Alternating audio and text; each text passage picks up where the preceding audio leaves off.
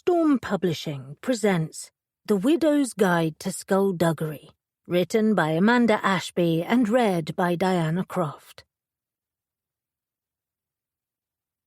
1. Saturday, 26th of July. It was a perfect day for a wedding. The sky was blue and cloudless as a faint breeze rustled the lavender and rosemary bushes that surrounded the sandstone chapel, while a yew tree shaded the grass, keeping the heat away from the guests as bees lazily drifted past. In short, it was the kind of late July weather that any bride would kill for.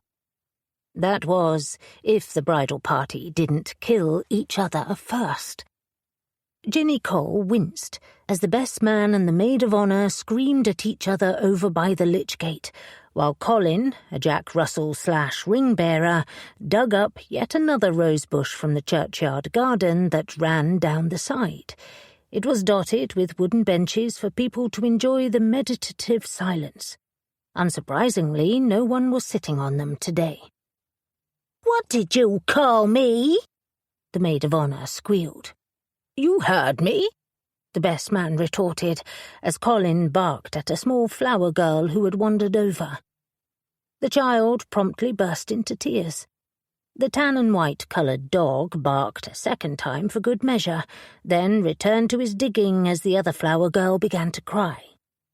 The wedding photographer, a woman in her mid-30s wearing a deconstructed black dress and Doc Martens, was standing on the flagstones with an unimpressed expression on her face as she took in the argument.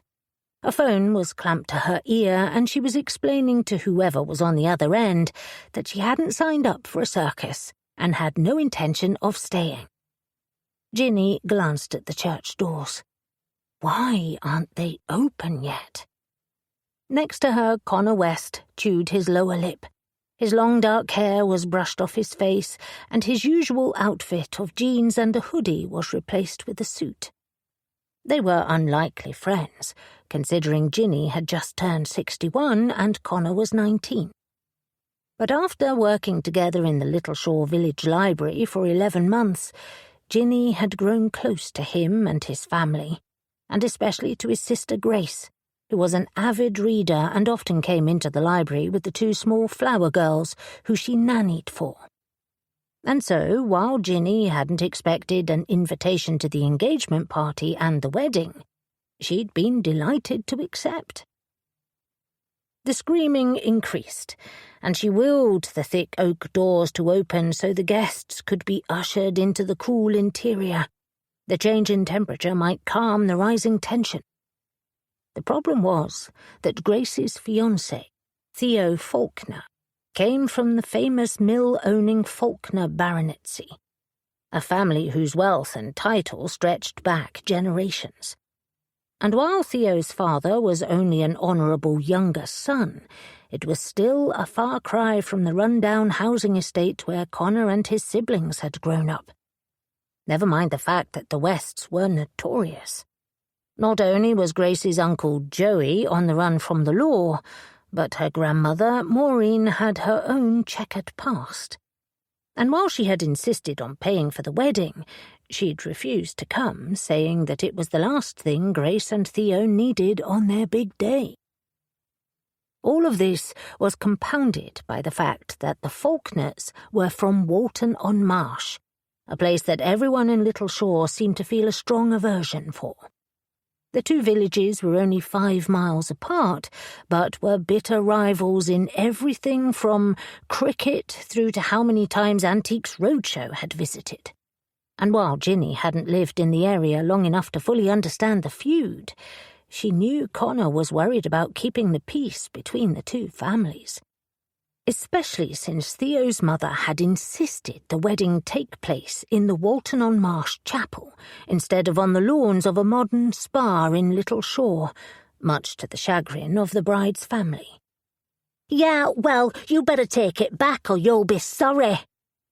Nina, the maid of honour's voice hit a pitch so shrill that it made Digby, the best man, roll his eyes and let out a mock snort. "Are you threatening me?" Oh dear. Bracing her shoulders, Ginny silently looked at Connor. In general, she was better at fading into the background rather than breaking up fights, but she liked Grace and wanted to help. Probably best if she talked to Nina and Digby while he dealt with the dog. Connor gave a nod of understanding and moved off, while Ginny walked to the lich gate. She tentatively placed a hand on the maid of honour's heavily tanned arm. "Let's join the others and get ready to go inside. Grace will be here soon." Tell that to Lord Muck. He thinks my dress is too short and that I should go home. Nina didn't budge as she pressed her full lips together. Sighing, Ginny pulled her hand away and swallowed at the orangey-brown smudges that now coated her fingers. "I said it was too short and too tight," Digby clarified. He had an angular face with dark hair that brushed off his brow, while his aristocratic accent was in sharp contrast to Nina's Lancashire burr. "It's a church, not a bleeding nightclub."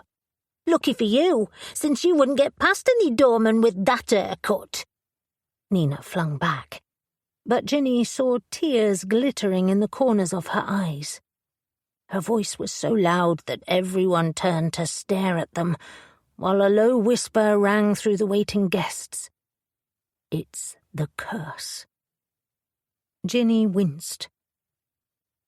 Ever since Grace's engagement became known, all Little Shaw could talk about was how misfortune always fell on anyone who crossed the village lines.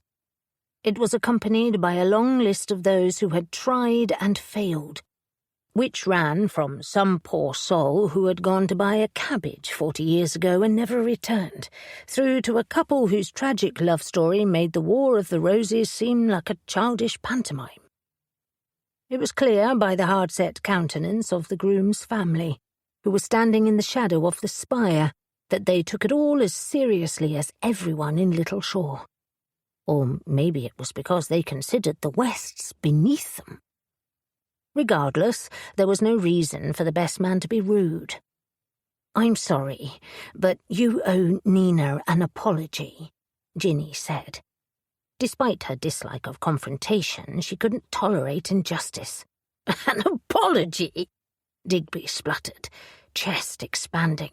"Yes, imagine if someone spoke to your mother or sister like that." Ginny refused to let herself wilt under his looming presence. They stayed locked in a stalemate before his shoulders dropped in acquiescence. "Fine. I'm sorry I commented on your dress," he muttered. Nina's jaw opened, but Ginny shook her head and mouthed, "Think about Grace." It had the desired result, as Nina gave a final sniff and stalked away.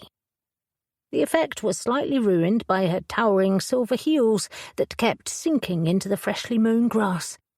She came to a halt next to Connor's mother, Jo, who was clutching an enormous lavender hat, while talking in a loud voice about how much the wedding breakfast had cost. "I didn't mean to cause a scene," Digby said to Ginny, still simmering slightly. "I'm sure they're decent enough in their own way, but curse aside, Theo's a Faulkner, and we're almost like brothers. It's hard to watch him throw himself away like this, especially when he could have—" Digby broke off, as Connor materialized beside them, clutching the dirt-covered dog. Ginny wasn't sure if he'd overheard Digby or not, but if he had, he didn't let it show. Instead, he thrust Colin at the best man. "I think you'd better take him back to Mrs. Faulkner before he digs up the entire garden." "At least he's not digging for gold," Digby snapped, seeming to forget his manners again. He glanced at Nina, who was now swigging sparkling wine straight from the bottle. Then he wrapped his arms around the wriggling dog and strode over to the clutch of Faulkners. Most of them were wearing black, their solemn faces more suited for a funeral than a wedding.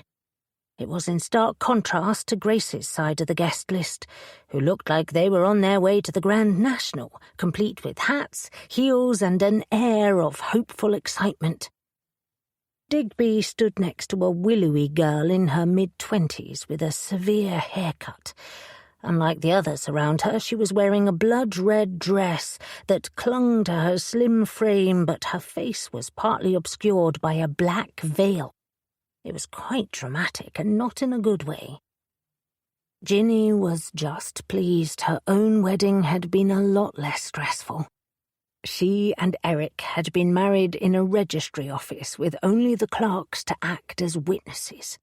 It had been followed by 35 years of happiness before his death 18 months ago. "Stop it," she chided herself, pushing back the familiar grief.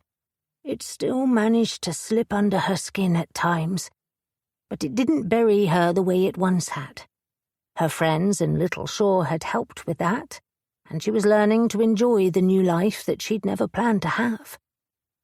"It's only 11 in the morning and I'm already shattered." Connor ran a hand through his dark hair, tousling it into its usual style. Then he looked down at his suit and wrinkled his nose at all the dog hair that was now covering it. He groaned. "Seems I'm shattered and hairy. At least I can help with that." Ginny retrieved a small lint roller from her handbag. She'd taken to carrying it now she had been adopted by a cat. "Hold out your arms." "Thanks." Connor did as instructed. Ginny had just begun removing the worst of the hair when a low moan came from behind them. They turned to see the girl in the red dress clutch the groom's arm. Theo Faulkner was 27, with a firm jaw and a sweep of dark hair that hung across an equally dark brow. He looked deeply uncomfortable. "Please, Theo, don't do it. It's not too late," she cried, before turning to the best man. "Tell him, Digby. Tell him what a mistake he's making." "What the actual hell?" Nina broke in from where she was standing, and Connor's brother Jake, who'd spent the morning on his phone, suddenly looked up, eyes blazing. He flexed his scar-covered knuckles, and Ginny knew him well enough to guess what he was thinking. "Oh dear." Connor's jaw went rigid, clearly worried about what his hot-headed brother or Nina might do. But before either of them could act, Theo said something in a low voice to the girl, then stepped away, leaving her in Digby's care. Moments later, the heavy oak doors creaked open and two solemn-faced ushers stepped out. "Saved by the doors." Connor wiped his brow as the groom's friends and family walked into the church. "That could have been bad." "Do you know who she is?" Ginny asked, her stomach tightening with unease as Digby led the now sobbing girl into the church. "Yeah, that's Digby's sister, Jacinta Theakston. I've never met her, but I know that her coming today was a whole other argument because she's also Theo's ex-girlfriend." Ginny bit back a gasp. Why would Theo invite an ex to his wedding? Particularly one who appeared to still be in love with him. Though it did explain Digby's furious rant at Nina, as well as his broken-off conversation. What had he said? It's hard to watch him throw himself away like this, especially when he could have... Does Grace know she's here? Yeah, Connor nodded. They're family friends. That's the parents over there. What an awkward situation for Grace. Ginny followed his gaze to a glamorous couple who were hurrying after their distraught daughter. Their faces were set in matching scowls. Had they hoped Jacinta would be marrying Theo as well? Mum and Nan were fuming, but Grace didn't want to upset anyone, Connor said, though his brow was furrowed and it was clear he didn't like the idea.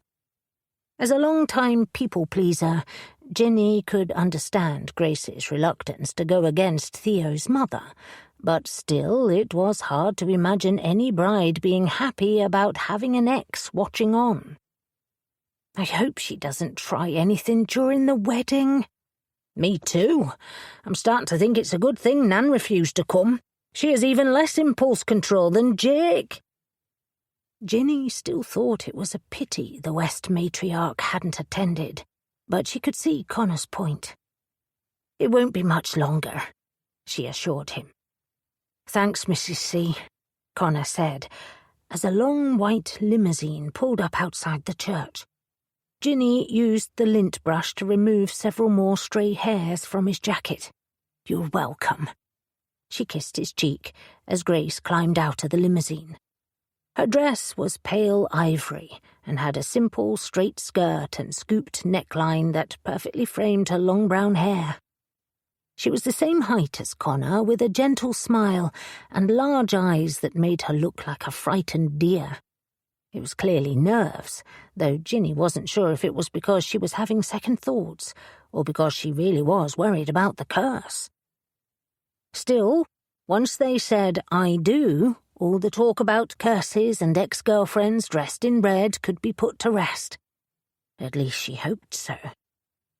Ginny passed the photographer, who had obviously decided to stay. The woman peered over the top of the tripod and waved in the direction of the bride. "Perfect, Grace. Just lower your head and give me a bit more Princess Di energy." "Princess Di?" Connor looked up and frowned, and even Grace blinked. "I'm going with the shy girl marries aristocrat narrative," the photographer explained, just as something small and furry darted past, almost knocking the tripod over. "What the hell?" Colin had no interest in the photographer or the teetering equipment and zoomed on, half running, half jumping his way towards Grace and Connor. His white furry nose was smeared with soil and mud as he gripped something round and white in his jaw. Was it a ball? "Stop!" Digby appeared from the side of the church in quick pursuit. His chest was heaving and there was dirt down his morning suit. "Stop, I say!" Colin suddenly seemed to understand what the word "stop" meant and came to a skidding halt at Grace's feet. He leaned forward and dropped the ball, his muddy fur smearing the hem of the white dress.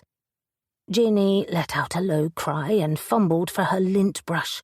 What had induced Digby to play fetch moments before the wedding? And why were he and Connor both just standing there? Ginny reached their side as the wedding photographer let out a high-pitched scream. "It's the curse! The curse! I knew this would happen. People always say not to work with children, animals, or anyone from Little Shore, and here's the proof." Colin barked in agreement as Ginny stared down at the object at Grace's feet. Oh no. Her throat tightened in horror. It wasn't a ball at all. It was a human skull. 2. Saturday, 26th of July. Grace has gone straight into nanny mode. Connor slid along the wooden pew inside the church and gestured to his sister, who was encouraging their distraught mother to take off the oversized hat, while at the same time keeping a firm grip on Jake's arm, no doubt to stop him getting into a fight with someone. Her hair was pulled back into a practical bun, and the stunning ivory wedding dress was hidden under Theo's suit jacket. It was in stark contrast to the beautifully decorated church that had been filled with garlands of eucalyptus hanging from the pews, while large urns were overflowing with white roses, peonies, and dahlias. Ginny's heart ached for the young couple, and the dark turn their wedding had taken. The police had turned up half an hour ago, and after getting a statement from Digby, they'd directed everyone inside while the scene of crime officers scoured the garden where the skull had been discovered. And now an uneasy tension was filling the air as the Wests took up one side of the church and the Faulkners the other. Jake, Grace, and Connor's mum, Donna, let out a hysterical sob, and Jake made a growling noise in his throat. The rector, the wedding photographer, and a delicate woman with a towering beehive stood by the altar, their glowering frowns matching. As if feeling the heat of their collective gaze, Donna wailed even louder. "For goodness sake, could you please exercise just a modicum of decorum?" Theo's mother suddenly snapped. Annabel Faulkner had none of her son's cheerful countenance. Her face was long and narrow, with large navy eyes and a curtain of straight brown hair. The only hint of colour was the red lipstick that covered her pursed mouth. "You are creating a scene." "Pots and kettles," Jake growled, fists clenched. "It was your dog that caused all the trouble, so I don't know why you're looking at us like that." "How dare you blame Colin?" Annabel snapped, 2 circles of colour forming on her cheeks. She got to her feet and stepped into the aisle, but was cut off by a thick-set woman in her 60s who had been talking to a gaunt man in a wheelchair. The woman was wearing a pale apricot dress made of taffeta that looked straight from the 1980s. It was a far cry from Annabel Faulkner's immaculate outfit, but her presence had a calming effect on the groom's mother, and Annabel dropped her head and allowed herself to be led back to the pew. She was soon joined by Colin, who must have still been foraging around somewhere. Ginny's eyebrows pushed together at the sight, before she twisted to face Connor. How did Jake know who owned Colin? "Because there was an argument about that as well," Connor sighed. "Jake wanted his dog to be included, but Mrs. Faulkner insisted that it was family tradition for a Faulkner dog to deliver the rings, and that Colin doesn't play well with others." "That's a strangely specific family tradition," Ginny said with a frown. Colin hadn't struck her as territorial, though if he was, why bring him to a crowded church? She sucked in her breath, trying not to let herself jump to conclusions. She didn't like to think ill of anyone, but considering how against the wedding Theo's family and friends seemed to be, it was hard not to wonder about the timing of the discovery. Had someone given the skull to Colin on purpose? She peered at the best man, who was sitting at the end of a pew, arms folded. Digby had been at the side of the church when Colin had dug up the skull. Was it a coincidence, or had he led the small dog there to stop the wedding? Next to him were his parents, talking in low voices, while Jacinta stared at her phone from behind her black lace veil. It wasn't thick enough to conceal her wide smile. She's clearly happy with the outcome. Ginny shivered. "My poor girl," Donna wailed, which earned her another furious glare from Annabel Faulkner. Next to her, Connor flinched. "Never thought I'd wish Wallace was here. The longer we're stuck in this place, the worse it's going to get." Ginny couldn't share Connor's sentiment. Due to her accidental involvement in 2 murder investigations, she had no desire for the short-tempered but brilliant Detective Inspector James Wallace to find her at yet another crime scene. Thankfully, Wallace, who was also her next-door neighbour, had gone on a 3-week trip to New Zealand with his father to visit friends and watch rugby. Which meant Ginny would be spared a lecture. It was also a reminder to not overthink what had happened. After all, it had nothing to do with her. This was a case for the police. As if on cue, the oak doors opened and 2 uniformed officers appeared, followed by a blonde-haired woman in her mid-40s. She was tall, with broad shoulders, wearing a navy trouser suit that seemed too heavy for the time of year. Yet, despite the outfit, an air of glacial confidence clung to her, making Ginny suspect she must be the lead detective. The woman ignored the left-hand side of the church and swept across to Annabel Faulkner and the woman in the apricot taffeta. Theo joined them in a whispered discussion. Moments later, Annabel gave an imperious gesture to a tall, muscular man who looked like he'd once been a sportsman. With his firm jaw and thick hair, Ginny guessed he was Theo's father. He strode across to Annabel and they disappeared out of the door. The act had a Pied Piper effect, as everyone on that side of the church quickly followed, including the woman in apricot who steered the wheelchair-bound man down the aisle. "What the hell? Where are they going?" Donna West stopped crying long enough to glare at the detective, but the DI just joined the procession outside, leaving only Theo. His eyes were clouded with worry as he put an arm around Grace and whispered something in her ear. She pressed into his shoulder as if needing the support before she nodded up at him. Theo kissed her mouth and then addressed the remaining guests. "My uncle is far from well, so D.I. Sterling has decided it's best for everyone to go home, where police will visit to take statements, which means you will need to give them your details before leaving." "Yeah, but why is your lot going first?" Jake growled. "Because she thinks we're scum. I'm surprised they don't handcuff us," Donna snapped. "And what about the wedding breakfast? Your mother was the one who insisted we have it at Hawthorne Hall, and she didn't even have the decency to ask what was going to happen with the booking. But I suppose all that wasted food and money doesn't mean anything to her." "Mum," Grace's voice quivered. "There can hardly be a breakfast when there hasn't been a wedding." "I don't see why not." Nina patted Donna's arm in agreement.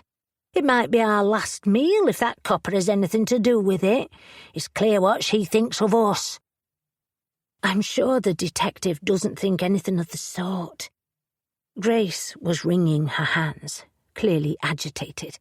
"Plus, Theo's right. Sir Spencer's been poorly. I'm sure the detective was only trying to help." "Helpful my arse. Besides, this doesn't have anything to do with us. They can't stop us from going to Hawthorne Hall." Jake ground out the words. "Please, I just want to go home," Grace said. And Donna West burst into tears again. Theo's expression was bleak as he tried to comfort his fiancée and future mother-in-law. "Oh, come on, let's get you both out of here. Jake, could you and Connor help everyone else?" Connor grimly got to his feet, while giving his brother a warning look. Then he turned to Ginny. "Mrs. C, do you want a lift? Nan paid for the limo for the entire day, and it's massive. Or Hen could collect you." Hen was one of the 3 widows who had welcomed Ginny when she first moved to Little Shore, and was now one of her closest friends. She was also spending the afternoon teaching a knitting class at a local craft barn, and the last thing Ginny wanted to do was disturb her. Besides, compared to the 2 bodies she'd previously stumbled across, seeing a skull for several seconds didn't have the same impact. Which, of course, was a dreadful thing to think. Maybe it was because Eric had also been a GP, and over the years she'd become quietly friendly with Elliot, the replica skeleton who had resided in the corner of her husband's consulting room. Or because long ago she had studied archaeology, and from what she had seen of the skull, it was several decades old at the very least. "I'm parked around the corner and am fine to drive," Ginny assured him. "Is there anything I can do to help? Have you contacted Hawthorne Hall yet?" He frowned and shook his head. "I tried, but there was no answer, so I left a message. Mum was a real thing about food wastage, probably because of how many meals she skipped when we were little, just to make sure we had enough to eat." Oh, poor Donna. No wonder she's so upset on top of everything else. Ginny bowed her head at the struggles Connor's family had gone through. "I'll call them, and if there's no answer, I'll drive over to explain. Maybe I could take it to a food rescue charity so it isn't wasted." Gratitude flooded his face. Mum would like that. Leave it to me, and try not to worry about giving a statement. Whoever the skull belonged to, it's nothing to do with your family. Or the curse. I hope you're right. Connor rejoined his sister and brother as they escorted a still weeping Donna out of the church.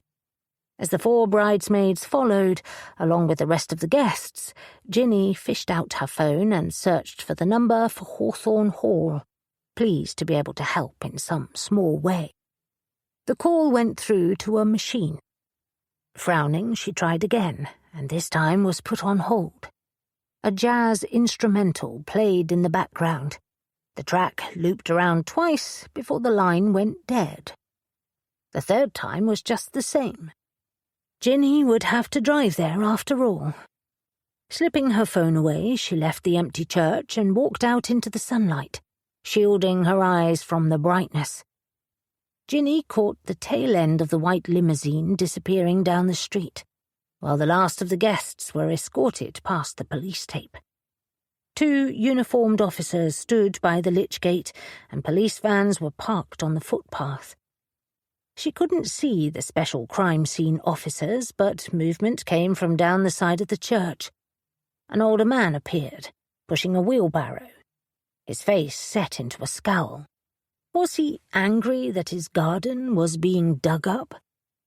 Before she could consider it, a woman in her mid-30s with thick red hair hurried past. It was Imogen Smith, the police pathologist. Despite Ginny's intention not to get involved, curiosity prickled her skin. Had Colin really managed to dig up the skull? Or had Digby or his sister had something to do with it?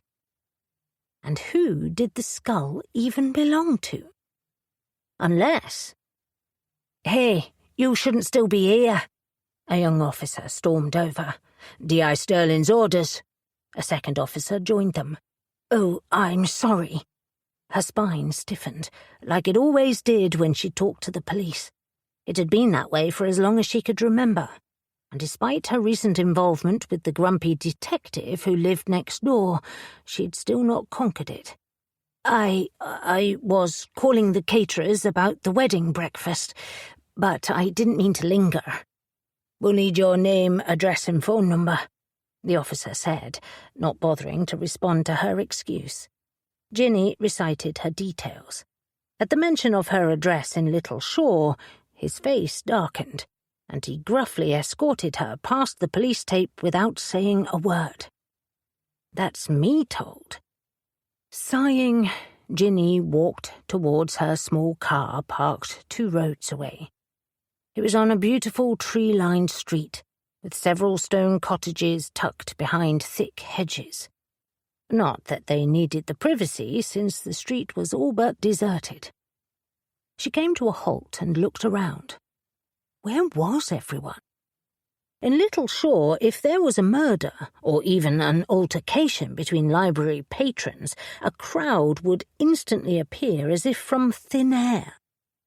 But apart from the police and someone who looked like a journalist, not a single person was trying to get past the cordon, or even standing in their gardens discussing the matter.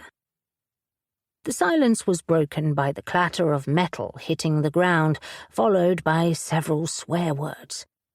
Ginny turned to where the woman in the apricot dress was staring at a large serving tray on the ground, along with what had once been finger food, but was now a deconstructed pile of bread, salmon, and pastry flakes. Here, let me help. Are you hurt? Ginny joined her and started picking up what looked like pigs in blankets. Goodness, how retro. She hadn't seen one of the small pastry and sausage hors d'oeuvres in a long time. Only my pride. I was silly to think I could still carry a tray like a waitress. What a terrible waste. Though I suppose the dogs will be happy. The woman returned the last of the food onto the tray in a no-nonsense way. But thank you for helping. I didn't realize anyone was still here. I'm the last to leave. Ginny blinked. Apart from her conversation with the best man, she hadn't received so much as a smile from Theo's side. However, the woman didn't seem satisfied with the answer, and she let out another soft curse. "I told I should say Detective Sterling, not to segregate the guests like that. If anything, Grace's family should have been allowed to leave first. Problem is that we're such close friends with her father. He was a detective as well, you see. So when Annabel begged to be allowed to leave, D.I. Sterling thought she was doing the right thing.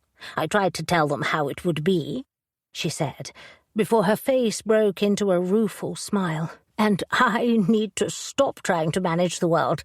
I'm Theo's aunt, Kitty. I would shake your hand, but I don't want to drop the tray again." Kitty spoke with the kind of energy that reminded Ginny of a whirlwind. The kind of whirlwind who was close friends with the lead detective's father. It highlighted how different the two families were, since the Wests also knew the police well, but for very different reasons, none of which she could explain to the woman in front of her. "Lovely to meet you. I'm Ginny. I work with Grace's youngest brother, Connor." "Oh, you must be the librarian." Kitty's eyes widened and she broke into a smile. "Grace told me how much you've helped her brother. Sounds like he's really blossomed in the last year." "I can't take any credit for that, but he's a wonderful young man, as is the whole family." Kitty let out an embarrassed sigh. "I'm afraid not all of my relations have behaved well today. I'm usually on top of these things, but Spenny has been in hospital. Not that it's an excuse." "Theo mentioned his uncle had been poorly," Ginny replied, realizing the man in the wheelchair must be Kitty's husband. It would explain the greyish tinge that lay below Kitty's weather-kissed complexion.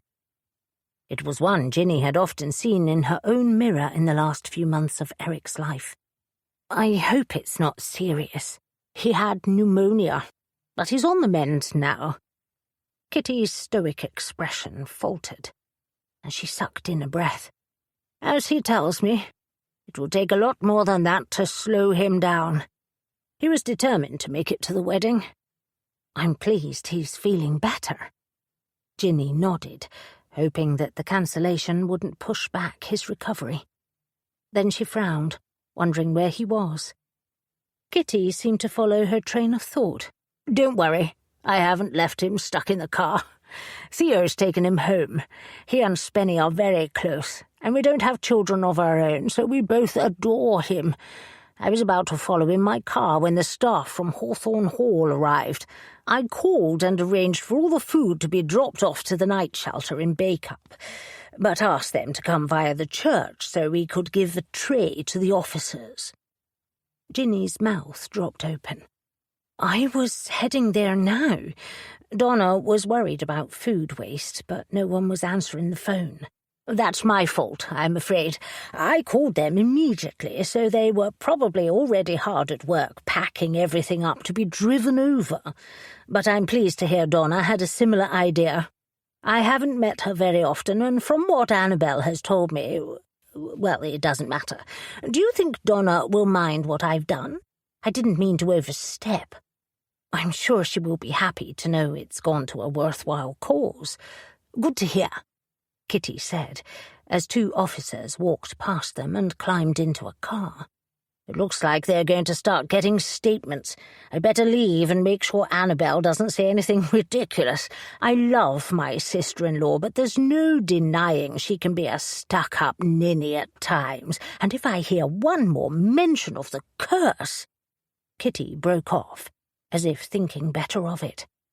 "You don't believe in it, then?" Ginny said, pleased to find at least one person who didn't. "Of course not. I'm on several charitable boards and go into Littleshaw all the time, as do many other people from Walton-on-Marsh, and none of us have managed to get struck down with lightning or turned to stone." "That's reassuring." A bemused smile tugged at Ginny's lips. If only more of Theo's family could be like the down-to-earth Kitty. Then she stiffened as the penny dropped. If Kitty was married to Theo's uncle, Sir Spencer Faulkner, then she must also have a title. Heat stung Ginny's cheeks. "I'm sorry, I'm quite new to the area. I didn't realise who you were. Oh dear, is it bad of me that I prefer that? The other woman let out a rueful sigh. Truth is that Annabel would have made a much better lady of the manor than I ever could, but part of falling in love with my beloved Spenny was also taking up the mantle of the role. What should I call you? I prefer Kitty, but most people seem to be in the habit of Lady Kitty, she admitted as the police car pulled away. She frowned and looked at her watch. I'd better go, but it was nice to meet you, Ginny, and tell Grace not to fret over anything. As soon as this business is settled, the wedding will be back on, and it will be lovelier than ever. I'll definitely let her know, Ginny said, before saying goodbye and going back to her own car. There were still no signs of onlookers, or any suggestion that the folks of Walton-on-Marsh even knew what had happened, which hopefully meant Lady Kitty was right, and that it would all blow over quickly, and the gorgeous young couple could finally get married. 3. Sunday, 27th of July. A skull? Goodness, you were lucky. Was there any flesh on it? An eyeball, maybe? Tuppence tugged at a clump of weeds growing along the side of a cracked headstone. She was dressed in a pair of denim jeans rolled up above her ankles, along with a white linen shirt and a pair of gold gumboots. It was a warm day, and her cheeks were pink from the heat. Stop being gruesome. J.M. looked up from the rosemary bush she was cutting back. At 70, she was the oldest of the 4 friends, but the most stylish, in black, wide-legged trousers and a striped T-shirt. Skulls aren't gruesome. They're fascinating and a wonderful way to learn how to sketch faces. I've studied plenty over the years, Tuppence informed her. Not to mention all the life-drawing classes I've attended. I've always wanted to go to one of those. Hen appeared beside them, shoving along a wheelbarrow full of litter that she'd been collecting. Her floral skirt brushed her knees, while her hair was hidden below a floppy hat. Then she frowned. How did we go from finding a skull at a wedding to naked modelling? Poor Ginny, what must she think of us? After all of yesterday's fighting, it's nice to hear friendly chatter, Ginny assured her friends. Like her, they were widows, and they all had their own reasons for volunteering at the local cemetery. The garden and grounds were no longer overgrown, but there was still a lot of maintenance to do, especially in the older section where there were no longer relatives alive to pay regular visits. It sounds dreadful. Hen let go of the wheelbarrow and joined Ginny at the headstone she'd been cleaning. Connor came by last night to pick up some clothes, and he said poor Grace hasn't come out of her room and doesn't want to talk to anyone, not even him. Connor had moved into Hen's spare bedroom a few months ago, and the arrangement had worked very well. It's a bad business. J.M. made a tutting noise. I take it Connor is going to stay with his mother? Donna was devastated, and Jake has been trying to pick a fight with anyone who looks at him. Hen explained. I can appreciate why he needs to be with his family. They all nodded in understanding. I hope Grace and Theo can get through this, Ginny sighed.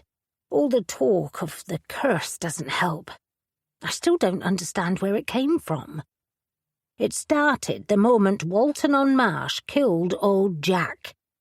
Tuppence narrowed her eyes. What? J.M. and Ginny chorused as one. While Hen and Tuppence had grown up in Little Shore, J.M. and Ginny were newer arrivals. Who was old Jack? Ginny asked. And how could a village kill him? J.M. wanted to know. Old Jack wasn't a who. Hen shook her head and toyed with the damp cloth in her hands. It was a small cluster of farms called Jackson Fold. They weren't very prosperous, and according to rumours, when one of the mill owners offered to buy them out, they took the money. but the new owner only wanted it to redirect a small river tributary." "What do you mean by redirect?" JM's brow furrowed. "She means that they flooded the area and created the Walton-on-Marsh Canal so that their mills could have better water access. It was in the 1830s, Tuppence said. It was like a human sacrifice. I'm surprised they didn't do it on Beltane." Hen sighed. Not only did it kill the agriculture in the area, but it meant the mills in Little Shaw couldn't compete, and a lot of the workers and industry moved to Walton-on-Marsh. And guess who owned the largest mill of them all? Joseph Faulkner. A cold shiver ran through Ginny as she thought of the regal expression on Annabel Faulkner's face, and of the best man's horror at Theo's choice of bride. It explained so much of the animosity between the two villages, because while Little Shaw was lovely, these days it was very much a picture postcard village, the old mill buildings were run down, not to mention the deep pockets of poverty in some of the estates that spread out around them. And all the while Walton-on-Marsh had a history that gleamed like a newly minted pound coin. It also explained where the baronetcy came from. JM made a snorting noise and straightened. "I have no patience for snobbery. What did the police say? Was there anyone there you recognized?" Ginny shook her head. "No. The detective was called Sterling, and I didn't know any of the officers. I did see the new pathologist, Imogen Smith. Sterling said someone would be in contact to get a statement. But I presume that since it's a cold case, it might take a few days, depending on how busy they are." "That's if you believe it is a cold case," JM said. "Seems odd to me that a dog could dig up a skull. What if someone planted it on purpose to stop the wedding?" "Like the wailing ex-girlfriend." Tuppence let go of the weed she'd been tugging at, eyes wide. "I didn't think of that, but it makes sense." "That's dreadful." Hen's eyebrows pushed together. Surely she wouldn't want to ruin Grace's big day like that. "Then why did she wear a red dress and a black veil? The only thing worse would have been if she'd turned up in white lace," JM retorted. "Though from what Ginny said, just about everyone on the groom side could have done it." "They weren't all like that. When I was leaving, I met Lady Kitty, and she was lovely."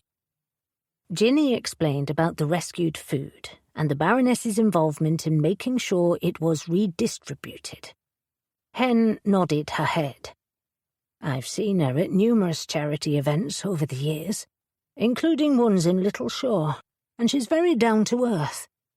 "Pity Theo's mother couldn't take a leaf out of the same book."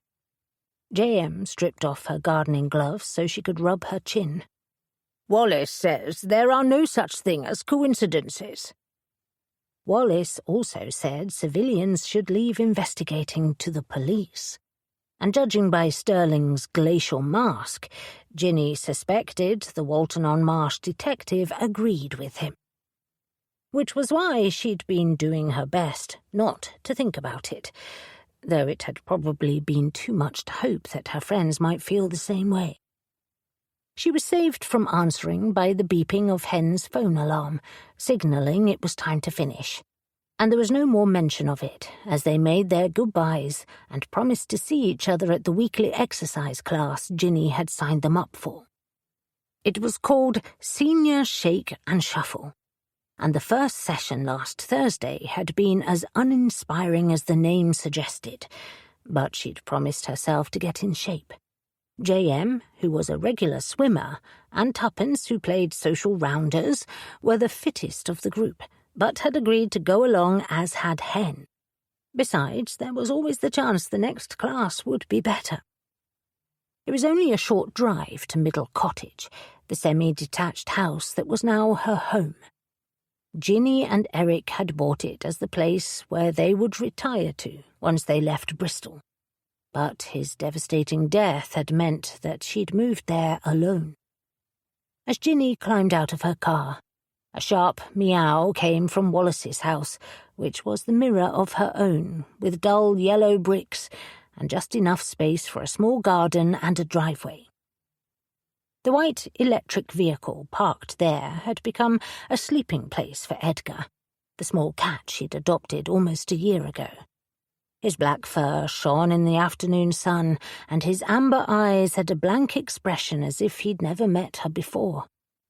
It pretty much summed up their relationship, but she loved him all the same. "You wouldn't dare sleep there if Wallace was at home," she said, as he slowly padded across the bonnet of the car and gracefully jumped over the fence. He then nudged her ankle with the side of his head, as if wondering why she hadn't opened the door yet. "What did your last servant die of?" Edgar shot past her, no doubt straight to his food bowl. She didn't bother to remind him that he had a perfectly good cat flap at the back of the house as she stepped inside. "Mrs. Cole," a voice with a Glasgow accent called out, and Ginny turned to see PC Anita Singh striding down the path, clutching her police notebook. She was petite, with long dark hair, which were a tribute to her Indian heritage. Trailing close behind her was PC Bent. "I hope this is a good time. We need to get a statement about yesterday." "Of course," Ginny said, relieved it wasn't one of the poker-faced officers. It still didn't stop her pulse from flickering at the sight of the police car. "Would you like a cup of tea?" "I could murder one," PC Bent said, before Anita gave him a quelling glare. The young officer coughed. I mean, yes, please, if you're making one for yourself." "I am." Ginny led them to the wooden table and chairs before returning to the kitchen. She turned on the kettle and stacked a tray with cups and saucers, milk and a plate of biscuits, before scooping tea leaves into the pot while the water boiled. "Ah, that's better." PC Bent took a sip and rolled his shoulders. "Sterling has us running around like headless chickens." "I can imagine. There were quite a few guests at the church. I suppose it's a lot to get through. Is that why she's asked for your help?" Anita nodded. "Yes, though it was obvious she didn't want to. She made it clear what she thinks of Little Shaw, which is why we're only allowed to get statements from Grace's family and friends, while her officers do everyone else. Maybe she's worried we won't hold a teacup the right way. Oh dear." Ginny didn't like to think badly of people, but the detective had certainly given her the impression she wasn't interested in Grace's side of the church. "How is Grace holding up?" The two officers exchanged a glance, and Anita sighed. "Not great. She's staying with her mother, but it's clear they've been fighting. Poor thing. I felt right sorry for her being stuck there." "Can't she go back to her own place? Surely it's not cordoned off." "No, nothing like that." PC Bent shook his head. "But she shares it with Theo Faulkner, and I got the distinct impression she hadn't spoken to him yet." Again, Ginny's heart pounded with sympathy. It seemed so unfair that what should have been such a special day had been ruined. "Have they identified the skull yet? Do they know how it got there?" she asked now. PC Bent opened his mouth, but Anita gave him another sharp look. "Sorry, but we can't say anything about that." Then, with a conspiratorial grin, she added, "I've recently put in my application to train as a detective constable, so I need to keep on Sterling's good side, especially while Wallace is away." "Of course, I shouldn't have asked. And you'll make a wonderful detective," Ginny quickly assured her. Ever since she'd first met Anita, the young woman had been working towards becoming a DC, and Ginny would hate to do anything to get in the way of that. "Thanks, Mrs. Cole. Anyway, we'd better get your statement and then head off. We've still got a load of paperwork to get finished." Anita flipped back the cover of her notebook. "Can you walk us through what happened at the wedding?" "Of course." Ginny pushed away her teacup and did as she was asked. It didn't take long, and once Anita had finished writing everything down, she looked up. "And you're sure you didn't touch the skull?" "Absolutely. Even if I'd wanted to, I think I would have heard Wallace's outraged voice in my head." P.C. Bent let out a reluctant smile. "You and me both. Don't tell him I said so. Your secret's safe with me." Anita nodded her thanks, and Ginny walked the 2 young officers to the door before returning inside. It didn't take her long to tidy up, then send Connor a text message, hoping things weren't as bad at the house as P.C. Bent had implied. He replied almost instantly. "Jake came home at 4 a.m. and got into a huge fight with my mum, and now Grace is upstairs packing. She doesn't want to go back to her flat, and Hen doesn't have room at the cottage, so she's going to stay in an Airbnb just to clear her head." Oh dear. Ginny knew only too well how Grace must be feeling. The terrible shock of waking up to discover that the life you thought you were going to have suddenly not existing. And Connor was right. There was no room at Hen's cosy cottage. If only there was something she could do. Edgar chose that moment to walk through to the kitchen and nudge at her ankle again. She scooped him up and pressed her cheek into his soft black fur. He'd been so thin when she'd first taken him in, and despite settling well, the suspicious shadows in his amber eyes were still there. "We all carry our scars, don't we? But I like to think we helped each other," she said to him. In response, he wriggled out of her arms and padded across to his food bowl. Ginny smiled. As far as roommates went, Edgar had proved to be easy to understand. All she had to do was give him exactly what he wanted, and he was happy. And in turn, that had given her more happiness than she had imagined possible without Eric by her side. She glanced down at Connor's text message again. If Grace needed to clear her head, surely it would be better to do it in a place where she could relax. Like here.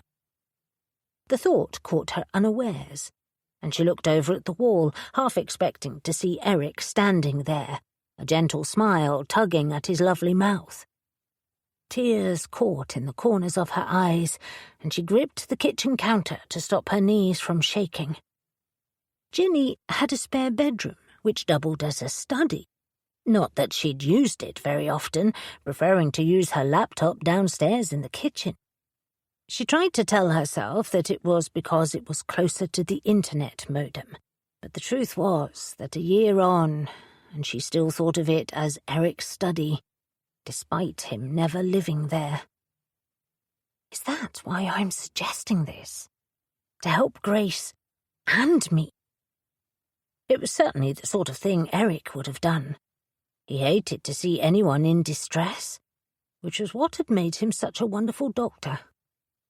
Warmth flooded her, and Ginny turned away from the wall. She'd stopped waiting for him to answer, and instead took comfort in how she felt when she thought of him. A lump formed in her throat, but she swallowed it down and picked up her phone. I have a spare room if Grace would like to come and stay. 4. Monday, 28th of July. I hope I didn't wake you, Ginny said the following morning as Grace stepped into the kitchen. Her hair was pulled up in a messy topknot, and purple shadows sat below her eyes, suggesting she hadn't slept well. She'd arrived late last night and had been so exhausted that Ginny hadn't done much more than show her around, then let her get settled into the spare room.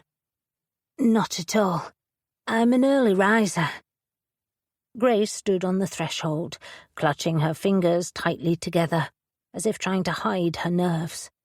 She began to wring her left hand, and the dazzling sapphire engagement ring caught in the early morning light. Despite herself, Ginny looked down at her own fingers. She and Eric had never bothered with an engagement ring. But she still had the plain gold band he'd given her so long ago, while his own band was in a drawer up in her bedroom. Pushing back the memories, Ginny forced herself to smile as she poured hot water into the teapot and gestured to the table. "Then we'll get on splendidly together. Now, why don't you sit down and I'll bring the tea over? Please, you shouldn't put yourself out for me. It's nothing of the sort. I have a cup of tea every morning and I always make too much." "Okay, well, thank you, Ginny. I'm used to being busy, you see." Grace's gaze swept the room, as if hoping to find an errant child in need. "If you have anything that needs doing, I'd love to help." "That's very kind of you." Ginny finished loading the tea tray and walked it over to the table. She didn't want to admit that her house was almost spotless because she, too, liked staying busy. "But it might be a good chance for you to relax. Which reminds me, I put some books out you might like, along with the internet code and some old movies. Though Connor assures me that no one watches DVDs anymore, so just ignore them if you think it's silly. And don't forget to try sitting in the garden. I think it's going to be a nice day." "I'm sorry." Grace's face crumpled, and she let out a soft sob.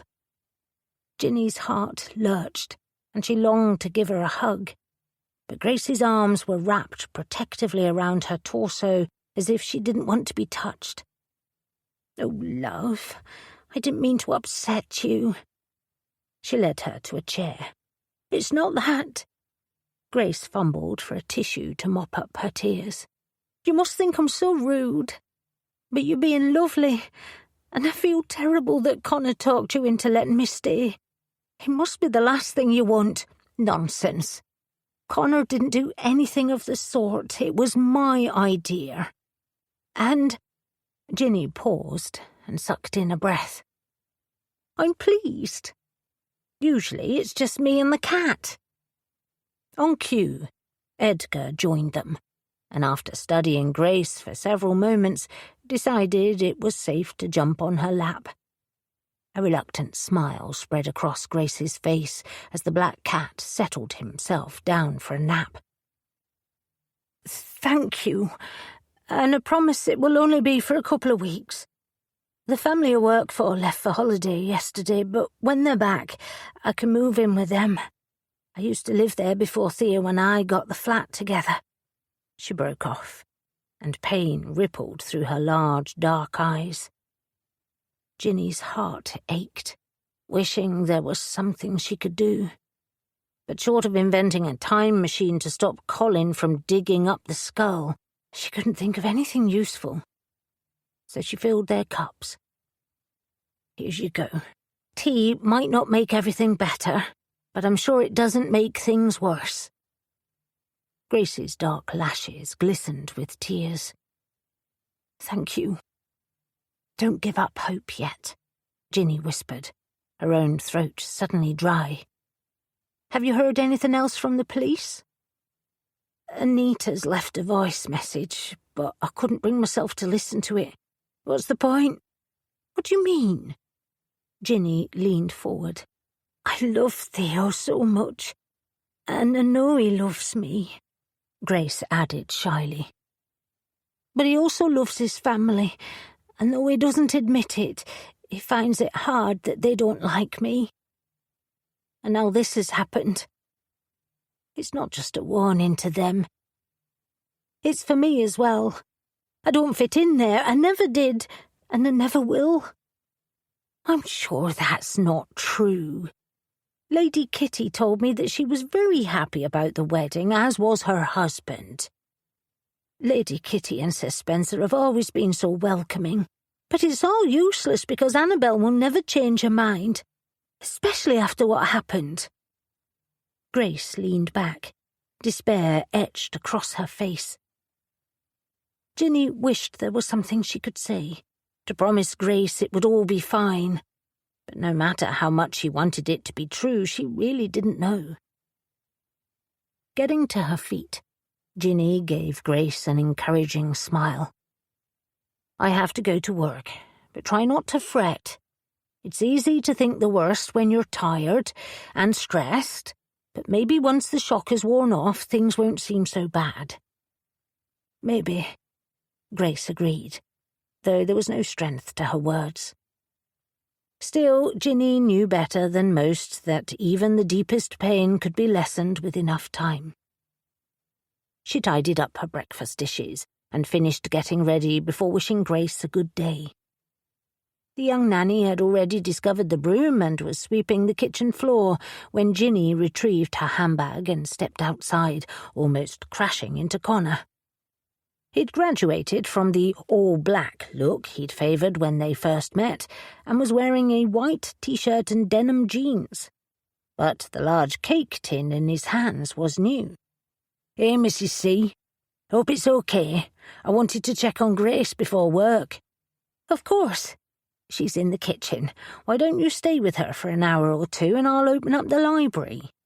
Ginny suggested, her gaze drifting down to the tin. "That was nice of you to bake. I'm sure she'll love it." "That's what you think. Grace still remembers the time I used salt instead of sugar in the pancakes. Plus, I doubt she'd believe I made this." Connor wrinkled his nose and lowered the tin so he could ease the lid off to show Ginny the contents. "What do you mean? Did you buy it?" She peered at a delicious-looking fruit loaf with glistening icing that was nestled in the tin. The warm smells of cinnamon, sugar, and butter danced in her nostrils. "Nah, it was sitting on your doorstep when I arrived. Someone must have left it for her." "Left it for her?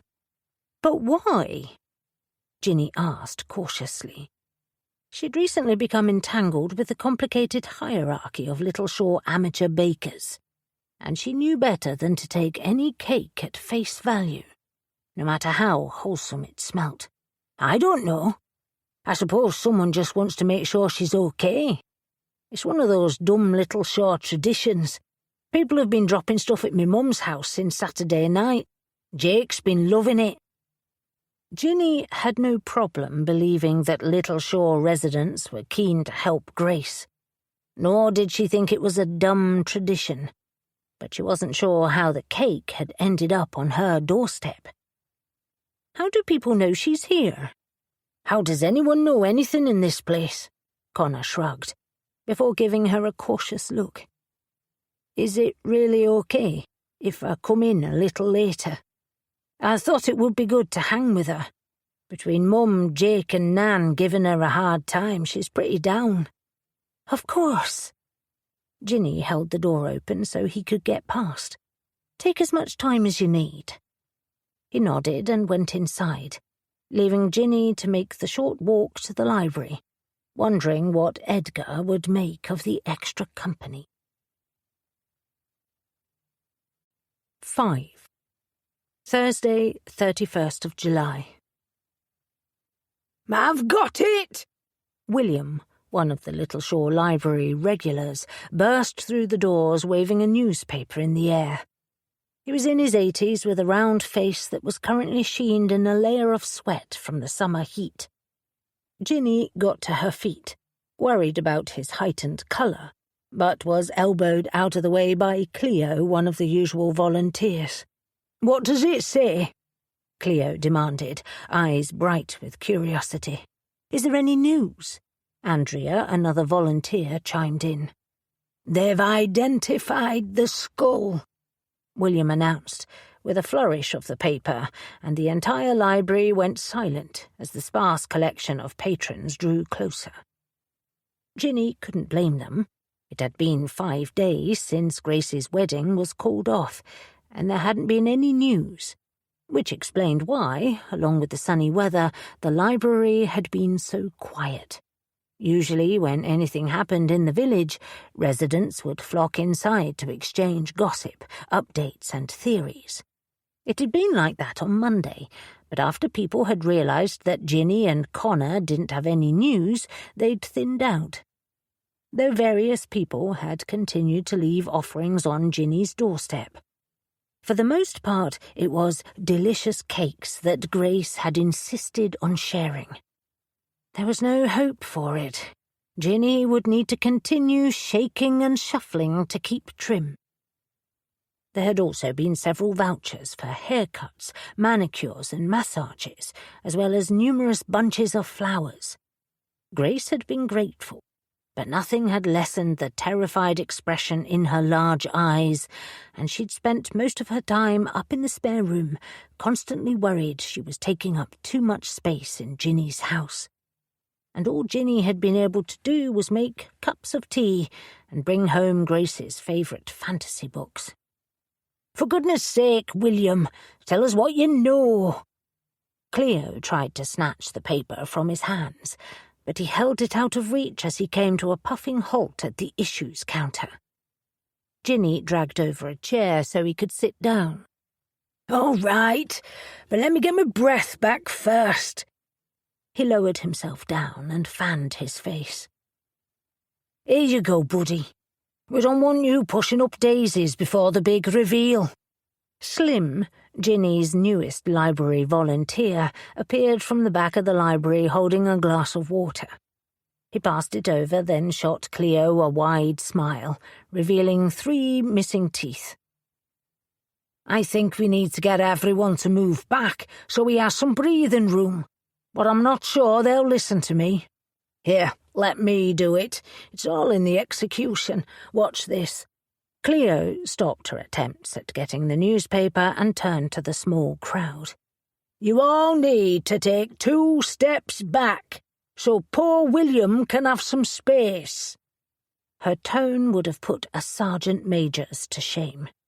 "Yes, give him some space," Andrea echoed, as both women looked fondly over to Slim, who was now rubbing his hands on his jeans. Ginny wasn't sure how Slim had managed to befriend the prickly Cleo and all the other volunteers and patrons in such a short time. He was somewhere in his late 50s, with scraggly hair and a large belly that sat atop his skinny legs. His knuckles were covered in faded tattoos, most of which had been done in prison. She had first met him while trying to solve the murder of the local haberdashery shop owner, and despite his checkered past as a career criminal, he'd become one of her most reliable volunteers. The other thing that she wasn't sure about was where William's paper had come from. The Little Shore weekly edition didn't have any mention of the skull, just a front-page headline announcing the opening of a new hairdressing salon and a sale on curse-busting aromatherapy candles. There had been nothing in the national papers either. She tried to get closer to see the name of it, but it was crushed under William's protective grip.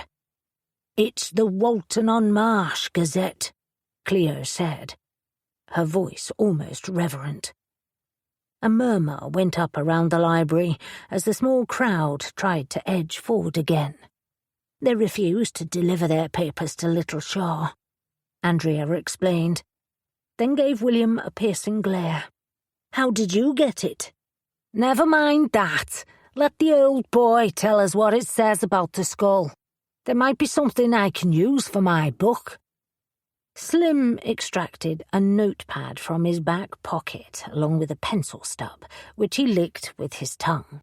He was the first to admit he wasn't much of a reader, but after entertaining the patrons with antics from his past life, they'd encouraged him to write them down, though it wasn't entirely clear if it was going to be a memoir, fiction, or a how-to book. "Well, you're in luck there, Slim, because the skull belonged to Leslie Charlton, and you know what that means." Another collective gasp went up from the crowd, and William waved his finger in the air as if at a chorus line. "This is outrageous. Why is the Walton-on-Marsh Gazette first to print it?" Cleo huffed. "I was speaking to our editor yesterday, and she said the police are refusing to even answer her calls, yet here they are giving an exclusive to their own newspaper." "Talk about rubbing salt into the wound," Andrea muttered, while several regular patrons began to discuss the failure of the system that meant they were the last to hear the news. Only Slim seemed calm as he extracted the paper from William's hands and spread it out on the counter. "Let's see what it says." He angled it towards Ginny. Unlike the local paper, which was addicted to puns and exclamation marks for their front-page stories, the Walton-on-Marsh Gazette took a more serious tone.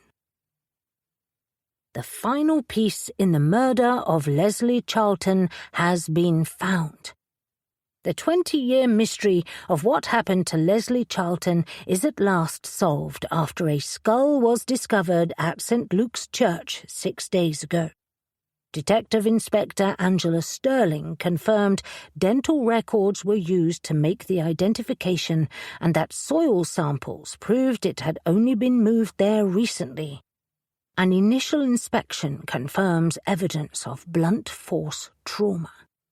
Charlton's murder has long been a blot on our wonderful history, so despite the grimness of this discovery, we're delighted to finally close the chapter, Sterling said. The history teacher was first reported missing on 5th of April 2005, and 3 days later, Leslie's husband, Terence Charlton, was found dead by suicide in their house. Next to him was a hammer smeared with Leslie's blood, along with a confession to the crime. The shocking discovery caused ripples in the community at the idea that a beloved church member, Terence, could be capable of such a heinous crime. And with no body to prove her death, many locals were convinced Leslie Charlton killed her husband and staged her own disappearance. This was certainly what Terence's late sister Jill believed right up to her own death.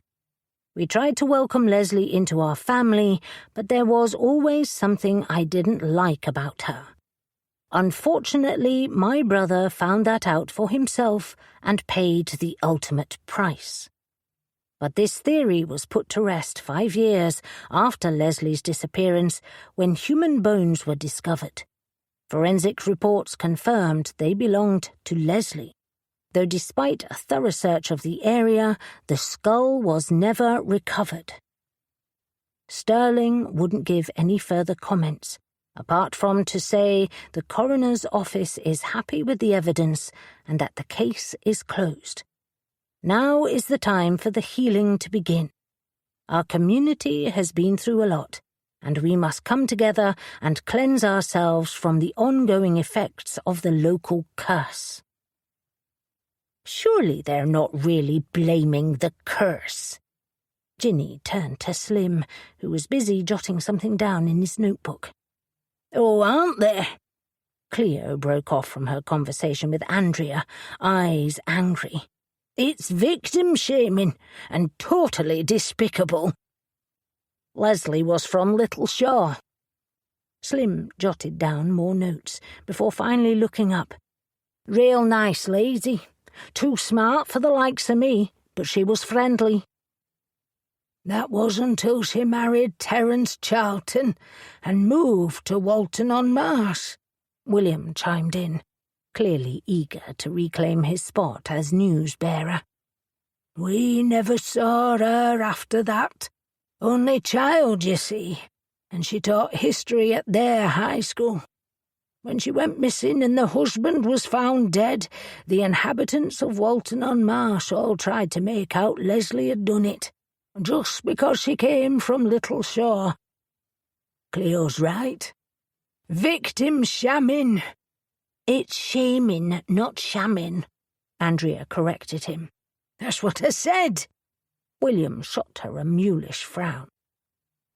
Ginny had numerous questions floating in her mind, but before she could ask them, the library doors opened and Harold Rowe walked in. He was in his 70s, and despite the heat was wearing a pair of meticulously ironed navy trousers and a deep blue shirt and tie. He'd been Ginny's temporary manager at the library before taking over as Little Shaw Parish's chairperson, which still made him her boss, even if they didn't interact daily anymore. But Ginny had stayed friends with both Harold and his suave husband, Miles, who walked in a step behind. Their arrival had the immediate effect of breaking up the small crowd. William snatched up his precious newspaper and eased himself out of the chair. "Is that the time? I need to visit Esme and Elsie to show them the news. Oh, and Rose. Goodness, it's going to be a busy day. Don't worry about my library book reservations. I'll collect them tomorrow." He waved his hand and hurried out into the heat of the day. He was closely followed by the other patrons, while Cleo and Andrea disappeared to the back of the library, dragging Slim along with them. "I take it you've heard the news about Leslie Charlton?" Harold looked around the now empty library. Yes, there was no mention of it in our local paper, but William had a copy of the Walton-on-Marsh Gazette, Ginny explained. It sounds terribly sad. Did you know Leslie very well? Our paths crossed several times, but despite inviting her to join our historical society, she refused. Still, probably best that she didn't bring the curse back with her. Harold folded his arms, face tight. Not you too. Ginny raised an eyebrow. She could usually rely on Harold to avoid local bickering, or believe in village curses. This must have shown on her face, and Miles, who still had the trace of a French accent, gave her a bemused smile. Oui. I'm afraid my usually sensible life partner has a superstitious streak when it comes to our neighbouring village. With good reason, Harold retorted. The fact the police refused to issue a statement to our newspaper speaks volumes. Nor did their council chairwoman even do me the honour of a courtesy call. And did you see there was no mention of a memorial service for poor Leslie? No doubt they'd leave the body on Boundary Road, with their council claiming that it's not their responsibility. I'm sure they won't do anything of the sort. Miles put a comforting arm around his husband's square shoulders. Even though Leslie doesn't have any family left, it's still a relief for both villages that they can draw a line under the terrible death. It might help Grace West start replanning her wedding day, now that there isn't any speculation hanging over her head. Humph. Harold frowned and looked around at the almost empty library. It seemed to jolt him out of his mood, and he cleared his throat. But that's not why we're here. I got your email about Connor's leave of absence tomorrow. Miles reminded me that lately you've been having Fridays off, so I'll stand in for you. That's very kind, Ginny said, holding back a smile as she took in the pained expression on Harold's face. He was a brilliant archivist and historian, but wasn't much of a people person, so it was clear whose idea it had been. But I don't mind coming in tomorrow to work. And it was true. Connor, who was currently out in the stacks sorting out reference books, had asked for tomorrow off so he could drive Grace to her flat and get some of her belongings. Ginny had immediately said yes, hoping the visit might give his sister a chance to speak with her fiancé. "Well, we do," Miles said. "The last thing Little Shore needs is for their library manager to get burnt out. Besides, I suspect Harold will get more work done here than at the council office." Miles is right. So that's settled. Harold gave a definitive nod of his head before he produced a duck-egg blue envelope from his pocket and passed it to Ginny. "The other reason we're here is to give you this. It's nothing formal, just a meal for the three of us next Tuesday," Miles added. "Thank you. I would be honoured." Ginny smiled at the two men, who had become her friends, knowing that their nothing-formal meals were more like a gourmet feast thanks to Miles's wonderful cooking and Harold's love of wines. She gratefully tucked the lovely invitation away, already looking forward to it. "Excellent." Harold glanced at his watch and smoothed down his already smooth trousers. "Now, I'd better go." There's a subcommittee meeting about the increase in graffiti at the village swimming pool." Ginny walked them to the door, and then spent the rest of the afternoon listening to Cleo and Andrea dissect the discovery of Leslie Charlton's skull with anyone who would listen. The story had since been picked up by other media outlets, all quoting D.I. Sterling, saying that she was relieved to finally be able to close the chapter on the 20-year mystery. Ginny wasn't sure if it was from the ongoing gossip or from being stuck inside the stuffy library. But by the time she and Connor finished locking up, all she wanted to do was go home and read a book in the shady part of her garden. However, she still had her exercise class. If left to her own devices, she would have skipped it, which was why she'd been grateful when her friends had agreed to go, since there was safety in numbers, or at least accountability.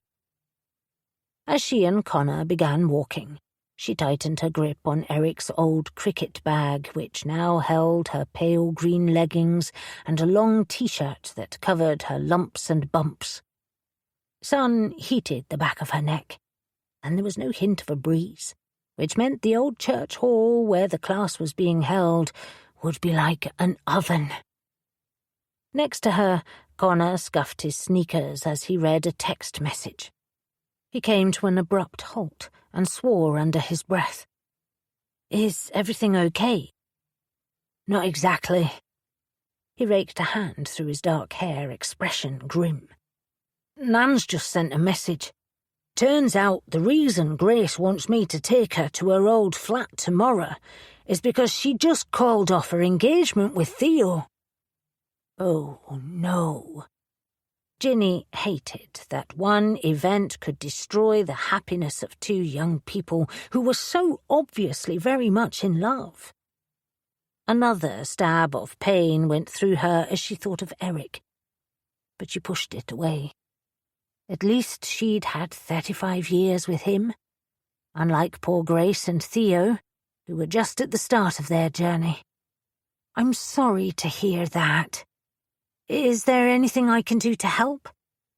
"Actually, yes." He broke off, and Ginny's skin prickled.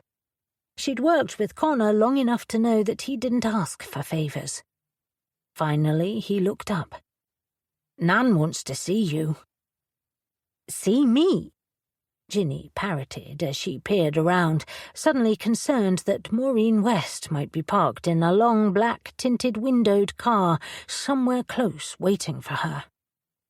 But apart from the children playing in the park next door, there was no sign of anyone, least of all the notorious Maureen West. Ginny had only met the matriarch a handful of times, and it had never been for long. Connor seemed to pick up on her thoughts. "She's at home, but wants me to drive you over. I've been borrowing her car this week." "But I've got my exercise class. J.M., Tuppence and Hen will be waiting at the church hall." Ginny tried feebly. "Nah, they're already at the house. Nan wants the whole detective club together." "We're not a detective club," she reminded him. It was an ongoing joke, but for the first time Connor didn't smile. Oh dear. Ginny shifted her grip on the old cricket bag and ignored the tightness in her chest. Unlike the politely crafted invitation she'd received from Harold and Miles, she had the feeling that Maureen's offer wasn't so much a request as a summons. And if Connor was worried, then whatever this was, it couldn't be good. 6. Thursday, 31st of July. Maureen West lived on a new estate on the outskirts of Little Shore in a large detached house half hidden behind an imposing fence, complete with security cameras. Across the road, a for sale sign sat outside the property that had belonged to the previous library manager, Louisa Farnsworth, before her murder last year. Ginny shuddered and turned away as Connor clicked a remote control and waited for the heavy security gates to slide open before driving the late model Ford into the compound. It seemed an unlikely car for his grandmother, and Ginny wondered if it belonged to his Uncle Joey. Connor had been quiet on the drive over, so she hadn't wanted to ask. He brought the car to a stop outside a double garage, and they both got out. The front garden was lovely, with large raised vegetable beds, 2 apple trees, and even a long strip of wildflowers where the grass would once have been. "Is your grandmother a gardener?" "Yeah. She started during COVID when she couldn't go to bingo," Connor replied as he opened the front door and ushered her into a wide entrance. Its glossy white floor tiles and orange floral wallpaper made Ginny gasp. It was broken up by a large chrome-framed mirror and a matching sideboard. Voices drifted through from the back of the house, and Connor led the way into a wide open-plan kitchen. The wallpaper was covered in a riot of colourful birds that clashed with the pink fridge and dishwasher, and large bifold doors led out to the garden, where Ginny's friends were sitting, all dressed in a variety of exercise gear. J.M. was jotting away in a notebook, while Tuppence fiddled with the stem of a cocktail glass. It was filled with a luminous pink drink, complete with a small cocktail umbrella. Next to her, Hen was sipping a dark blue drink through a straw, with a large flower hanging out one side. Grace was also seated at the table, absently toying with the rim of her glass, her large engagement ring visibly absent. Again, Ginny's heart lurched for her, and how much everything had changed in under a week. "Are your mother and brother coming?" she whispered to Connor. "No. Ever since their last argument, Mum refuses to cross the threshold. As for Jake, he's still shouting at anyone who walks in front of him. But I'm guessing we'll go and visit them tomorrow. Can't wait." Connor sighed as a nearby phone rang. He ignored it. "We'd better go outside." The phone continued to ring, and Ginny resisted the urge to snatch it up. As a doctor's wife, she was used to answering every call, never knowing when it might be an emergency.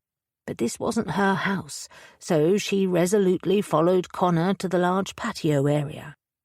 Her friends immediately looked over and smiled. "Ginny, you're here. I must say this is better than seeing you shake and shuffle," Hen chuckled, and J.M. nodded in agreement. "Wait until you try these drinks. Maureen makes a mean cocktail." Tuppence held up her half-empty glass. "Everyone needs a hobby." A wiry woman appeared from a garden shed, holding a tray of more brightly coloured cocktails. Maureen West was 5'2", with hot pink hair, matching lipstick, and a possible Botox habit that made it difficult to pick her age. She was wearing a bright green velour tracksuit, with silver trainers that clashed with the orange drinks on her tray. Ginny guessed Maureen was behind the colourful interior design. "Absolutely correct. You're never too old to learn," Tuppence said.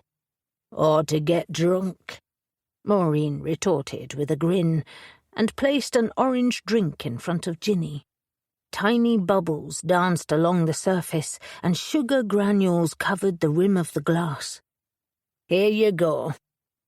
"Thank you," Ginny said, as the fumes made her eyes water. The sharp shrill of the phone started up again. Maureen either didn't hear it or had no interest in talking to the caller. "You're welcome, Ginny. I'm fond of an afternoon tipple. It's what keeps me young. Now, drink up, and don't worry about how you'll get home. Connor will play taxi." Maureen handed out the rest of the cocktails, then settled herself at the head of the table, with Connor to her left. Ginny cautiously picked up the drink and took a taste. It was light and summery, with the bitter aftertaste of champagne, and helped take the corners off the strange setting. Her sip seemed to act as a trigger, and her 3 friends also picked up the new drinks and followed suit. "Very nice, Maureen," J.M. commended. "Do I pick up a hint of Grand Marnier?" "Yes, I find it gives it an extra kick." Maureen's own drink was a milky concoction that had lines of chocolate running across the surface. She took a long gulp and turned to Ginny and her 3 friends. "Now, let's get down to business." "Business?" Grace spoke for the first time, her dark eyes wide in alarm. "Nan, what's this about? I told you that I don't want you to do anything." "And I'm not. Well, not directly. But if you think I'm going to sit around and let that family disrespect you, then you have another thing coming, my girl," Maureen retorted, and turned to Ginny. "Did you know she's called the engagement off?" "Nan!" Grace's face turned red, and she stumbled to her feet before rushing into the kitchen. Connor gave his grandmother a telling stare, as if he'd warned her this might happen.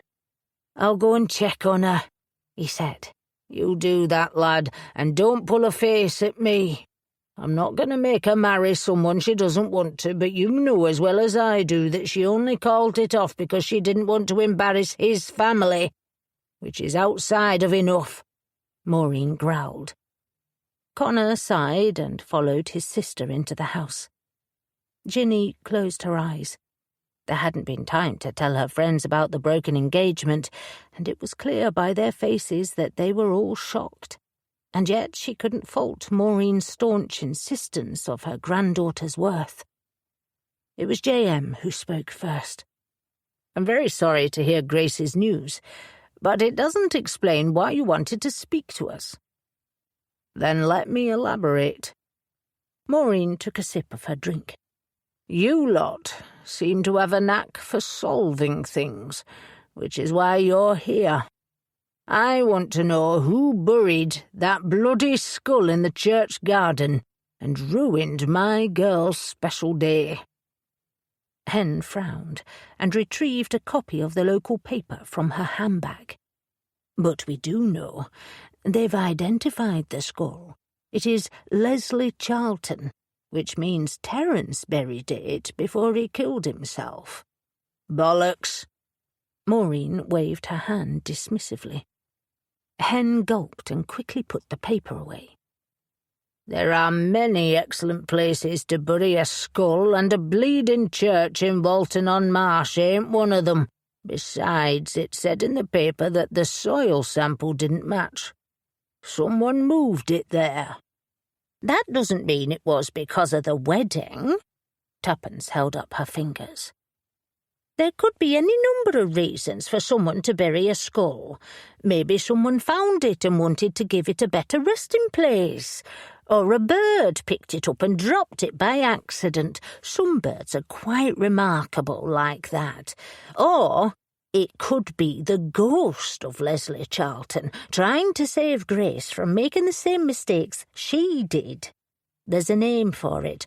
Some kind of tale. Oh dear, what's the thing I'm thinking of, Ginny?" "I think you're referring to a cautionary tale." Ginny winced, not liking where this conversation was going. She peered into the house where Connor and Grace were having a whispered conversation. It was clear this meeting hadn't been their idea.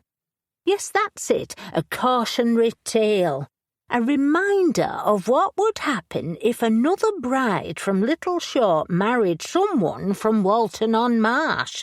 Not that I'm implying Theo Faulkner is a killer, because from what Ginny's told me he's quite lovely. And, of course, Grace is an angel. But you can't argue with the fact that the curse is alive and well." "I don't believe in curses," Maureen broke in as her steely gaze swept across the table in a way that seemed to make the temperature drop. Even the sun, which had been bright in the sky, suddenly disappeared behind a bank of clouds. "Oh, cautionary tales." "Exactly. J.M. gave her an approving nod. "If you want my legal opinion, you should always ask questions and read the fine print. Or in this case, the fine points. It makes no sense for a skull to suddenly turn up 20 years later on, the same day your granddaughter is due to get married." "Thank you, J.M. I can see we are as one on the matter. There is something about this whole situation that stinks," Maureen said, as the phone rang again. "Someone has done this on purpose. My money's on the mother." "Annabel Faulkner," Ginny said, before she could stop herself, which earned her a sharp glare from Maureen.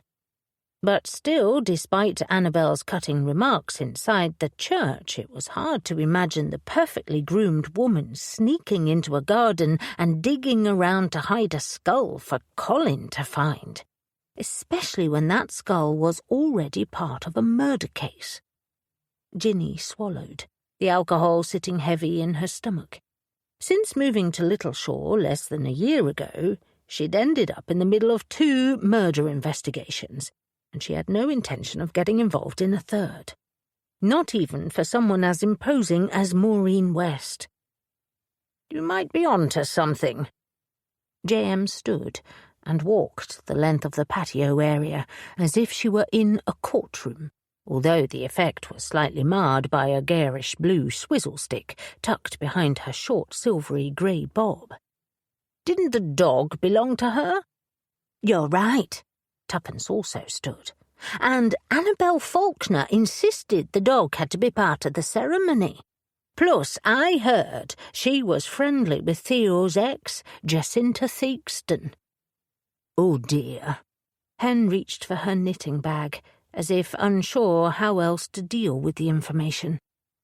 She retrieved her needles, and soon there was the soft click, click, click as she got to work. "It's terrible to think she might have purposely ruined her son's wedding. Maybe we should leave it to the police." "The police couldn't find their way out of a paper bag. It's taken them 20 years to find all of Leslie Charlton's remains, and that was by accident. I doubt they'll be in a hurry to follow this up either." Maureen slammed down her cocktail so hard that the milky contents splashed onto the table, and she gave Ginny a fierce stare. "Which is why I want you to find out who did it, or I will." Maureen's words echoed around the patio. The answer had to be no. But with her people-pleasing bent, Ginny had always found it difficult to deliver news that might upset anyone. In fact, she would prefer to go bikini shopping, followed up by trying on skinny jeans in a brightly lit changing room. But she had to say something. "If it's a police case, then we can't get involved." There was a silence as the small matriarch's face hardened into a tight mask. Oh, yes, bikini shopping would be preferable to this, even without the aid of any exercise classes. "Fine. I'll do it myself. We have a room full of wedding gifts to return. I can question the guests while I drop them off." Maureen drained her drink, leaving a faint milk moustache on her upper lip. The phone rang for what seemed like the 100th time. Connor stalked out of the kitchen, clutching an old mobile phone about the size of a brick. He was closely followed by Grace, who was holding onto his arm. "Speak to him before he does something stupid." Connor stared at his grandmother as he held out the phone to her. If they had been in a movie, Ginny would have expected a thunderclap at that moment, or at least some kind of dramatic music to start playing. Time stretched as Maureen's mouth tightened, but at last she took the phone from him with a sigh. Putting the phone to her ear, she listened for a moment and then said, "All right, Joey. Keep your hair on. I told you we've got it under control." Ginny and her friends stiffened. Joey West had been on the run from the police for years, and from the little Connor had said, the man wasn't the kind of person you wanted to have on your bad side. "Is that really your uncle?" Hen whispered to Connor, who gave a grim nod of his head. Maureen began to pace the patio. "If you think you can give me an ultimatum, we'll see how far that gets you. Now pull your head in and stop acting like a ninny. I have it under control, so you just stay where you are and don't do anything stupid. Give my love to Carla and the kids and tell them that Nanny West will talk to them soon." Once the call was finished, she casually slid the battery out of the phone and passed it to Connor, who disappeared into the house, returning several moments later empty-handed. Ginny's eyes widened, and Tuppence leaned over and picked up the old handset. "Is this a burner phone? I was watching a YouTube video on them the other day. Do you have an older model because it's better than a smartphone?"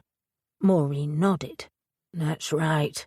I replace the SIM card regularly and keep it powered off most of the time with the battery separate. It's a pain, but family's important." She turned to her grandchildren. "Your uncle is giving us 1 week to get this sorted before he comes over." Connor turned to Grace and they exchanged a silent nod before she got to her feet and held her hand out to their grandmother. "Come on, Nan. Let's go and make some coffee while Connor talks to the detective club." "Why? What can he say to them that his old Nan can't hear?" Maureen challenged. But Grace, despite her quiet personality, returned the older woman's stare. "Plenty. Now let's go and get that coffee and give them a minute," she said, making Ginny appreciate what an excellent nanny she must be. Once they were gone, Connor let out a long groan. "Sorry you got dragged into this," he said. "Yes, but what is it that they're trying to drag us into?" Hen put down her knitting, eyebrows pushed together. "Do your uncle and grandmother really believe someone put that skull there on purpose to break off the engagement?" "They do," he sighed. "The thing is that everyone loves Grace, including Joey. He went ballistic when he heard about what happened and is threatening to come home and rip the place to pieces." "Come back to England? But how is that possible? As soon as he steps into the country, his passport would be scanned and he'd be arrested," Tuppence said with a frown. Connor closed his eyes and sighed again. "Probably best if you don't know too much. But let's just say it's not outside the realm of possibility. Even if he could get back unseen, surely he wouldn't risk trying to investigate the wedding. What if someone recognizes him?" Hen clutched at her knitting needles, concern etched in her eyes. "I know that, and you know that, but my uncle and brother have a lot in common." Ginny blinked. An hour spent in Jake's company had left her in no doubt as to what a hothead he was, and it was hard to imagine that same hair-trigger temper on a man who had controlled a drug empire before going on the run. Then she thought of Connor and Grace. Both had been working hard to make different choices. And even Jake and Donna, from all Ginny knew, had never had serious run-ins with the law. But if Joey West came back, what would that mean for the family? And for the 2 villages? "What does Grace want?" Tuppence asked Connor. "She wants everyone to stop fighting while she figures things out, and she doesn't want Joey turning up and making more of a mess of her life." What a muddle. Hen's needles continued to click away. But Ginny's right about the police. We've learnt a lot recently, and they really don't like civilians getting involved in murder cases. Connor sighed. "It's my fault for calling you a detective club. It must have stuck in Nan's mind.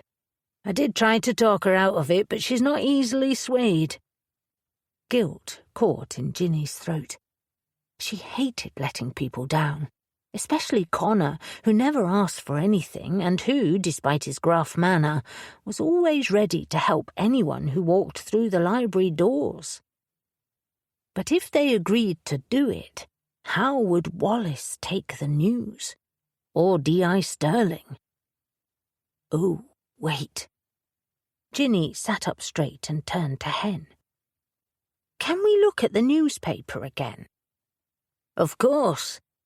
Hen put down her knitting needles and fumbled around in her bag for it. Look, Ginny's doing that thing with her mouth. Tuppence pointed, and Ginny winced. What thing? Her hand flew up to her mouth, hoping for a clue, but it seemed as mouse-like as ever. Before she could ask for more information, Hen spread out the newspaper. Does that mean we're going to take the case? Of course we are. It's our civic duty to help those who need it. J.M. joined them and peered over Hen's shoulder, before frowning and glancing over to Ginny. So, what exactly are we looking at? Even Connor appeared uncertain as Ginny forgot about her mouth and scanned the article until she came to the part at the end. She read it out aloud. Sterling wouldn't give any further comments apart from to say the coroner's office is happy with the evidence and that the case is closed, which means now is time for the healing to begin. How could I have been so silly? The police won't care less that we're looking into it because it's not an active case. So, what did you decide? Will you help? Maureen West materialised beside them, holding a cafetiere, closely followed by Grace, who was carrying a tray of mugs, a milk jug and a large cake. Ginny swallowed, and her hand drifted to the roll around her stomach. Playing detective seemed to involve an awful lot of cake. But then some of her tension eased as her friends started to laugh and chat. And so Ginny fixed Maureen with a cautious smile. Yes. We can't promise anything, but we'll do our best. 7. Friday, 1st of August. You'd think we have the plague, J.M. announced the following day as they marched down Walton-on-Marsh's cobbled High Street. It had been pedestrianised, but despite the space, people steered across to the other side as if there was an unseen electric fence between them. It's because we're from Little Shaw, Tuppence whispered, as they passed several vintage shops, an antiquarian bookseller, and a delicatessen with a front window display that made Ginny's mouth water. Further along was a bespoke hat maker, a perfumery and several lifestyle stores, which looked too expensive to step inside.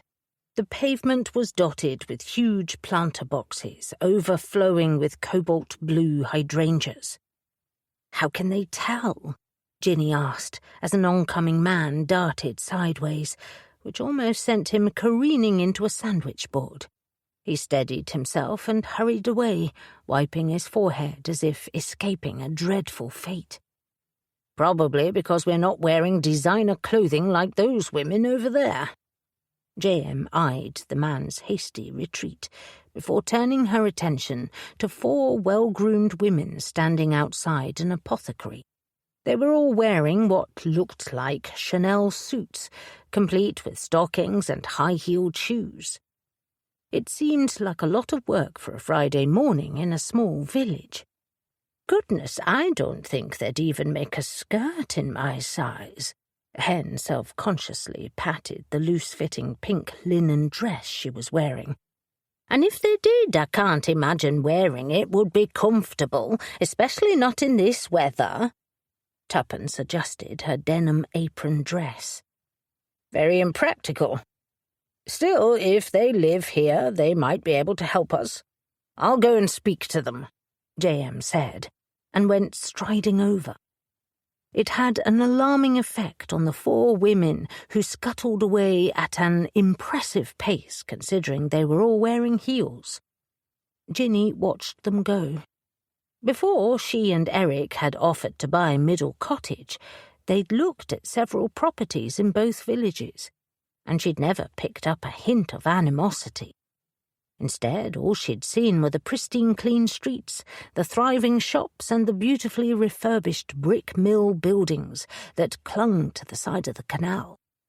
Though after a morning spent under Walton-on-Marsh's watchful glare, she was pleased with the decision to settle in the more welcoming Little Shore. It had also been a lot more affordable, which had been the other factor in their decision-making. "So much for that idea," J.M. rejoined them. "I thought that we'd at least find one person who wanted to talk to us." Tuppence frowned. "In Little Shore, people fall over themselves to share their thoughts, but here they're falling over each other to run away." "Maybe I should have left Brandon at home." Hen was clutching a lead in her hand and bent now to pat the chocolate-coloured Labrador at her side. He didn't usually go with them on shorter trips, but Hen had worried that without her or Connor at the cottage he might start to bark. "Nonsense, he can help. After all, Edgar likes getting involved in our cases," Tuppence said. Ginny wouldn't go as far as saying her cat liked getting involved, but whether it had been intentional or accidental, he had managed to help solve a murder case. Though, as she kept reminding her friends, they weren't looking into a murder case. Their job was simply to find out if someone had purposely tried to ruin Grace's wedding. And if Brandon could help them solve this quickly, she would be grateful. As if knowing they were discussing him, Brandon came to a halt and helpfully barked at a neatly weeded bed of sweet-smelling pink and cream stalks, the spires of tiny petals swaying in the warm breeze. Rising above them was a bronze statue of Sir Joseph Faulkner, the first baronet, as well as a plaque detailing the long history of his dazzling success as an industrialist through to his mighty feats in Parliament. "Is this the chap responsible for the village's inflated sense of self-importance?"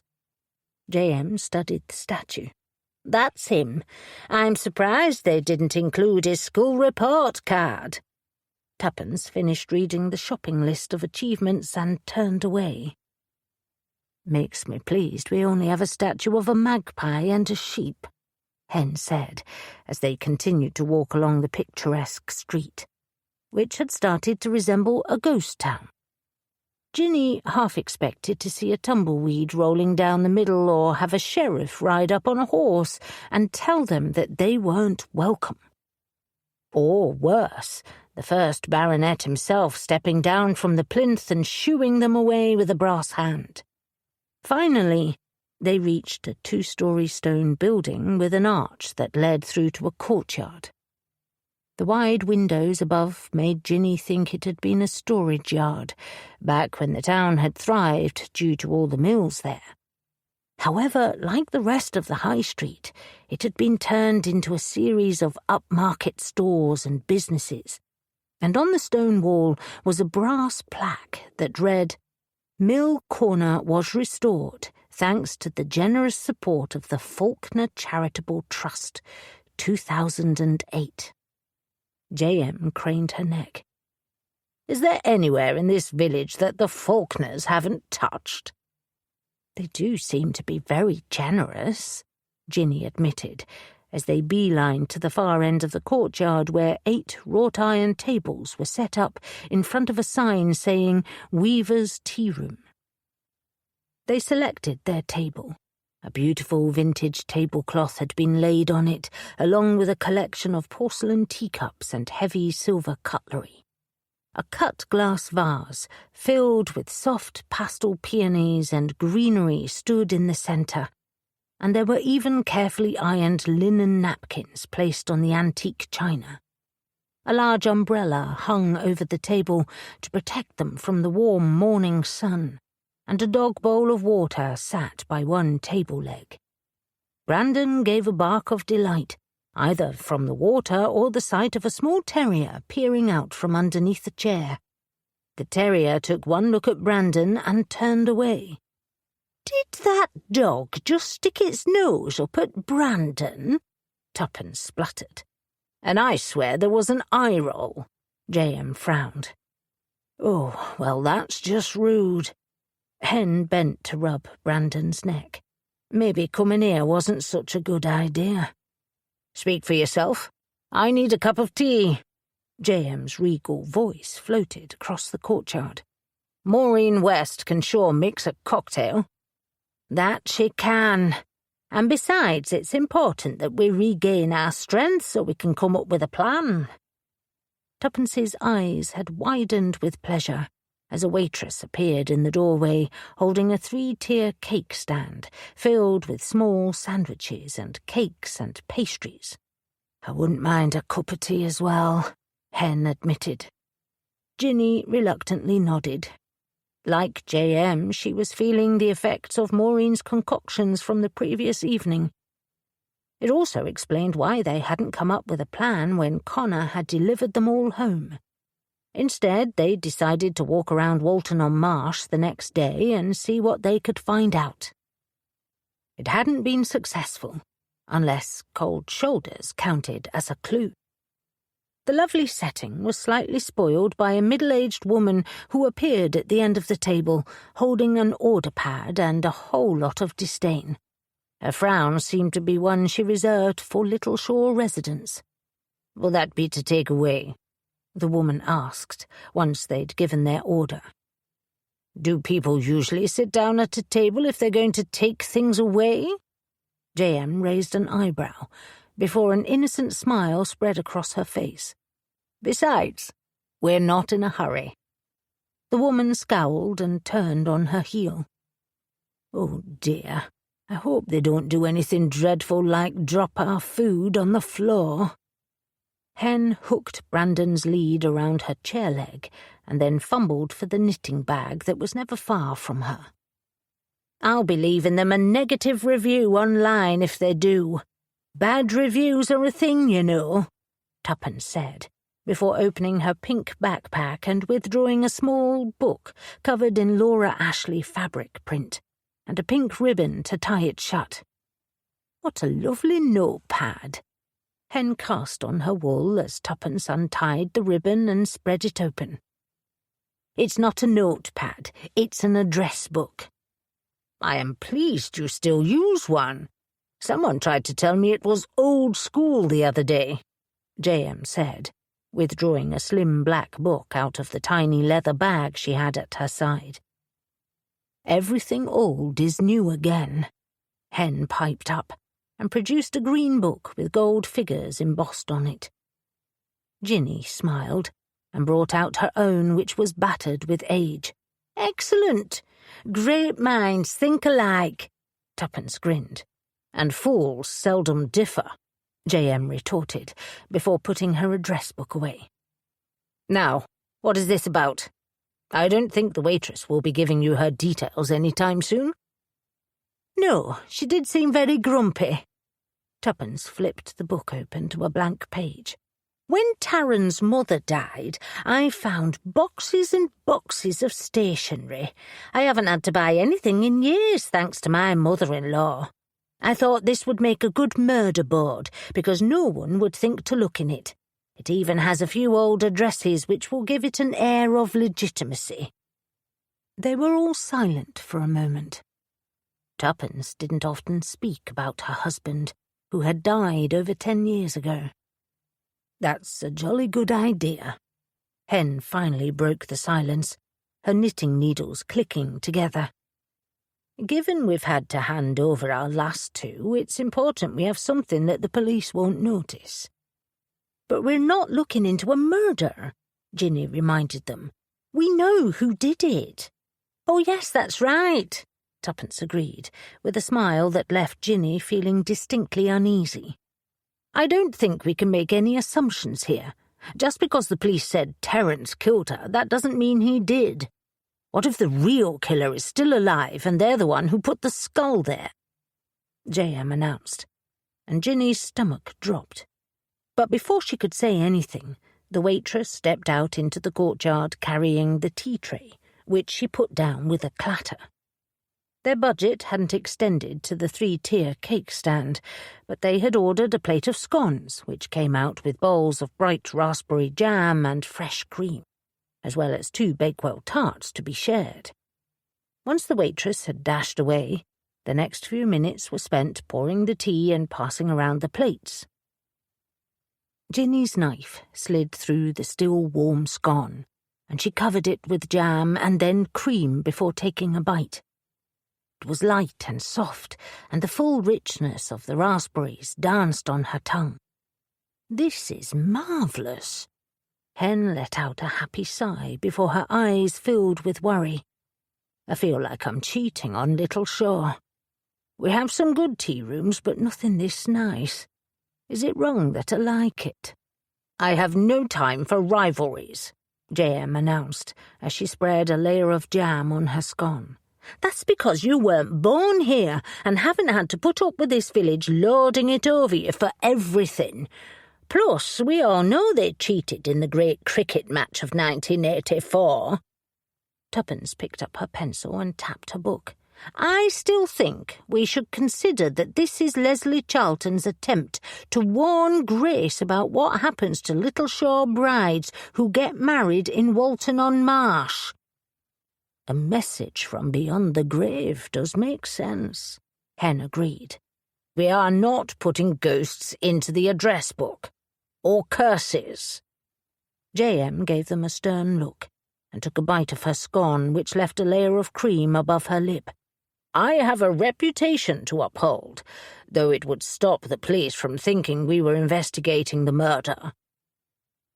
"Except there's no murder to investigate," Ginny reminded them yet again. "And I do agree with J.M. that we keep the supernatural out, at least for now. That means either Maureen's right that someone wanted to stop the wedding, or it's a coincidence it was found on that day, and there's some other reason it turned up. And we need to figure that reason out before Maureen tries to do it herself, or Joey West," Tuppence added in an ominous voice. "So, how do we want to do this?" "We should start with the facts." Hen put down her knitting and reached into her bag for a folded copy of the Little Shaw newspaper, which she spread out on the table. "We know the skull belonged to Leslie Charlton, and that someone moved it to St. Luke's Church. Hang on, let me get that down." Tuppence turned towards the back of the address book and jotted down some notes. Then she looked up. "I put it under R for research." "Clever. We should make a list at the start of the book so we don't lose track of what the different pages are for, like A for alibi and T for theories." Ginny leaned forward. Despite her current job, she hadn't trained as a librarian, but she did have a natural love of systems and processes. "And M for murder, like the Hitchcock movie." Hen grinned. "Oh, that's excellent." Tuppence wrote it, then looked up expectantly. "Right. What else do we have?" The table was silent, as everyone turned to look at Ginny. So she took a deep breath and organised her thoughts. At least the fog from last night was finally leaving her mind. "Maureen thinks Annabel Faulkner is behind it, but no matter how opposed she was to the marriage, it's hard to imagine her sneaking into a churchyard and burying a skull." "True, but we once tried to dig up a body, and remember how surprised Wallace was to see us there," Hen pointed out. "His reaction was purely based on bad stereotypes concerning what a menopausal woman is capable of." J.M. growled. "I hope that he now knows better." "I think he does," Ginny said. While Wallace hadn't always appreciated their help, he did respect their abilities. More importantly, he didn't treat them as invisible women who no longer had a role to play in society. "Don't forget that Colin is Annabel's dog. She could have trained him to deliver the skull to Grace," J.M. pointed out. "That's true, According to Connor, she insisted it was a family tradition for a dog to be a ring-bearer, Ginny told them. As lovely as Jack Russells are, there's no denying they're very excitable.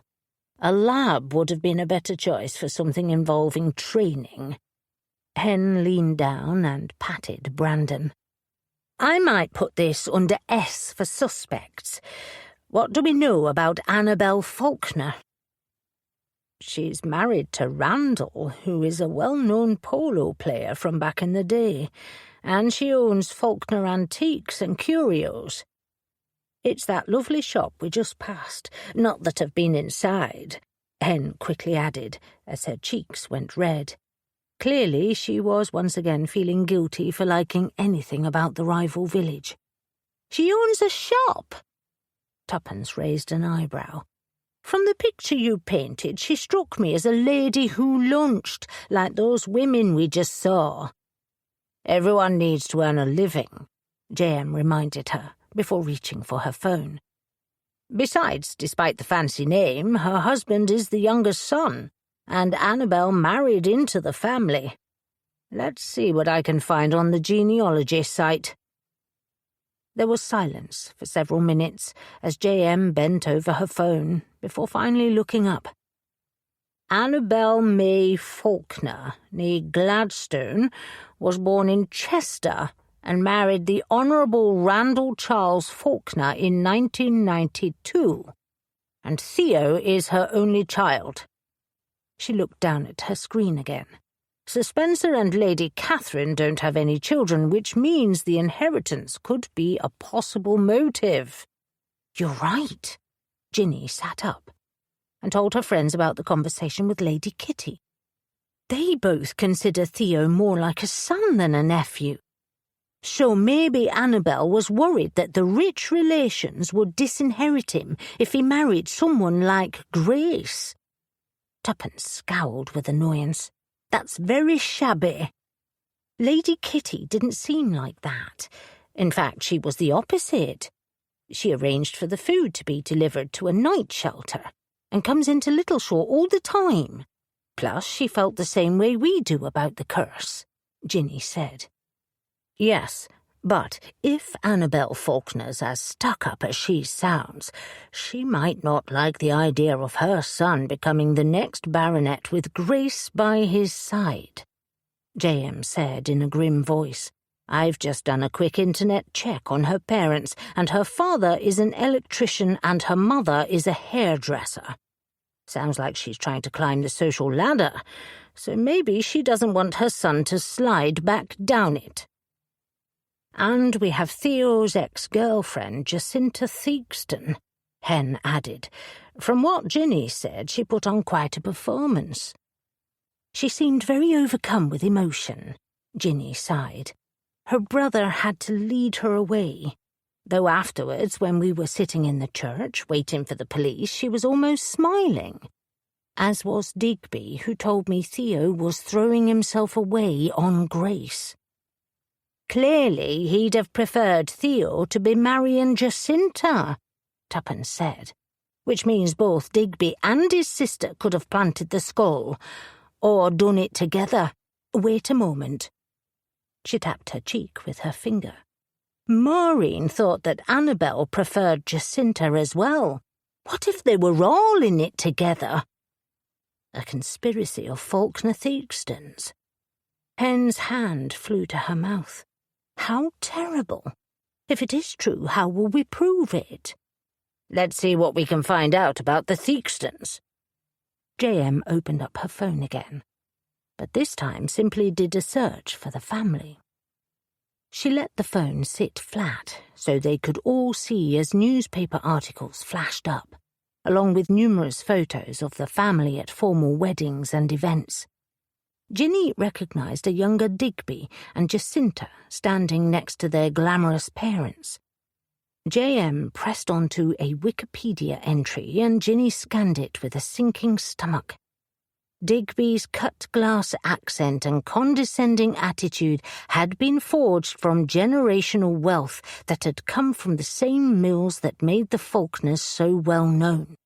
There had even been a partnership at one stage, before the two mill owners had gone their separate ways, though apparently remaining close friends.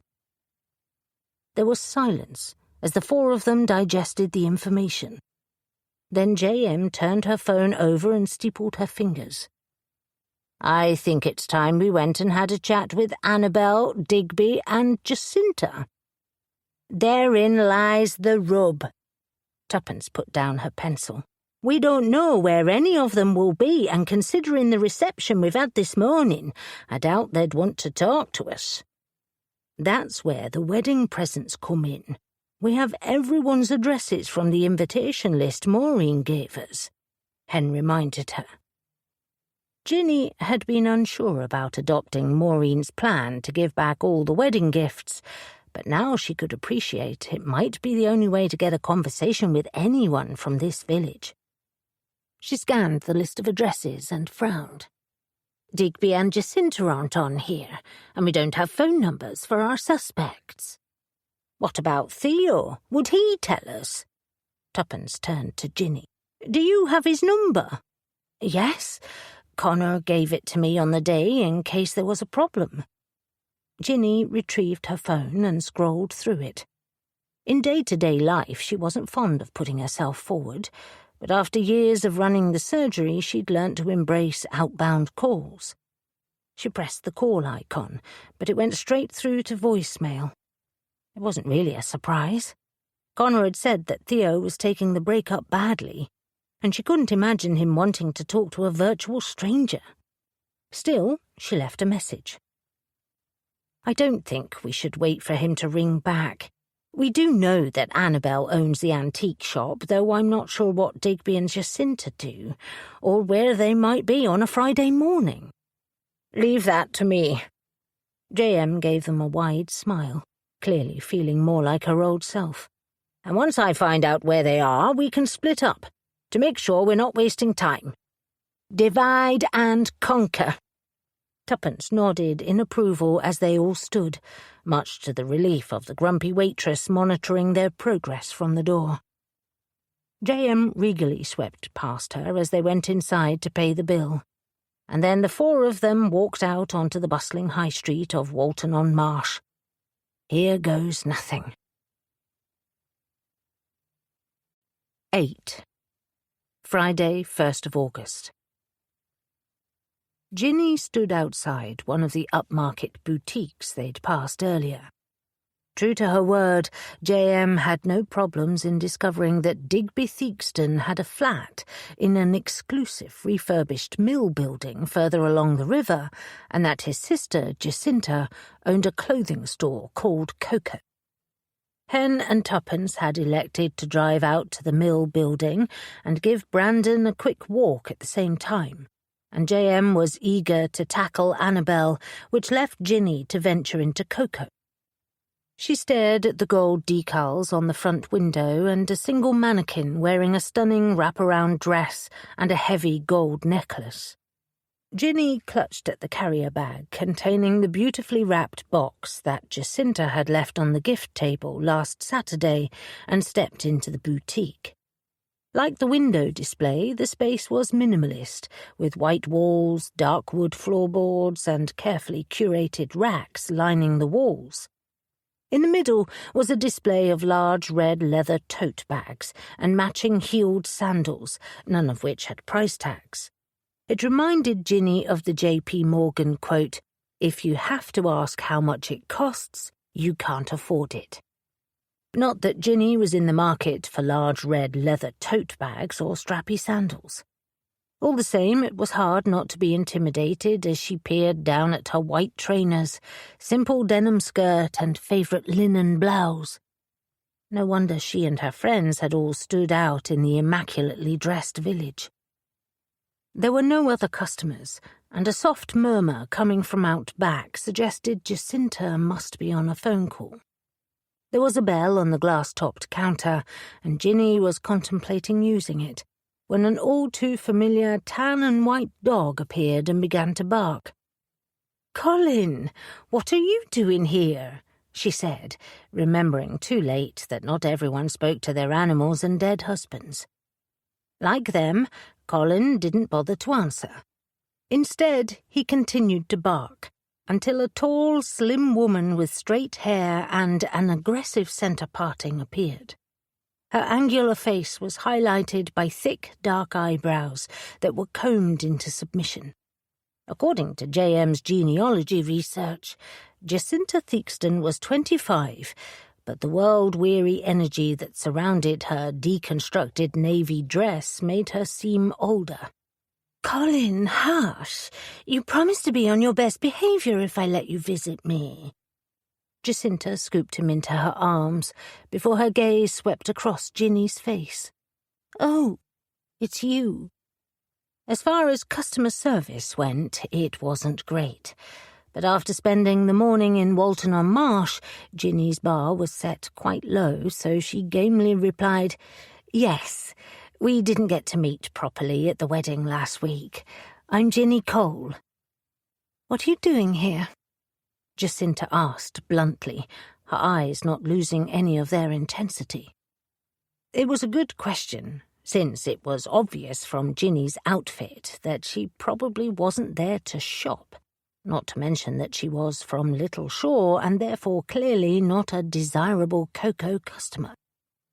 "Grace's family has asked me to return this to you." "Return what?" Jacinta scowled as Ginny fumbled with the carrier bag and retrieved the gift. Jacinta's eyes lost their animosity and clouded with confusion as she registered it was her own wedding present. Colin, seeming to sense the shift, began to wriggle his small body, demanding to be lowered to the ground. She did as he wished and then did a model-esque walk back behind the counter to retrieve a small dog snack, which she dropped on the ground. Colin stuffled it up and then trotted around her ankles looking for another one. "Goodness, he's well trained," Ginny said, as Colin dropped on his back and added a belly roll into the routine. "I wish I could take all the credit, but the truth is that he's a snack monster, aren't you, boy?" Jacinta said, then flushed, as if regretting letting herself get distracted. Colin barked in reply, and Ginny stiffened as she realized what this meant. If someone had wanted Colin to find the skull and bring it out during the wedding, all they'd need to do was lay a dog treat trail to where it had been buried. The question was, had Jacinta been the one to do it? And how could Ginny lead the conversation in that direction? "Still, he seems to like you a lot. I can't imagine he'd let me give him anything." "Clearly," Jacinta snapped, but her gaze was still fixed on the gift in Ginny's outstretched hand. "Why are they returning the gifts? I thought they would just reschedule for another date. Not that they'd get St. Luke's again. It's booked up a year in advance." Oh. Ginny had assumed it was common knowledge that Grace had called off the engagement. A pang of guilt went through her at the idea of discussing it with the very person who might have been the cause. But it was either that or risk Jacinta returning to her frosty persona. "After what happened last Saturday, I believe they've broken up," she admitted. There was silence as Jacinta's pale face flushed with colour. She really hadn't known. Ginny put the gift down on the counter and licked her lips. Grace was very distressed about having Colin drop a skull at her feet. "The curse works in mysterious ways," Jacinta said, a broad smile spreading across her red lips. "Clearly they weren't compatible." "How so?" Ginny asked lightly. She wanted to feel sorry for the young woman, but it was difficult when she knew what Grace was going through. "If the wedding was meant to go ahead, it would have." Jacinta shrugged, with what she seemed to believe was infallible logic. Then her eyes hardened. "If that was me, I would never have left the church sobbing. I would have insisted the wedding go ahead. After all, that's what you do if you truly love someone." "They could hardly go ahead once the police were called," Ginny pointed out, hoping her shock at Jacinta's black and white beliefs didn't show on her face. "And I saw you at the wedding trying to convince Theo to call it off." A ripple of something crossed Jacinta's mask-like face as silence spread between them. Ginny kept her lips firmly pressed together, determined not to be the next one to speak, and the quiet continued, broken only by Colin's heavy breathing as he snoozed now, curled up in his basket. Finally, Jacinta coughed. "That was wrong of me, and I will apologize to him when I see him next. The emotions of the day got the better of me. But it's what happens when you're in love." Is it? In Ginny's experience, that kind of excessive emotion was from passion rather than enduring love.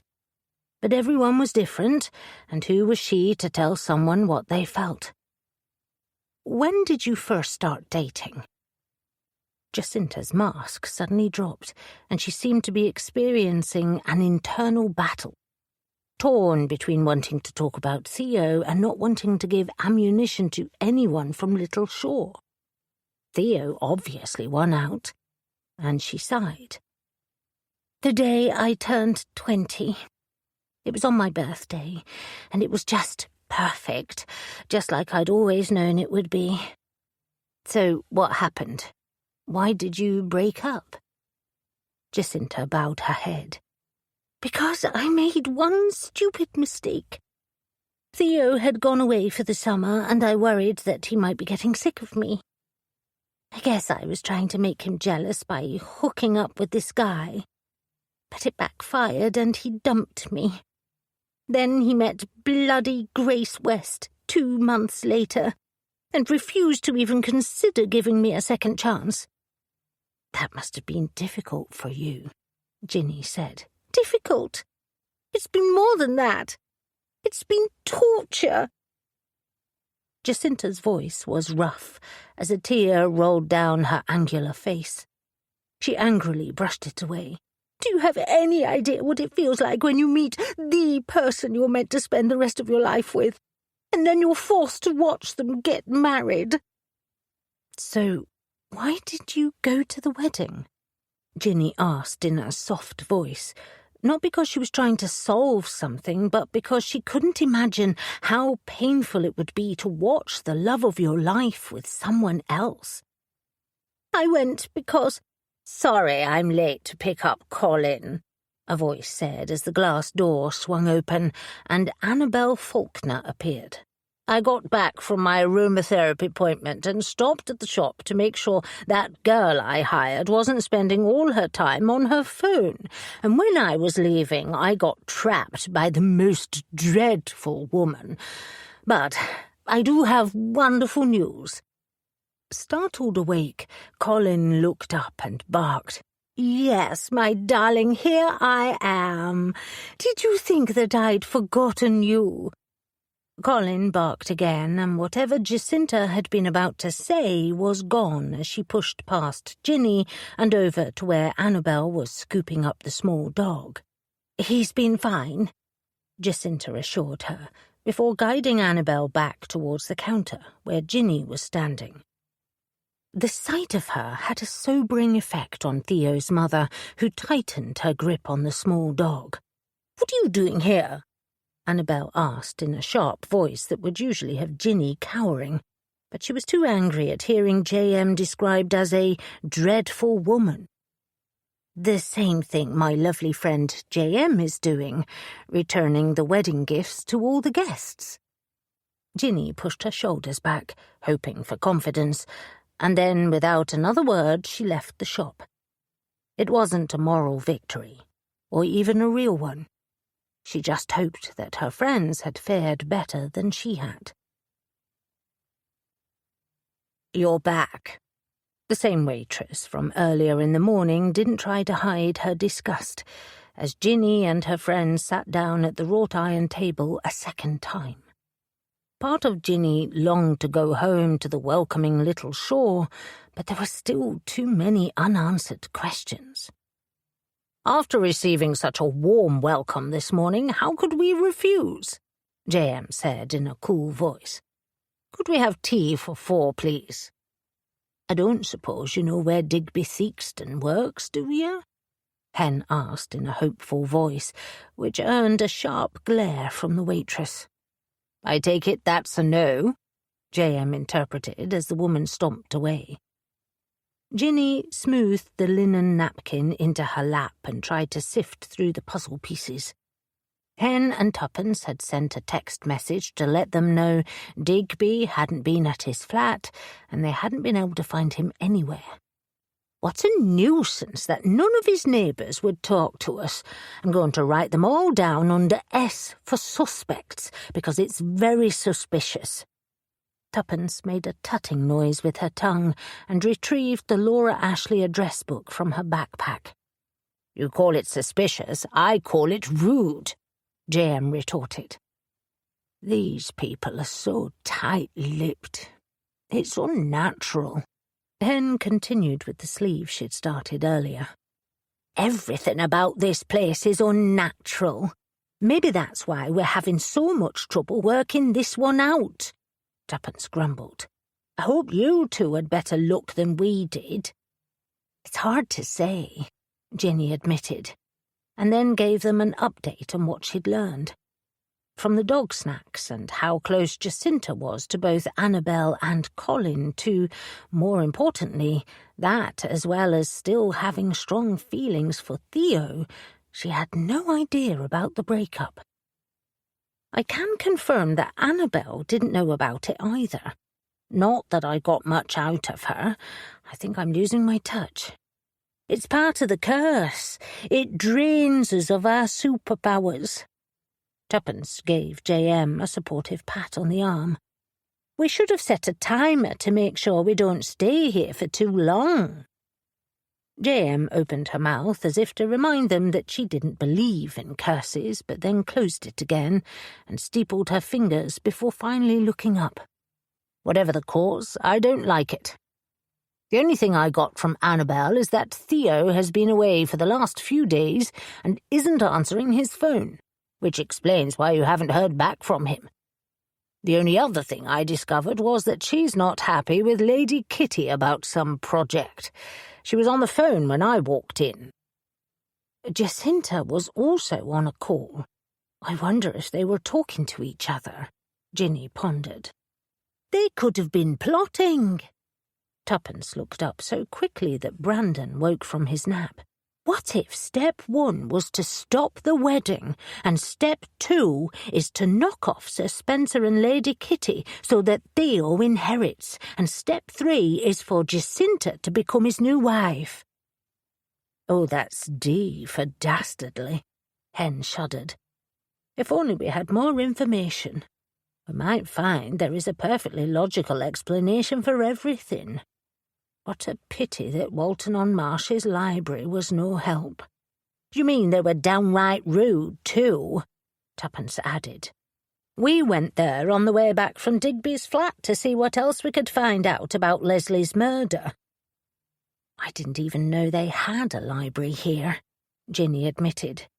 "Where is it?" "It's in a lovely old cottage just past that statue we saw, but it's not a patch on yours. Can you believe they don't let the public into their local history section? William wouldn't like that." Ginny frowned, thinking of how often the library regular read and reread all the books in their small collection, not to mention all the trips she made to the stacks to get old newspaper articles for him. Though that reminds me, I can check for information on Monday, see what the local newspaper said at the time about Leslie's murder. "It's a sad state of affairs that we have to go back to Little Shore to find out what goes on in Walton-on-Marsh," J.M. said. "But it's a good idea. I'd like to know more about the murder. Like, where was the rest of Leslie's body found?" Ginny picked up her phone and did an internet search, as if she was the kind of person who always casually looked things up on her phone rather than waiting until she was at a proper desk with a pen and paper next to her. Then she let out an inward groan as the blank screen stared back at her. She'd forgotten to turn on her data so that she could connect to the internet. She tried it again, and this time when she tapped in Leslie Charlton's name along with where her remains were found, a page of answers came up. She scanned through them, but they were all vague on details. "Sorry, I can't find it, but hopefully between Connor and William we'll be able to get more information." "What about asking PC Annie to sing?" Hen suggested. "You said she's working on the case." "She is, but I don't want her to get in any trouble," Ginny said, as the waitress returned with the tea tray and a large reserved sign that she plonked on the table. "You'll need to be quick with these because we have a party of people arriving in 15 minutes. The waitress unloaded the tray, along with the bill, and then marched away. "This time I really will leave them a bad review." Tuppence picked up the teapot and poured the fragrant amber liquid into the 4 cups.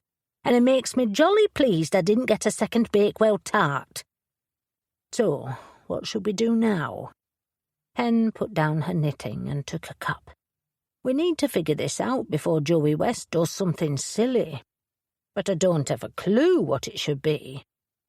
Maybe we need a different murder board." "It's not the murder board's fault," Tuppence defended. "Oh, I didn't mean it was a bad idea." Hen's face coloured. "I just meant it's not very visual, so it's hard to see how everything fits together. Hopefully we'll have better luck this afternoon. We still have most of the presents to return. I started tracking a route last night." J.M. pulled out a carefully folded map from her small bag, which appeared to have the internal dimensions of the TARDIS. Ginny looked at it enviously. Her own handbag was a nondescript black leather affair, so large that Eric had always dreaded whenever he had to try and find something in it. "Goodness, I've not seen one of those in ages. I use my phone most of the time," Tuppence admitted. "I stopped using my phone last year after the stupid thing took me on a 3-mile detour," J.M. huffed. "Then a week later, when I wanted to visit a friend, it had the audacity to tell me the street didn't exist. Turns out it was too new to be on there. It's very irritating trying to argue with AI. At least with a paper map, I'm only arguing with myself." "That's true," Ginny agreed, feeling the tea give her renewed energy. "I think it's a great idea, and while you do that, I could go back to the church. After all, that's where the skull was found." "Oh, yes," Hen agreed, then turned to Tuppence. "Maybe we should put this all down under N for new plan." "I told you it was a good idea," Tuppence said, her good humour returning. "It's helping give us a different perspective on things, whereas the police only do things one way with their big boards and their rules. Maybe that's why they never solved this murder." Ginny opened her mouth to remind them that the murder had been solved, but before she could speak, Hen let out a little squeak. "I know what I can do. I remember reading that Leslie lived around the corner from the college where she taught. Brandon and I could walk over and talk to the neighbours. What about you, Tuppence? Would you like to come for a walk with us?" Actually, I might tag along to the church." Tuppence gave a quick shake of her head and looked away.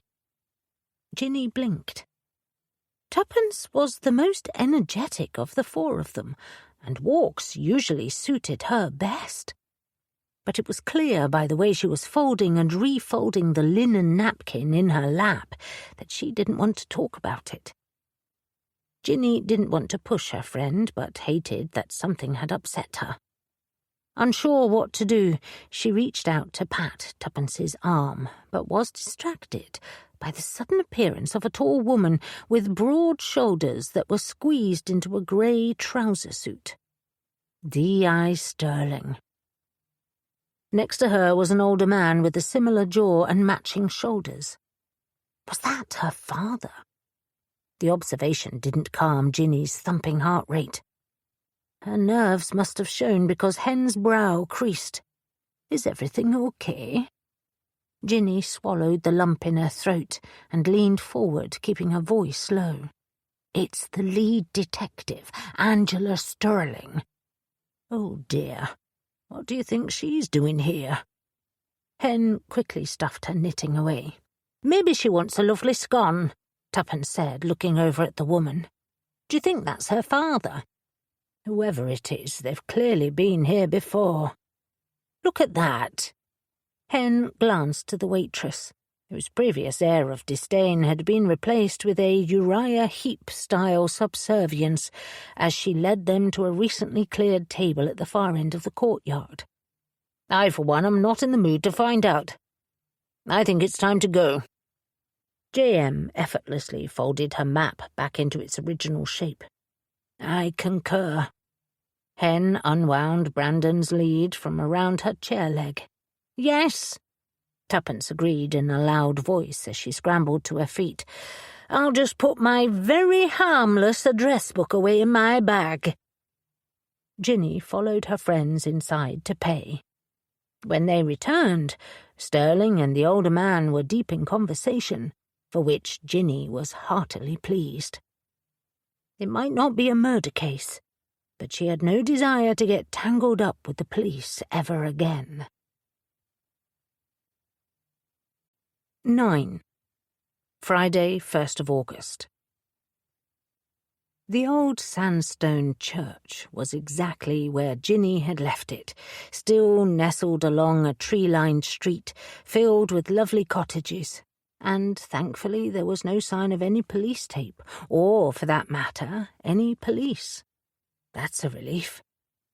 Connor had looked online last night and found an article mentioning that Socko had finished their investigation, and while she trusted his internet skills better than her own, it was still good to see it was true, especially after their earlier sighting of the formidable D.I. Sterling. "It doesn't look like much of a crime scene," Tuppence frowned as they stood in front of the lich gate. "The garden where the skull was found is down the side, but Colin brought it over to where we're standing," Ginny explained, though her friend was right. The perfect green grass didn't look like it had been trampled on, let alone scuffed by numerous boots walking over it. Either the police had been very careful, or St. Luke's had an excellent caretaker. Or, just like the delicious scones and meticulous table settings at the Weaver's tea room, the church was part of Walton-on-Marsh's evolved perfection. Let's see what we have here." Tuppence dropped to her knees and touched the ground with the tip of her finger before holding it to her nose and inhaling. Then she wrinkled her brow and stood. "We should have brought Brandon with us. He might have been able to sniff something out." Ginny wasn't so sure about that, and more to the point, she would hate if Brandon started digging up the garden the same way Colin had. "Maybe we should start by talking with someone and see if we can look around the gardens," she suggested, pleased the heavy oak doors of the church were slightly ajar. "Roger that," Tuppence agreed, and they walked along the path. It was another warm day, and it was nice to step into the coolness of the church. There was no sign of the white flowers that had been draped along the pews or the large urns that had flanked the altar. She came to a halt at a notice board. Just above it was a small brass plaque. "St. Luke's beloved Lady Chapel was restored thanks to the generous support of the Faulkner Charitable Trust. 2010. Connor had mentioned that Annabel Faulkner insisted the ceremony was held at this church. Clearly there was a close family connection. She and Tuppence began walking towards the Lady Chapel, but stopped as faint voices came from the back. With a silent nod at one another, they headed towards a door in the panelling. It led through to a spacious kitchen. Unlike other church kitchens that Ginny had seen, this was modern, with small white tiles running up the walls and wide marble-topped benches. The fragrant scent of fresh lavender filled the air, and Ginny breathed it in, feeling the tension in her shoulders loosening. Around one of those benches were the same 4 women from the high street, their Chanel suits hidden beneath heavy canvas aprons complete with leather straps over the shoulders. They were gathered around a huge wicker basket of flowers and either hadn't heard them enter or were too engrossed in their work to break off. Ginny paused, but Tuppence boldly walked towards the group, her Crocs squeaking on the floor. They finally looked up, like meerkats surveying the tundra, before one woman stepped forward. She seemed impossibly delicate, with light wrinkles around her dark eyes, but no silver or grey in her black hair, which had been styled into a rigid beehive. Ginny now recognised her. She'd been at the wedding, and had been standing with the rector and the photographer, and it was clear by her sharp glare that the woman recognised Ginny as well. She gulped, not liking their chances of finding much out. However, Tuppence didn't seem to notice the frosty reception and just held out her hand. "Hello there. I'm Tuppence, and this is my friend Ginny." "I see," the woman replied, her accent sounding like she'd stepped out from behind a 1950s BBC news desk. When Tuppence continued to smile, the woman let out a reluctant sigh. "I'm Cynthia Eagle Edwards. If you're here to join the flower team, I'm afraid that we're not currently taking volunteers." "That's okay, we're far too busy for that," Tuppence explained in a sunny voice. "We volunteer at Little Shore Cemetery, though it's mainly weeding and litter patrol." "Little Shore?" the second woman grimaced. "Litter," the third one coughed, as if it was a foreign concept that she'd never heard of before. Maybe no one littered in Bolton-on-Marsh. It would explain why it was so chocolate-boxy. Cynthia gave the other 2 women a quelling look and then stepped forward, arms wide as if trying to herd Ginny and Tuppence back towards the door. "If you don't want to volunteer, then why are you here? If it's to see Rector Headley, then I'm afraid he won't be back until 4 o'clock. It's been a trying week for us all."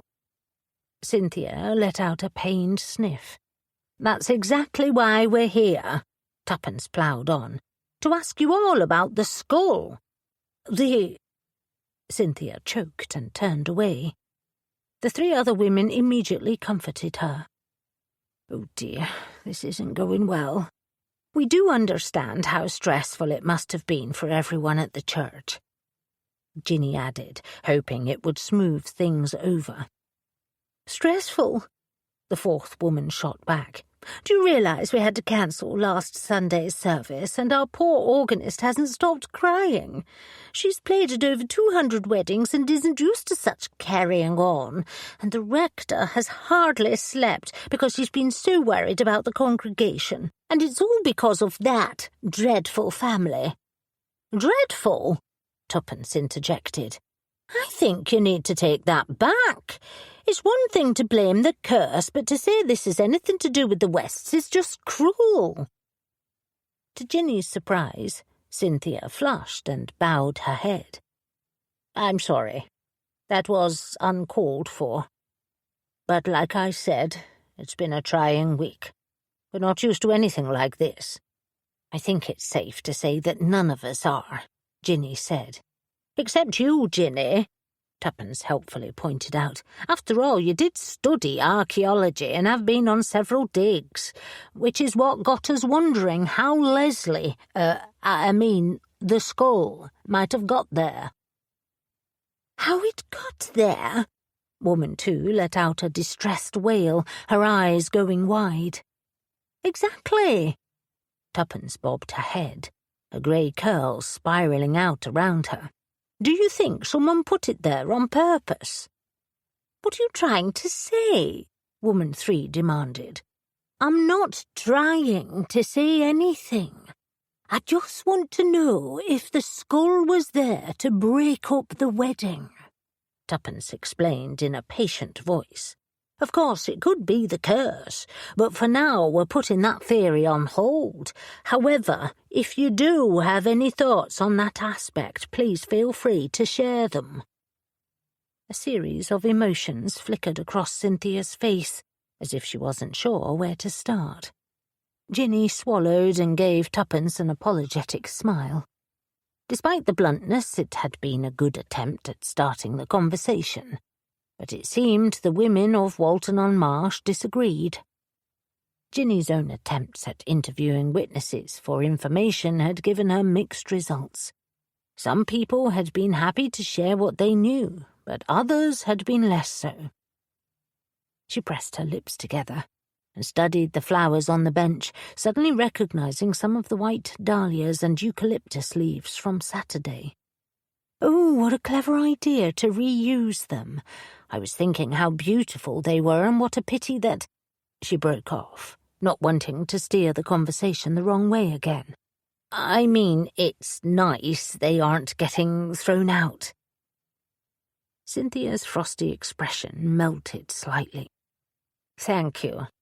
Part of our mission at the Walton Marshigolds is to advocate for sustainable floral arrangements."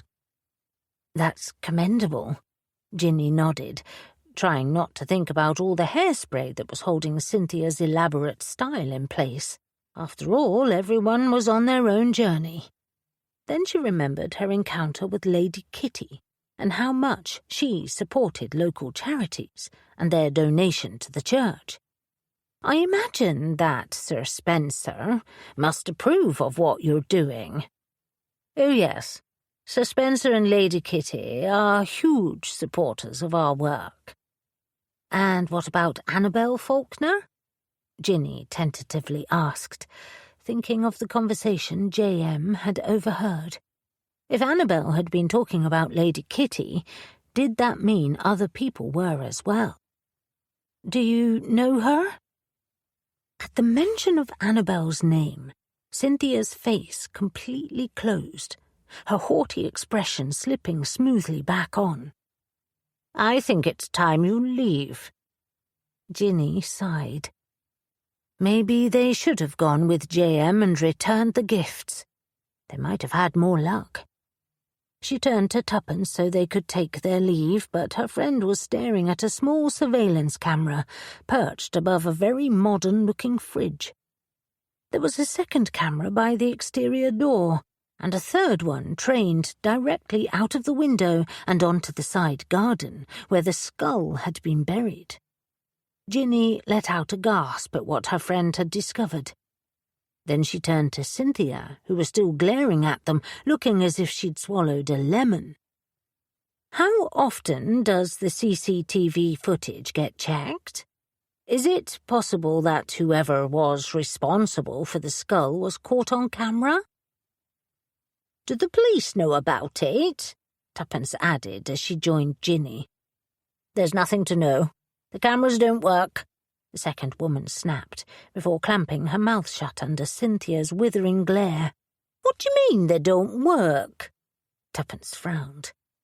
A tiny muscle in Cynthia's jaw began to tick, as if she was a bomb about to go off. But then she sighed and walked over to 5 large glass jars filled with an array of home-baked slices and biscuits that made Ginny's jar of hobnobs seem rather average. She patted them, then glanced back at the cameras. "We only have the cameras there to stop Sam Griffin from helping himself to the Sunday school snacks. He doesn't even bother to take his work boots off," the third woman chimed in, before also receiving one of Cynthia's icy glares. Cynthia then turned and firmly shepherded Ginny and Tuppence towards the door that led out to the grounds. "Now, I really do need you to leave, and if you don't, I'll be calling Detective Inspector Sterling, who is not just a member of our congregation but a close personal friend."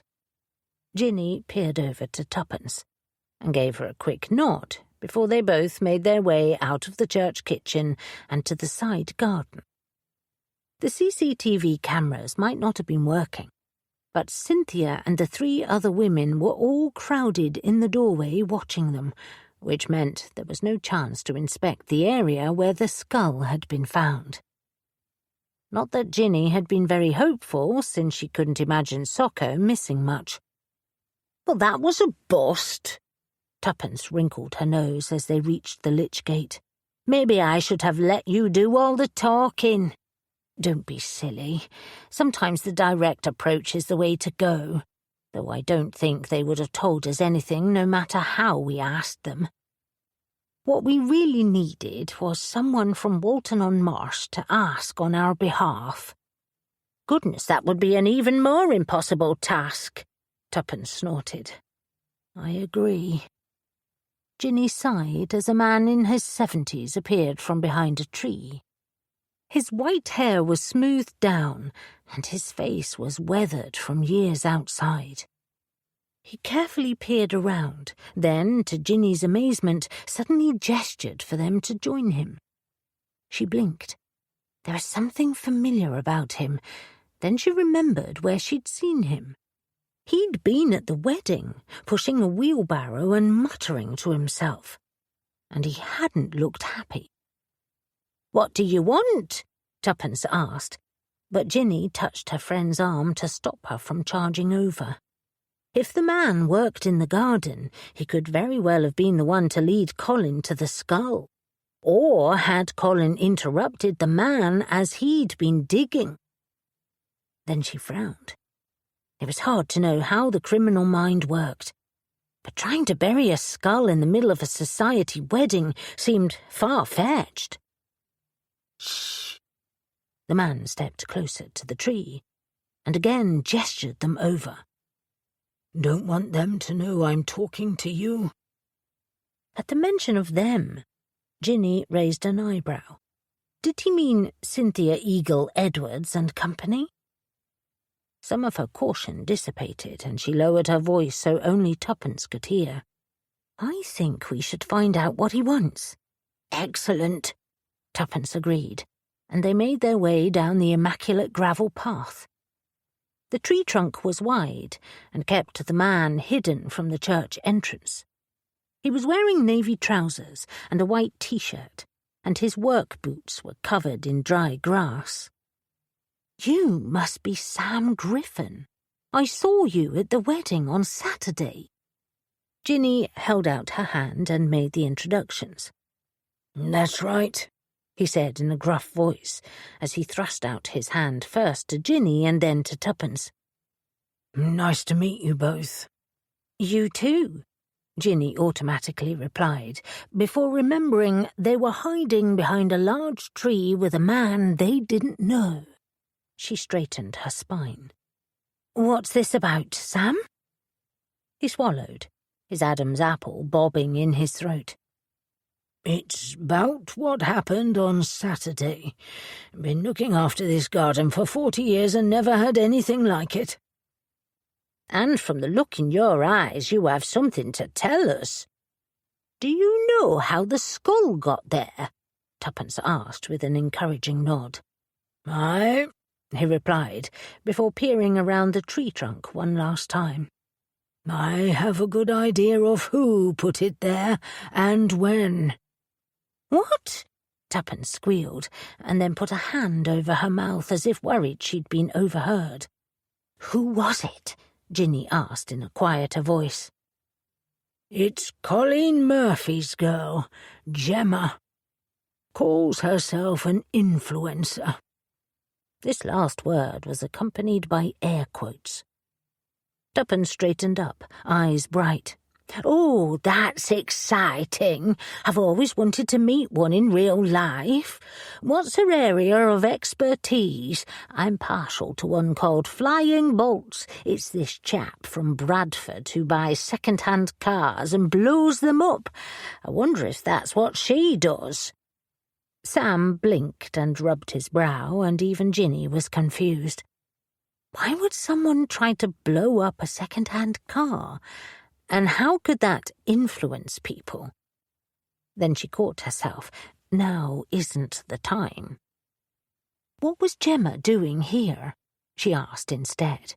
She often came at night looking for ghosts and talking about the history of Walton-on-Marsh. Ah, a paranormal investigator. Tuppence nodded in understanding. Not my usual interest, but I will have to look her up. So, what happened? Did you see this Gemma burying the skull? I wonder if it was on a full moon. Could have been a ritual. No idea. She was often filming at night, but I never paid much attention, unlike that lot. He nodded towards the kitchen. They didn't like it. Neither did the rector. But not much they could do about it, and she seemed harmless enough. Why do you think she was involved?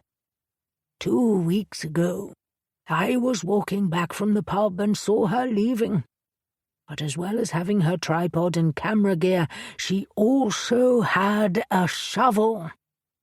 Ginny let out a soft gasp. Have you told the police? Sam nodded, but didn't look happy. I told one of the PCs, and that they might find something on that camera in the kitchen window.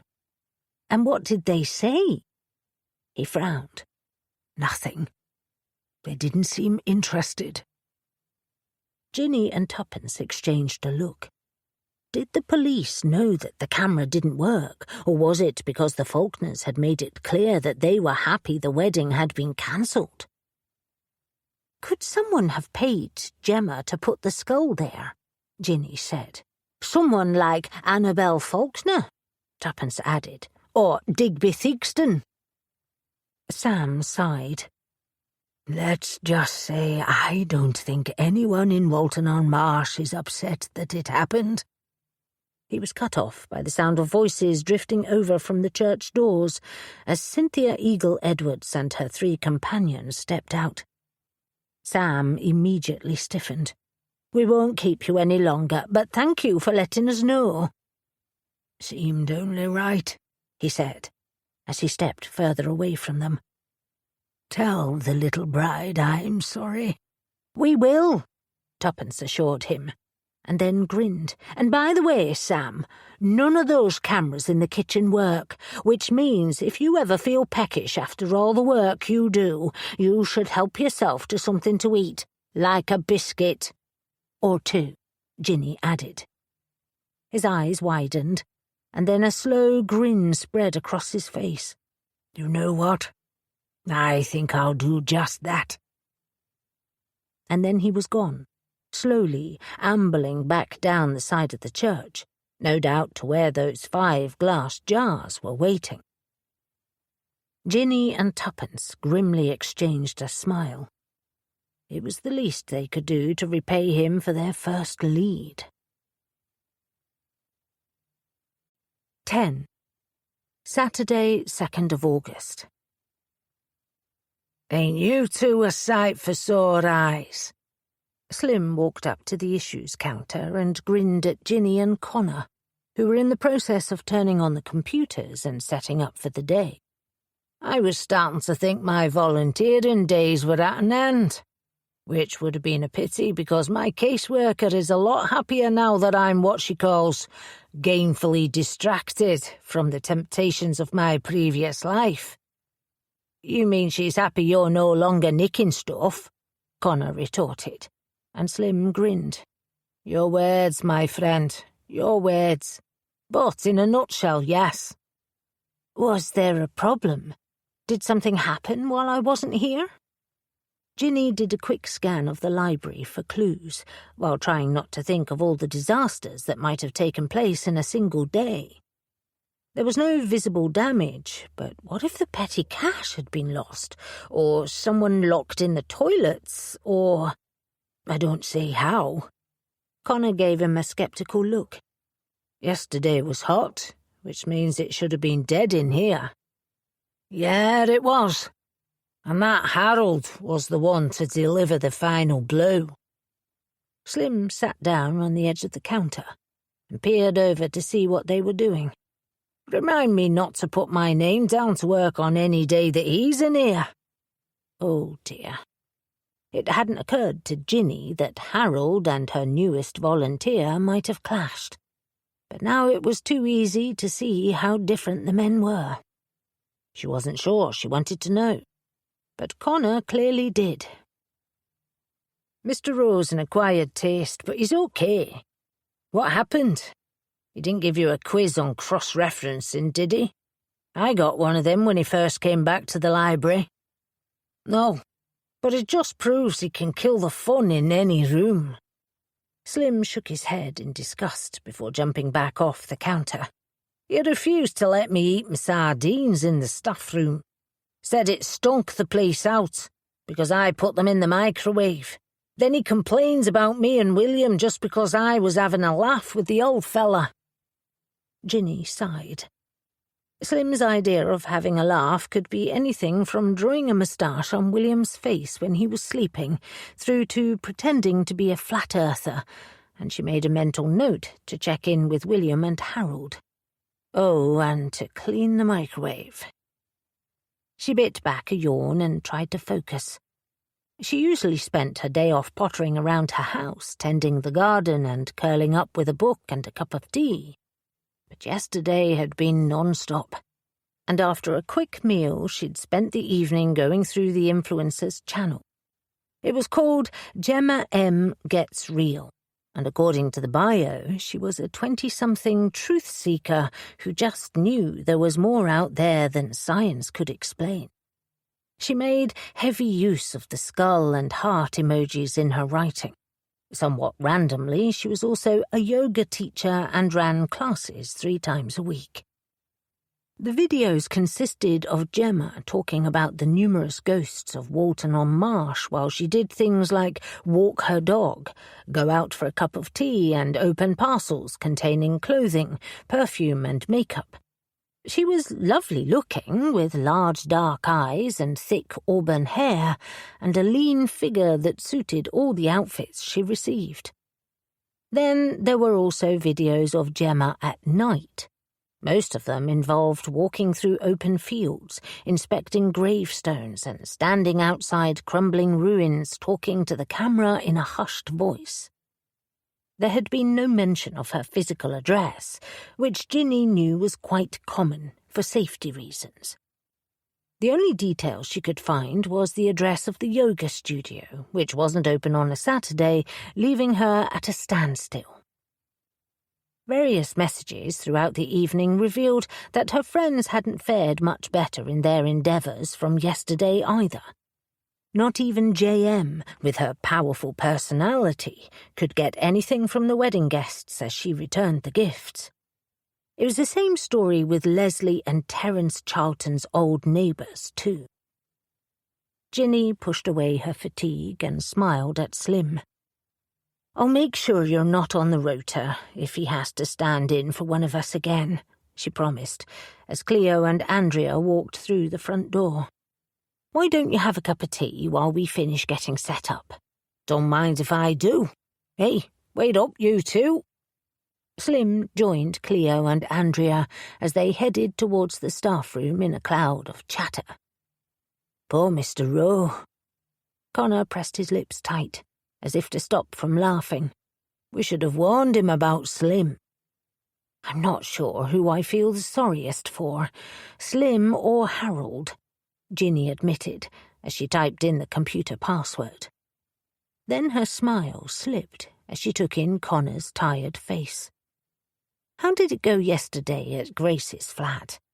I was hoping to see her this morning, but she'd already left the house for a jog when I came downstairs. She does that when she's stressed. I think it went okay. She was worried about seeing Theo, but it turns out he's gone away for a couple of nights to clear his head." "Yes, that's what we discovered yesterday when we went to Walton-on-Marsh." Ginny told him what happened, including their accidental admission. He hadn't told his family about Grace calling off the wedding, so I'm afraid we put our foot in it. Jacinta was very surprised, and Annabelle was... She broke off, not wanting to tell Connor how thrilled Theo's mother had looked. "Let me guess. She was dancing a jig," Connor said in a dry voice. I hoped Nan and Joey were looking for demons when there were none. But if the old guy from the church is right about seeing someone leaving the garden with a spade, it doesn't bode well." "I agree. But I don't think we should say anything to your grandmother until we've spoken to Gemma. I'd hate to cause trouble without all the facts." "Yeah, I wouldn't put it past Nan to do something crazy. And it would only stress Grace out more. What's the plan? Are you going to talk with Gemma?" "I want to, but we haven't been able to find her address. As well as doing her influencing, she works in a yoga studio. It seems an odd combination. Having multiple income streams and side hustles seems to be the thing these days." "It was?" Ginny often found having one job exhausting, so was pleased it wasn't something she had to do. Then she realised that in a way she did have a side hustle, just not one that paid. "Do you want me to see what I can find out?" Ginny nodded. "Yes, please. The yoga studio isn't open until Monday, so JM, Hen and Tuppence will go along, but I'd rather speak to her sooner. Unless you know her, of course." "Never heard of her. No, it's not the kind of thing I'm into," Connor admitted as he typed her name into the computer and brought up her channel. He shuddered at an image of Gemma standing next to a gravestone, wearing a long black veil and holding a candle. "Yeah, not my vibe. Anyway, leave it with me." He began to type as Andrea returned from the staff room. It was time to open the doors for the day. Once things had settled into the usual morning routine, Ginny headed out to the stacks at the back of the library. They were only accessed down a small lane, and it's where they kept some of the older books as well as the newspapers and other reference material that couldn't fit on the floor. She unlocked the security door and stepped inside.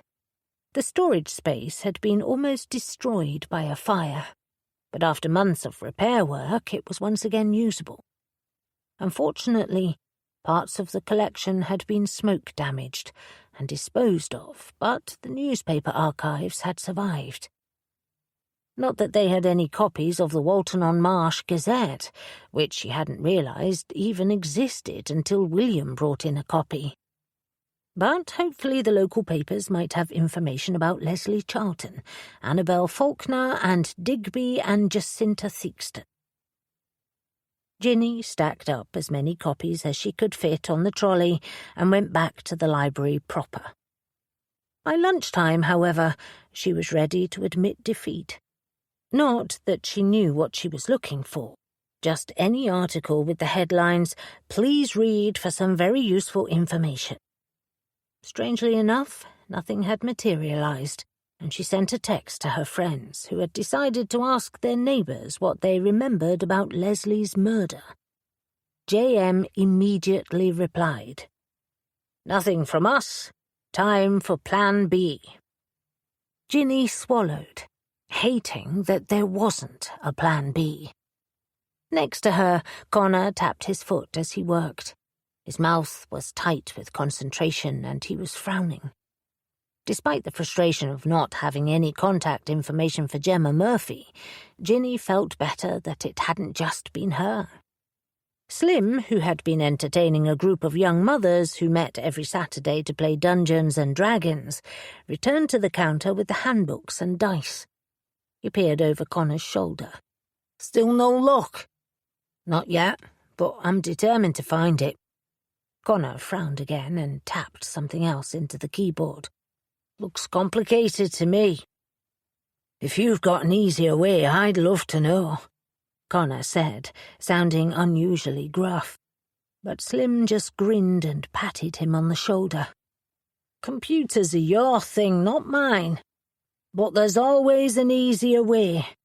You wouldn't believe the number of times I've seen some fool trying to squeeze through a top-floor window because they didn't think to check under the doormat for the key." Connor raised an eyebrow. "Not on my estate, they don't." "Yeah, but no one's going to nick anything from the Hilton now, are they?" Slim said, using the nickname for Connor's estate. "We don't play in our own backyard, if you know what I mean." Then he gave an apologetic wave of his hand.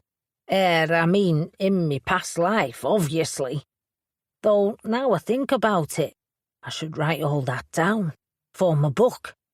Mind if I finish a few minutes early, boss?" "Of course not, and thanks for doing the Dungeons and Dragons," Ginny smiled, wondering if he knew that once upon a time the library key had been underneath a rock by the door, in one of the worst-kept secrets of Little Shore. He coloured. "It's nothing. Turns out I have a knack for tabletop role-playing games, thanks to my out-of-the-box thinking." He wandered away, jotting things down in his notebook. "I don't believe it," Connor muttered, looking up from the computer and glancing over at Slim's retreating figure. Ginny peered at the screen. "Did you find something?" "I think so. Which means Slim is a genius. I'm just not sure if it's for good or evil." "Good," Ginny assured him, though took a cautious breath in case whatever Connor found involved housebreaking. "What have you got?" "I've been going through Gemma's videos and realised that every Saturday afternoon she has a segment called Spill the Tea with Gemma, where she sits in a pub and talks about, well, I'm not really sure what. And why talk about tea when she's in a pub?" "It does seem like a missed opportunity," Ginny admitted. "I don't suppose you know what pub she films in?" He flashed a rare smile. "Actually, I do. I zoomed in and caught the name on the menu, and there is a big clock in the background with the time. It's called the Fresh Fields and is in Walton-on-Marsh. She seems to be there from 3 in the afternoon until at least 6 in the evening." "Connor, that's brilliant." Ginny checked the time. It was almost 2:00, which meant it was closing time, and after that, she and her friends could find out just what the young influencer had been doing at the church. 11. Saturday, 2nd of August. Fresh Fields Pub was an airy building with huge windows overlooking the Walton-on-Marsh Canal. It was filled with summer tourists enthusiastically admiring the view, and there in the corner, checking her makeup by using a mirror app on her phone, was a girl in her mid-20s with a swishy auburn ponytail and full lips. Gemma Murphy. "Connor was right," Hen whispered as they stepped inside. "It almost seems too easy." "I'm okay with easy," Ginny said as they both made their way across the busy pub. JM, feeling that her interrogation powers hadn't fully returned since yesterday's visit to the rival village, had opted to do more genealogy research, while Tuppence had volunteered to keep watching Gemma's YouTube clips, looking for hidden messages. It was a task that none of them envied. "Good point. I didn't mean to jinx us," Hen said as they reached Gemma's table. "These chairs are taken. Go somewhere else."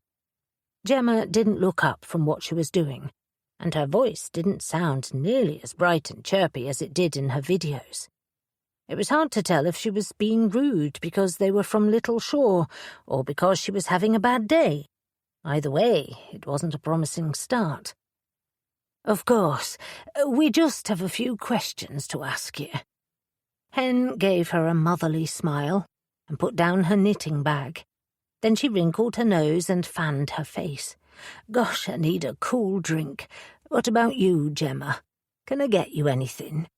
"What the hell? How do you know my name?"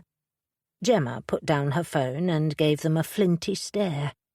One eye was coated in thick black mascaraed lashes and eyeliner, while the other was much smaller but a lot more natural-looking. "Sorry, we didn't mean to scare you," Ginny apologized, and quickly sat down as heads turned in their direction. They'd attracted quite enough attention yesterday, and she didn't want a repeat of that. We know you record your show today, so we'll make this short. But if you would like a drink, we'd be happy to get you one. It's not bribery, you understand, because that's morally a grey area, so we try not to go there. I'm Hen, by the way, and this is Ginny." Gemma's jaw went slack, as she gave them both a piercing glare before finally shrugging. "Fine. Tell them you want a Gemma special. They know me here. I didn't think I had any fans in your demographic," she added, before returning to her makeup. Ginny, who didn't manage much more than sunscreen and lipstick every day, watched in fascination as Gemma expertly applied the second lot of lashes and then set about adding a huge amount of mascara. She tried several times to make small talk, but Gemma didn't give any indication she'd heard, and it was a relief when Hen returned with the table number and 2 lemon, lime and soda waters. "Whatever the Gemma special is, it needs to be delivered separately," Hen explained, before slipping into the spare chair. "So, what did I miss?" "I have no idea," Gemma retorted, as she glared again at Ginny. Clearly, the attempt at small talk had not been successful. "What's this about? Because if you want to discuss a sponsorship deal, then you need to go through the proper channels. And no offence, but I don't think any of your products would suit me." "We're not here about that," Ginny said. "It's about what happened last week at St. Luke's Church." Gemma's eyes flickered with interest. "You mean Leslie Charlton's skull?" "So you've heard about it." Hen fixed Gemma with a piercing look as she retrieved her knitting and got to work on the blanket she was halfway through. "Of course I've heard about it. I'm the 5th biggest paranormal influencer in Lancashire, so it's my business to know. It's one of my open cases that I've been reporting on for the last 2 years, and my fans have been clamouring for more information. This is a very important moment for me." Gemma narrowed her eyes. "I hope you don't want to come onto my podcast to discuss it. You're both way too old." "No, I'd be far too nervous to do anything like that," Hen admitted. "Though our friend Tuppence would probably love it. She adores YouTube." Gemma's eyes filled with horror, but before she could reply, the waitress brought over a cocktail glass with Gemma's name written along the side in gold lettering. The drink was pale yellow with a layer of froth covering the surface. The influencer paused to take a photo of it, then put down her phone. "Thanks, babes. I'll post it tonight," Gemma promised the waitress, and then turned back to Ginny and Tuppence impatiently. "You have 5 minutes to tell me what this is about. I need to do my pre-recording routine. It's very important that I'm feeling calm and balanced. That's the secret to how I connect with my viewers. But between you and the fact my videographer is late, my vibration levels are a mess." Ginny didn't feel up to asking about vibration levels or videographers, so just smiled and took a deep breath. 2 weeks ago, the caretaker at St. Luke's Church saw you leaving there at night with a shovel. "That guy is dead old. He probably got muddled up," Gemma shrugged, though some of the colour left her face. "He's not that old," Hen protested. "Well, I don't think he is. Everyone over 30 looks old to me," Gemma retorted. "Why are you asking about this?" "We're trying to discover how the skull got there," Ginny admitted, starting to feel exhausted by the conversation before they'd even begun. "Do you know Theo Faulkner or Grace West?" "Do I look like I know them?" That's not really an answer. Hen's brow furrowed and Ginny sighed. Was Gemma purposely trying to evade the questions, or was she just naturally obtuse? As Gemma smirked and took a sip of her cocktail, despite herself, Ginny wondered if the young woman would still be smiling if Maureen West was the one asking the questions. No, Ginny shuddered. It was far better that they kept going than risk letting the terrifying matriarch loose. You grew up in Walton-on-Marsh, so you must have at least met Theo. Ginny tried again. Must I? Gemma gave her a hard smile. It does stand to reason, Hen encouraged, her needles clacking faster and faster. If you say so. Gemma shrugged. Hen and Ginny exchanged a perplexed look. This was not going well. How do you think Leslie Skull got there? Ginny asked instead, and almost cheered when Gemma's eyes brightened with interest. Could be the curse. We all know it works in mysterious ways, and since the bride was from Little Shaw, maybe Leslie Charlton's ghost was trying to warn her off. We did consider that, Hen agreed. Did you hear about the person who went to buy a cabbage? OMG, yes. They totally disappeared. So freaky. I've been telling my viewers for years that the curse is really a dark power out for vengeance. Gemma's eyes sparkled with drama. Vengeance? Ginny said in surprise. Against who? Against anyone who dares to cross it. There's so much we don't know about what happens on the other side of the veil. That is why what I do is so important, Gemma said, before her mask of indifference suddenly reappeared. Now, your 5 minutes are up. I have to finish getting ready. I'm doing a live Q&A today. She picked up a large red leather tote bag and rummaged around in it before withdrawing a set of headphones. The bag was familiar, and Ginny's skin prickled with recognition. Then she peered down to Gemma's feet, where perfectly manicured toenails were peeping out from a pair of red-heeled sandals that matched the bag. They were identical to the ones from the upmarket boutique that Jacinta Theakston owned. The hairs on her arms stood up, and her mind whirled. Gemma and Jacinta were roughly the same age, and while they seemed unlikely friends, that didn't mean they weren't. Is this a connection? How long have you known Jacinta for? Ginny asked abruptly, hoping the change in tack might surprise Gemma into giving them a straight answer. It did not. Jacinta who? Gemma blinked, though her mouth puckered in a way that suggested she was hiding something. I have no idea who that is. She owns Coco, which is the shop where your sandals and handbag came from. Oh, how extraordinary, Hen squeaked, then turned to Gemma. Ginny's ever so clever at piecing things together. Are you sure you don't know her? 100%, Gemma growled, her face turning into a hard mask as she dropped the red bag back onto the floor. Now, I'm very busy. With all the extra interest in Leslie Charlton, it's important that I don't lose any traction. Do you know that 3 of my videos are going viral because of it? Speaking of which, there is the videographer. Ginny watched as a harassed, middle-aged man made his way across the pub, his shoulders straining under a bag of equipment.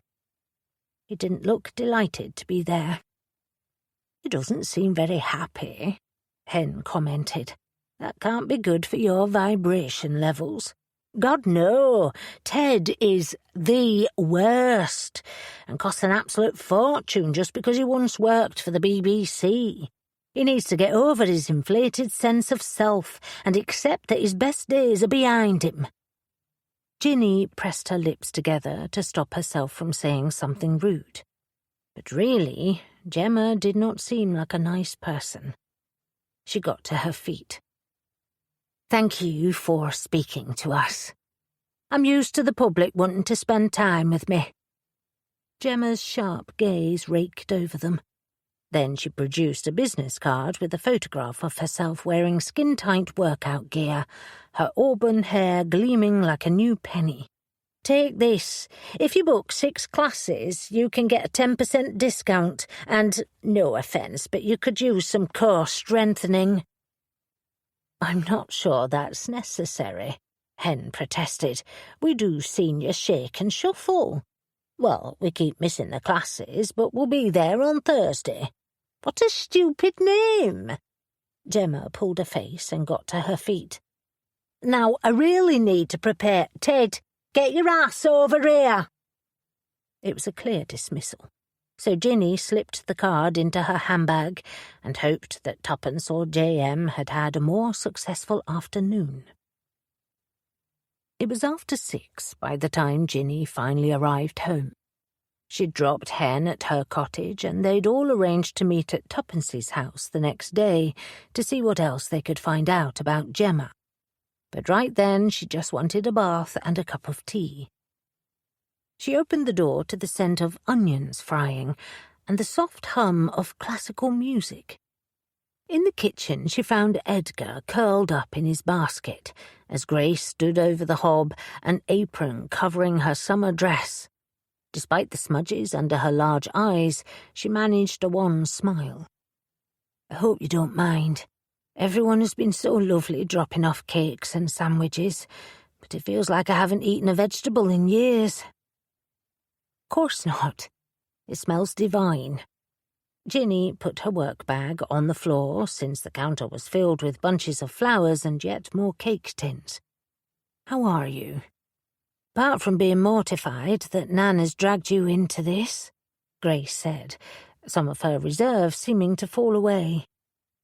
Then she sighed and looked at the spot on her finger where her engagement ring had once been. "I'm still lousy, second-guessing myself every moment of the day, which is the other reason I wanted to cook something. I need to keep busy, and my go-to is tidying up, but your house is so very neat." Ginny gave her a reluctant smile. "I'm afraid you're not the only one who likes keeping busy." "Does it ever get easier?" Grace's voice was scratchy, like it was being dragged out of her across rocks. Ginny swallowed.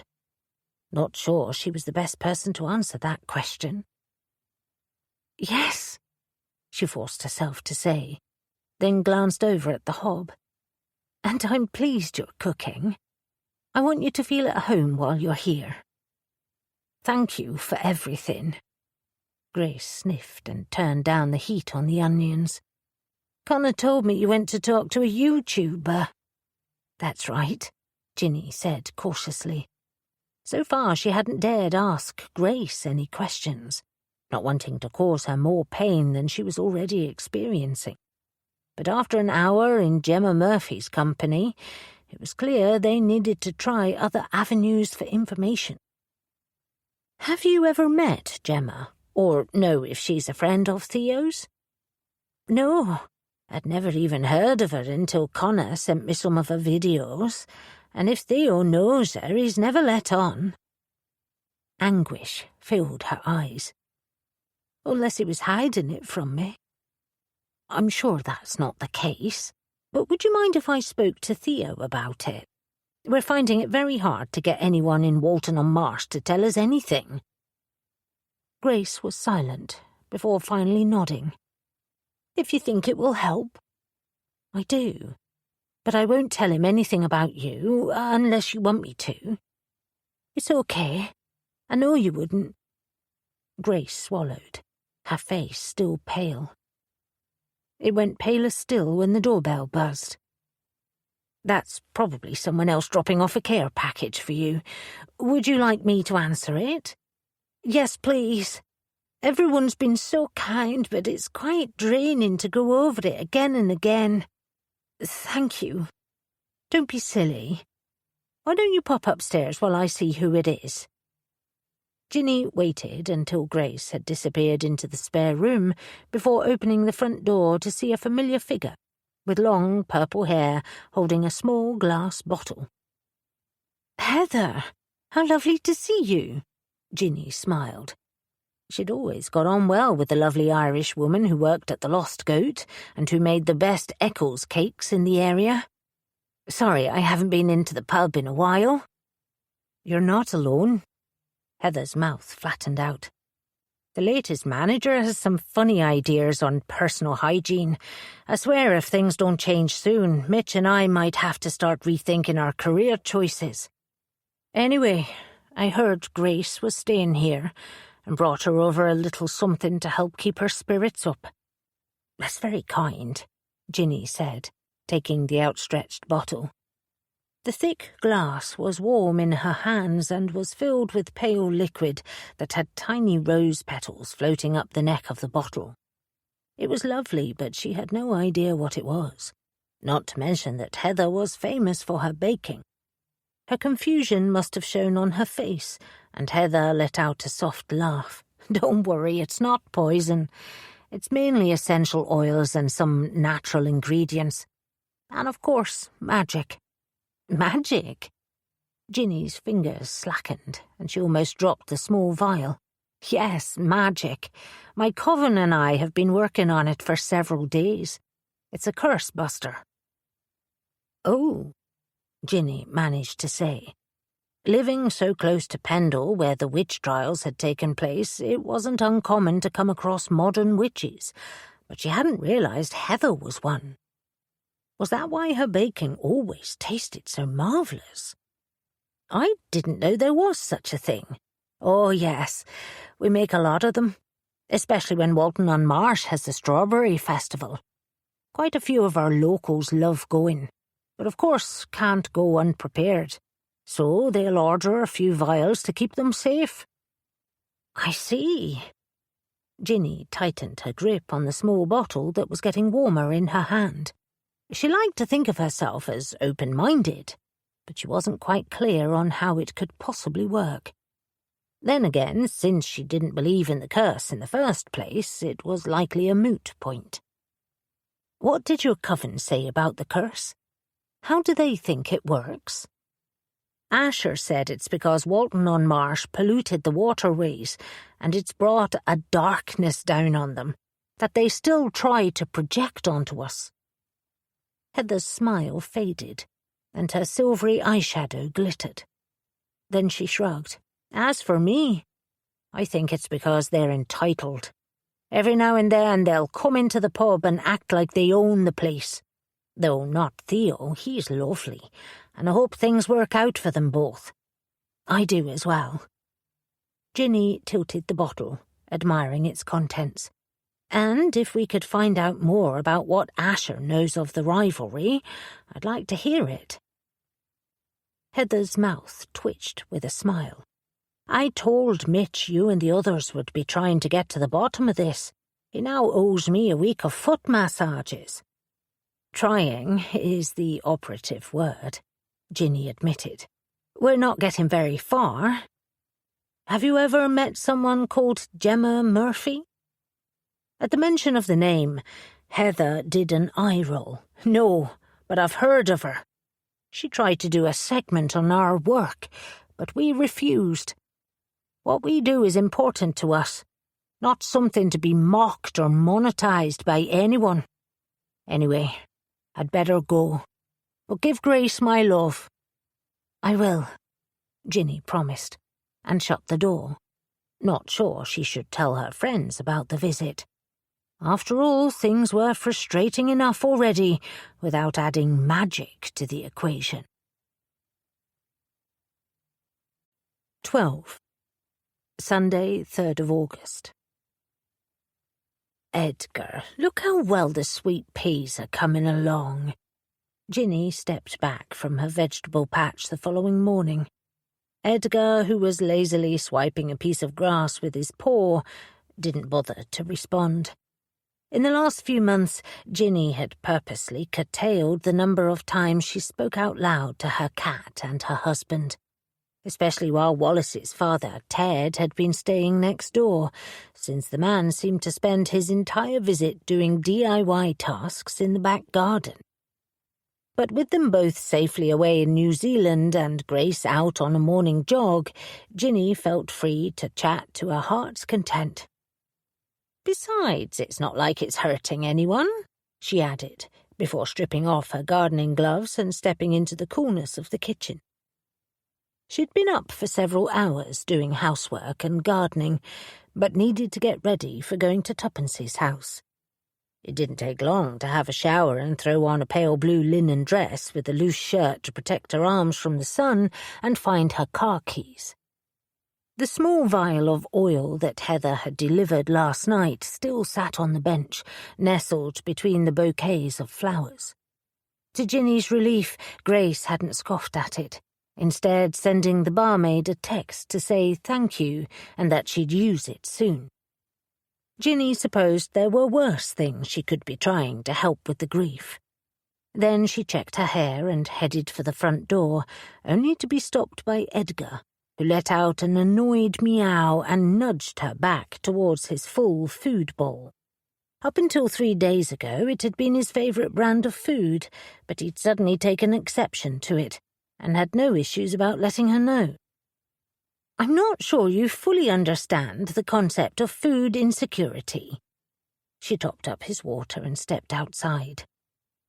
Edgar followed her and defiantly jumped up onto her neighbour's white car again. Ginny decided that Wallace could fight his own battles and said goodbye to her non-responsive cat. She drove to the lovely slate-roofed cottage that had been in Tuppence's family for many years. Outside were 3 other silver cars, and Ginny pulled up next to them, hurrying to the open door that led into a short hallway. As usual, it took her breath away. Large trees had been painted onto both the walls, with the bird-filled canopy spreading out across the ceiling, making Ginny feel like she was stepping into a jungle. Woven through the giant roots near the floor were discarded pieces of plastic drink bottles and chocolate wrappers that twisted up the tree trunks like barbed wire. It was one of the many murals that Tuppence's late husband Tarrant had done, both in the house and around Lancashire. "Oh, you're here. Excellent. We've just made a pot of tea." Tuppence appeared in the doorway that led through to the lounge area. Her feet were bare, and Brandon was at her heels looking very at home in the small cottage. Ginny followed her friend through to a sun-drenched room with a large television on the wall and 2 brightly coloured sofas facing each other. Her friend had spent the last few months reupholstering them, and Ginny admired the stunning print and the careful piping along the arms. She doubted she'd have the patience to do anything like that. Hen and JM were on one sofa, looking glum as the sound of Gemma's YouTube channel played in the background. "Is everything okay?" She sat across from them, her brow already furrowing. "You mean apart from having to sit inside to watch rubbish when we could be at the cemetery gardening?" JM scowled. "Makes me pleased I don't own a television." "It's not my cup of tea either," Hen admitted, before brightening. "Speaking of which, I'll play mother. Maybe we just need some caffeine for it all to make sense." "I think it's going to take more than a cup of tea," Tuppence admitted, turning back towards the screen. "I'm going to suggest she watch a few of Flying Bolt's episodes. Might give her some pointers. And I might suggest she stops indulging in so much fast fashion or endless plugging of products," JM grumbled, before taking the cup of tea that Hen held out. "If she's so interested in the supernatural, she could at least mention it more." "Her speciality subject seems to be talking about nothing," Hen admitted. "By the time we left her yesterday, I had no idea if she'd told us anything useful. Ginny couldn't get anything from her, and we all know how good she is at interviewing." "I wouldn't say that," Ginny protested. They'd already filled their friends in on the disastrous interview, and Tuppence had put the details into the address book. Not that they had many details, just an expensive red bag and sandals that might have come from Jacinta's store. We couldn't get a straight answer out of her. Sounds like she's a politician in the making, J.M. huffed, which means what is coming next is going to be painful. Very. I watched over 2 hours of videos yesterday, and I like to think I'm very liberal in my tastes. Still, I suppose we need to finish watching the rest of them. Tuppence sighed, and Ginny settled into the sofa as they all focused on Gemma Murphy. Her thick hair was pulled back from her face as she leaned over a neglected headstone and pointed at a well-weathered stone skull with chiselled wings coming out from each side. The camera zoomed in as Gemma chatted in an excited voice. How cool is this winged skull? Below you can see the Latin phrase memento mori, and regular viewers to my channel will know how much this resonates with me. I mean, come on, it is just so powerful. Remember, you must die. I get goosebumps every time. On cue, she peeled up her well-fitting crop top to reveal a tattoo of a skull, along with the Latin phrase. The camera hovered for several beats before panning back to Gemma's smiling face. This was done by my favourite tattoo artist, Dr. Ink Guy Guru. And for this week only, you can get a 10% discount there. The links and code are below in the comments section. But now, let's get back to business.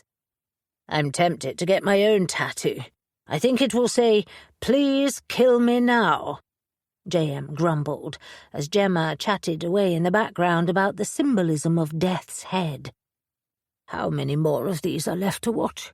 423, Tuppence grimaced. Then I suppose we'd better get our sugar levels up. Hen passed around a plate of biscuits, then squared her shoulders as if preparing to go into battle. Let's get this over and done with.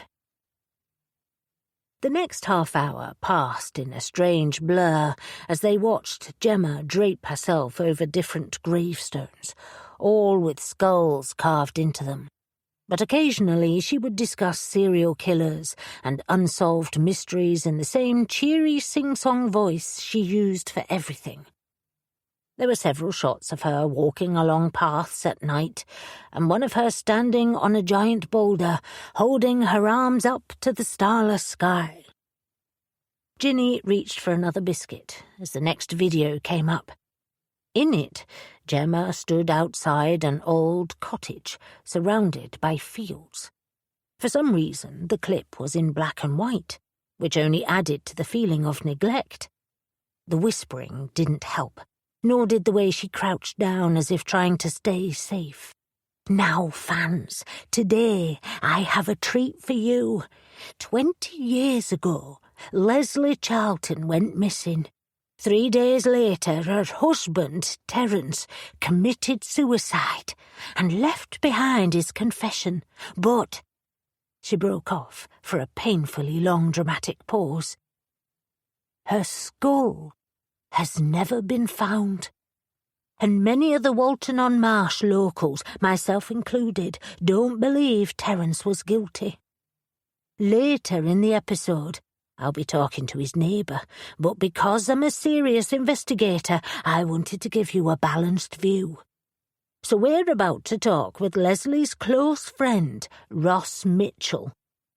Now, there's a noise coming from the back of the cottage, so I think we're going to be in luck. And remember, memento mori. So let's make it count. This was accompanied by a thumbs up as Gemma crept closer to the back of the house, following a sign that said, "Bespoke furniture, this way." Her progress was stopped by Tuppence, who hit pause. I can't believe that Gemma Murphy has given us a lead. Yes, it's a lot more useful than a discount code for body piercing, J.M. retorted in an exasperated voice, before gesturing with her hand for Tuppence to play the clip.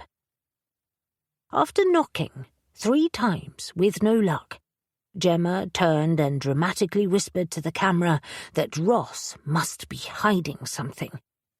It just proves I'm on the right track."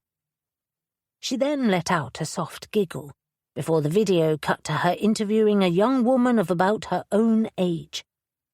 Most of the discussion involved makeup tips and a convoluted explanation of what might have really happened to Leslie, and when it finished 5 minutes later, Tuppence switched off the television. Hen picked up her phone and typed something in. "Let's see. His name was Ross Mitchell, and the business is called Bespoke Furniture, and—" "Bingo! Here we go. The address is 58 Boundary Road, Littleshaw. That's interesting. If he's from here, then why haven't I heard of him before? I don't know him either, but it does explain why he wouldn't answer the door to Gemma. He must have known she was from Walton-on-Marsh." Tuppence got to her feet and slipped on her Crocs. "Let's just hope he's happier to talk to us. Who wants to drive?" 13. Sunday, 3rd of August. Ross Mitchell's cottage wasn't nearly as run down as Gemma's black-and-white gloomy video had tried to imply. The stonework was clean and tidy, and the pitched roof gleamed in the hazy afternoon sunshine. A large "For Sale" sign hung from the fence, which might have accounted for the tidy appearance, and next to it was a second sign announcing he was open for business. The faint hum of the radio and the fresh scent of sawdust was coming from behind the cottage, so one by one they stepped along a flagstone pathway that wove between flower beds and through to a workshop. Roses climbed up each side of the workshop's doorway, and a handmade wooden bench was positioned under the window. It was a charming scene, and Hen let out a small gasp of admiration. The radio immediately stopped playing, and several moments later a man in his mid-60s appeared in the doorway of the shed, wearing a leather work apron. His dark skin glistened with sweat, and his hair was in thick cornrows that hung down his back. He greeted them with a smile and peeled off the apron before joining them, hand outstretched. "Hi, I'm Ross. Would you like to come in and have a look around?" "Oh, yes," Hen said, before wincing as J.M. gave her a sharp glare. Hello, I'm Hen, and this is J.M., Ginny and Tuppence. We were hoping to talk to you about Leslie Charlton." "Tuppence?" His attention turned to Ginny's friend, and recognition bloomed in his gaze. "You were married to Taryn Wilde." "You knew Taryn?" Tuppence went stiff. "I wouldn't go that far." Ross gave her a rueful smile. "Met him a few times while he was working on the mural for Walton-on-Marsh College, where I used to teach. I often stopped to chat with him while he was there. I was sorry to hear about his passing." "Oh," Tuppence swallowed, as if trying to push down her rising emotions. "Thank you. It's been almost 11 years. If it's any consolation, his work lives on. I was driving past a school last week, and the mural looked as vibrant as the day it was painted. And in the ultimate compliment from our industrious youth, there's no graffiti on it." Tuppence managed to smile, and Hen reached over and squeezed her hand, while J.M. stepped forward. "You mentioned Walton-on-Marsh College. Is that where you met Leslie Charlton?" "That's right," he said, voice cautious. "Are you journalists? I've had a few approaches in the last week." "No, we're not here in any official capacity," Ginny assured him, trying to ignore Wallace's voice in her head, wondering why they were there at all. "We're friends of Grace West. It was her wedding that was cancelled." His face softened, and he gestured to the door that led through to the back of the cottage. "I was sorry to hear about that. It must have been quite distressing. Let's get out of the heat." "Thank you." Hen fanned her red face and followed him through to a large farmyard kitchen, with Ginny close behind. The interior was light and sparsely furnished, with a stone floor and a long reclaimed wood table surrounded by a collection of antique chairs. "Oh, this is lovely," Ginny said, admiring the copper cooking pans and the gleaming Aga. "It would be more lovely if it was a mile down the road. A house on the Walton-on-Marsh side sold for almost double what I'm likely to get." He lifted a large jug of water out of the fridge and carried it to the table. Thin slices of lemon and pieces of mint floated at the top. He put it down and returned with glasses. "Yes, but if you lived on that end you might lose all your manners," J.M. retorted.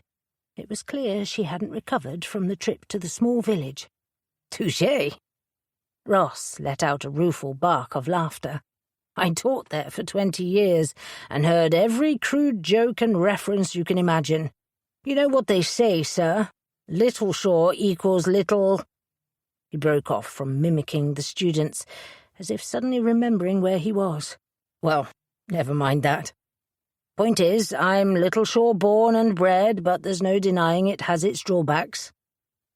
"I'm sure you'll find a buyer soon," Hen told him with an encouraging nod. "So, are you happy if we ask you a few questions?" He poured 5 glasses of water and nodded. "I take it you don't believe it's part of the curse?" "Absolutely not," J.M. said in a stern voice, as Tuppence pulled out the small address book and opened it to I for interview. "But we do want to find out how Leslie's skull ended up at the church, and whether someone did it on purpose to stop the wedding," Ginny admitted. "Do you know an influencer called Gemma Murphy?" He sighed. "She was one of my students a few years ago before she started her videos. When she first approached me about the murder, I agreed to look at her questions, but they were so ridiculous that I refused. What is it with 20-somethings and their obsession with internet fame?" Ginny had no answers.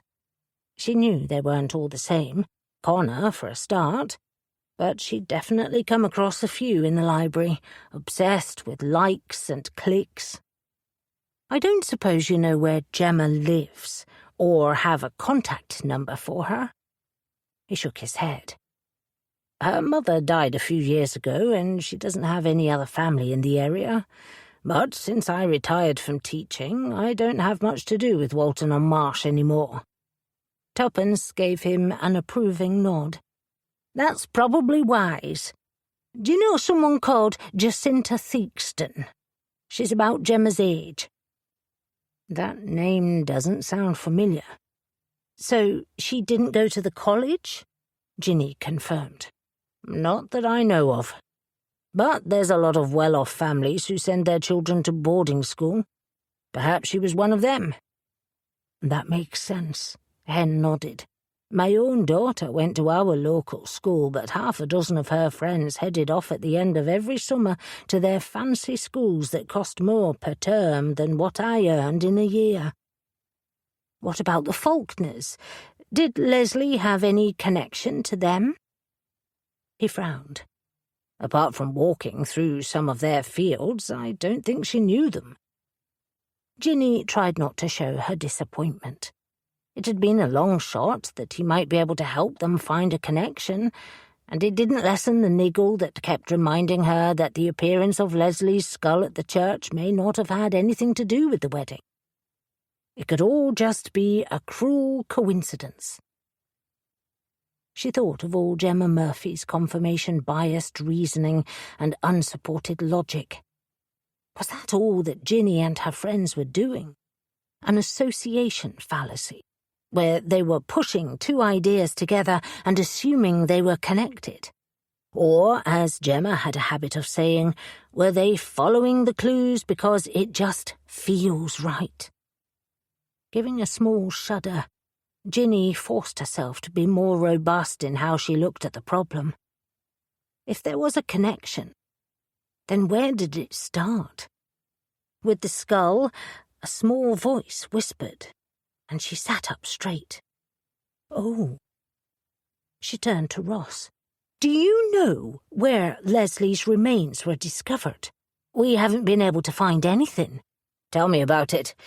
Usually these things get turned into a shrine of corner shop flowers and teddy bears, but for whatever reason the police decided not to release the information publicly." "Why ever not? I hope it's not because she was from Little Shore," Hen said. "I have had about enough of this damn rivalry," J.M. bristled in outrage. "Which means we still don't know where her bones were found." Tuppence tapped her pencil against the table. But the gloom around Ross seemed to fade as he grinned. "I never said that I didn't know." He abruptly stood and disappeared into another room, returning with a framed antique map, which he placed on the table. It was stunning. While there was no hand-colouring, it was covered in tiny triangular slopes, curving lines for waterways and church crosses, and the name of all the villages and towns had been painstakingly written in a beautiful cursive. Some she recognised, but others had changed over the years. "You have the location," Hen gasped. "Like I said, Leslie was a friend of mine, and she liked to go rambling. So, after the news came out that her remains had been found, I did one of her favourite walks. Like a pilgrimage, I suppose." Then he gave them a self-deprecating smile. "Well, if you can call 3 miles a pilgrimage. I'd set off to do the Harris Hill Walk, but 3 miles in, I stumbled across a load of police tape around an area just off the path. And when an officer found me standing there, they moved me on, saying it was still a crime scene and not a tourist spot." "Sounds like that was before sensitivity training existed." Hen gave him a sympathetic look before glancing over to the map. "Where was it?" "It's here, just under halfway along the Harris Hill Walk." He pointed to a tiny skull that was barely visible next to a pile of rocks. At the sight of the skull, Ginny's heart rate increased and her friends all stiffened. Ross, on noticing the reaction, let out a bitter sigh. "I know. The irony isn't lost on me. A lot of these old maps have the original trig markers the surveyors would have used. They also include things like hills and church spires. But this is to mark the limestone caves that used to be there." "Used to be there?" He nodded. "Historically, they were probably used by the lime burners, but the cave system collapsed sometime in the 1700s and at least 20 miners were killed. You can't see any evidence of the mine, but there's a large boulder marking the spot, and it's probably why a skull symbol was used on the map." "And that's where Terence chose to bury her body?" Tuppence shuddered. "That's gruesome." "Indeed. Leslie knew the area well and used to often take classes there on field trips. I suppose she told Terence about it." "Do you remember who found the bones?" "No, the information was never released. But I heard that it was someone out on a run. There'd been a lot of storms the previous month, which might have eroded the ground and exposed the—" He broke off. Pain etched across his face at the loss of his friend. Ginny closed her eyes, suddenly wishing she hadn't tried to be so robust. Just thinking of the history teacher being buried in the spot where so many others had died seemed cruel. And then to be buried all over again by a police department who seemed to want to pretend it hadn't happened was almost worse. Hen reached over and patted Ross's hand. "That was very kind of you to make the pilgrimage. I never met Leslie when she was alive, but I'm pleased she had a friend like you." "Thank you," he said gruffly.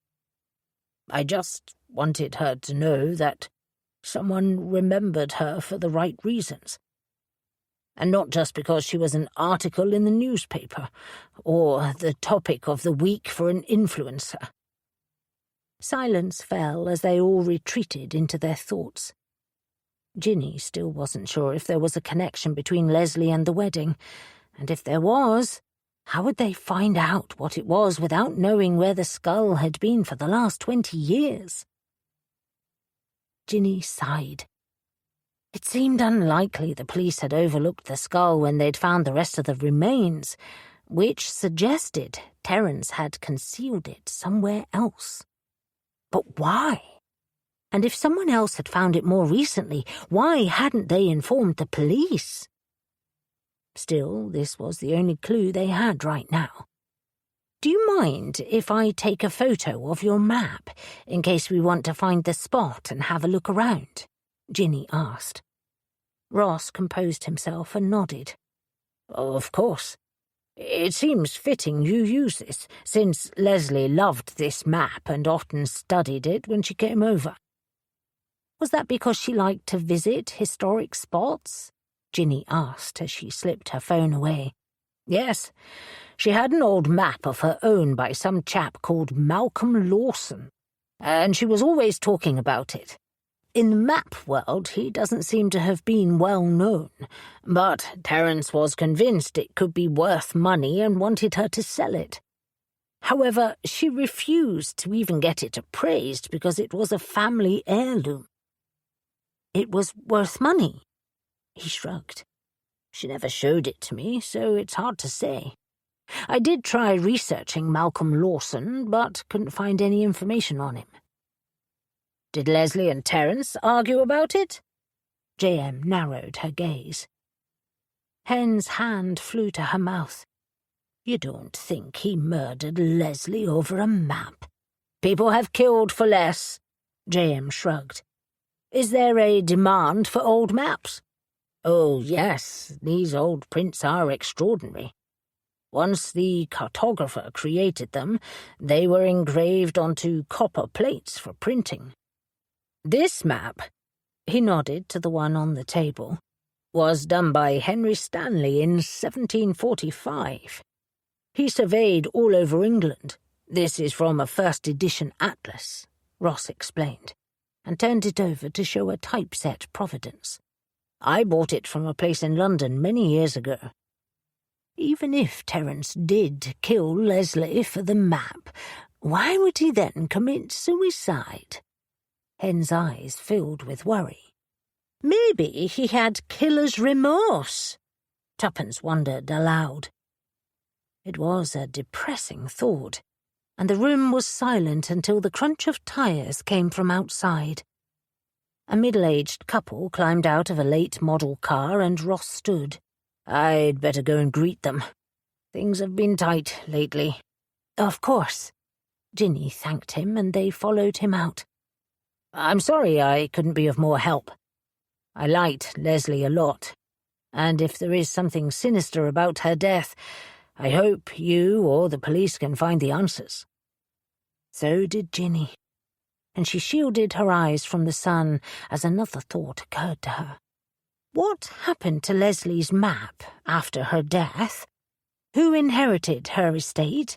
Is there a chance they'd still have it? "I don't know.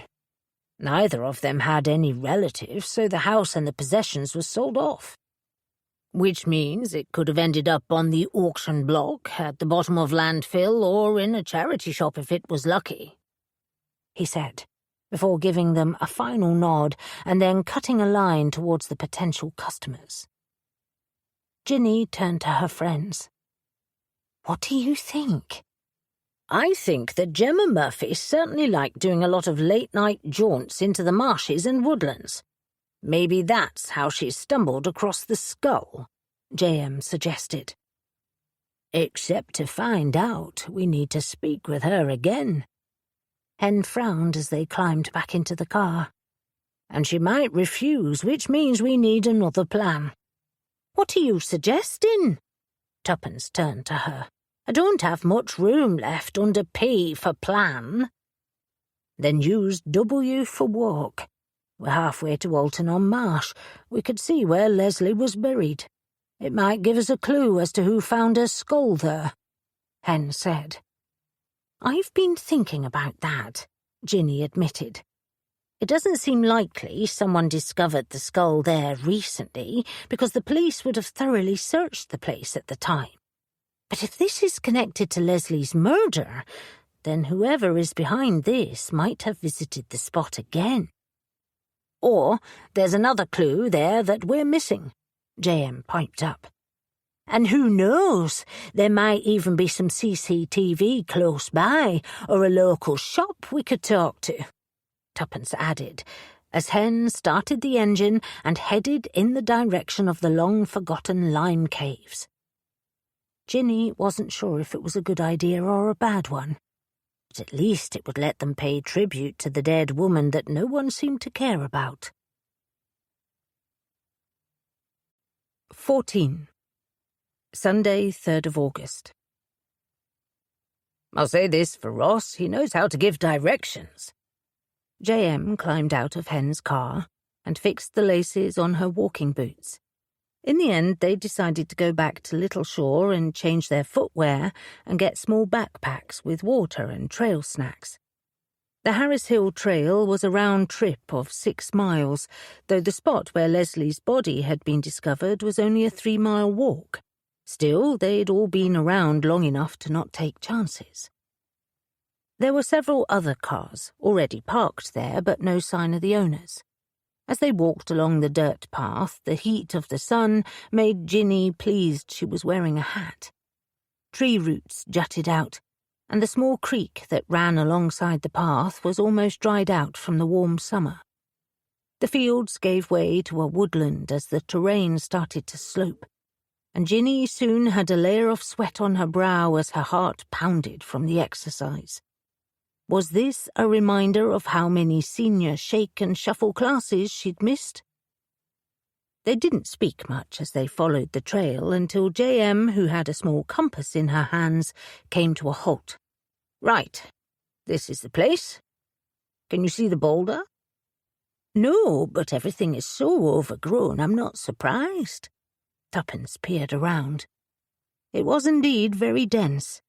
The tree canopy shaded the trail while ivy clung to small bushes and shrubs that had been trying to survive in the undergrowth. There was nothing to indicate that any caves had once been there, let alone the marker Ross had told them about. I think we should have a look around, J.M. announced, disappearing further into the thicket of branches, while Tuppence went in the other direction and Hen walked straight ahead. Ginny spied what might be a disused trail. It was barely visible, but some of the grass had been flattened down, so she pushed back a few branches and stepped forward. The path widened, and the dry dirt had the faint imprint of shoes, which indicated it had been used recently. She arrived at a clearing and stared at a weathered boulder. Her skin prickled. So this is where Leslie Charlton was buried. She glanced around, trying to picture the soil eroding away to expose some of those bones 15 years ago. But whatever the Socko team had done to recover the remains had long ago been reclaimed by nature. The silence was broken by the scuffle of feet as a young girl darted into the clearing. "Mama, look at me!" The girl scrambled onto the boulder and held her arms up to the sky. But her unimpressed mother, following on behind, simply pulled a face and lifted her down, scolding her to be careful. As they disappeared back down the path, Ginny stared at the boulder as a flash of Gemma Murphy making the same pose crashed into her mind. She had filmed here. It wasn't necessarily a surprise, since the influencer hadn't hidden her interest in Leslie Charlton's murder. But still, it did suggest she might indeed have a connection to the skull. Branches crackled behind her, and footsteps sounded as Ginny turned around, expecting to see the familiar faces of her friends. Instead, she came face to face with a man in his late 20s with dark hair and angular features. Digby Theakston. Ginny stiffened and took a step back, her mouth suddenly dry. "Digby, what are you doing here?" I could ask you that, he snapped, in the same sullen accent as when they'd first met last week. Unless you're simply taking a break from harassing my sister. Harassing? Ginny protested, not sure her conversation with Jacinta could be described that way. I was returning her wedding gift on behalf of Grace. At the mention of Grace's name, his lip curled with disdain. That's not what she said. Digby, I think I've got it, a second voice said, and the wedding photographer appeared in the clearing. The black dress had been replaced by denim overalls and a white t-shirt underneath. She was wearing stout walking boots, and her hair was pulled back from her face. At the sight of Ginny, she came to an abrupt halt, her brow wrinkling. Oh, I know you. You were at the wedding, right? That's right. I'm Ginny Cole, she answered, and automatically held out her hand as her mind tried to make sense of finding them both at the same spot where Leslie's skeleton had been discovered. Vanessa, the other woman replied, and much to Ginny's surprise she shook hands and smiled. We never got properly introduced the other day. That's because it was a farce, Digby retorted, his jaw tight. Then he shot Vanessa an annoyed glare, as if displeased by her basic courtesy. And if you've got the shot, let's get out of here. I'm suddenly finding the air less than refreshing. Digby, stop being such a prick, she scolded him with a shake of her head. Ginny must already think I'm a rude cow, without you making it worse. Of course I don't, Ginny said, though even to her ears it didn't sound convincing. You should. I was in an absolutely beastly mood. Vanessa unhooked the camera equipment that had been slung over her shoulder and lowered it to the ground. How is Grace? Have you seen her? I heard she called off the wedding, which is heartbreaking. Please, enough with the platitudes, V. Let's get out of here. I'm tired and hungry and sick of this, Digby growled. You were the one who wanted to tag along. Vanessa didn't seem moved by his theatrics as she looked around the clearing, eyes alight with interest. Besides, I need to get a few more shots. Yeah, well, you can do it on your own. I'll wait at the car, he snapped, and then picked up a shovel that Ginny hadn't spotted and disappeared back down the narrow path.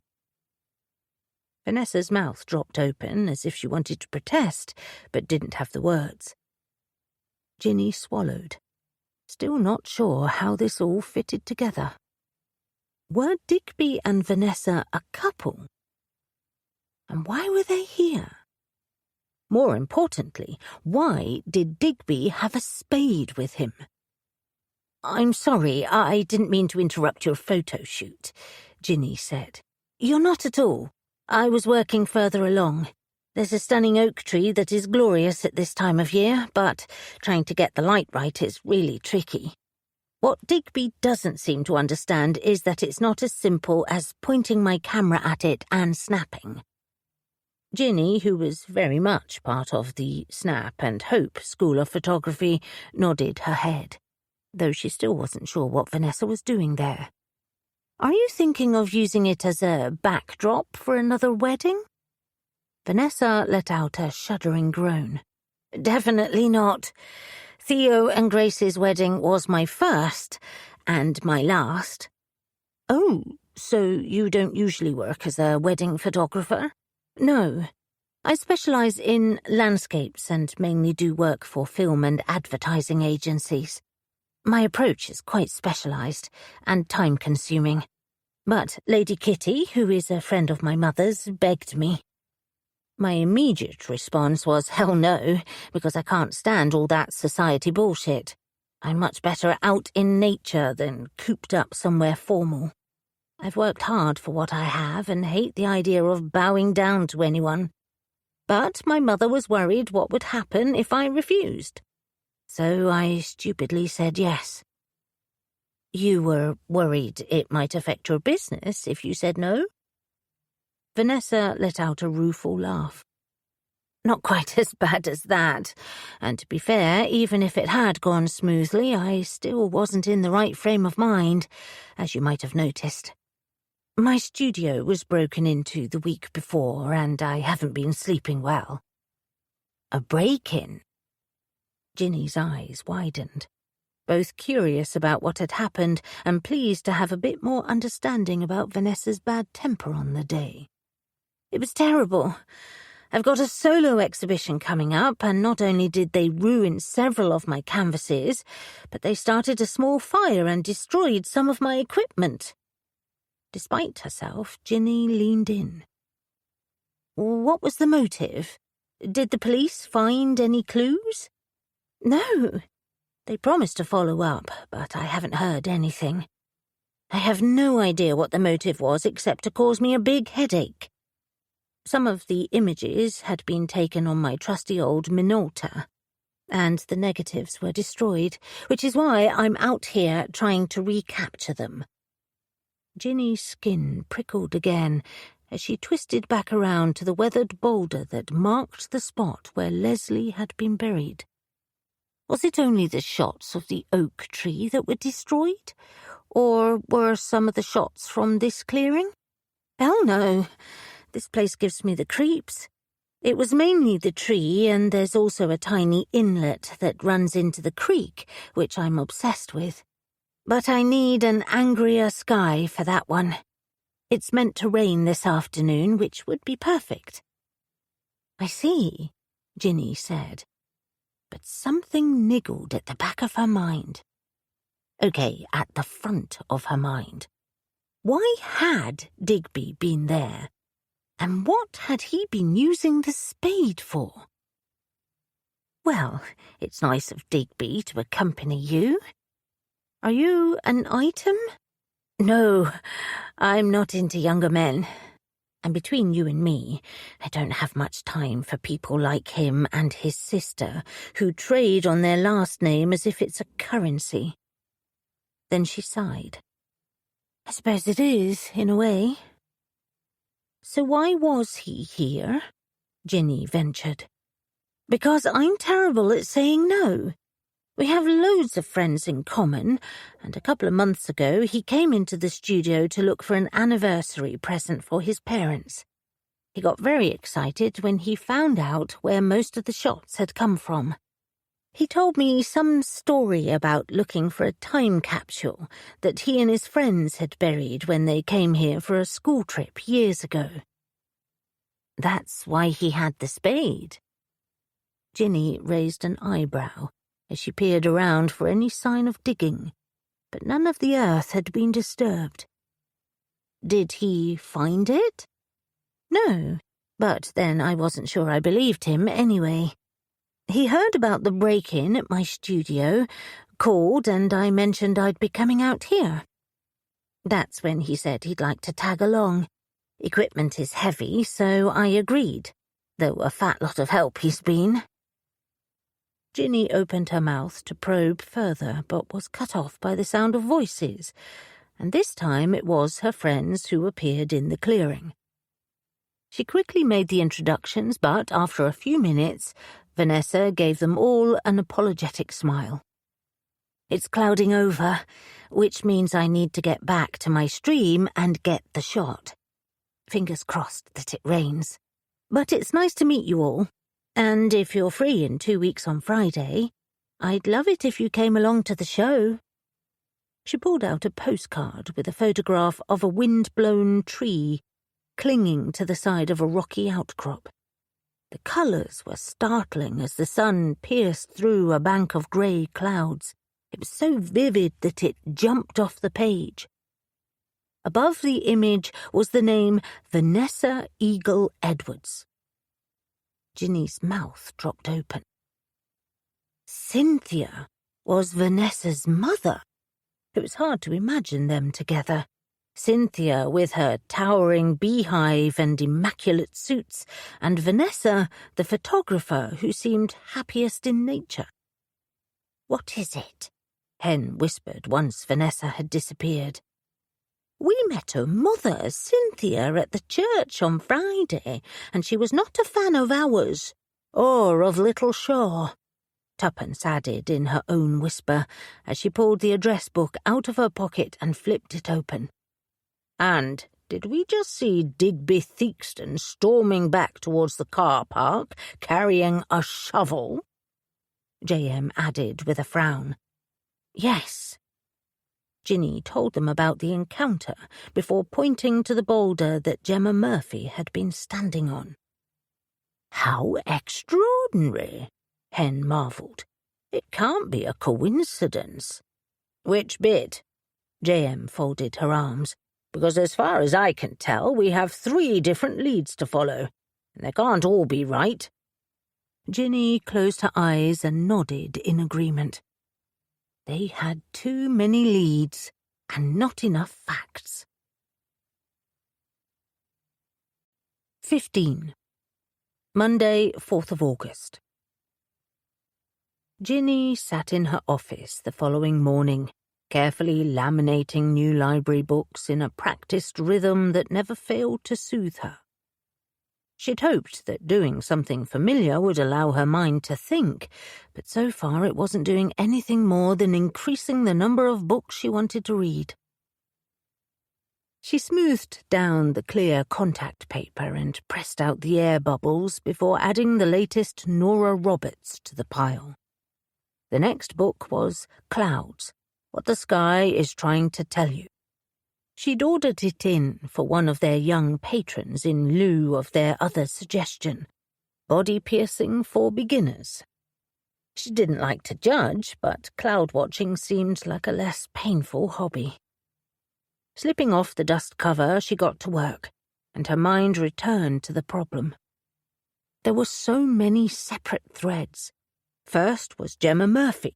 Now they'd connected her to the spot where Leslie's body had been found. It made Ginny sure the influencer hadn't been entirely truthful with them. Digby Theakston was already on the list, but his appearance yesterday had just earned him a tiny gold star next to his name in Tuppence's address book.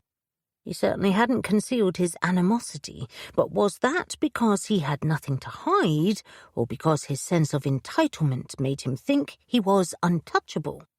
It also didn't explain his interest in going to Harris Hill with Vanessa. Then there was Jacinta, who was not only Theo's ex and Digby's sister, but might have a connection to Gemma Murphy via a red handbag and matching sandals. Not to mention Annabel Faulkner. And as everyone came from Walton-on-Marsh, they were woefully short on answers. Ginny finished the last of the books and walked out to the main floor. She'd already gone through the stacks a second time, looking through old Hello magazines, and while there were several shots of both Annabel and Lady Kitty at various charity events, there was nothing of substance. She had also left several more messages for Theo Faulkner, but was still waiting to hear back. In short, it was proving to be a frustrating morning. She nodded at Connor, who was in the children's corner, dressed in a pirate costume as he entertained his audience with an energetic story time, and reached the issues counter as her friends appeared in the doorway, all staggering under stacks of old newspapers. "What are you doing here? I thought you were going to Gemma's yoga class," she asked, staring at the newspapers. Where had they come from? Had she left the stacked door open? But after the fire, she'd always been so cautious about that. "The morning class was cancelled, so we're going to the 3 o'clock session," J.M. explained, as William shuffled in, a wide smile on his face as he clutched his own stack of newspapers. "I'm on the research team," he explained. "I knew it would only be a matter of time before my help was enlisted." Ginny turned to Hen, who offered up an apologetic smile. "William was waiting for a boss, so I offered him a lift in, and while we were driving I told him about the lack of news in our local paper. That's when he mentioned that he has 40 years' worth of the Walton-on-Marsh Gazette in his cottage and was happy for us to look at them. 40 years? Ginny choked, trying to imagine how so many newspapers could possibly fit into the small house where he lived. I felt it was important to keep them all, since none of the Littleshall Library managers would buy them in, he explained, as he pulled out a box of disposable gloves. However, I will require everyone who touches them to make sure they're suitably attired. In case you catch something from Walton-on-Marsh, Slim retorted, taking the pile from Hen's arms and carrying them to the table. Returning, he did the same for twopence. However, the dark glare that J.M. gave him stopped him from taking her pile. Gloves? Did I not just tell you that you need to wear them? No wonder you're no longer working in your previous profession. You probably left fingerprints everywhere. William scolded him, which only caused Slim to extract the notebook that was never far from him these days. You know, we would have made quite the team back in the day, William. With your brains and my talent of climbing up walls and jimmying open windows, we would have been unstoppable. I like to think I know a bit about crime. William smoothed down his crumpled anorak. Yes, you do. I've seen all the sugar sachets you've nicked from the cafe. Slim patted his shoulder and grinned. Now, before you start researching, do you want to see what I came up with last night for the book? The two men then entered a conversation about an improbable heist involving diamonds, a penknife and some chewing gum. Ginny left them to it and joined her friends at the table. Sorry, I don't have much to report. I've been trying to find out more about Digby, Jacinta and Annabel in the society magazines, but I didn't have any luck. I asked Grace this morning, but she couldn't tell me much more than the fact the siblings are close. Even more reason for Digby to want to ruin the wedding so that Theo and his sister could marry, J.M. said in a dark voice. Old families trying to keep old money. Let me write that down and then we can start looking through some of these newspapers. Tuppence brought out the address book and flipped it open. I wonder how William even has these papers. It's hard to get them across the border. I'm not sure we want to know, J.M. retorted, as she watched William scratch his armpit. Oh, but at least we don't worry about Digby. We've already eliminated him. Hen took out her knitting. Digby's not a suspect. Ginny's mouth dropped. Why not? What did you find? He's a vet. Hen pushed her knitting needle into the wool, and then, seeming to notice Ginny's surprise, she continued, It stands to reason that vets can't be evil. Because they look after animals, Tuppence added, unnecessarily. I'm not sure Edgar sees it that way. Ginny thought of her cat's behaviour when she'd taken him for a recent check-up. Let's keep him on the list. What? You can't suspect a vet. That's ridiculous. William reappeared and handed out the gloves. Now, let's get to work. Ginny took a pile of newspapers back to the issues counter and began working her way through them, between helping customers. There were several photographs of Lady Kitty and Annabel together, and one of Jacinta and Digby at a charity gala, but not much else of interest. Those kids were energetic. Connor returned to the issue counter, still wearing his eye patch and fake beard. Then he wrinkled his brow. And why is William wearing gloves? Turns out he has a 40-year collection of Walton-on-Marsh gazettes, she explained, before filling him in on what they'd found yesterday, including their run-in with Digby and Vanessa.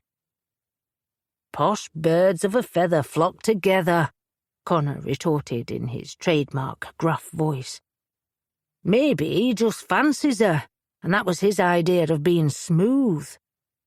I would suggest in future, if he wanted to be smooth, then he should do without the shovel, Ginny said, though Connor had a point.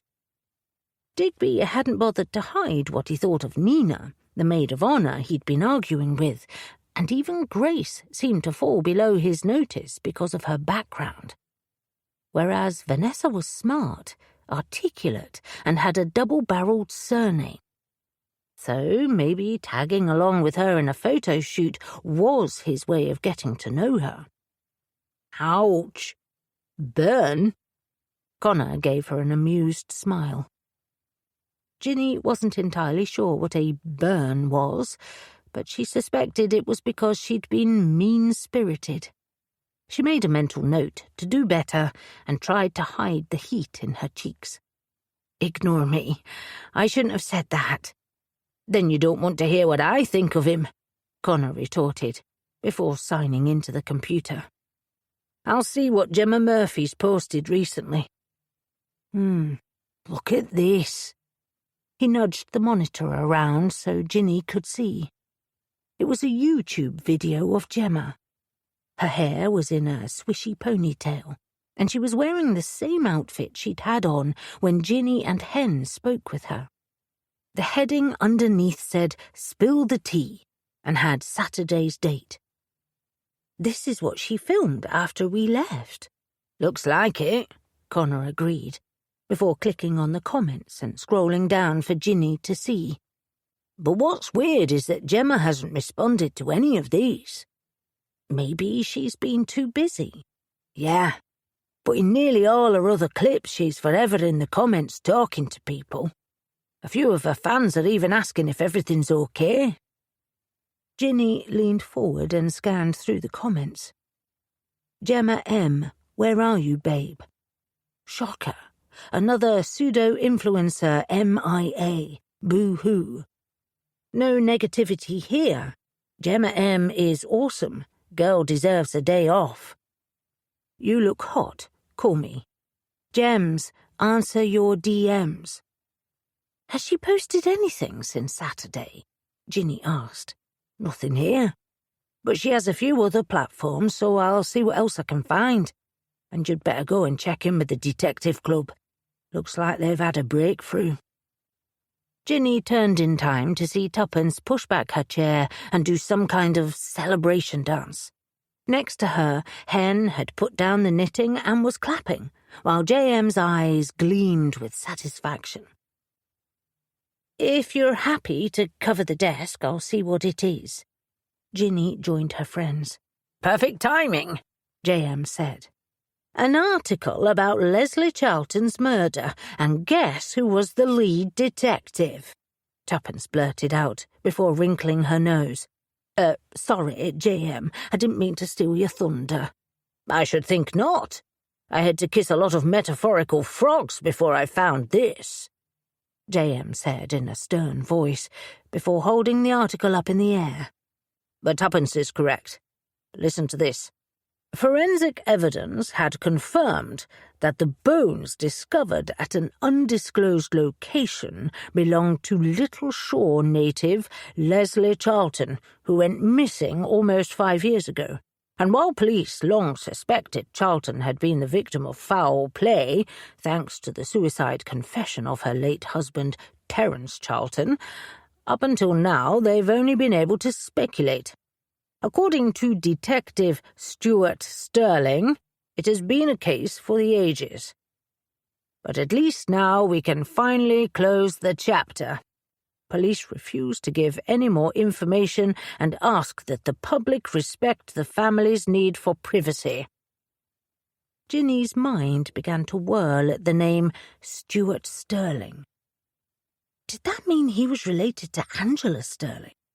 From what Wallace had told her, it wasn't uncommon for children to follow their family into the force. But was it just as common for them to work on cases that were connected by 20 years? They'd even used the same wording, finally close the chapter. Ginny's head began to pound from trying to juggle all the different pieces. "Look, she's already figured it out," Hen said proudly as she nudged Slim, who had drifted over. "Ginny's very clever. I think it's because of all the crosswords she does." "Helps the neural pathways," J.M. interjected with a grim nod. "So, now things are getting interesting, and here's a photo of him."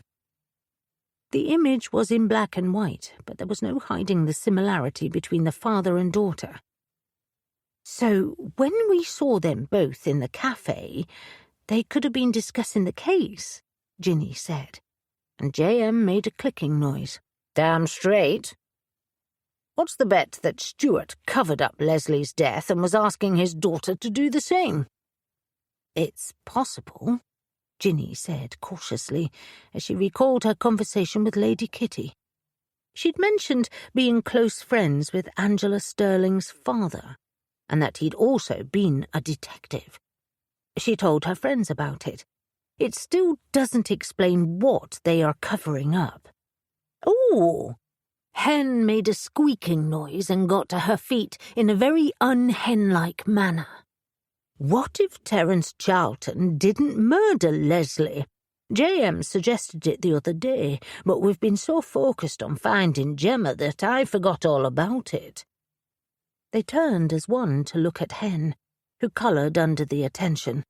Of course. They'd been so busy trying to walk through the trees that they hadn't stepped back to look at the woods. Ginny sucked in her breath, and Tuppence clapped her hands. "Well done, Hen! Looks like your neural pathways are pretty snazzy." "Very snazzy." J.M. gave her an approving nod. "I must admit I'd forgotten about it as well." "Yes, but we know the skull was only recently moved to the church, so does that mean the killer is still alive?"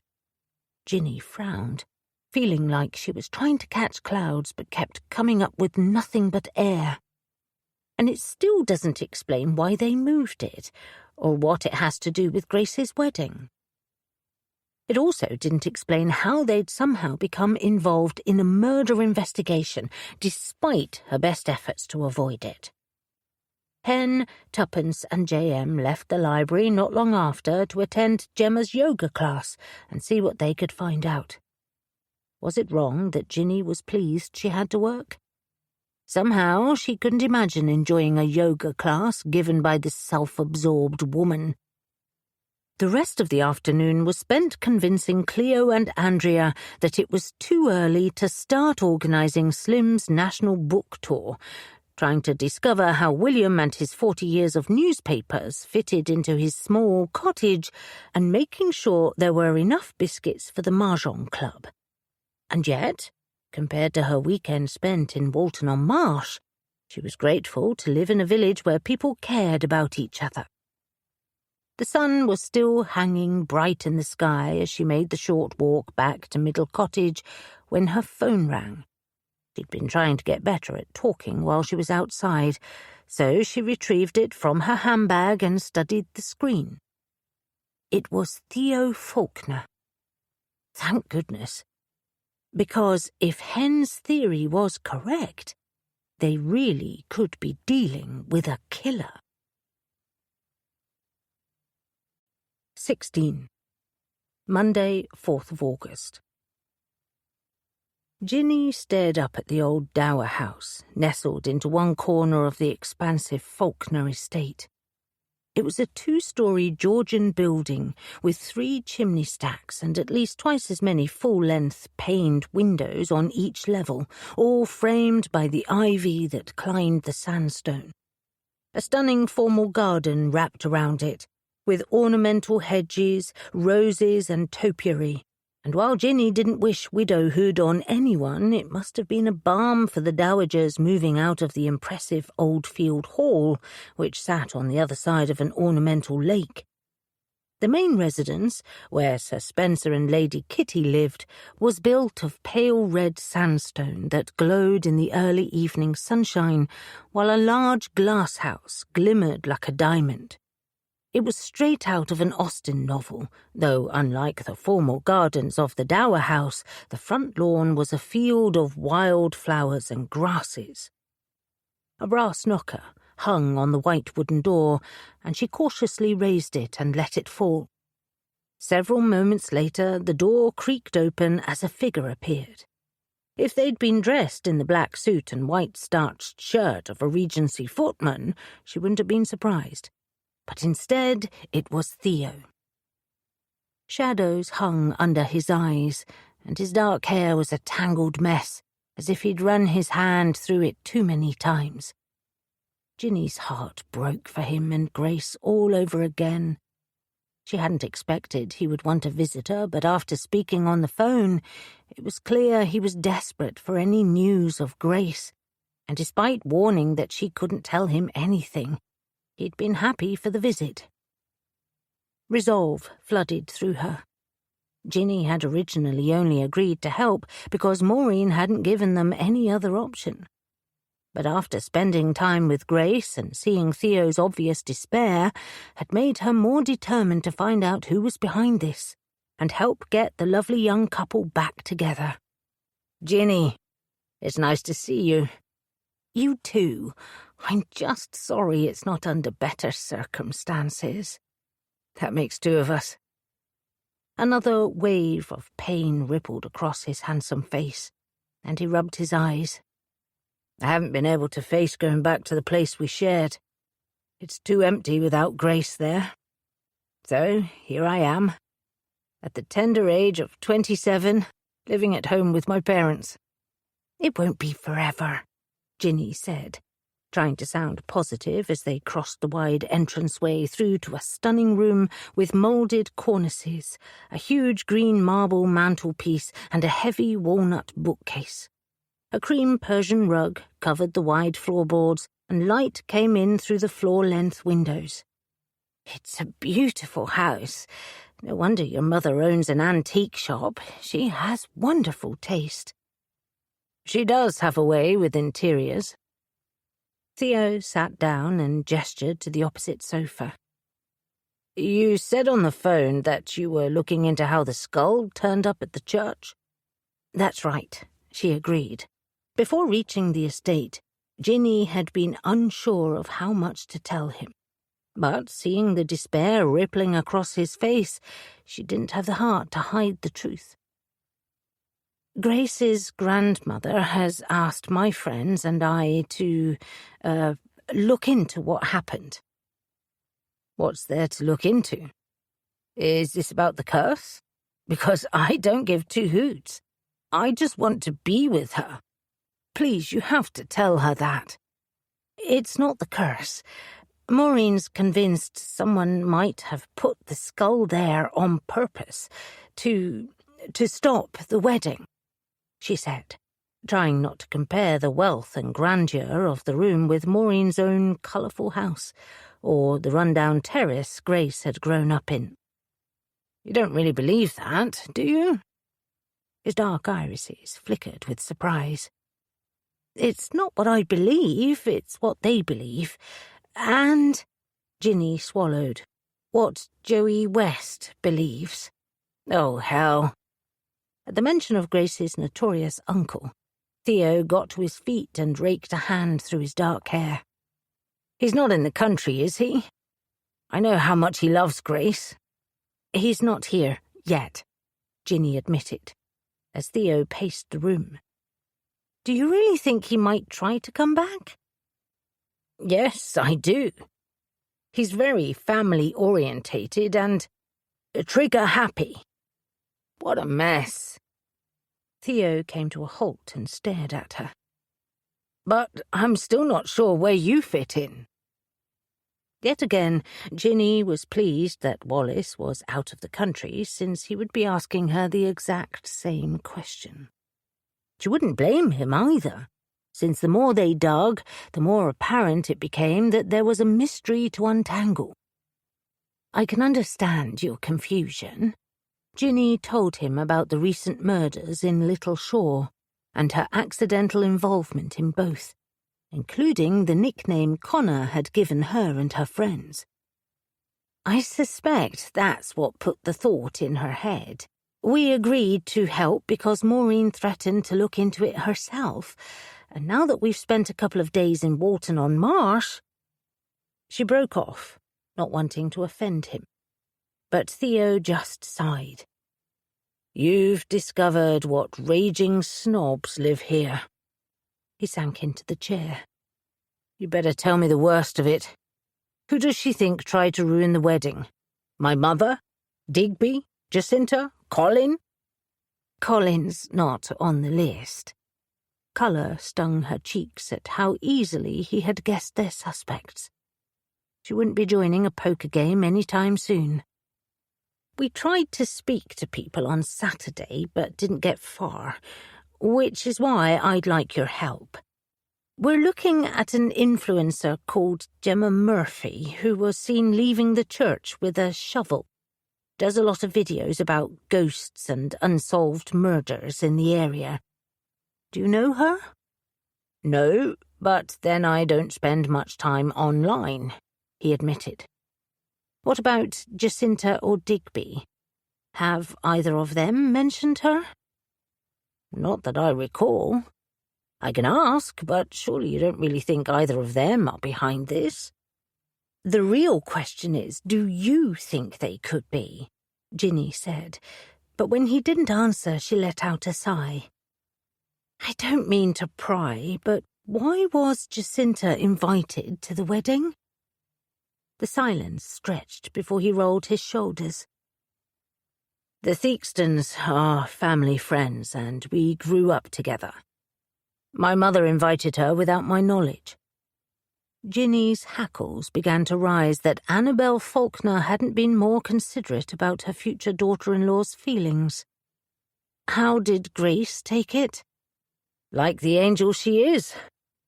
I was all for rescinding the invitation, no matter how uncivil it might have been, but Grace wouldn't let me. She didn't want to upset my mother. God, I miss her." The last part came out muffled as he buried his head in his hands. A lump formed in Ginny's throat under the weight of his sadness, but she knew she had to go on. "Jacinta seemed very upset at the wedding. Upset enough to beg you to call it off, and Digby didn't hide how he felt either. That's why we need to speak to Gemma, to see if there's a connection." Theo sighed. "I know he acted like an obnoxious twat at the wedding, but he's really a good guy. And he's a vet." "So I've heard," Ginny said, still not convinced it was the get-out-of-jail-free card people seemed to think it was. Aware of this, Ginny then walked him through her encounter with Digby the day before. By the time she'd finished, his mouth was set into a frown. Vanessa mentioned a time capsule, but she didn't believe him. His eyes widened. "Oh, hell! We did bury one when we were about 10. We'd gone camping over the summer and decided to put in Nerf bullets and 2 Lego sets. But it wasn't anywhere near Harris Hill, and he knows that. There's only one reason he would have gone there, and that's to spend time with Vanessa." "So he has a crush on her?" "Big time," Theo nodded. "Vanessa's a few years older, but he's fancied her for as long as I can remember. Unfortunately, she's only ever seen him as a friend, which is probably why he reverted to something so cheesy." "Oh." Ginny took a moment to consider this. Theo had no reason to lie about his friend, which meant Connor might have been right about Digby trying to impress the photographer. Is it possible Digby and Jacinta planted the skull together? For the first time, Theo laughed. "Definitely not. He loves her, but thinks she's spoiled rotten, and was furious when their parents bankrolled Coco for her. And while he might not have been thrilled about Grace, he did respect her and me. He'd never have done that to us." It was clear that Theo didn't suspect his friend, which still left Jacinta and his mother. Ginny wasn't up to asking the son if he thought his mother could ruin his happiness, and was about to take her leave when she remembered what they discovered about Stuart Sterling. Your aunt mentioned being good friends with D.I. Sterling's father, who was the lead detective on Leslie Charlton's murder and Terence's suicide. Was he? Theo's dark eyes widened. I didn't know that. Then again, I don't remember much about it at all, other than it was talked about a lot. I was only 7 at the time. Do you think it's related? I'm not sure, Ginny admitted. From what we've read, Stuart Sterling seemed happy to close the case quickly, and Angela seems equally keen now. It could be nothing, or it could be something. Ginny thought of Hen's idea that Terence hadn't been the one to kill his wife, but before she could try to articulate it, she caught sight of an antique map of Lancashire up on the wall. It was different from the one Ross had shown them and was almost twice the size. It was nestled in an ornate gold frame that hung above a marble-topped table, as if to pronounce its importance. Her skin prickled as she stood up and walked towards it, unable to hide her interest. Up close, it was clear to see the differences between it and the Stanley map. It was hand-coloured but had fewer details of the smaller villages. She searched for the name of the cartographer but couldn't find it. Ah, you've discovered my mother's obsession. She is an avid map collector. He gestured to an antique globe that sat on a sideboard as well as several huge bound atlases that lay next to it. This is one of her most recent acquisitions. It's lovely, Ginny managed to say as her mind whirled. When she'd asked Ross Mitchell about what happened to Leslie Lawson's map, she had simply accepted his answer that it was long gone. But was it possible there was more to it? I don't suppose you know the name of the cartographer? Theo's irises widened with curiosity. Yes, it's Alexander Gladwell. Are you interested in maps? Not exactly, Ginny admitted, and told him about their conversation with Ross Mitchell. Do you know if your mother has a map by Malcolm Lawson in her collection? He frowned. Not that I've heard of, but I can always check for you. Thank you, Ginny said, as tyres crunched along the gravel drive.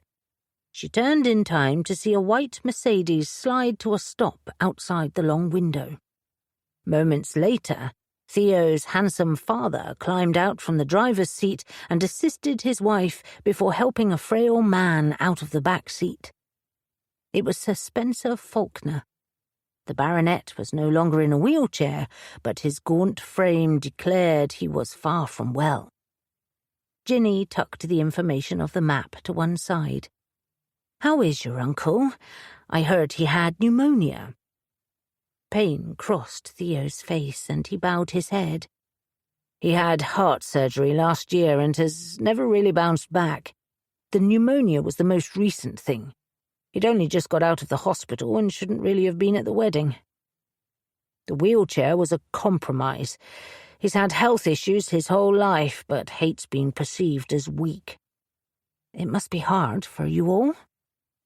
Ginny remembered the look of pain that had flashed across Lady Kitty's face at the idea her beloved husband might not always be with her. It was a feeling that Ginny knew all too well.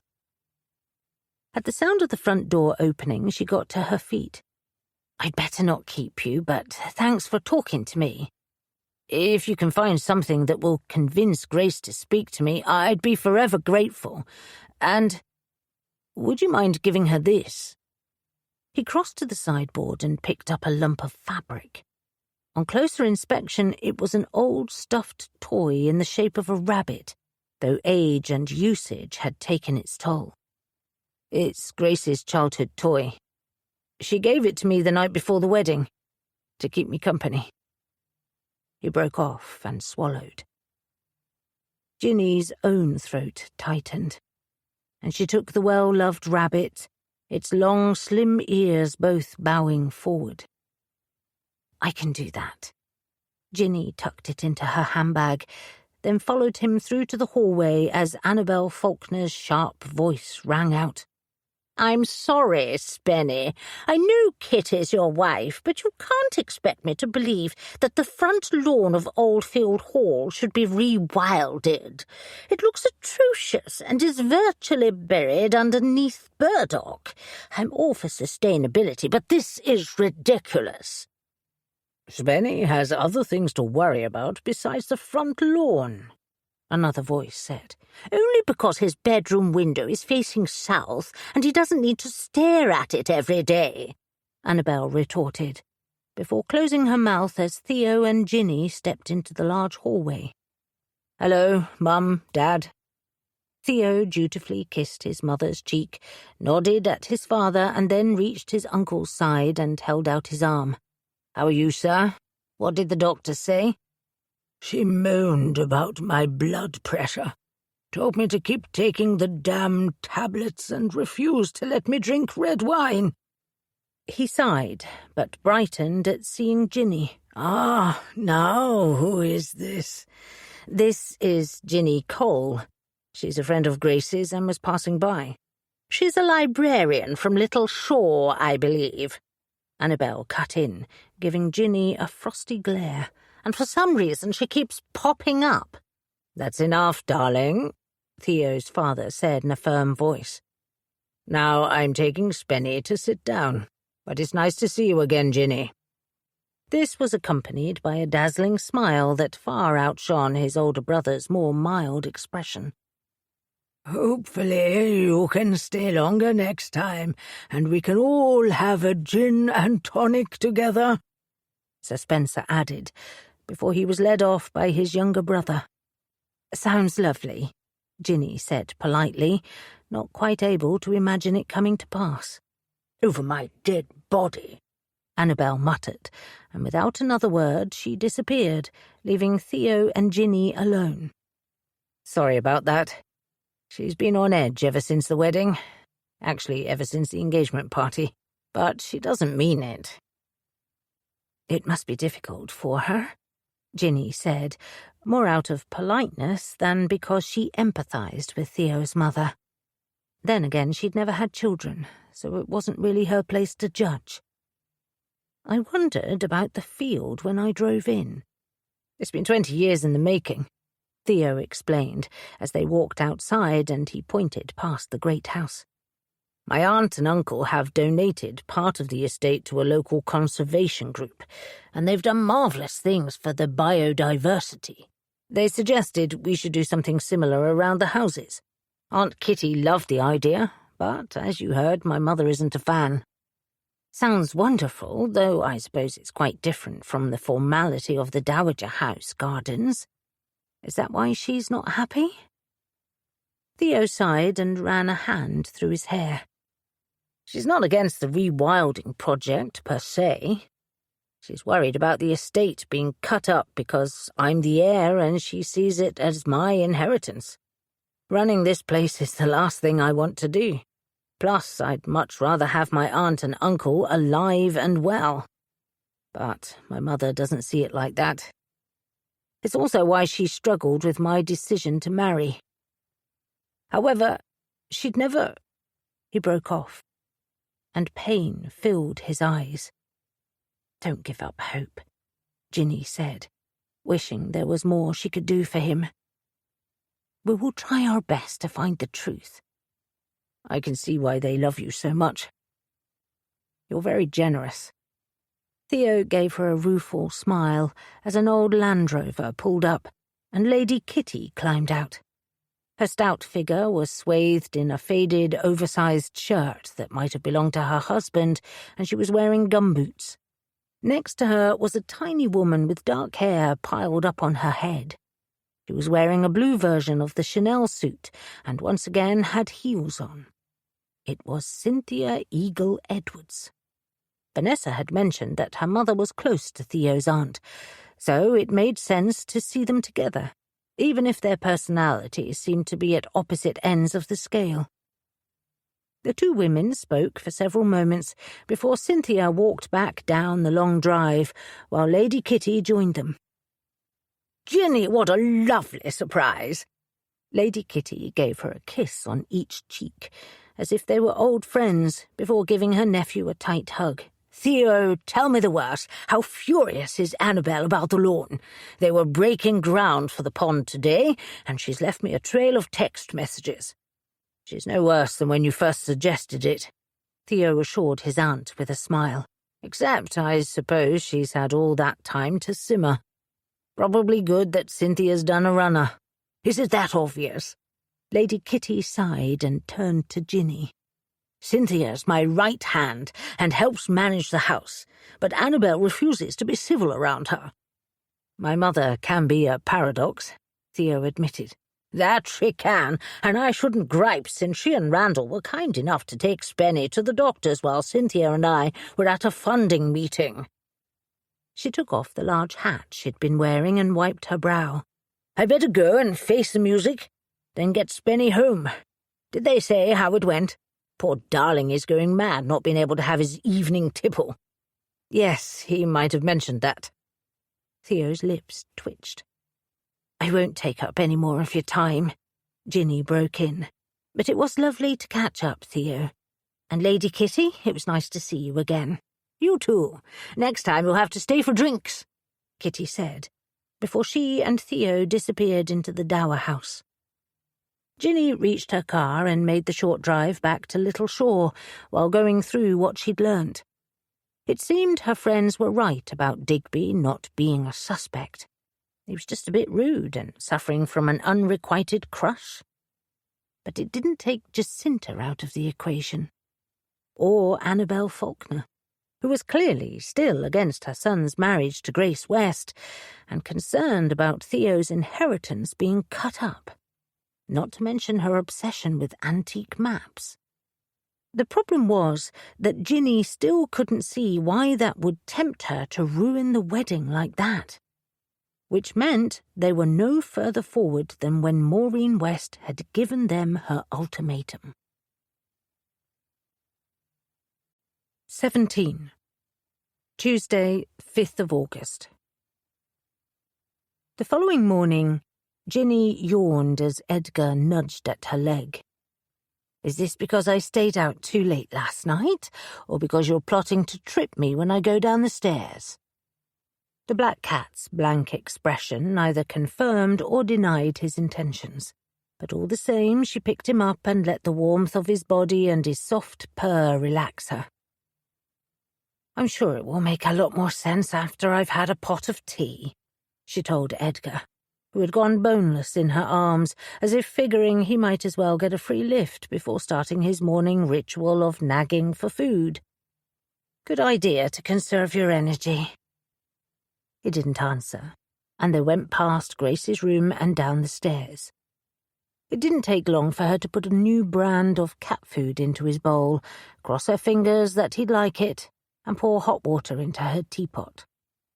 Still feeling half asleep, she decided to skip breakfast and instead sat down to check her phone messages.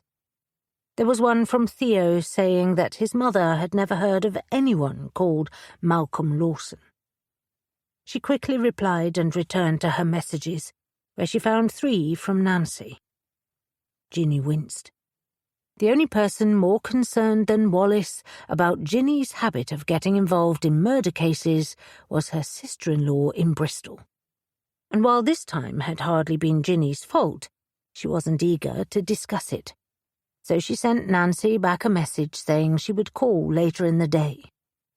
A moment later, her phone rang, and Nancy's name flashed up on the screen. So much for that idea.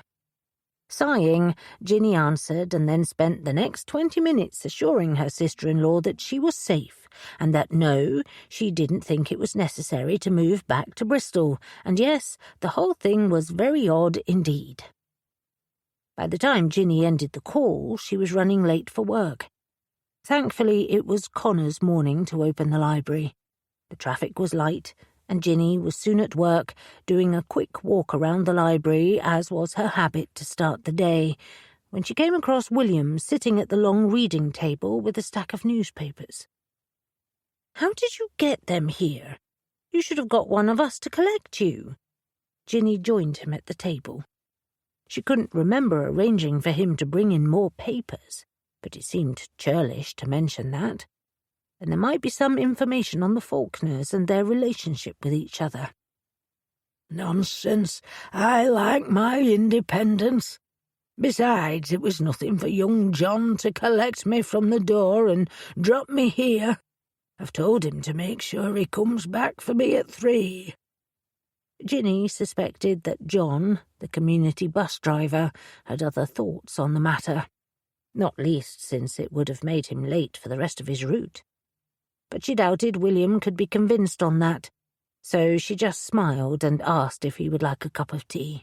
Oh, yes, please. 3 sugars, tart.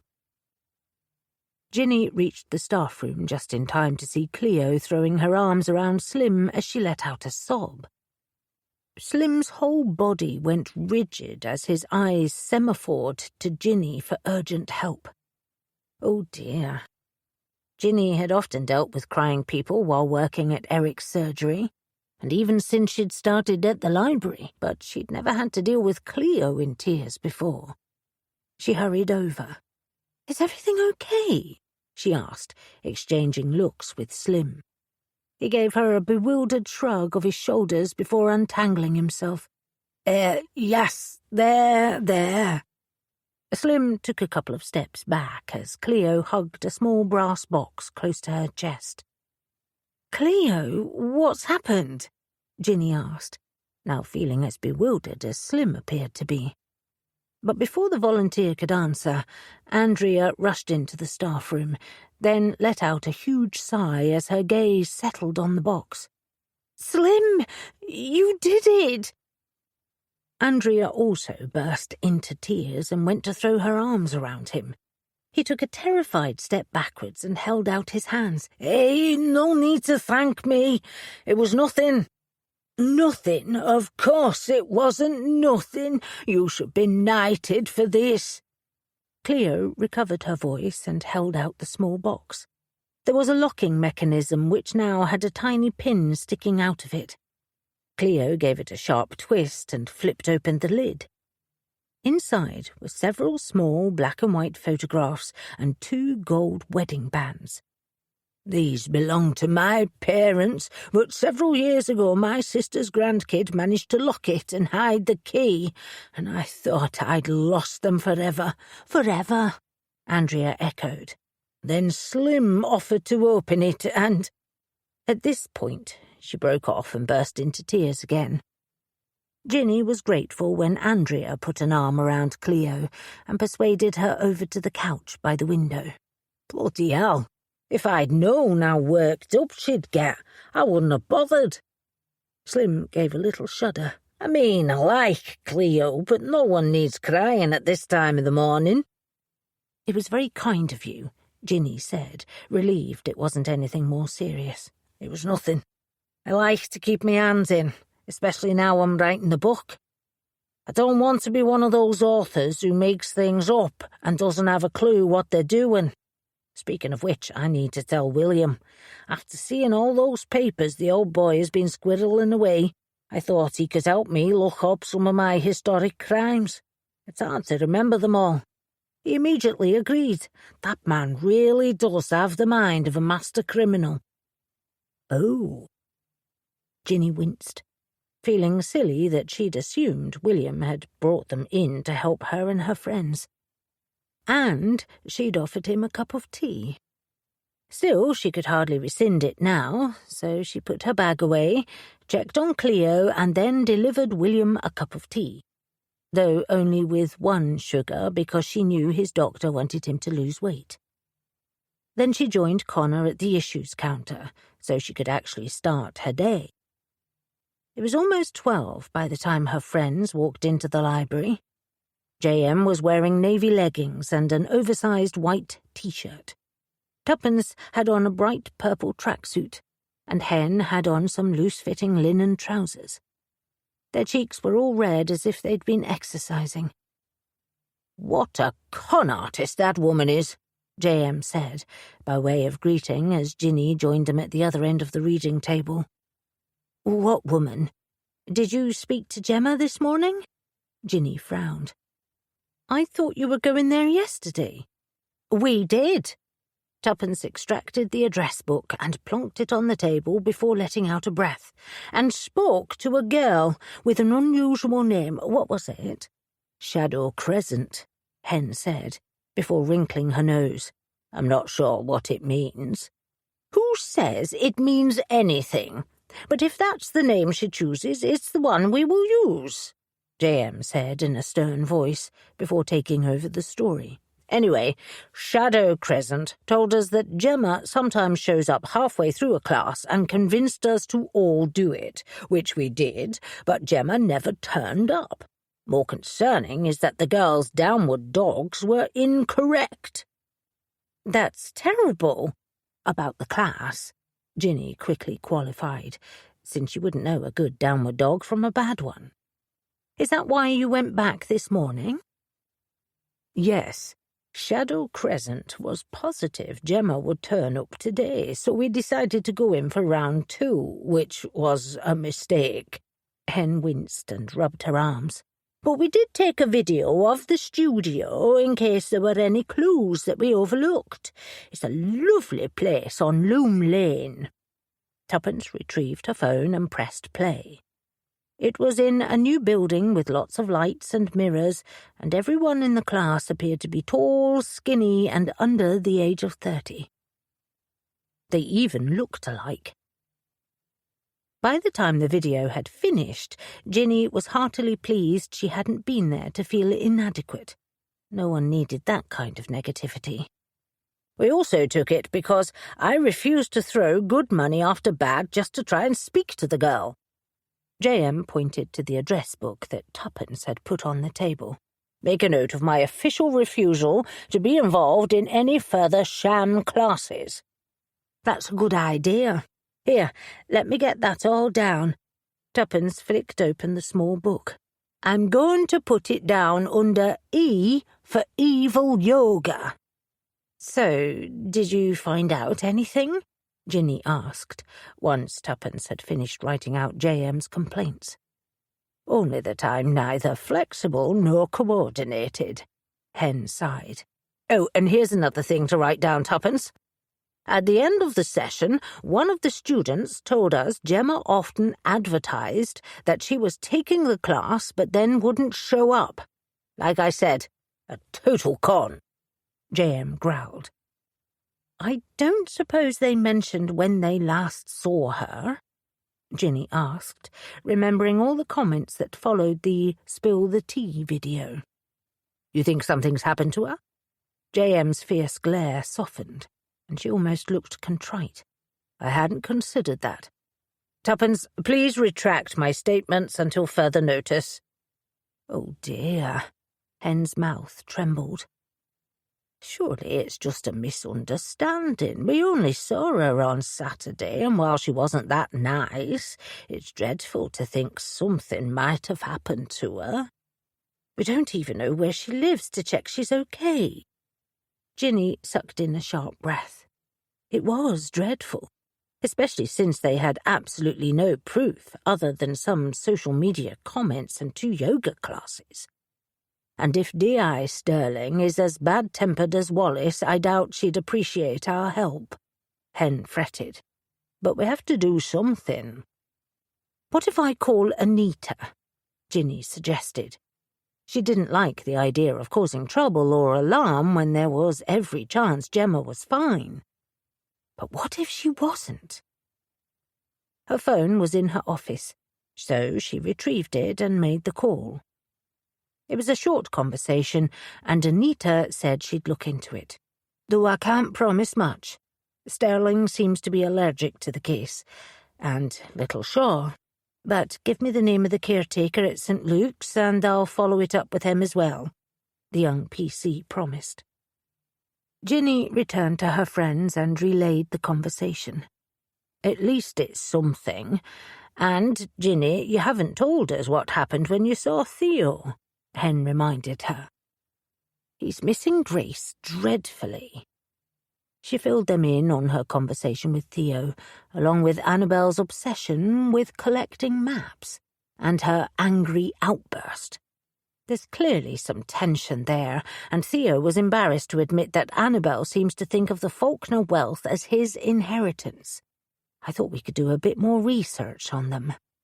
Anything that doesn't involve bending or twisting sounds delicious to me. Hen eased herself down into the chair, grimacing as she did so.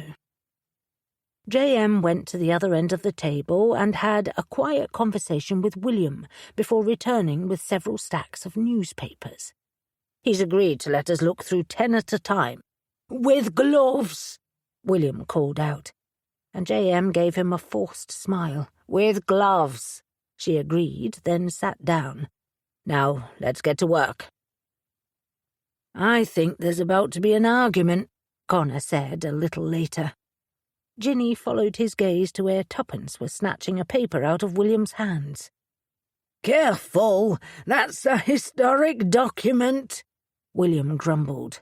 "Well, you shouldn't have sent your henchman over to steal it from me," Tuppence retorted, hugging the paper close to her chest. "I hardly stole it," Slim protested from the nearby shelves where he was tidying. "Now, if I'd taken your wallet out of that backpack, that would have been stealing." Oh dear. Ginny, who had been in the middle of ordering audiobooks for the library, quickly made her way over. "Is everything okay?" "I'm not sure your friends understand the concept of sharing." "But," William said, his voice turning magnanimous, "they can read the papers for 10 more minutes, then I need to pack up so I'm ready for young John to collect me. He's getting awful grumpy lately." "Thank you." Ginny gathered up the teacups that now surrounded him and put them onto a tray before joining her friends. She'd had a reply from Anita an hour ago to say that they'd checked in on Gemma Murphy, and that while she wasn't chatty, she was very much alive, which was wonderful, yet still left them back at square one. "How's it going?" "Not well. There are lots of articles on the glorious reign of the Faulkner dynasty and more opening day ceremonies than I'm prepared to stomach on a Tuesday afternoon, but nothing substantial." J.M. pushed away a stack of newspapers. "In the end, I looked them up on the internet and found some interesting articles." "Rude," William muttered from the other end of the table. "I'm sure you just weren't looking hard enough." "Yes, but we wouldn't have got very far without your lovely papers," Hen reassured him. "You really are a treasure, William." "Thank you," he said gruffly. J.M. let out an impatient sniff. "As I was saying, I found some interesting articles. Apparently, Theo's father, Randall, was considered a bit of a catch back in the day. He was a sportsman and had a fair few knickers thrown at him before he married Annabel. I found one article that suggested it was a pity Randall wasn't born first because he would have made the perfect baronet. I have to say that looking at them on YouTube, it's hard not to agree." Tuppence brought up a carousel of photos that had been put into a video. They showed the two brothers together over the years and seemed to highlight their differences. One had the Honourable Randall Faulkner wearing polo gear with an arm thrown around his older brother. At over 6 foot, with broad shoulders and a square jaw, Randall all but dwarfed the smaller Sir Spencer, who only came up to his ear and had a slight build. There were more shots of the brothers together, and while they appeared close, their wives tended to be on either side of them and facing away from each other. And of course, Annabel was always exquisitely dressed compared to Lady Kitty's haphazard style, which seemed based on whatever was at the front of the wardrobe. "That's a bit mean." Hen wrinkled her brows together. "Poor Sir Spencer. Not that I'm a huge fan of inherited wealth, but hopefully he isn't aware of what people think." Ginny frowned. When I met Lady Kitty, she said something similar about Annabel making a better lady of the manor than she ever would. I'm not sure about that. Tuppence flattened out the newspaper she'd wrestled back from William and opened it. This is what I was looking at before it was rudely stolen from me. Not stealing. Slim's voice came from somewhere between the shelves. What have you found? Ginny said, hoping to move on before another argument broke out. It's an article on Lady Kitty and all the work she's done to make the Faulkner estate so successful, Tuppence said, and spun the newspaper around so they could all read it. The Rise and Rise of Lady Kitty. Oldfield Hall has always been at the heart of the Faulkner fortune ever since Sir Joseph Faulkner built it. But as most owners of historic estates will tell you, this isn't like the old days, and between crumbling walls and rising taxes, many of our loveliest houses are struggling to stay afloat. Unless you're Lady Kitty, who is a breath of fresh air after stepping into the shoes of the late Mauve Faulkner, who died 30 years ago, leaving behind a huge tax bill. Most new brides might have shied away from that, but not our Kitty. Her commitment to the Faulkner Charitable Trust has meant that so many essential Walton-on-Marsh community projects have been able to receive vital funds. And as they say, a rising tide floats all boats. Part of the success of this philanthropic endeavour is thanks to Lady Kitty's shrewd business skills, which would have made even the first baronet proud, despite not being a blood relation. When asked what drives her, Walton-on-Marsh's First Lady said she wanted to leave the estate in a better condition than she found it, so that the Faulkner legacy would live on. And so it shall, and so it shall. She is very well known for her charity work, Hen agreed once they'd finished reading the article. But I'm not sure how this proves anything. Lady Kitty told Ginny that she and Sir Spencer were happy about the wedding, so why would she sabotage it? Ginny closed her eyes, trying to sift through all the information and see how it connected together. But Hen was right about it not making sense. Unless the fact that by making the estate more prosperous, Theo's inheritance had increased, which made Annabel more determined her son should have a wife who could continue the good work. Or have a wife who would let her mother-in-law control things. It wasn't a nice thought, and sounded more like something out of a historical novel than a real-life situation. An alarm rang out, and they all turned as William produced an old-fashioned clock from the sports bag by his chair. He banged it several times to turn it off. Then he looked around and realized everyone was staring at him. Sorry, it's my reminder about young John. He'll be here soon. Nonsense. Don't let that poor man make such a big detour. J.M. got to her feet. I'll drive you and the newspapers home. We should probably leave and give Ginny some peace. Should we meet up tonight? I can't, Ginny admitted, and told them about her invitation to have a meal with Harold and Miles. But we could meet early tomorrow to work out a plan, since right now we seem to be going backwards. If this is my unpaid side hustle, I'm not doing a very good job of it. 18. Tuesday, 5th of August. Come through. Harold gestured for Ginny to make her way into the Grade 2 listed cottage that had been lovingly restored to its full glory, complete with 3 dormer windows and gleaming stonework. Some of the tension in her shoulders lessened. Thank you.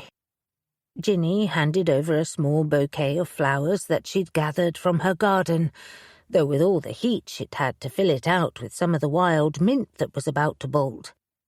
She wasn't sure how traditional it was, but it did smell lovely. "Aren't these glorious?" Miles appeared from the kitchen, a pristine apron over his shirt and trousers, while the mouth-watering scent of garlic and rosemary followed him out.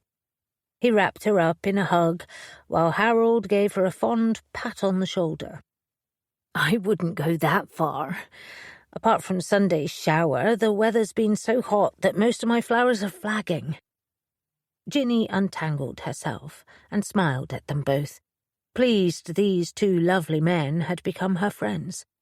The fact she didn't have to cook was an added bonus. Her mood sobered as she thought of Grace, who was curled up watching a movie, the ancient toy rabbit tucked into the crook of her arm. "Aren't we all? Still, we shouldn't complain, since who knows how long it will last," Miles said as they walked through to the back of the house to the beautifully set table. Silver cutlery shone and crystal wine glasses glittered in the late afternoon sun. "Oh, look at all the trouble you've gone to. It's lovely." "Thank you. It's nice to have someone else to cook for.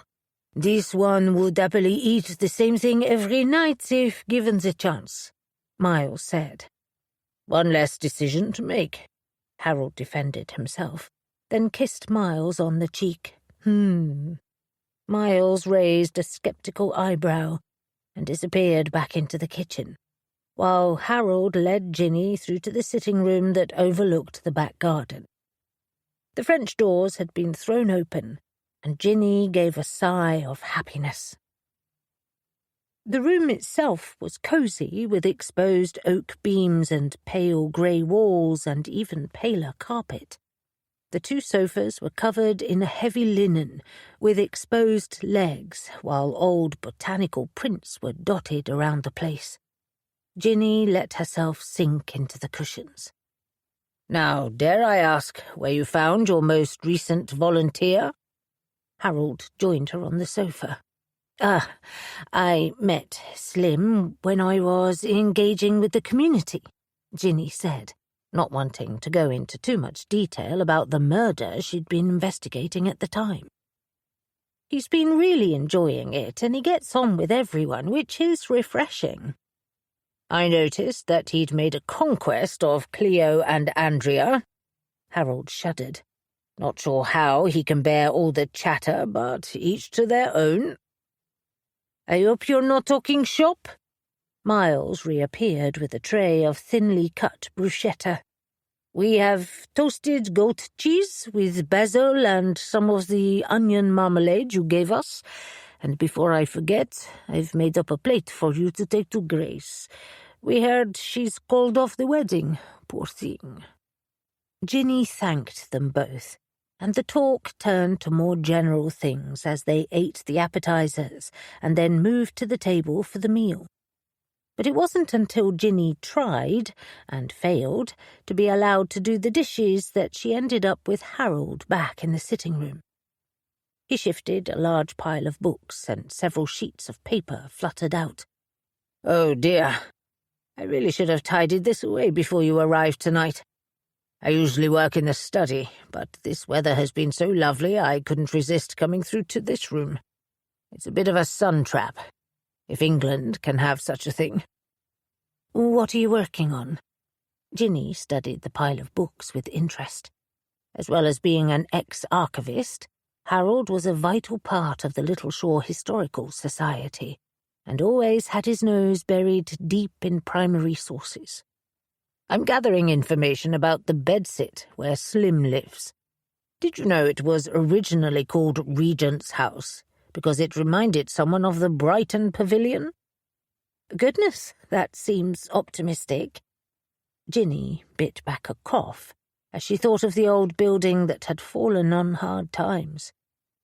While there was no doubt it would have once been lovely, it was hardly comparable to the Prince Regent's pleasure palace. "Why are you researching something for Slim? I got the impression you didn't get on." "He's a bit more casual than I would prefer," Harold admitted. "But he told me about the book he's working on, and I was concerned at the lack of historical accuracy. though he was surprisingly detailed with his descriptions of the ballroom in the manor house and some of the upstairs rooms, the ones that are out of bounds to the public. Ginny bit her lip, wondering if Harold was aware of just what Slim's former job had been, and how he might have gained access to those particular areas.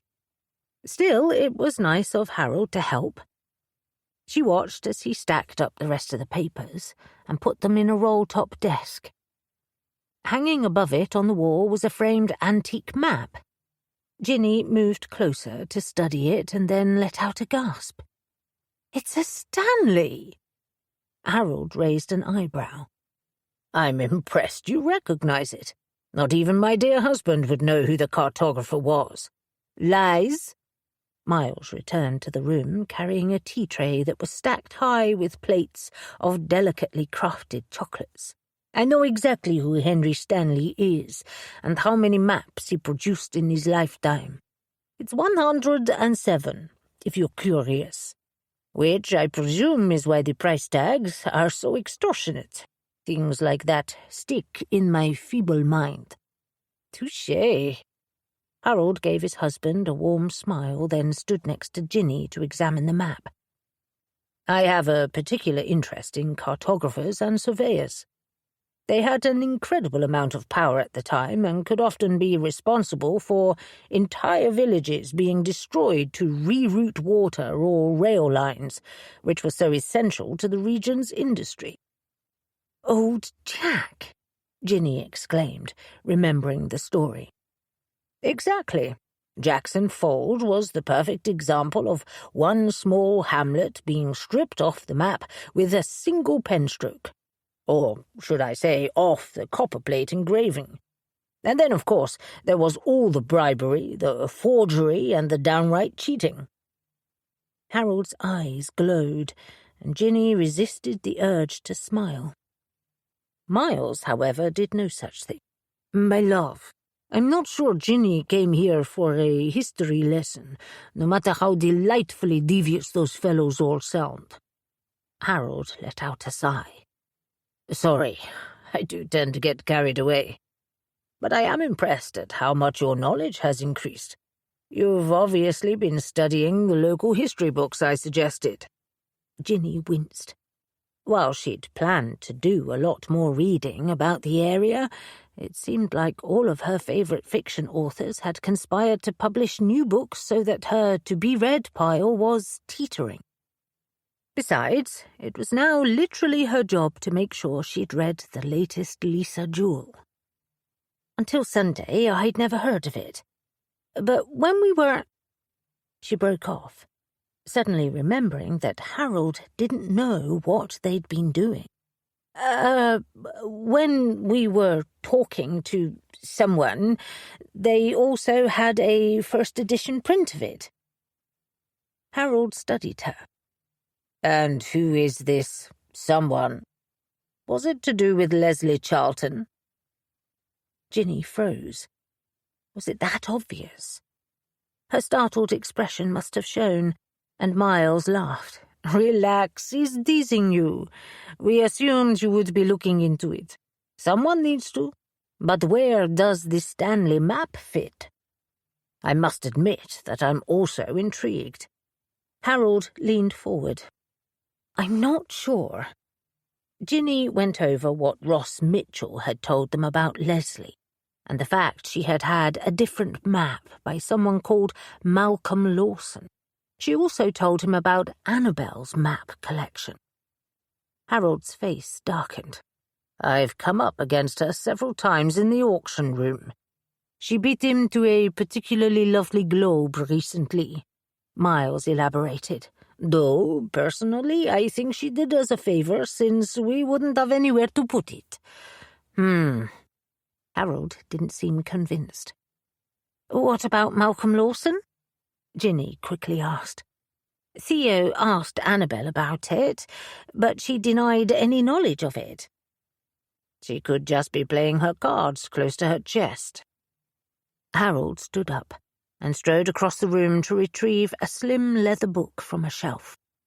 He flicked it open. Then he frowned. No mention of it in here. Did he tell you where she got it from? She inherited it. I believe it was considered an heirloom. Ginny scrunched her brow, trying to recall Leslie's maiden name, but Harold beat her to it. Leslie's family lived in Littleshore for generations, which made her murder even sadder, since she was the last of her line. He picked up a pen and made a few notes. Leave this with me and I'll see what I can find out. Thank you. Right now, it's the only real clue we have. Until we can speak to Gemma Murphy again, we're short on ideas. Having seen you in action, I'm sure that won't last long, Harold said, then reached for one of the delicate chocolates. In the meantime, let me tell you about Emmanuel Bowen, who got himself into a right pickle by being the royal geographer to King George II and Louis XV at the same time. Talk about playing both sides. 19. Wednesday, 6th of August. What do you think, love? Ginny knotted a soft mustard shirt at her waist the following morning.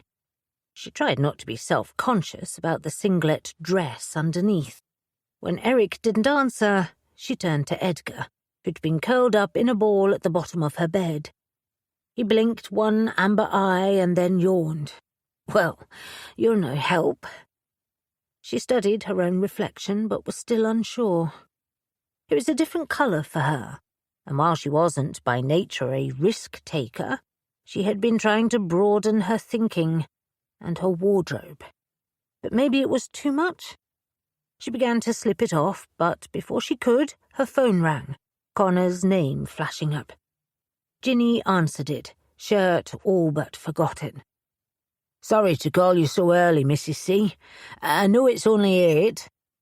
She suppressed a smile at what he considered early. It's fine. I've been up for a while. She'd always been a morning bird, but between widowhood and menopause, these days she was usually out of bed by 5, which meant 8 o'clock was what farmers and cats might call second breakfast. Do you want to speak to Grace? Because I heard her leave the house 10 minutes ago. Ginny couldn't blame her for all the jogging, considering the food that people continued to leave on the doorstep. Actually, it's you I want to talk to. After the police spoke to Gemma, she started posting comments again, and so I thought I'd go snooping further into her Instagram account, and you'll never guess what I've found. What? Ginny stood up straight. It wasn't like Connor to be cryptic, and her heart pounded against her ribs. I've sent the link through to your email account, but basically it's loads of photos of Gemma and Jacinta Theakston together. It looks like they're old friends. Are you sure? Ginny asked, not wanting to go downstairs and turn on her laptop and not trusting herself to check her email on her phone without losing the call. I did ask Theo if Jacinta and Gemma knew each other, but he wasn't sure. Maybe Jacinta didn't tell him. She could have kept the friendship on the down low. Sounds like something a snob would do. We need to pay Jacinta another visit this morning, Ginny said firmly. I agree. I can cover the library if you and the detective club want to go there now. I think that's a good idea. Hen's got a doctor's appointment and JM is meeting with her accountant. But if Tuppence is free, I could collect her on the way, Ginny replied. She'd called her friends the previous evening once she'd arrived home from Harold's house and had filled them in on what she'd discovered. It was also why she knew their schedule. They had taken to letting each other know what they were doing, since none of them wanted to be the one who slipped in the bathroom and was stuck there for days because no one had thought to check in. Really? Connor let out a breath, a rare indication that he'd been worried. Thanks. I was around at Nan's last night, and Joey's still determined to come over if we don't have an answer by Friday. Ginny swallowed. Her former worry about what might happen if there was a killer on the loose was nothing compared to the idea of Joey West going on the rampage. "That colour looks wonderful on you." Tuppence climbed into Ginny's car, clutching a map. "It's somewhere between ochre and cadmium yellow. And look, I've taken a leaf out of J.M.'s book and have charted a course so we can get to Walton-on-Marsh without going past the roadworks taking place. We must be on the same wavelength." Ginny pointed to her own paper map that was sitting in the console. "It's not far from the turn-off to Oldfield Hall, but we go right at Walton-on-Marsh College. Actually, I was thinking we could do a detour via that farm shop. But won't that take us longer to get there?" Ginny raised an eyebrow as she pulled onto 10 Mile Lane and headed through the village in the direction of Walton-on-Marsh. "Well, yes, but it's such lovely scenery." Tuppence began to fold and unfold her map in a very un-Tuppence-like way. Ginny didn't like to take her eyes off the road, but she could feel her friend's agitation radiating through the small car. Was something going on? Then she remembered Tuppence had done a very similar thing with the linen napkin on Saturday when they'd been in Weaver's tea room. It was after Hen had suggested Tuppence join her on a walk to Leslie Charlton's old neighbourhood, which was near the school she'd taught at. And what had Ross Mitchell said to her about Tuppence's husband? "I met him a few times while he was working on the mural for Walton-on-Marsh College." Oh. Understanding hit, and pain swept through her on her friend's behalf. This was about Taran, and seeing his work. It was something Ginny could well understand. After all, didn't she have a suitcase of Eric's clothing still sitting in her loft because she couldn't bear to open it, afraid they would still smell too much like him? Or even worse, that they wouldn't smell like him. "I'm sorry. Let's take the scenic route," Ginny said softly, not allowing herself to take her focus off the road. Tuppence let out an audible sigh and shook her head. "No, you're right. The other way is much faster. I'm guessing by the way you're clutching the steering wheel that you've figured out why I didn't want to go past the college. You must think I'm being so silly." "Hardly," Ginny said in a fierce voice. "I would never think that. And if you don't want to drive past the mural, we don't have to. Who cares if we're a few minutes late?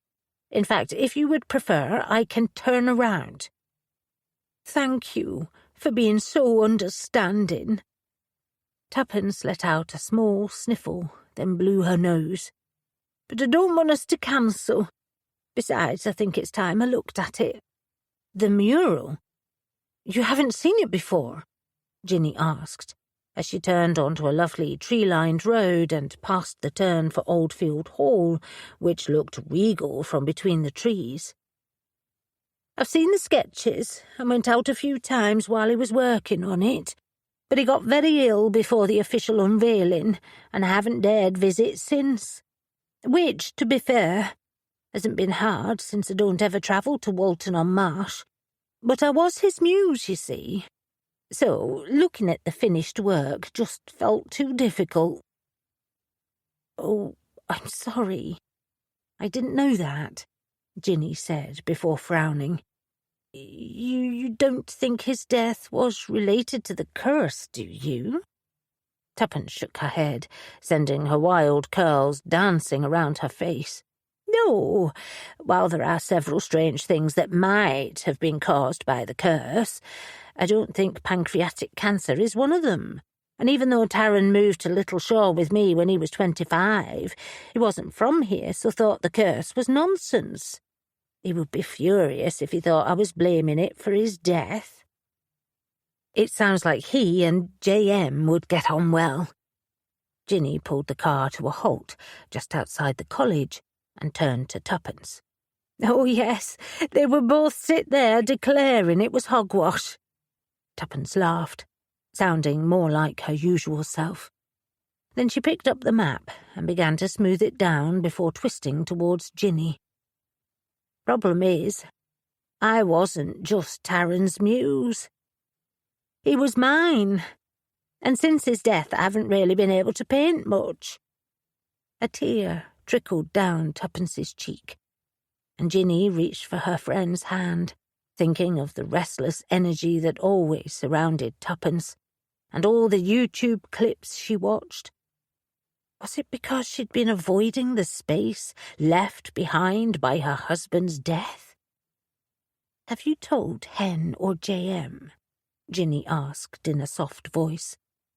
She was naturally reserved, and she and Eric had led such a quiet life that it wasn't until she had moved to Little Shore and met her friends that she'd been able to see how dangerous it had been to keep all of her feelings bottled up inside, where they became bars that kept her prisoner to her own grief. "No," Tuppence swallowed and used her spare hand to wipe away the tear. "I wasn't hiding it from them. I just hadn't joined the dots of why I couldn't bear to go into the studio and lose myself in my art the way I once could. But on Friday, when Hen mentioned she was going to go for a walk near the college, my whole body froze. So, I suppose I should be grateful to Walton-on-Marsh, otherwise I might not have known I was carrying this around with me. I'll talk to them both today. I don't like keeping things from my friends." It was obviously ready to be released. Ginny patted her hand and peered around. "So, does that mean you would like to look at it?" "Yes." Tuppence squared her shoulders and climbed out of the car. "It's just round the corner, at the main entrance to the college, and thank you, Ginny." To quote JM, "Nonsense," Ginny told her in a firm voice. "That's just what we do for each other." "It is indeed." Tuppence smiled fondly at her. "Now, let's go and see what my lovely husband created." The two of them walked through the empty car park and around to the front of the college. Thanks to the summer break, the place was deserted, which meant there was no one standing in the way as they reached the huge concrete wall that had been turned into a historyscape of Walton-on-Marsh that almost exploded from the wall. Ginny recognised Taryn's trademark creeping vines curling around its edges, while at the base of the mural were several steam trains, the trailing black steam seeping into the many waterways that had given the local mills their competitive edge. But the main focus of the painting were the everyday people who had built the town with their sweat and labour. There was a woman bent over her lace-making bones, while another controlled a spinning jenny and another a hand loom. To the left was a man with a huge wool pack on his back, while a gaggle of young children covered in dust from work huddled around an old woman smoking a clay pipe. And in the middle was Sir Joseph Faulkner, the first baronet, looking more like his brass statue than a person as he clutched a roll of parchment, which Ginny presumed was his official confirmation into the peerage. "Oh, jolly good Taryn! Look what he's done!" Tuppence let out a delighted laugh and pointed to thousands of tiny bones that were scattered at Sir Joseph's feet. "He's made them look like grass, but in the line work you can see them for what they really are. It's a political statement about money coming at the expense of those around you." "It's extraordinary," Ginny gasped. She'd already seen his concern for the environment through the murals that enveloped Tuppence's cottage. But this was an even stronger statement. Why did he decide to conceal the bones as grass? Because the funding for the mural came from the one and only Faulkner Charitable Trust, and it was to celebrate the glorious history of Walton-on-Marsh.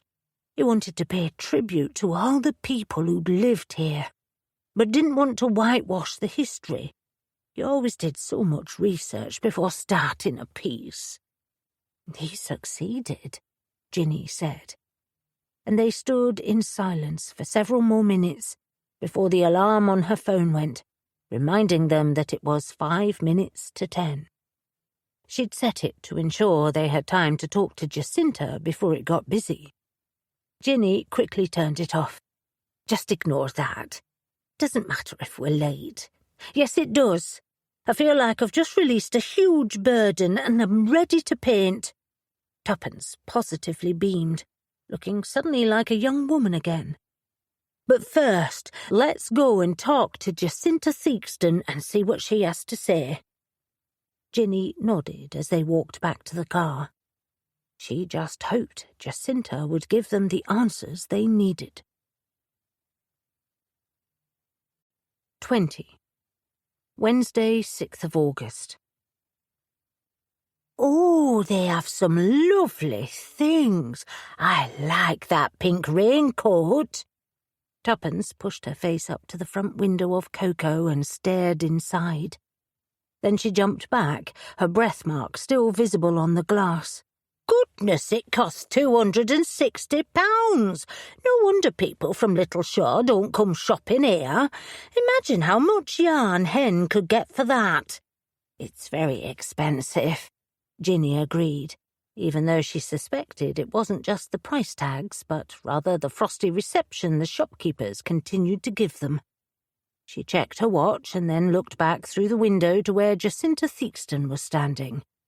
The young woman scowled at them both, as if hoping they would disappear before she was forced to open her doors for the day. "Someone woke up on the wrong side of the bed." Tuppence gave Jacinta a cheery wave. "I really must learn how to lip read, because I'm pretty sure she's swearing at us." "At least she's not running away," Ginny said, as Jacinta reluctantly drifted to the door and opened it, a phone clutched in her hand. "You do realize this is harassment, don't you? Detective Sterling is a family friend, and if you don't move away right now, I'll be calling her." "Excellent!" Tuppence beamed and walked to the door, clearly recovered from the shock. "Maybe she could talk to you about your prices. They seem quite exorbitant." "My prices?" Jacinta's jaw dropped, but by that time Tuppence had already stepped past her and was now at the central table where the red leather bags were still on display. "How dare you?" "We're not here to cause trouble. We just want to ask you a few questions about Gemma Murphy," Ginny quickly explained. "Who?" Jacinta said, but her mouth snapped together. Tuppence's eyes gleamed. They both knew what that meant. Jacinta was lying. "She's Lancashire's 5th largest paranormal investigator and influencer, and we have reason to believe she's the one who put Leslie Charlton's skull in the gardens at St. Luke's," Ginny explained, taking the opportunity to step inside. "But up until now, we could never work out why she would do it. Was it simply to get more likes?" "Likes are a metric used to gauge popularity and engagement on social media," Tuppence added in a helpful voice. Jacinta's eyes filled with loathing as she shut the door and walked back to the counter. "What's this got to do with me?" She busied herself with a pile of packing slips. "Just because I didn't want Theo to marry that woman, it doesn't mean I did anything. I hoped that fate would intervene, and it did. I'm not going to pretend I'm not delighted." Ginny joined Tuppence by the red handbags and picked one up. The leather was like butter against her fingers. It really was lovely, and she carried it over to the counter. "We know you and Gemma are friends because we saw it on Instagram, and we know that Gemma had this exact same bag and the matching sandals. Is that how you convinced her to help you?" "Oh, my God! You're hilarious! You think that I bribed Gemma Murphy to bury a skull in St. Luke's Church just for a handbag?" "Handbag and sandals," Tuppence chimed in. Maybe you threw them in to sweeten the deal. We know Gemma was the one who buried it in St. Luke's because someone saw her. Plus, they have a security camera in the kitchen window which looks straight out to the garden, Ginny said, and was surprised to see Jacinta flush. Clearly, she wasn't made of the same stuff as Gemma, who seemed to have nerves of Teflon. But Gemma said it didn't work, Jacinta stammered, then swore under her breath as her mouth settled into a sulky frown. Do you mean the police have the footage? Tuppence shrugged. I couldn't say. Ginny stared at her friend in awe. None of them were good liars, but Tuppence hadn't lied. And while it still felt dishonest, she had to keep remembering this was to help Grace. Yeah, but even if I did ask Gemma to help me, it's not illegal, Jacinta suddenly said, and Ginny's stomach tightened. So it was true. Jacinta and Gemma Murphy had been behind moving Leslie Charlton's skull. It was shocking to have it confirmed. I'm not sure if it's illegal or not, Tuppence frowned. I wish we had J.M. here. She's very good with the legal stuff. Yes, but I didn't know it was a real skull, Jacinta protested. Gemma told me it was a fake, and it's not like I ever saw it myself. So you didn't go with her to the church? Ginny asked, and Jacinta hung her head, as if realizing she'd gone too far to go back. Sighing, she leaned against the counter. I didn't mean for it to happen. The night before the wedding, I went out to the pub and had a few too many to drink. I bumped into Gemma. We've met a few times and get on really well, and I told her about the wedding and how my life was ruined. What did she say? She wanted to know if it was being held at St. Luke's, and when I said yes, she burst out laughing and said that if I wanted, she had the perfect way to stop it. What was that? Ginny's throat ached as she tried and failed to dredge up sympathy for the two young women. To hear the callous conversation while knowing how much Grace and Theo were suffering was difficult. She's been losing viewers to some influencer over in Pendle called Tabitha, Daughter of the Night, and was desperate to get a breaking story.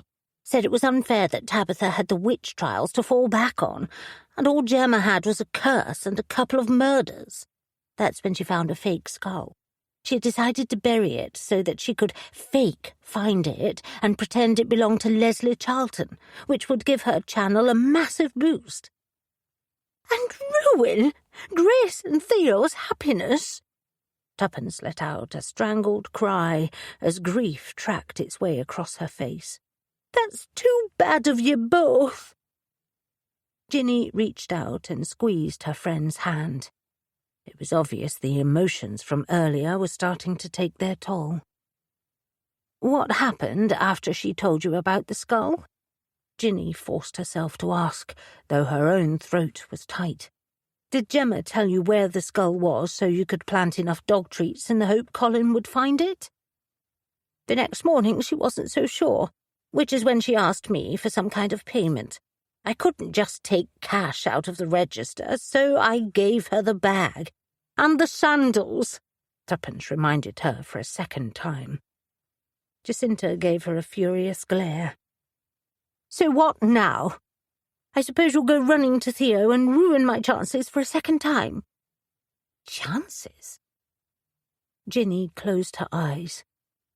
There was no remorse in Jacinta's tone, or even acknowledgement that what she and Gemma had done was wrong. One had dug into the past merely to get more likes on her channel, and the other had used it to stop a wedding. Except it still didn't make sense. Her eyes flew open, and she studied Jacinta.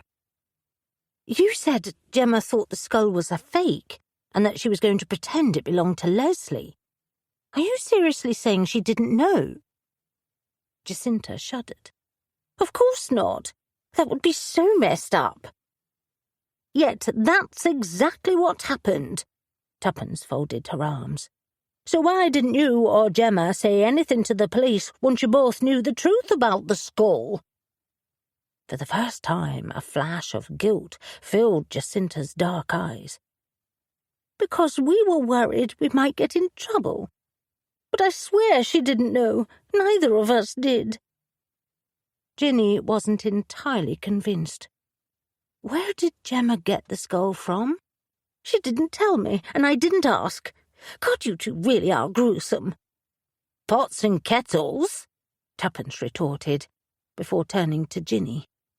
"I think it's lucky JM isn't here. She would be furious." She would, Ginny agreed, feeling pretty furious herself.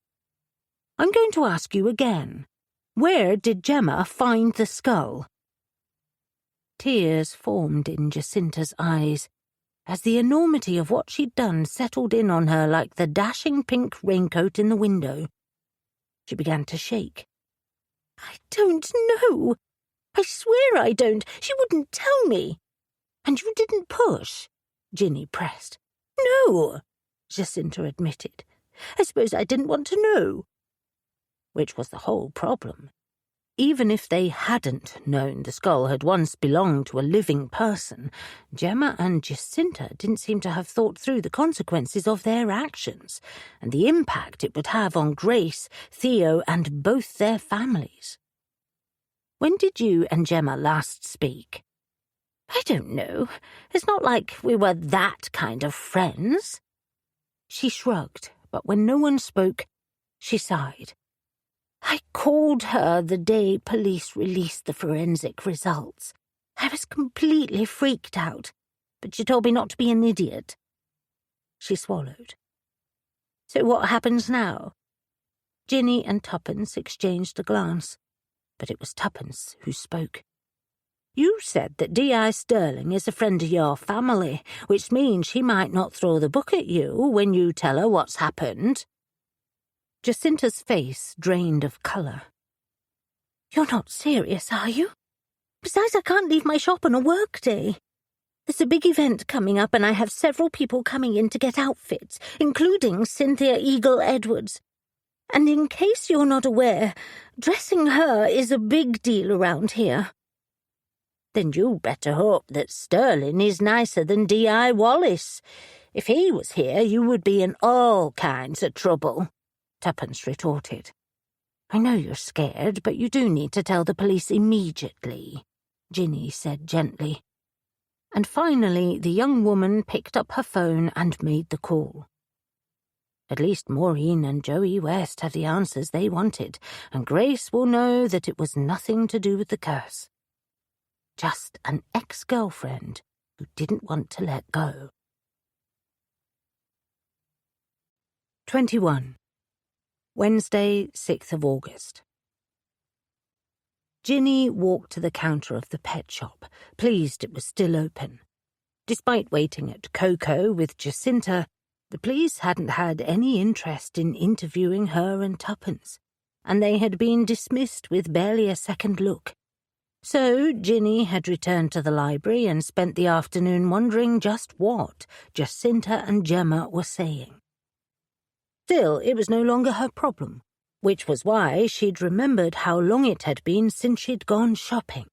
And while she could happily survive a few more days with salad from the garden and homemade soup, Edgar apparently couldn't. "Hello, how can I help?" The cheery girl minding the shop smiled in greeting. "I was wondering what food you would recommend for a fussy cat," Ginny asked, before listing all the brands she had tried. "We have several options, but I think these are the best ones." She pulled down some cans from the top shelf, which, in Ginny's limited experience as a cat owner, probably meant they were the most expensive. "But there are several other things you can do as well, like making sure the bowl is shallow enough so it doesn't brush their whiskers, and you could try keeping them company while they're eating." "I hadn't thought of that," Ginny winced. Was this Edgar's way of protesting about her absence? "But thank you. I'll take 4 of the cans and make sure I have a dinner date with him." Ginny had filled her cat in on most of the investigation so far, so it would be a good chance to finish the story. Once she'd paid and put the food into her carrier basket, she headed out to the car park and almost walked straight into a tall man coming out of the off-licence next door, a phone clamped to his ear and a bottle of wine tucked under his arm. "Tell them I'm not that desperate yet," he said, before coming to an abrupt halt to avoid the collision. Ginny caught her breath and took in the long cornrows and dark eyes. It was Ross Mitchell.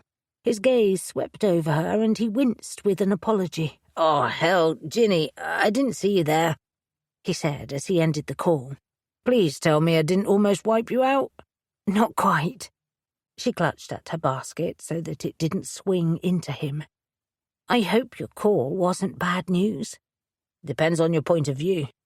The estate agent seemed to think he was offering me the deal of the century and was trying to convince me to sell the cottage for less than what I still owe on it. Ross sighed and waved the bottle in the air. Which is why I'm going to drown my sorrows. Though from now on I won't attempt to walk and talk at the same time. I'm sorry to hear about the offer. Hopefully the market shifts soon, she said.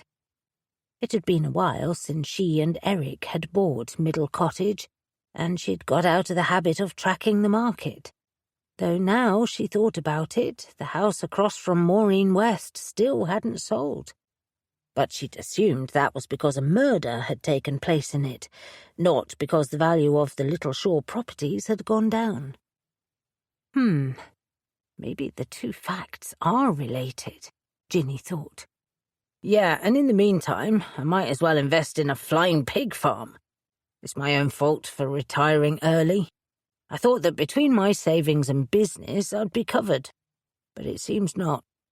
I probably wouldn't be so bitter if yet another house at the other end of the road hadn't just sold for a ridiculous amount. Then again, Sterling always did fall on his feet. Ginny's brows pushed together. Do you mean Angela Sterling? No, it's her father. Used to be a copper before he retired. Not that he ever spoke to the Little Shore end of the road. Then he sighed. I don't want to bore you with my problems. They said a quick goodbye, and Ginny made her way home to find Edgar waiting at the front door. She glanced over to Wallace's white car, which was now covered in several weeks' worth of paw prints. Let me guess, it's now too dirty for you to give it your continued patronage? Edgar raised a brow at her, and Ginny picked him up. Since when had her cat become so top-lofty? Okay, let's forget about the car and get inside. I have a gourmet meal for you and so much to tell. Oh, and a brand-new whisker-friendly cat bowl. What do you have to say to that? Edgar yawned, but didn't attempt to wriggle out of her arms, which she was certain in cat language meant that he enthusiastically agreed with her. She entered the house and looked around, but there was no sign of Grace. Ginny wasn't surprised. After telling Connor what they'd discovered about Jacinta and Gemma, she'd let him break the news to his family, and she suspected they would be sitting on Maureen West's patio discussing it. Which means it will be just the two of us, Ginny said. But no sooner had she shut the door than there was a sharp knock. Ginny frowned. Her friends always called before they came around, and her neighbours didn't pop in for no reason. They simply cornered her while she was taking out the bins if they wanted to chat. Reluctantly, she put her cat down. Edgar would be much better in a fight than she was, if his vet avoidance swiping skills were anything to go by, but she couldn't in good conscience put him in danger. She probably shouldn't put herself in danger either. So she gripped her heavy handbag and peered through the small peephole. Then she blinked. It was Annabel Faulkner, the Queen of Walton-on-Marsh in Little Shore.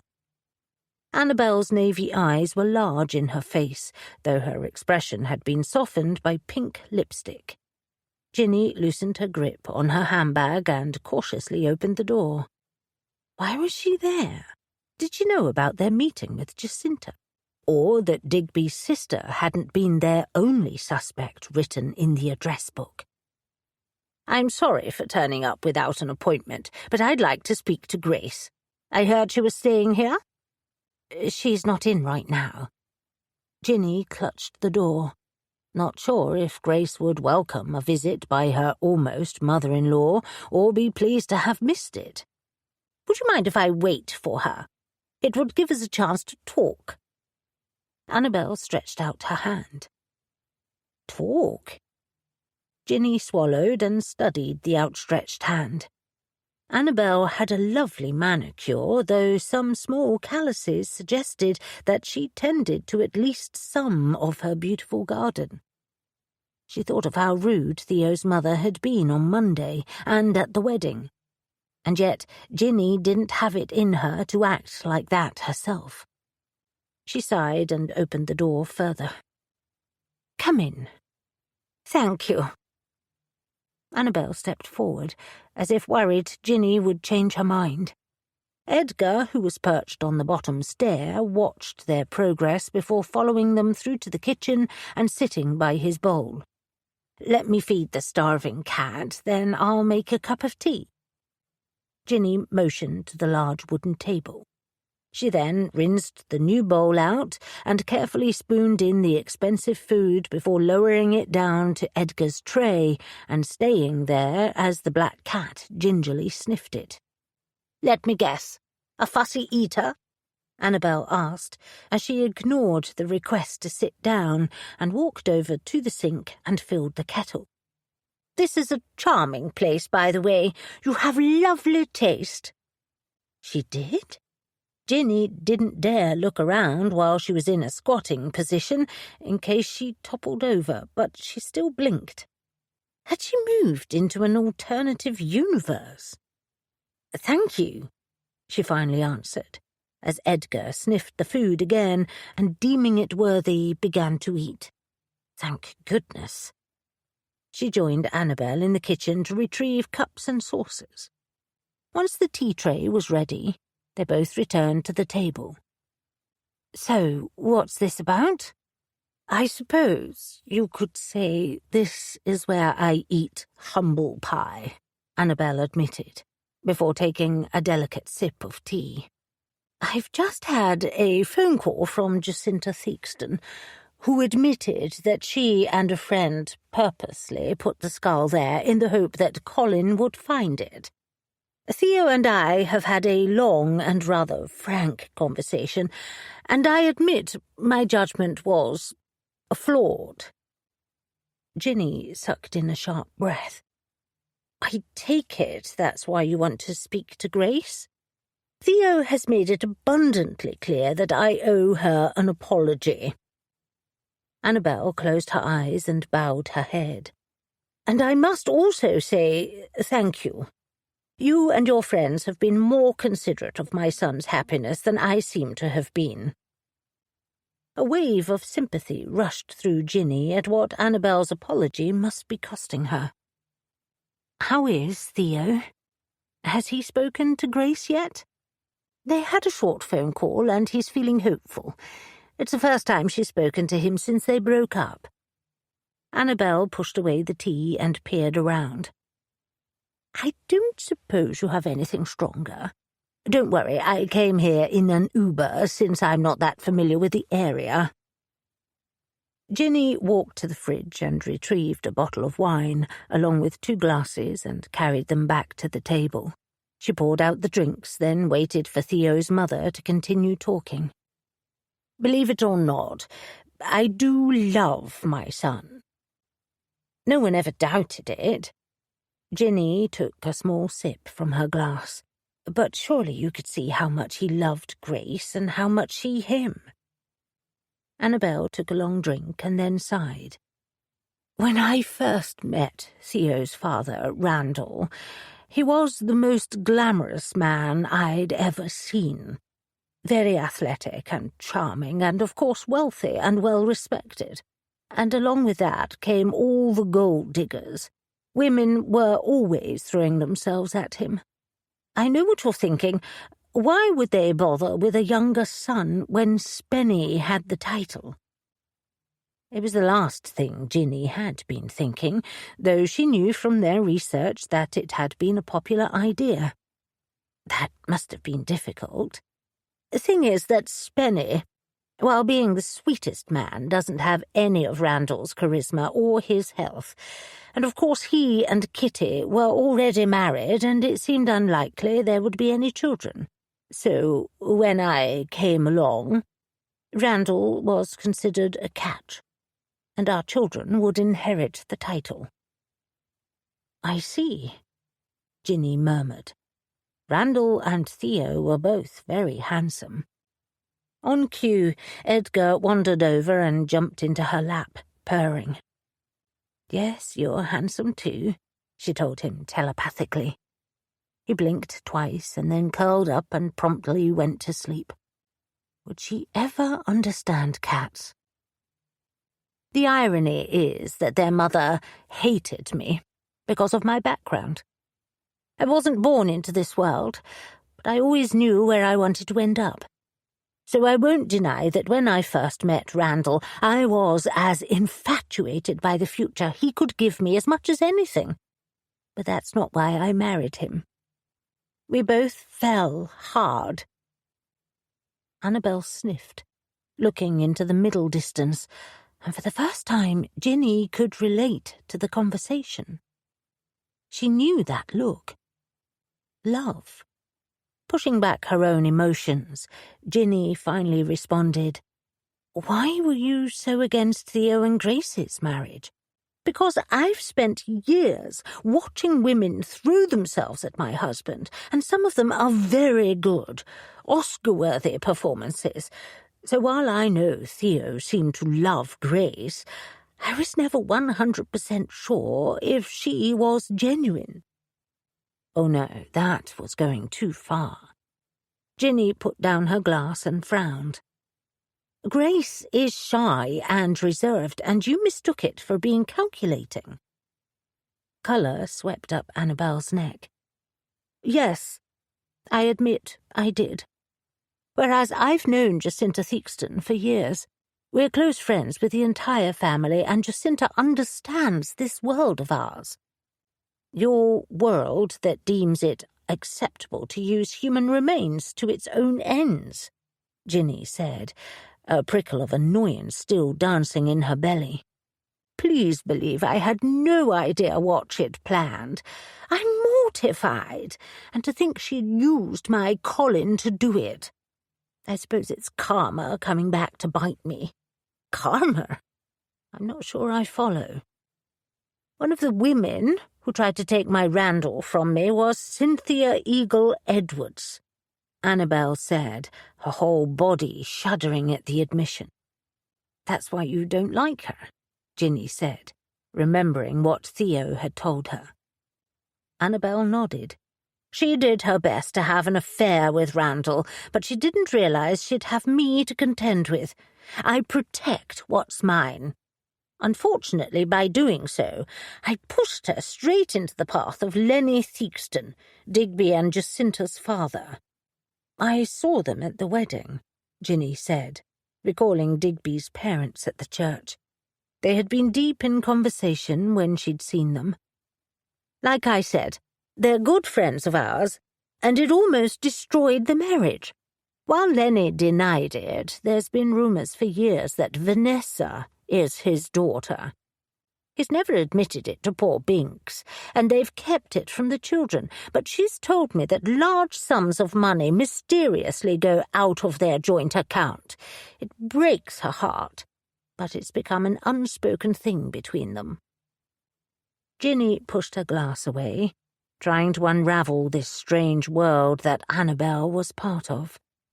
So Cynthia had slept with Lenny Theakston, who likely fathered her child and currently paid her money while never publicly acknowledging it. No wonder Theo had turned his back on so much of his world. Then she groaned as she thought of Vanessa and Digby. If it was true, then they'd be half-siblings. Was that the real reason Vanessa refused to date him? It all seemed very complicated, and Ginny wasn't sure it was all a good enough reason to think badly of Grace West and her family. Then again, she couldn't imagine that Donna, Jake, or Maureen would give Annabel an easy time of it, and she almost felt sorry for the woman. Just then, the front door opened and Grace appeared.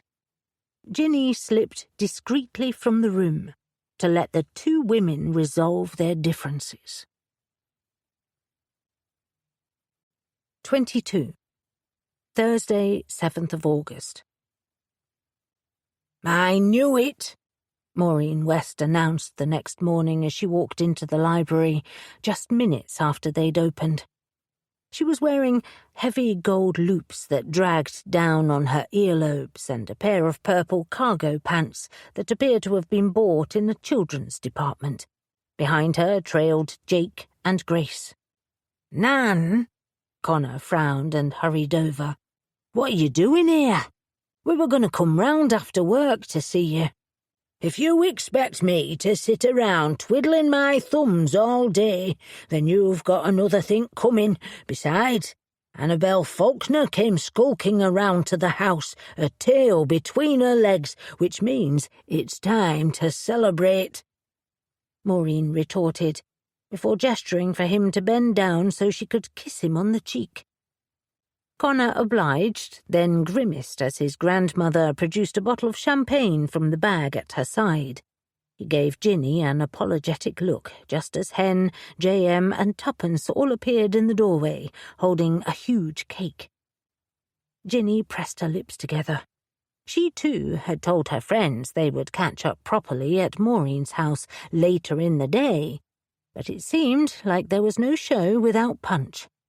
Or in this case, no show without cake and bubbles. Not that she could blame them all for wanting to discuss it. Ginny had spent most of the evening going over everything Annabel had told her, but still wasn't clear what punishment Jacinta and Gemma would receive. And it still left the unanswered question of where Gemma had found the skull.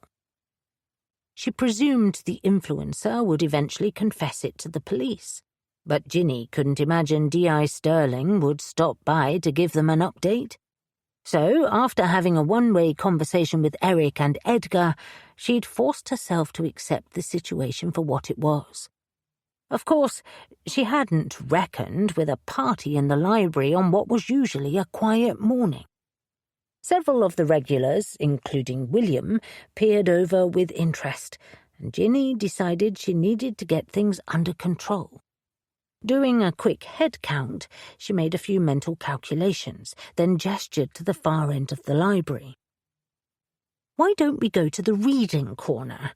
The raunchy ramblers aren't in until 11, so there will be time to get everything tidied up. I'll ask Cleo to cover the desk." "Thanks," Connor said, and then put an arm around his nan. "Right, come on, you lot, let's go." He herded them over, chatting as he went, much like he did with story time. He'd come a long way since the monosyllabic young man she'd first met. They'd already set up the teacups and large hot water urn for the ramblers, and before Ginny could remind everyone that they weren't allowed to drink in the library, Maureen had popped the cork and commanded Jake to pour while Hen cut up generous slices of cake. The next 20 minutes were chaotic, as she and her friends answered all the questions and explained repeatedly what Gemma had told them.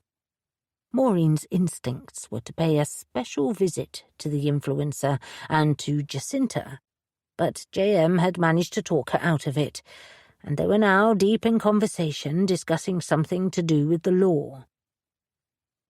Smiling, Ginny glanced over to the issues desk to make sure things were running smoothly, and was just about to slip away when Grace appeared at her side. There was a brightness to her gaze that suggested she was feeling better. "I wanted to say thank you." Grace's soft voice perfectly matched her name and disposition. Then she bowed her head and fiddled with her ring finger, which was still minus the large sapphire. "You don't need to. I'm pleased we found out the truth," Ginny said, before nodding at Grace's hand. "Annabel said you spoke to Theo last night. How did it go?" "He still loves me and wants us to get married. But—" She broke off as tears glistened in her eyes. She hastily wiped them away as if worried someone might see. "I'm not sure anything has changed. Annabel was lovely when she came to see me last night, but there will always be people looking at me and judging me. I hate that we come from such different worlds. Oh, love." Ginny gently squeezed Grace's hand, not wanting to draw attention to the shy nanny. What had Eric always said? That people don't need to be the same, they just need to be the right fit. As she thought of her dearest husband, she returned Grace's troubled gaze and gave her an encouraging smile. "I don't believe in giving advice, but if it's any help, Eric and I were nothing alike. He was brilliant and outgoing and could talk to anyone, while I still jump when I hear a police car. And yet we had the loveliest of marriages." "Really?" Grace frowned gently as if considering the idea. "Really," Ginny agreed, as warmth filled her at the thought of Eric. "I got to spend every day with the person I liked best in the world. So if you and Theo feel like that, well, like I said, I'm sure you'll figure it out on your own." "Thank you." Grace gave her a shy smile, then kissed Ginny's cheek. "I'm meeting Theo this afternoon, and there's nothing I want more than to spend every day with the person I like best in the world. I really—" "William, they clearly don't want us there, despite all the help we gave them with background information on the rivalry." Cleo's tart voice broke into the conversation, and Ginny turned to see Cleo, Andrea, William and Slim all staring at the half-eaten cake and the champagne bottle, which still seemed to be full. Ginny winced and realized Maureen must have had more than one bottle with her. "Exactly," Andrea echoed, as William shuffled forward, waving one of his newspapers like a white flag. "Oh dear. Do you think Maureen would mind if they joined us?" Ginny asked Grace. "Nam would say the more the merrier. She loves being around people. But ever since Uncle Joey went on the run, she's been locked up in that house of hers. Strangely, this is the happiest I've seen her in ages. Maybe that's the silver lining to this whole thing." Ginny gave her a grateful smile and hurried over to where William and the 3 volunteers were standing. "You're right, of course. You go along and I'll mind the desk." "I'll help." Connor joined her, his dark eyes filled with relief. "That was way too much people in for this time of day." "Would you like to do some shelf-checking to recover?" "Thanks. The 100s are a mess after the learn computer at any age class we had here yesterday." Ginny watched him lope his way over to the non-fiction area that had once been his favourite hiding place. Then she hurried to help a young mother who was trying to balance a toddler and newborn, as well as a big stack of picture books. "Here, let me get those for you," she said, and carried them to the counter, where she issued them. After checking with the mother that it was okay to give the toddler a stamp on the back of their hand, she waved them off. Apart from the growing din from the far end, the library was quiet, and Ginny was about to consult her to-do list when PC Anita Singh walked through the door. "Oh, aye, are you here to arrest me for reading?" someone called out. But Anita, who was usually quick to smile, ignored the taunt and beelined straight to Ginny. Oh dear. Her heart rate increased, and her palms went moist. Was this about Jacinta and Gemma's confession yesterday? She took in Anita's tight jaw, and the panic increased.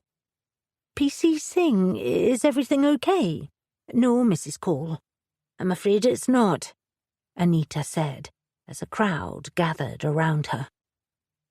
I need you and Tuppence Wilde to come with me to the Walton-on-Marsh police station.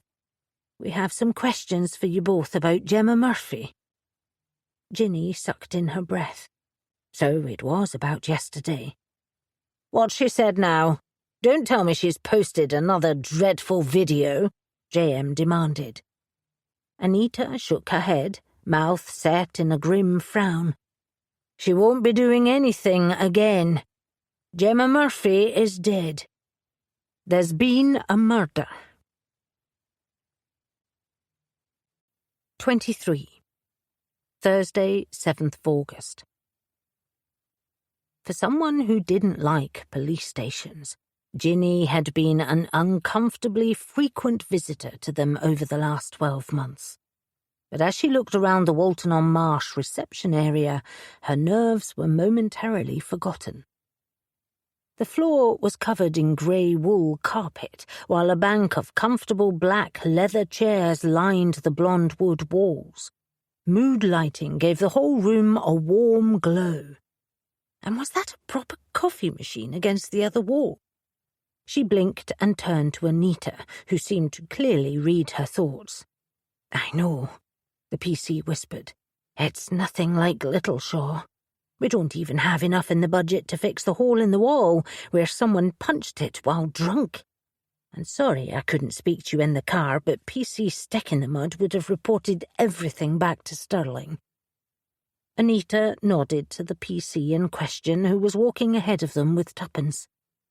It was the same officer who had been short with her at the church, and after recognising him, it hadn't surprised Ginny when Anita hadn't answered any of the questions they'd peppered at her. Instead, she and Tuppence had silently sat in the back of the vehicle, clutching hands, trying not to think about Gemma Murphy. It was heartbreaking. She was only 25, and healthy, if all the talk of yoga was to be believed. It just wasn't right. Ginny was dragged back to the present by the realisation that the grumpy PC escorting Tuppence had peeled off in a different direction. Did that mean they would be interviewed separately, in a classic case of divide and conquer? "I still can't believe someone murdered her." Ginny lowered her voice. "Is there anything you can tell me?" Anita's lip twitched, and she peered around before stepping closer. She was found in her flat yesterday evening at 8, and she was last seen at 6 that night, giving us the time of death somewhere in that window. Her head had been struck with a blunt instrument. There was no sign of forced entry, and forensics haven't released any details. But off the record, it's similar to Leslie Charlton's murder, which means it might be a copycat, or... She broke off as another officer walked past, but she didn't need to finish the sentence. They were now considering that Terence Charlton hadn't killed his wife. Someone else had. It was the whole reason Ginny had called Anita the other day to make sure Gemma was safe. Then her stomach dropped. Was this why they were here? Because they'd inadvertently led a killer straight to the young influencer? Horror drenched her. Anita? Was this her fault? Ginny gasped, trying to push down the looming dread. Definitely not. The only person whose fault it is whoever killed her. Anita gave a fierce shake of her head in reassurance. Singh, if you've finished chatting, please escort Mrs. Cole into the second interview room, a sharp voice said, and D.I. Stirling appeared in the doorway. Today's trouser suit was a heavy tartan. Sweat beaded on Ginny's forehead just from looking at it. I will be in there shortly. Yes, ma'am. Anita straightened her shoulders, and they walked on in silence. The interview room more closely resembled those in Littleshaw, and despite the circumstances, it helped ease some of Ginny's nerves, so that by the time Stirling reappeared, she was tolerably calm. Please tell me exactly why you and Mrs. Tuppence Wilde were at Freshfields pub on Saturday afternoon, having a conversation with Gemma Murphy, Sterling said, once she'd switched on the recording device and gone through the formalities. Ginny swallowed and tried not to stare at the red dot on the machine that indicated everything she said would be captured. Wallace had once advised her not to conceal anything unless she wanted to get in more trouble than she was currently in, and since Ginny didn't want that, she gave the detective a full account, including the conversation with Jacinta Theakston, the multitude of video clips they'd watched, which led them to Ross Mitchell, the mysterious map, the numerous yoga classes her friends had tried to attend, and of course the red bag and sandals that Gemma had been wearing. Once she was finished, Sterling steepled her fingers, mouth impassive. So, with no evidence to prove that Gemma Murphy was involved in this business, you and your friend decided to interrogate her. Ginny opened her mouth to correct her. It had hardly been an interrogation, and it had turned out they had been right. But she quickly pressed her lips together. Clearly, Sterling wasn't happy at having a murder linked to what she'd declared was a closed case. Ginny didn't blame her. She also couldn't help the guilt from rising again. Should they have done more to make sure Gemma wasn't in danger, or worked harder to discover who else might have killed Leslie Charlton and what her murderer may have been trying to hide? Then on Tuesday you called P.C. Singh, concerned that something might have happened to Gemma Murphy because, and I quote, she isn't answering comments on her YouTube channel. This in turn took up valuable police time as they followed it up. D.I. Sterling was now leaning forward, not a drop of sweat on her face, despite the stifling heat of the tiny room. Again Ginny opened her mouth, but it was impossible to know how to answer when she had so many questions of her own. Had Gemma told the police where she'd found the skull? Or why she hadn't been answering any of her fans or filming content? And how had the killer found Gemma's flat? Ginny and her friends had been searching online for her address for days. Did that mean the killer knew her? Or had they followed her home? Ginny shivered at the idea. Well? Sterling jabbed a finger at her, and this time Ginny got the feeling she was expected to answer.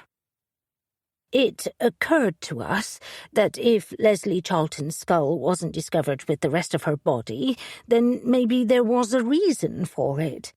Perhaps someone else killed her and kept it as a souvenir? Did your father consider that during his investigation? Enough. This is my case, not yours. Sterling's face turned a puce colour, and, too late, Ginny realised her mistake. Despite Wallace's bad temper, he'd always been open to new ideas and questions. Well, nearly always.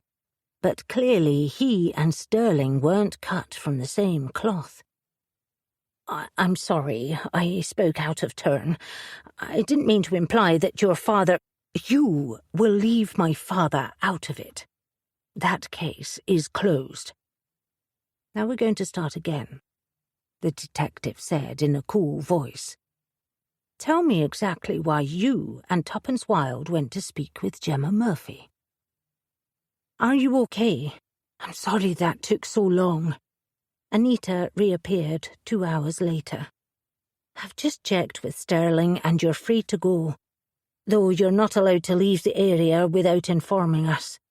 I can drive you back to Little Shore if you don't mind waiting 10 minutes while I finish some paperwork.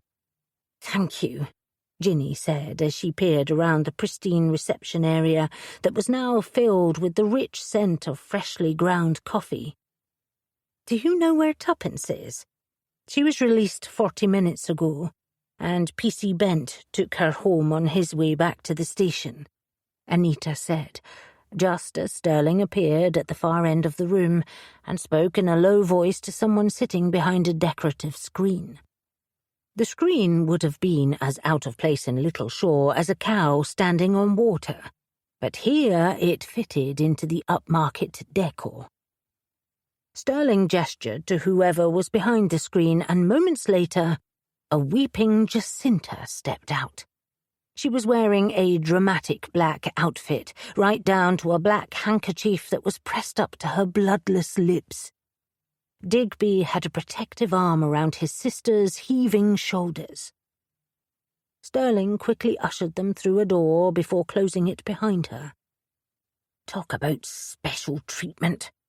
I don't see why she gets taken to the Gov's office while you and Tuppence were stuck in the poxy interview rooms. Especially after what she did, Anita muttered, then winced. Sorry, I probably shouldn't have said that.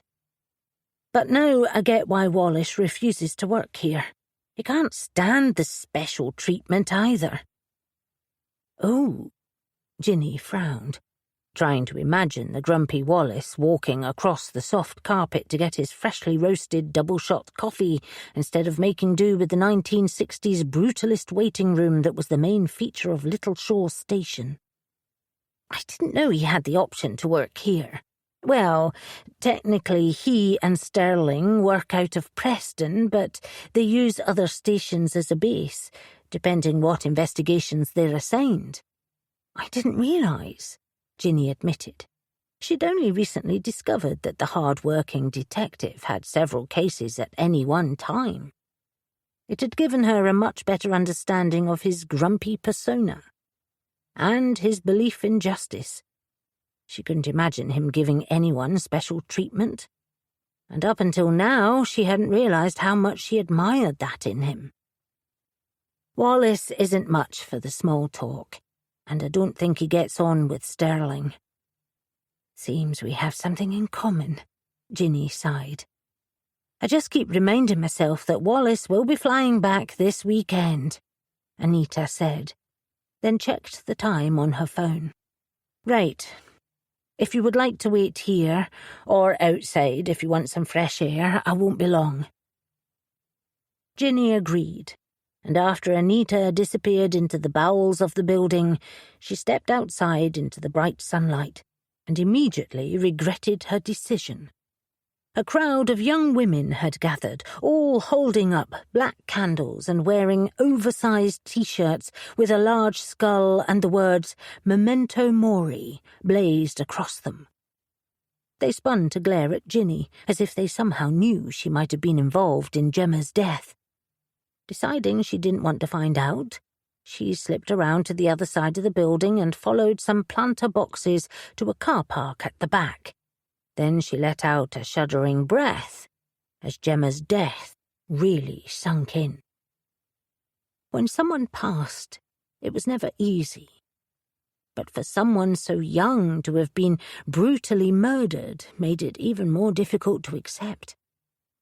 Ginny rubbed her arms and tried to swallow down the lump in her throat at the dreadfulness of it all. From the front of the building, a low chant rose in some kind of ritual. As the chanting reached a crescendo, she wondered if Gemma would have been gratified to have so many fans turn up and honour her, or been horrified that her favourite motto had in fact come to pass. Remember, you must die. The chanting stopped moments later, and then came the sound of hurried footsteps, which made Ginny think one of the officers must have moved them on. She leaned back into the shade of the station wall and sent Anita a quick text to let her know she was in the car park, in case the PC was worried she'd gone AWOL. Anita pinged back to say she'd be another 5 minutes, and Ginny closed her eyes, trying to make sense of what had happened. But her meditations were cut off as another voice floated over. I've tried that, but Sterling won't listen. She said that we're not paid to look at old forensic evidence now the case is closed, especially as we have a current murder to investigate. I can't just leave this. Why was someone else's bone included in Leslie Charlton's remains? There is no mention of it in the notes. And while it's clear it's much older, without sending it off to be tested, I can't be sure. And I know that Gemma was the one to find the skull. So why won't anyone tell me where she got it?" Ginny held in her stomach as the pathologist Imogen Smith suddenly appeared from the back of the building. Her red hair was pulled back from her face, and she had earbuds in, which suggested she was talking to someone on the phone. For Ginny, who was still mastering public phone calls, that was a step too far, but Imogen was obviously comfortable with the technology as she used her hands to juggle a large folder and a cup of coffee. "Yes, but—" Imogen broke off as she noticed Ginny. Her face immediately drained of colour. "James, I have to go." Ginny straightened and realised she was still holding her stomach in, which was silly because she hadn't done anything wrong. Well, apart from eavesdropping on a personal phone call about the Leslie Charlton case between the pathologist and D.I. Wallace, who were apparently on a first-name basis with each other. Taking a gulp of air, Ginny waved politely as Imogen stared at her. "Mrs. Cole, I didn't see you there." Two bright spots of colour now blazed on the pathologist's cheeks. "Please, call me Ginny. And I'm sorry, I didn't mean to overhear anything. I'm waiting for PC Singh to give me a lift home." "I see. But why are you here? Surely it's not about the skull?" Imogen's eyebrows knitted together. "Well, yes, I suppose you could say that. Tuppence and I spoke with Gemma Murphy on Saturday, and then she seemed to disappear for a few days, so I called PC Singh to check on her." "What?" Imogen all but yelped. "I have just finished the autopsy and am about to meet Sterling. But she hadn't mentioned your involvement." Then she let out a soft sigh. "I take it you heard my conversation with James. I am ever so sorry. I wasn't trying to listen. Don't apologise, it's my fault. I should have ended the call before I got out of my car." Imogen juggled the pile of folders and the coffee cup around so that she could run a hand through her lovely hair. "I should have taken that bet." "Bet?" Ginny blinked. "James bet that you would somehow get yourself involved in this case." "I assume he wasn't smiling when he said it." Ginny rolled her shoulders, trying to shake off the feeling of impending doom. "Did he sound angry? No. But I think that if he wasn't on the other side of the world, he'd be having a stern conversation with you," Imogen admitted, before stepping into the shade and joining Ginny. "Do I dare ask why you were talking with Gemma Murphy 5 days before she was murdered?" "It's a little convoluted." Ginny swallowed. But considering Imogen was probably going to hear it all from Sterling soon enough, she repeated what she'd told the detective, including her concern that there was more to Leslie Charlton's murder than first appeared, before adding Maureen and Joey West's interests in events. Once she was done, Imogen leaned back against the brick wall and groaned. "Oh dear. The idea of someone like Joey West getting involved is the only thing this case needed to take it to a Dante-esque level of hell." Ginny raised an eyebrow. Thus far, her experiences with the police hadn't lent themselves to literary references, and she was almost tempted to ask if Imogen preferred the Botticelli or the Blake illustrations, but thought better of it. Instead, she dared to look at the pathologist. "Is that why you were calling Wallace? James? Because of the case?" "Not exactly. It's because we are friends. We met about 10 years ago in London when I was dating a friend of his. It was before he moved up here. Anyway, the relationship," she broke off, and sharp colour flooded her cheeks, "ended not that long ago, and I needed a fresh start. I had no idea James was here until that last murder." "So you're friends," Ginny said, as things started to make sense. She'd seen them several times together, and while it hadn't looked romantic, it hadn't looked like a work conversation either. The thought made her smile. She'd lived next door to Wallace for almost a year, and she'd hardly ever seen him with other people, or even relaxing. Maybe having a friend like Imogen, who seemed warm and ready to smile, might be just what the more serious Wallace needed. "Yes, I suppose we are. Well, that is, if he forgives me for waking him up at 4 a.m. I got a bit muddled with the time difference. I just needed some advice." "I hope he gave it to you," Ginny said, as Anita appeared at the far end of the car park. She swallowed, the overheard phone call still going around in her mind. "You don't have to answer this if you don't want, but I couldn't help overhearing you talking about an extra bone." "I see what James means about your tenacity. My husband used to say that I like to finish what I start," Ginny admitted. Imogen chewed her lip, then leaned in closer. "Please don't repeat this. But when I went back through the original forensic evidence for the Leslie Charlton case, I found a carpometacarpal joint that didn't belong to the rest of the victim's bones. Sterling didn't want me to follow it up, but in the light of this new murder, I'm hoping I'll be able to go ahead and get it tested." Imogen broke off as Anita reached them. "Dr. Smith?" Anita greeted the pathologist. "D.I. Sterling will be pleased to see you. Though I warn you, she's on the warpath." 24. Thursday, 7th of August. "At least we have a good reason to skip senior shake and shuffle," Tuppence said as she opened her front door and beckoned Ginny inside, where Hen and J.M. were already waiting. Ginny managed a weak smile. It had already been a long day, and it wasn't over yet. By the time Anita had dropped her back at the library, all traces of the champagne and cake had been cleared away, and Connor promised that his Nan had gone straight home instead of on a vengeance-soaked mission to make Jacinta Theakston pay.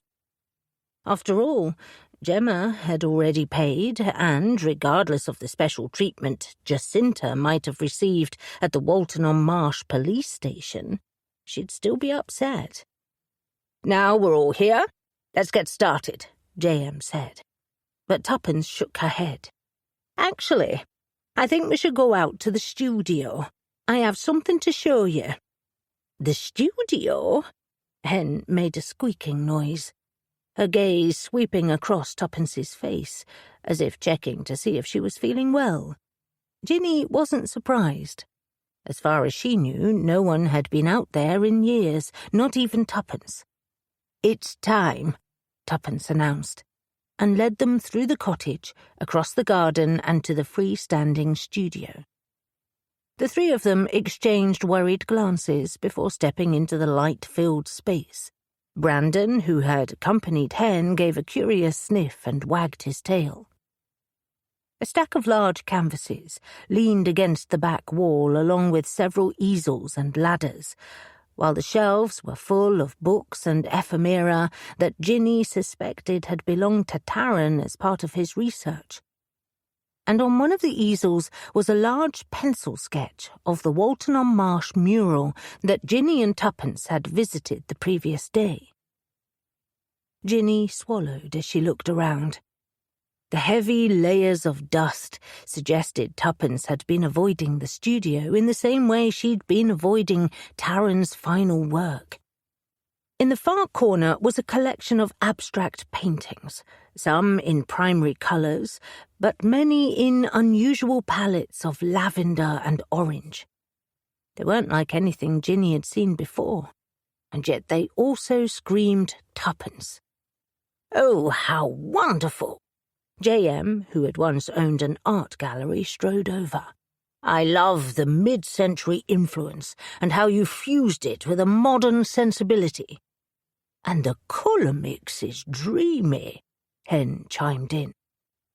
When I look at them, I smile, Ginny added, unable to stop the upturn of her mouth as she studied them. Thank you. That means a lot, coming from you all. Tuppence gave them a shy smile, before squaring her shoulders and walking over to an easel that was covered with a sheet. But this isn't just a trip down memory lane. I realised that if we're going to solve this case, we needed to rethink the address book come murder board. Oh dear. Hen's hand flew to her mouth. Is this because of what I said the other day? Tuppence, I didn't mean to upset you. Nonsense, she doesn't look very upset, J.M. corrected. But do get on with the big reveal. I have no time for dramatic pauses. Ta-da! Tuppence pulled back the sheet. Dust motes from the surrounding surfaces flew up, catching the late afternoon sun that was still pouring through the windows. But Ginny hardly noticed as she stared at the large poster board on the easel. It was an explosion of colours, with smaller words written everywhere. In the centre it said M for murder, written in pink swirling font. And underneath were 2 circles, one for Leslie Charlton and one for Gemma Murphy, with a perfectly rendered skull sitting between them. From there, 25 lines spiralled out like a mind map to all the other letters of the alphabet, and underneath each one were the notes that Tuppence had been storing in the address book. The studio was silent as they stared at it. Finally, Tuppence made a small sound in the back of her throat. Why is no one speaking? Does this mean you hate it? Are you cross that I didn't consult with you all first? It's just, while I was stuck in that interview room, my mind was trying to figure out how all the pieces fitted together, and then my fingers twitched to hold a paintbrush. They haven't done that for such a long time. Anyway, I suppose I just got carried away. Carried away? Well, that's an understatement, J.M. retorted, and then grinned. This is wonderful. Absolutely, Hen agreed. It's so beautiful. And it's exactly what we need, Ginny added. Yesterday we weren't investigating a murder, but today we are. So you agree that we should look into it? Hen checked. Well, of course we should. J.M. picked up a long paintbrush and, holding it by its bristle end, started to use it as a pointer. Gemma Murphy was killed on our watch. We owe it to her to find out what's really going on, since Sterling might be trying to bury the truth. What do we know? The time of death was between 6 and 8 p.m., Ginny said, as Tuppence picked up a fine brush and painted in the details. It takes Annabel Faulkner out of the picture since she was at my house. What about Jacinta?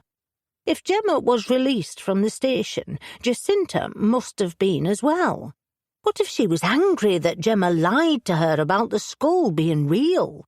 Tuppence wondered. Seems a strange way to show it. Besides, Jacinta doesn't strike me as someone who likes to get her hands dirty, Hen said. And we don't know if her murder is connected to Leslie's death. But we can't rule it out. J.M. began to pace the room. Especially now we know about the extra bone that Imogen found, which had been ignored in the initial investigation. What was it called? A carpometacarpal joint, Ginny said, as Tuppence painted the small bone in a blazing red. Imogen told me, off the record, that it was older than the other bones. Sounds dodgy to me. Tuppence looked up from her painting. There was a splodge of green on the tip of her nose, but her eyes were bright with the same gleam Hen got when she was knitting. Why wouldn't the police have investigated it more? And why won't Sterling let Imogen get it tested? Same reason she bit Ginny's head off for suggesting that Sterling Sr. might have ignored evidence. J.M. turned on her heel as she continued pacing. I didn't say it quite like that." Heat travelled up Ginny's neck, still not quite able to believe she'd said it out loud. "Though I can't blame her for getting angry. It wasn't very nice of me to bring her father into it. We haven't met him, and there's nothing to suggest he didn't do a good job." "Doesn't mean he did, either." JM once again played devil's advocate. "We've been so distracted that we never did any research on him. What do we even know? We saw him having a conversation with D.I. Sterling at the coffee shop in Walton-on-Marsh. Do you think they were discussing the case?" Hen's eyes widened. "I hope not. It wouldn't be appropriate since he's no longer on the force." JM folded her arms. "But it makes me wonder if he was mining her for information. If only we knew where he lived." Ginny's breath quickened as she recalled her meeting with Ross Mitchell. "Actually, he lives up the Walton-on-Marsh end of Boundary Road, and he's just sold it, so all we have to do is look for the sign out the front." Tuppence put down her brush and smoothed her overalls. "I think we should visit Stuart Sterling and see what he has to say." "Excellent. I'm in the mood for a shakedown."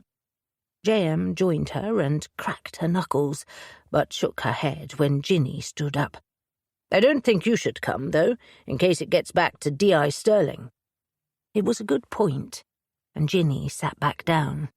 "We could stay here and research Sterling and Gemma." Hen patted a sleeping Brandon on the head. "It's a pity we don't have William's newspapers." "Nonsense. I think it's time we all improved our internet skills. You're lucky I have Edward's spare laptop with me." JM gave them a stern look, retrieved a laptop from her bag and passed it over. "See what you can find out, and we can update the board as soon as we get back." Ginny gulped as they took the machine. This would be interesting. An hour later, and Ginny was exhausted. "Goodness, I had no idea so many of these sites existed," Hen said, as they went on to yet another social media platform. "And reading the comments was a jolly good trick.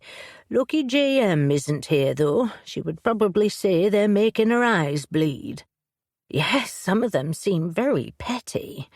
We didn't have much luck with Stuart Sterling, but I was hopeful we'd find something else on Gemma, especially with the research hacks you found," Ginny admitted. "I have some more here." Hen picked up her notebook and flicked through it. In the end, they decided to first research how to get better search results on the internet and had been trying them out one at a time. "Okay, let's try mentioning a location as well as a name," Hen announced, and Ginny dutifully typed in Gemma Murphy and Walton-on-Marsh. Numerous articles populated the screen, but most of them referred to Gemma's YouTube clips that they'd already seen. "There's nothing new here. Oh dear." Ginny scanned through the numerous articles. Hen peered back at the notebook. "Here, try using a minus sign directly before YouTube. That should stop any of the videos from coming up." Ginny did as directed and blinked in surprise when several articles about Gemma appeared that they hadn't seen before. It took a few minutes for them to read the content, but there still wasn't anything that resembled a clue.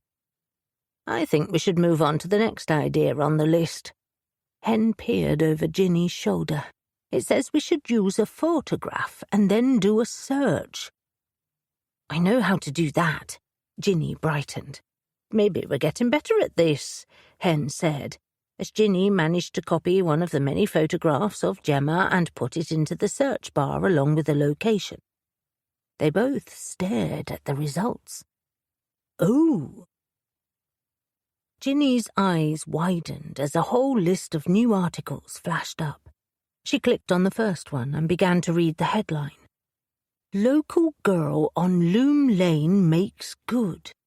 Next to it was a photo of Gemma Murphy, wearing one of her tight outfits, standing outside a large building with her hands up in the air. Gemma Murphy is a girl on a mission. Not content with running a popular YouTube channel, this young entrepreneur is well on the way to global success with the purchase of her yoga studio in the newly built commercial building on Loom Lane. When asked what inspired her to make such a bold move at such a young age, she was quick to say that it was up to her generation to be the change they wanted to see in the world. I believe in creating an ethical brand that empowers young women like myself, and this is just the start of my journey. Wait, she owned that place, Hen squeaked. but it was huge and brand new. It would have been worth a fortune. How could a 25-year-old girl afford it? She was 23 when she bought it. Ginny read further down the article to the comments section. Oh, this is interesting. Someone has called her a typical Nepo baby. Maybe that's why she was killed. What's a Nepo baby when it's at home? Hen frowned. It means nepotism baby, Ginny explained, though she only knew about it because Connor had talked about them the other month. I think it's when children of wealthy parents get certain advantages because of their family name. Ah, a new term but an old tradition. Hen sighed. Things like that have been happening throughout the ages, but how does Gemma Murphy fit in? I thought her mother had died and she didn't have any other relatives. According to this commentator, she had a big trust fund. Ginny scrolled down to see what else she could find, but the other comments were more focused on Gemma's outfit and makeup. Big enough to buy a yoga studio? Hen was still astounded. I suppose it explains why she and Jacinta were friends. They both had businesses bought for them. They were cut off by the sound of Brandon barking as J.M. and Tuppence strode back in. Their hair was wet and their shirts were clinging to their skin. Ginny's brow furrowed and she peered out of the window. It wasn't raining. You're back? Hen looked up and gasped. How did it go? Tuppence wrinkled her nose and walked over to the murder board painting. I'm not sure it was our best work. I'm definitely losing my shakedown powers. J.M. frowned. From now on, we can only take on cases in Little Shore. Oh, dear. Hen's face fell. Did he get angry at you? I wouldn't say angry exactly, but I also wouldn't say he'd be happy to see us again, J.M. admitted, as Tuppence painted a large cross through Sterling's name and then put a rain cloud above it. He turned the hose on us. Jolly rude, too, Tuppence added. Thankfully it's quite a hot day, so I found it refreshing. His manners are severely lacking, J.M. retorted, before squaring her shoulders. How did you both go? We have this. Ginny showed them the article and the comments section. A Nepo baby, Tuppence said, and painted a tiara above Gemma's name. Do you think someone might have resented Gemma for her money? We need to keep our options open, J.M. said, holding up her fingers. We have money as one motive, but we also have the Leslie connection. Stuart Sterling worked on the case 20 years ago, apparently rather sloppily, given the extra bone, and now his daughter is also working on it. They could be covering something up. Ross Mitchell told us that Leslie had been obsessed with the Lawson map. Could that be part of it? Quite possibly, Hen agreed. Except Ross also said he couldn't find any information on the map and had never seen it. So, unless someone else had won, how could it be so contentious? I don't suppose you've heard back from Harold about it all? Tuppence asked in a hopeful voice. Not yet. Ginny pressed her lips together as she studied the murder board Tuppence had painted. Her gaze kept going back to the carpometacarpal joint. Who did it belong to? And did it mean there was yet another skeleton in someone's closet? Woof! Brandon suddenly started kicking out in his sleep. dreaming of goodness knew what as he air-galloped, wriggling off his cushion in the process. "Oh no, my love, don't do that, there's not enough room." Hen reached for his collar. "And far too much dust," Tuppence coughed, "not to mention all the precariously placed paintings," J.M. added, as the still dreaming Brandon sent one of the easels crashing over. She reached out just in time to save the large pencil sketch of Taryn's mural from falling to the floor. "Oh, J.M., thank you." Tuppence's face had gone pale at the idea such a precious piece of her husband's legacy might have been damaged. She took it, then let out a soft cry. "I don't believe it." "What's wrong? I hope it's not damaged." Hen settled down a sleepy-looking Brandon, then hurried over to see what had upset Tuppence so much. "No, but look at this." Tuppence's hand shook as she pointed to the pencil sketch of Sir Joseph Faulkner, Baronet. It was the same as on the mural, but without all the colour and details, and on a much smaller scale. Ginny's gaze drifted down to the scroll in his hands. In the mural, it appeared like a piece of paper, perhaps to suggest the royal decree of lineage. But in this sketch, it was a map. "No, it can't be." J.M. was the first to speak. "This is different from the Stanley map." Hen gasped. "You don't think it's a sketch of the Lawson one, do you? We can soon find out." Tuppence put the sketch back on the easel and hurried over to the crammed shelves.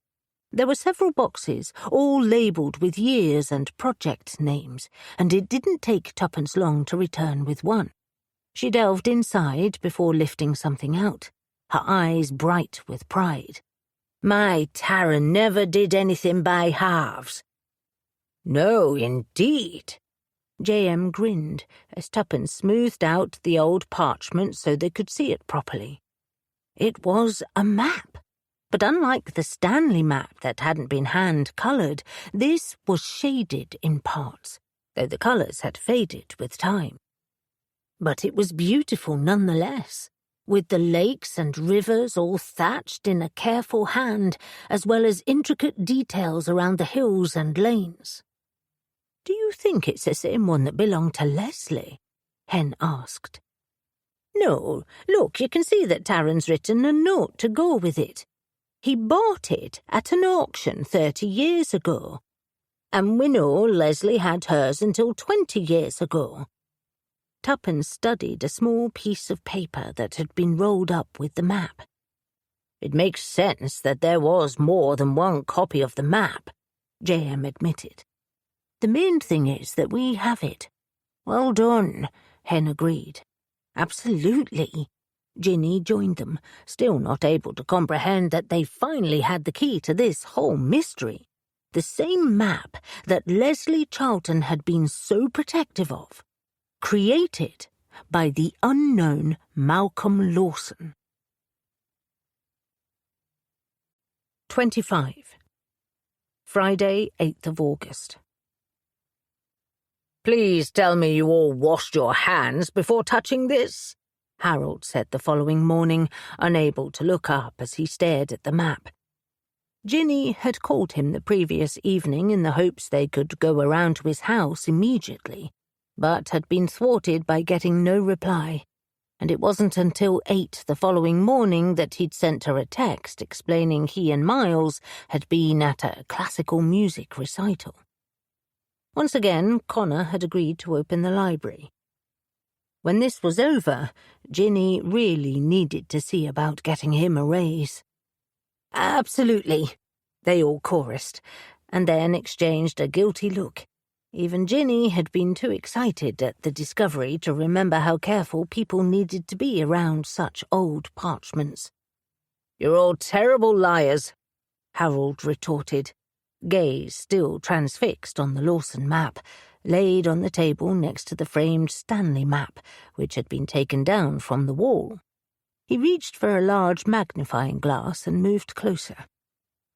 "He means that in a loving way," Miles assured them as he came into the room with a tea tray and a plate of delicate biscuits. "I'll leave this over here so no one is tempted to spill anything on the new treasure." "I hope you haven't learned that lesson the hard way?" J.M. asked. "Let's just say it was a near miss." A smile danced in Miles's eyes as he beckoned them over. "It's probably best if we give him some space. Though, considering this turn of events, I'm sure he won't mind if I steal his glory and share the other news he discovered." "Steal away?" Harold called out from across the room, and Miles smiled. He couldn't find out much about Malcolm Lawson, however he did look into Leslie's family tree and found something interesting.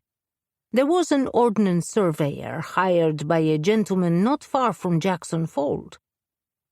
The area that was flooded so that the Faulkners could expand their textile business.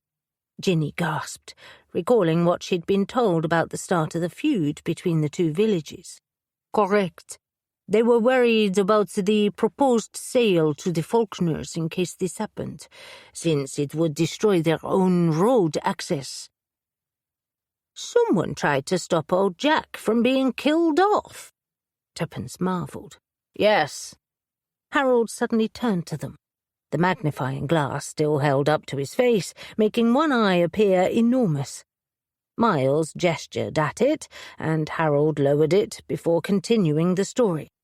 "From what I could discover, the surveyor, a chap named Gareth Davies, moved to the area to do the survey and fell in love with Leslie Charlton's fifth great-grandmother. However, despite promising marriage, he abruptly left the area and moved to Newcastle, leaving her pregnant, and never completing the survey. But he did leave behind the map by Malcolm Lawson, which he might have been using as a reference." "What about the Henry Stanley map? Would he have used that as well?" J.M. asked. "It's entirely possible. The Lawson map is dated 1743, and the Stanley map was done in 1745, so I imagine he referred to both. And that his equipment might have also been left behind. However, it's impossible to say, and I'm surprised that even one map managed to get passed down through the generations." "That's so sad." Hen's eyes misted up. "I agree. It's very sad." Harold beckoned them over to the two maps. "Not because he deserted her, but because I suspect he was murdered." "What?" Ginny gasped, surprised at how quickly she found her voice. But even as she said it, she thought of the carpometacarpal joint that Imogen had found. Was it possible that it had belonged to Gareth Davies? But why would someone murder him? And Jackson Fold had been sold almost 200 years ago, so how could they possibly solve something like this now? However, as she studied the tight smile around Harold's mouth, she quickly got to her feet.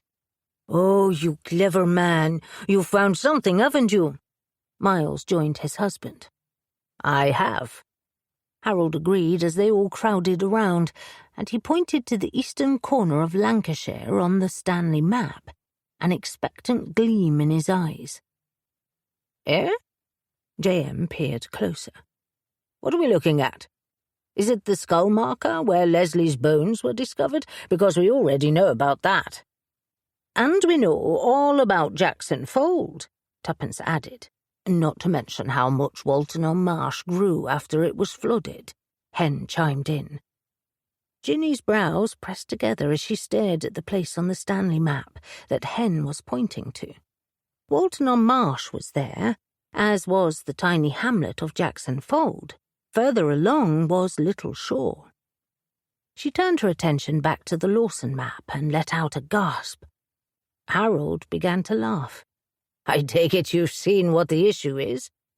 "Yes, but how is it possible?" Ginny's heart thundered in her chest. "How is what possible?" J.M. demanded. "Was I not clear on what I think of dramatic pauses?" "Sorry, you're right." Harold's smile fell away.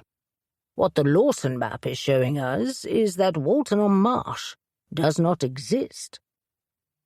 "That makes no sense." Hen's gaze went from one map to another. "Did Lawson just forget to put it in?" "Can't say I blame him. Maybe he visited the place and thought better of it," Tuppence offered up. "It does have that effect on people." "Tempting, but doubtful." Harold pointed to the 2 dates the maps were made. "Remember that Lawson did his map 2 years earlier, and considering how thorough it is, I would suggest there's only one reason he didn't include it. Because it wasn't there." "I still don't follow," Tuppence admitted. "It's a cartographer's folly, a copyright trap," Harold explained, before turning to Ginny. "Remember I was telling you about all the double dealings and underhanded things that went on back then when it came to boundaries and map-making?" "Yes, but I don't know what a copyright trap is," Ginny admitted. "They're made-up places." Miles let out a short bark of laughter. "And words. They were sometimes put into maps or dictionaries as a way of proving if someone was copying the work." "Like a honey trap." JM's eyes widened. "But if Walton-on-Marsh isn't a real town, how do you explain it suddenly appearing?" "That's the thing. These copyright traps, or paper towns as they're also known, can end up becoming real. I suspect someone might have set up a shop in the area after seeing the Stanley map, and so it began." Harold's eyes sparkled with the excitement of a historical discovery. Ginny stepped away to work through what it meant. Ross Mitchell had said Leslie was fascinated by his copy of the Stanley map. Did that mean she'd also noticed the discrepancy? And then what? Had she told someone who then murdered her for it? But why? She turned back to Harold. "What are the implications if it was discovered Walton-on-Marsh wasn't a real town? Does it even matter?" "I can assure you it matters." Harold's eyes darkened, and he folded his arms.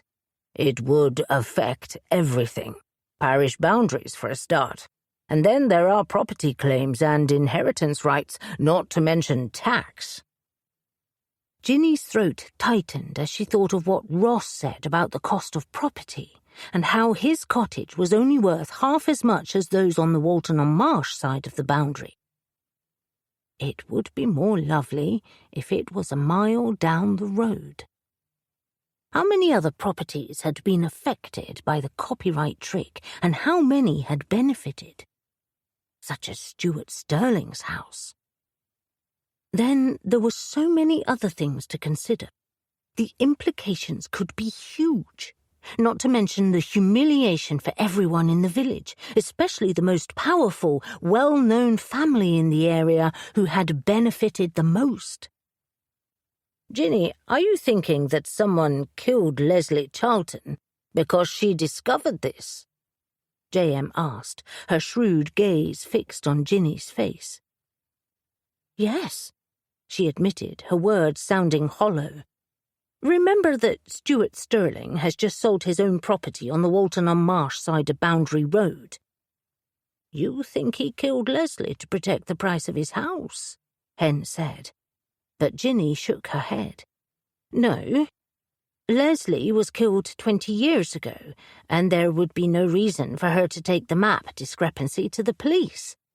If I found it, the first person I'd think of taking it to would be the ones most involved in the history of the town, and the only people I can think of are—" She broke off, not wanting to say it out loud. "Sir Spencer and Lady Faulkner," JM finished. There was silence as they all considered it. The worst of it was that Ginny had liked Lady Kitty.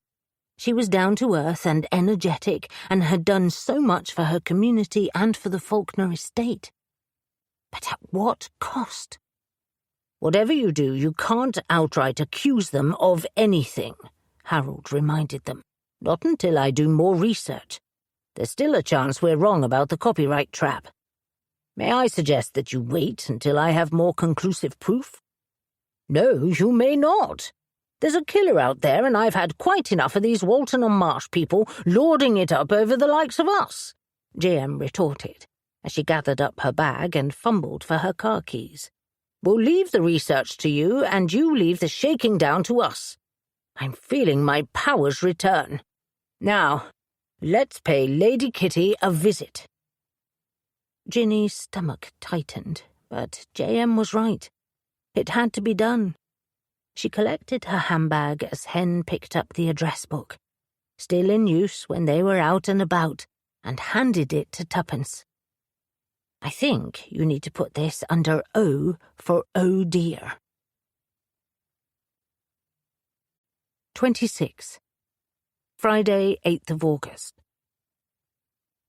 I wondered how long it would take for someone to work it out, Lady Kitty said an hour later, as Ginny and her friend stood on her doorstep, holding a printed copy of the Lawson map.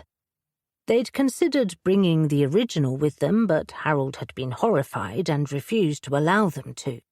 He hadn't even let them put it through the scanner, instead insisting they take a photograph and print it out that way. Eh? J.M. blinked, lost for words. Not the reception I was expecting, Hen admitted. Definitely anticlimactic, Tuppence agreed, before peering over Lady Kitty's shoulder into the formal entranceway of Oldfield House.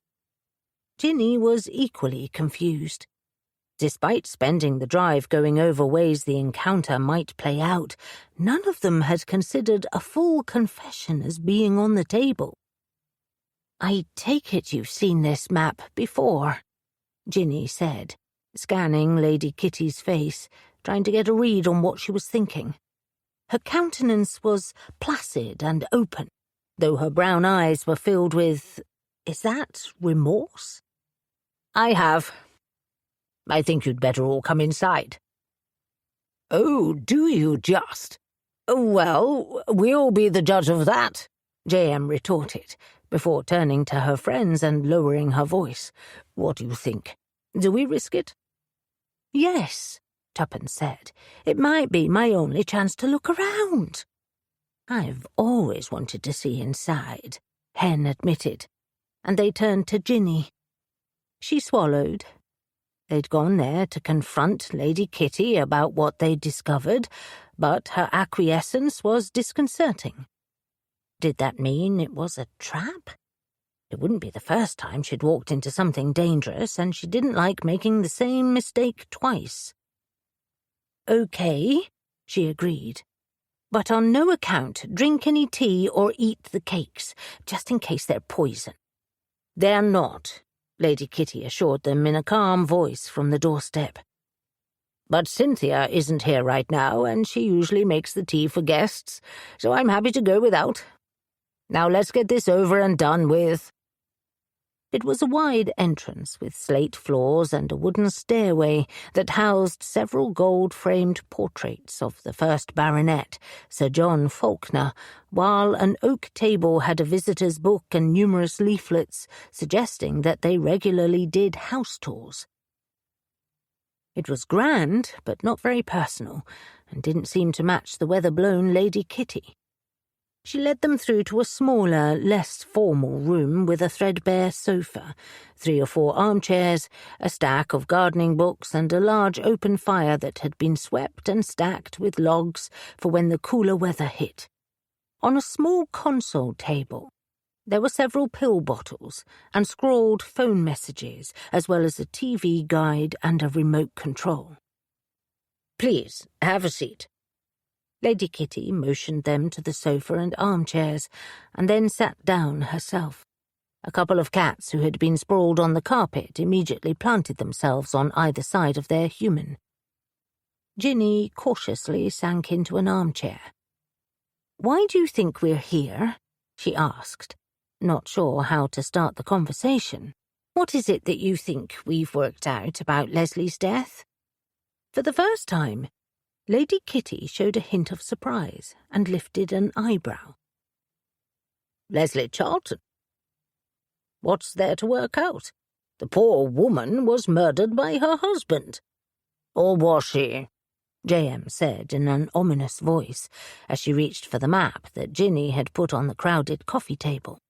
We know that Leslie had a copy of this, and that she most likely worked out what was on it.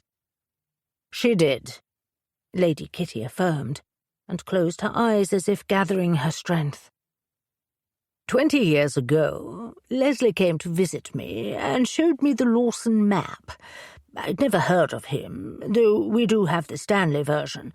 When she told me Walton-on-Marsh was a copyright trap, I didn't believe her. I mean, Spenny's family have been here forever. We're not some backwater village that no one knows of. Objection. Witness is suggesting that Little Shore is a backwater village. J.M. jumped to her feet, but at Lady Kitty's startled expression she waved her on. You may continue. Okay. Lady Kitty swallowed as shame filled her eyes. Like I said at first, I didn't believe her, so decided to do some research through our own archives. There wasn't anything in the study, but there were older boxes down in the cellars, and that's where I found it. Found what? Tuppence leaned forward, eyes wide. Ginny's own heart was pounding, and her skin prickled with discomfort for the obvious pain Lady Kitty was experiencing. Sir Joseph's diary. You might be aware he was the first baronet of Faulkner. It has been brought to our attention once or twice. J.M.'s reply was dry. Lady Kitty sighed. No one is more aware than I am of how much this village has lorded it over Little Shore and the rest of the area. And while there's no denying Sir Joseph did remarkable things, especially in Parliament, some of his other actions were not so commendable. What did the diary say? Ginny asked, her heart still beating fast. Lady Kitty swallowed hard. A young surveyor called Gareth Davies confronted him. He'd been hired by a landowner near Jackson Fold to contest the sale, knowing that if the area was flooded it would unfavourably affect his land and the industry of the nearby villages. He had several maps with him as proof that Walton-on-Marsh was nothing more than a publisher's copyright trap put in to protect Lawson's map. Ginny sucked in her breath. Did you know that Gareth Davies was related to Leslie? I suspected as much. Leslie told me she'd inherited the map and had never understood why it had been in the family. Did the diary mention what happened to Davies? Tuppence wanted to know, the little address book in her hand. We were told he moved away from the area and left a woman high and dry and expecting a child. Lady Kitty sighed heavily. Unfortunately, that's not true. Joseph wrote that he couldn't bear the idea of facing the shame that the village he was so proud of had merely been a cartographer's folly, not to mention possibly losing his water and property rights. There was a fight, and while I like to believe it was an accident, the result is what matters. Joseph buried the body out on Harris Hill, near the Lime Caves. There had been an accident there some years earlier. Ginny swallowed. It was the same place Leslie's body had been buried. Had someone done it on purpose? And was that who the carpometacarpal joint belonged to? The room was silent, everyone turning over the same thought. The much-famed and lauded first baronet of Faulkner had murdered Gareth Davies. 27. Friday, 8th of August. For a long time no one spoke. But finally Tuppence stood and left the room and marched out to her car, returning several minutes later with the murder board that she'd painted. She dragged over a stunning Louis XV chair covered in plain blue fabric and perched the painting across the polished oak arms. It seemed to shake Lady Kitty out of her reverie, and she leaned forward, What is that?" "A murder board," Hen said with pride. "It's what we use to figure things out. Though maybe you shouldn't look at all the entries that include your family. Yes, sometimes we are only speculating. Think of it like mind mapping," Tuppence added quickly. "And sometimes we're not." J.M. gave them all a stern look before getting to her feet and standing next to Tuppence. "Lady Kitty, please answer truthfully. What happened when you found out that Leslie Charlton's claims were correct? Did you murder her and set up her husband to take the fall?" "Murder her?" Lady Kitty stiffened so quickly that one of the cats made a hissing sound. She bent over and soothed it before returning J.M.'s penetrating gaze. "Of course I didn't. How can you even think that?" J.M. opened her mouth, as if to give several reasons, but Hen quickly jumped in. "So what did you do? Did you try and talk to her about it?" "The day I went to visit her was the day the news broke about her disappearance. I felt terrible because she'd seemed a lovely woman." "Yet it also solved a big problem for you. With her out of the way, the family skeletons could go safely back into the closet." J.M. still didn't seem happy. "I know it must look like that." Colour stung the Baroness's cheeks, and she sagged back in her chair. "And I suppose, in a way, you're right. But if I went public, it would have destroyed the Faulkner legacy. And poor Spenny, his health has never been marvellous even back then. Despite all the chatter about Randall being better suited, Spenny's always done his best, so to have this happen on his watch would have been disastrous." "Did you even tell him?" "Goodness, no. It would have killed him. But I've tried to make sure we're giving back to people. Everything I've done since then has been to make amends." "Make amends to who? From what I could see, all your work was purely for Walton-on-Marsh, and excuse me for being crass, but I think they've already had quite enough," Tuppence replied, and Lady Kitty seemed to sink even further back into her chair. Ginny's heart was caught between sympathy and outrage at what had happened to Gareth Davies and to Leslie Charlton.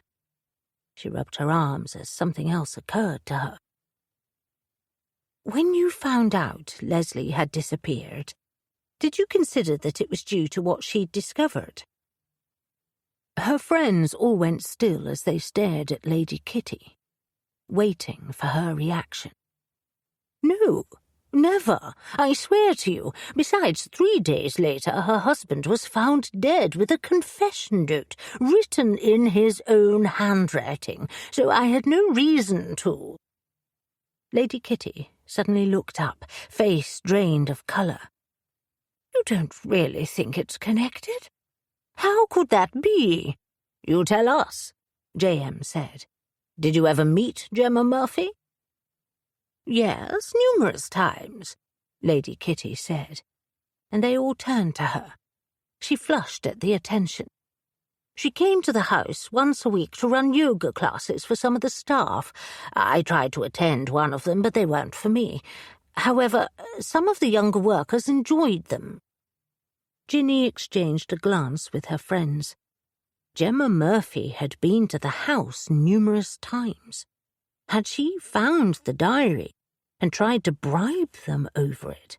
Or the skull itself? It would explain how she came to be in possession of it. But it didn't explain Lady Kitty's adamant denial. "You said you didn't tell Sir Spencer, but did someone else know about it? What about Randall or Annabel?" Ginny asked. "No. Randall, for all his peacocking, isn't much more robust than his brother.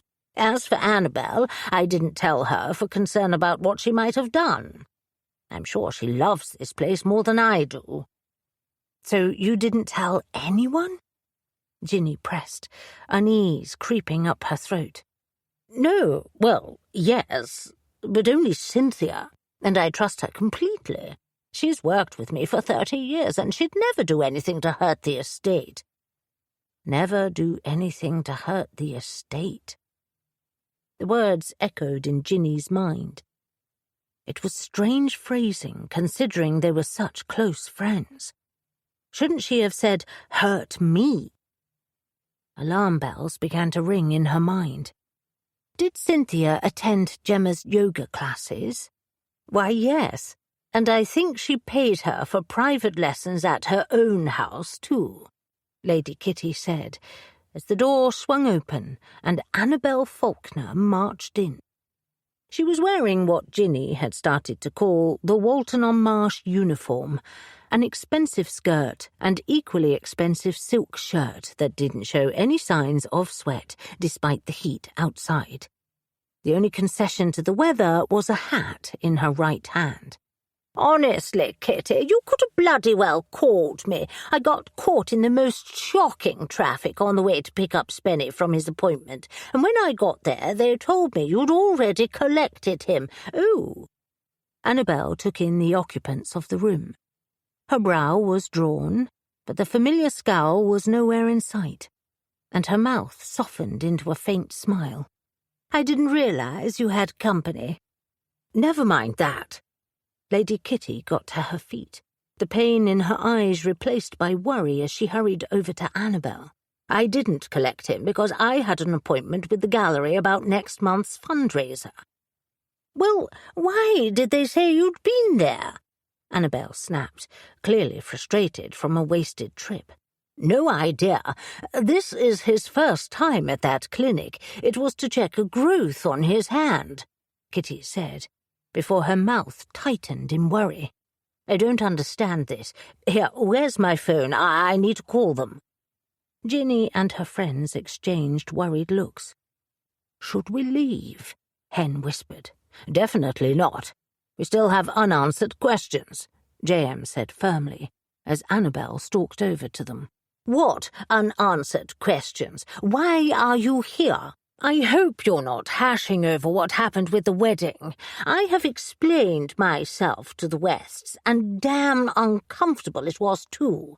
So there's really no need to bring Kitty into this. She has enough things to worry about with Spenny's health.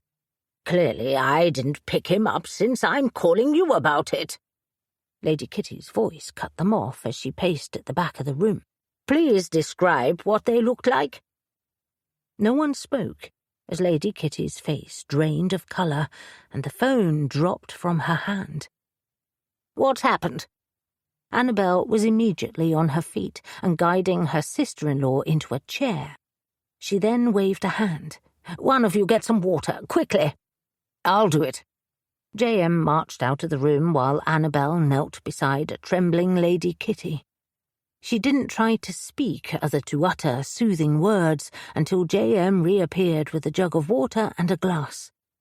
Lady Kitty swallowed a couple of gulps, but the colour still hadn't returned to her face. I think they must have made a mistake. Why? Who collected him? I'm sure it couldn't have been Randall, because you'd hardly react like this. Plus, you know he hates to interrupt his golf game. It's Cynthia. Ginny's heart slammed against her chest. Cynthia Eagle Edwards was the only person Lady Kitty had told about Leslie Charlton's discovery. But she'd said she'd never do anything to hurt the estate, and even that kind of loyalty didn't usually end in murder. Someone would need a very good reason to do that. Oh. Her throat tightened as she remembered her conversation with Annabel and her ongoing feud with Cynthia, because Cynthia tried to have an affair with Randall before moving on to Digby's father, Lenny Theakston, who Annabel believed to be Vanessa's father. But was it possible that Vanessa's father wasn't either of those men? Annabel let out a soft groan as if suddenly coming to the same conclusion. Kitty, no. Please tell me that Cynthia didn't have an affair with Spenny. It was a long time ago, Kitty whispered, her strong frame unravelling under the truth. And he was sorry, so very sorry about it. I can understand you forgiving your husband. I can even understand you forgiving Cynthia, since you're much nicer than I am. But why, in all things glorious, did you let her continue to work for you? If it was me, I would have fired her arse and made sure she never crossed my threshold again." Annabel raged, eyes glittering with fury. "Exactly." Kitty let out a feeble laugh. "You always did know how to act the lady of the manor. But I didn't want people to see me like that. Besides, she was excellent at her job, and part of our success is down to her." "Oh, yes." Annabel let out a bitter laugh and got to her feet. "And you know why that is. Because technically, Vanessa Eagle Edwards is Spenny's only child, and once he dies, you can bet this stupid hat that Cynthia will be at her lawyer's office trying to cut out my Theo." Kitty began to shake. "No, that's not possible. Cynthia's never asked him to acknowledge Vanessa legally, even though he pays her money that he thinks I don't know about. But the estate will still go to Theo." "I'm afraid that Annabel's correct." J.M. got to her feet. "Edward Tate is dealing with a case like this right now." "What are you saying? That Cynthia has kidnapped my husband? But what about his medicines? They're all here, and he doesn't do well when his routine is changed. What can she be thinking?" No one answered, as Tuppence retrieved her phone from her pocket. "I saw a YouTube clip that said the first 24 hours in a missing persons case are the most important, which means we should call the police. Do it now," Annabel snapped, "before it's too late." 28. Friday, 8th of August. "Any news?" Cleo asked later that afternoon as they all stood around the issues counter. "Not since last time you asked," Connor said, which earned him a dark glare from the feisty volunteer before she flounced off, Andrea trailing in her wake. He grimaced. "Sorry, Mrs. C." "It's fine. I'll go and speak to her," Ginny assured him, not wanting to admit she was feeling a bit like Cleo. It seemed like a lifetime ago since the police had shown up at Oldfield Hall. After a quick conversation, it was decided that Ginny and her friends were surplus to requirements, so they had come back to Little Shore, with the strict instructions not to leave town. Again. By the time she'd walked back into the library, the news had already spread about the manhunt for Cynthia Eagle Edwards and the growing concerns for Sir Spencer Faulkner. Her friends had decided to go back to Harold's house to see what else he had discovered, and Ginny had tried to settle into the demands of the day. But her mind kept going through all the pieces. 20 years ago, Cynthia must have killed Leslie and Terence to protect her daughter's inheritance. The buzz of Connor's phone made her jump. "It's from Grace." He swiped the screen and pulled up a text. "Theo's joining a group of volunteers looking through the area around Harris Hill. There are lime caves there, and the police think that's where she might have taken him. We know there was an explosion in one of the caves in the 1700s, but apparently there are several others in the area, though the trail is challenging, so I'm not sure how she'd get a frail man through." Ginny didn't want to think what would happen if Cynthia did manage to get him into one of the caves. Is that what she'd done to Leslie Charlton? Had she decided to take matters into her own hands after Lady Kitty had confided in her about the copyright trap? And what then? Had she threatened Terence Charlton and forced him to write a suicide letter before killing him? It was hard to imagine someone as petite and refined as Cynthia doing anything like that. But she'd read about what happened when a woman thought their child was in danger. It could lend them strength to do impossible things. Did the same apply when they were at risk of losing an inheritance? So what happened then? Had Gemma somehow found the skull while giving Cynthia a private yoga lesson? And she'd either taken it, thinking it was a fake, or she'd known who it belonged to and was using it to grow her channel. Or blackmail Cynthia? Then she'd run into Jacinta in the pub and decided to let Colin find the skull to attract more followers to her channel. Ginny recalled Cynthia's sharp glare while they'd been waiting in the church for the police. And if Sam told the police that he'd seen Gemma with a spade, it wouldn't have taken Cynthia long to put two and two together. Terrible grief swept over her, and Ginny gripped the counter so she wouldn't get lost in it. Had it been their fault? Had their poking around forced Cynthia into acting as she had done now? Yeah, that's what Grace said. Apparently she and Theo often walk around there. She's going to join him. Ginny looked up at him. Are they back together? He nodded. She called this morning, but with all this going on, I doubt she wants to tell anyone.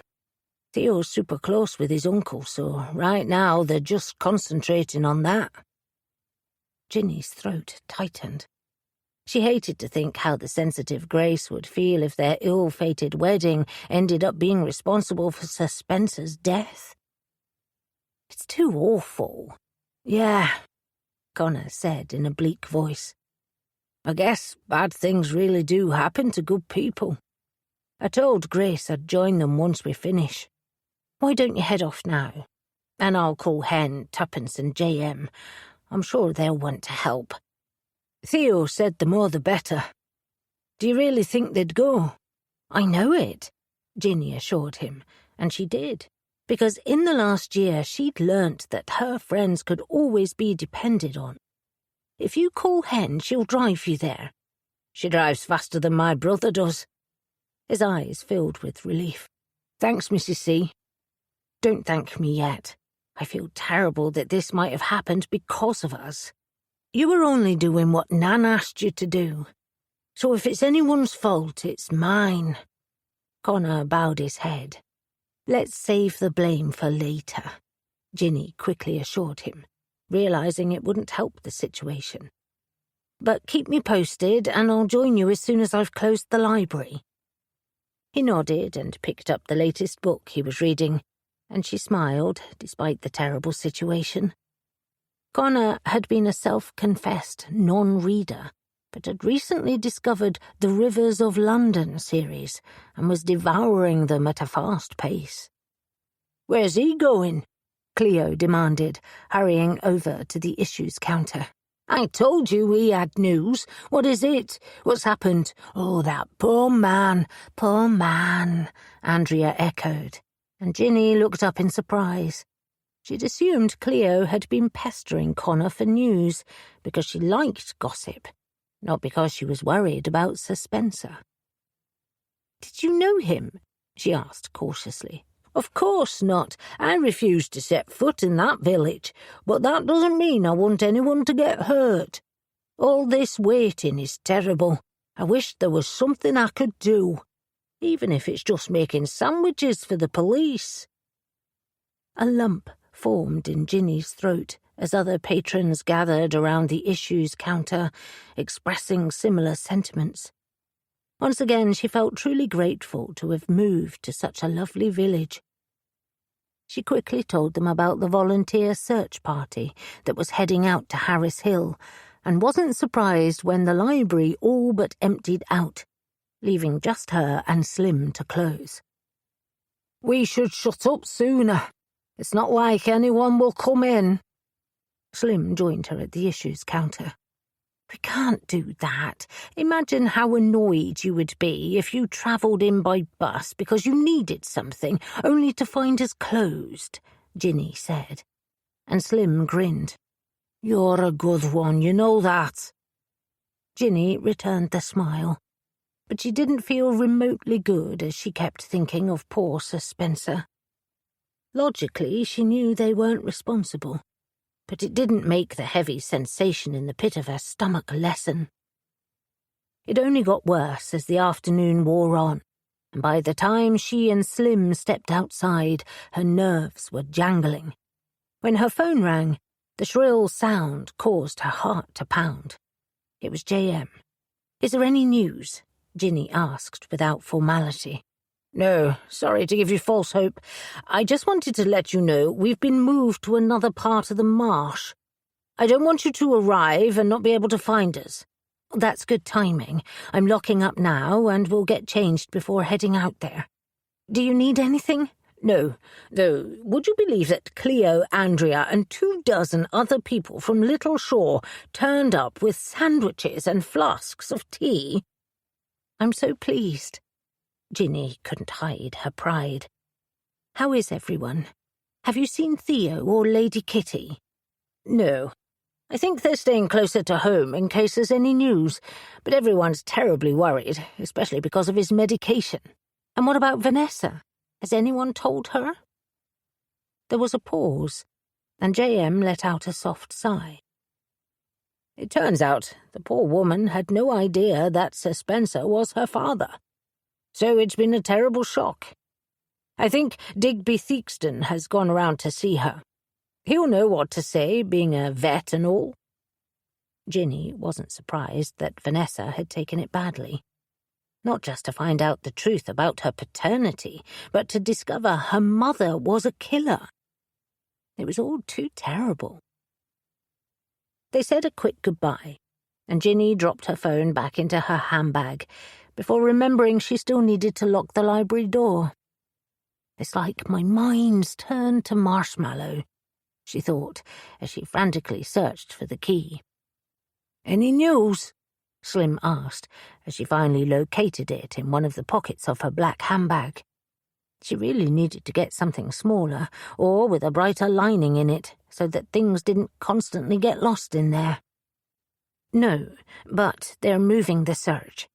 She locked the door and double-checked it, while Slim gave her an approving nod.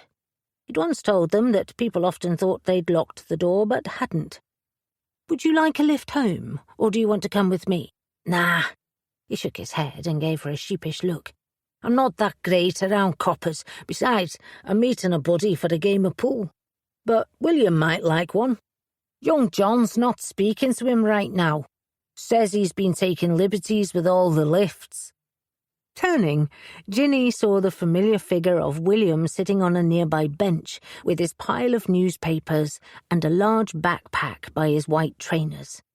She bit back her frustration. She would have preferred to go straight home and get changed so she could join the search party, but she could hardly leave William stranded.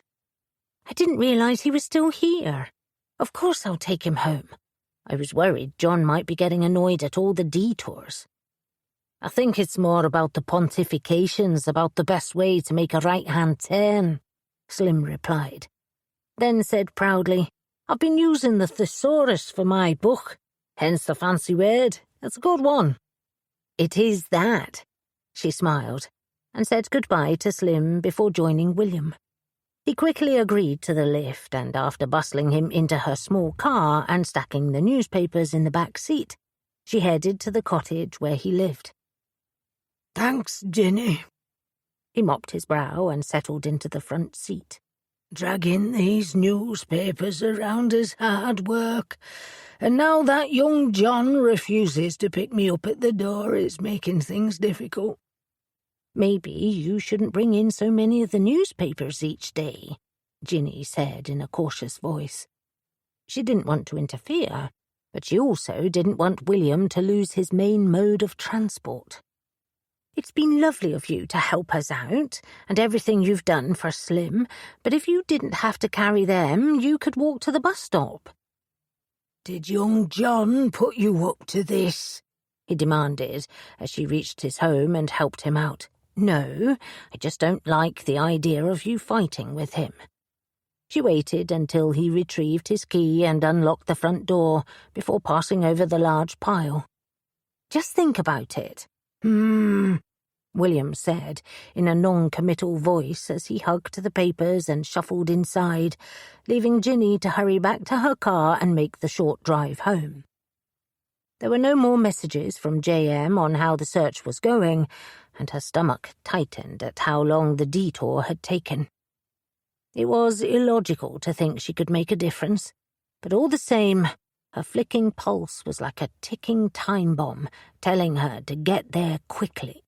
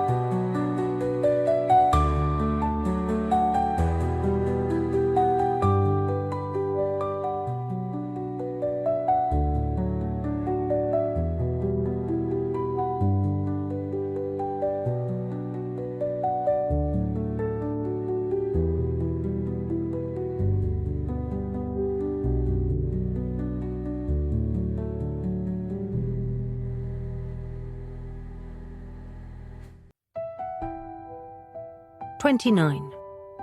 Friday, 8th of August. The drive to Walton-on-Marsh involved being stuck behind a lorry before Ginny hit roadworks that sent her around the outskirts of the village. As the traffic moved sluggishly on, she wished she had closed the library early and left with her friends. Her fingers tapped against the steering wheel at the slow progress. She was usually patient, but the longer it took for her to arrive, the more worried she was becoming. None of it was helped by the instructions her phone was giving her. "Turn left at the roundabout," it said in a bossy voice. "No, I said left." "Left. Left. I am turning left," Ginny protested. No wonder JM preferred using a paper map instead of the very judgy app. "Now take the second right at Loom Lane," the voice continued, and Ginny made the turn, only to join another queue, which was moving at a snail's pace. The car in front of her slowed, and its horn honked as a modern building came into sight on the left-hand side. The horn blasted again, and someone leaned out of the passenger side window. "Rest in peace, Gemma, you were a queen!" It earned them a huge roar from the group of people gathered on the grass verge. Another car honked as it went past, and several women in the crowd waved at them, holding lighters up in the air. Others clutched large banners adorned with photos of Gemma Murphy, much like the day Ginny had been at the police station. She looked again at the building and smothered a gasp. This was where Gemma's yoga studio was. Then she groaned. Of course. The article they'd found had mentioned Loom Lane. Another car horn blasted, but this time it was directed at a woman in a black dress and platform sandals who came to a halt in the middle of the road as she stared directly at Ginny. It was Vanessa Eagle Edwards, but not as Ginny had seen her before. Mascara was streaking down her cheeks, and her hair was flying out around her as if it had been charged with electricity. She'd clearly been crying. What was she doing there? Had she been a friend of Gemma's? It seemed unlikely, considering the age difference, and surely Vanessa wouldn't be at Gemma's vigil when there was a manhunt on for her mother and biological father, especially considering her distraught appearance. And where was Digby? Wasn't he meant to be comforting her? The car honked again, which seemed to snap Vanessa out of her trance, and she dragged her gaze away from Ginny and turned to the driver, who was half hanging out of the car window. "Move it, love. I don't have all day." "I'm sorry," Vanessa sobbed as she stumbled her way to the curb. The driver shouted an obscenity at her before screeching off. Oh dear. On instinct, Ginny searched around for somewhere to park. There was a space further along, so she slowed down and reversed into it. Then she climbed out and hurried over to the still sobbing photographer. "There, I've got you." Ginny put an arm around her and led her to the safety of the grass verge. Vanessa let out another shuddering cry, but finally looked up, lashes loaded with tears. "Thank you. What are you doing here? I'm on my way to help the search party. But why are you here?" "It's my studio." Vanessa pointed to the top floor of the building. "Digby was meant to come and collect me, but he never showed. And it's impossible to think with all the people. I just need to get out of here. Then I saw you and got such a shock." She broke off and buried her face in her hands. "What am I going to do?" "Let me help you. Would you like a lift?" Ginny said, still trying to process everything. How had they not known that Vanessa and Gemma both worked out of the same building? "Actually, that would be lovely." Vanessa suddenly straightened, the tears gone. In her hand was a knife, and a twisted smile had spread out across her face. "Now climb into your car, and we'll head back to your house." "My house?" Ginny's limbs turned to stone. "I don't understand." "Of course you don't." Vanessa pressed the knife against Ginny's shirt, the sharp blade slicing through the thin fabric and nicking her skin. A spike of pain shot through her as Vanessa pushed her towards the driver's side of the car. Then again, neither did Gemma. Which is what happens when you stick your nose into things that don't concern you. Now get in, please, and drive. Cold steel pressed against her stomach, and Ginny's mouth went dry as she managed to climb in and start the engine. Frantically, she looked at the vigil for Gemma Murphy, but the gathered crowd was facing towards the building, all bent over in what seemed like a mob downward dog moment. Her vision blurred as she pulled out onto the street and headed back to Littleshaw. Next to her, Vanessa reached into her bag and retrieved a heavy balaclava, which she pulled down over her head, concealing her features. Then she tugged a hoodie out and shrugged it open, using the hood to further conceal her identity. As she moved, some of the contents of the bag spilled out. It was packets of noodles, crisps, and several bottles of water. Supplies. Ginny groaned. Too late, she realized Vanessa hadn't been leaving the building at all, but crossing the road towards it, with a bag full of supplies. Was that where Cynthia and Sir Spencer were? Did it mean he was still alive? Ginny cautiously reached for her hazard lights, wondering if she could put them on to attract attention. But would it be enough?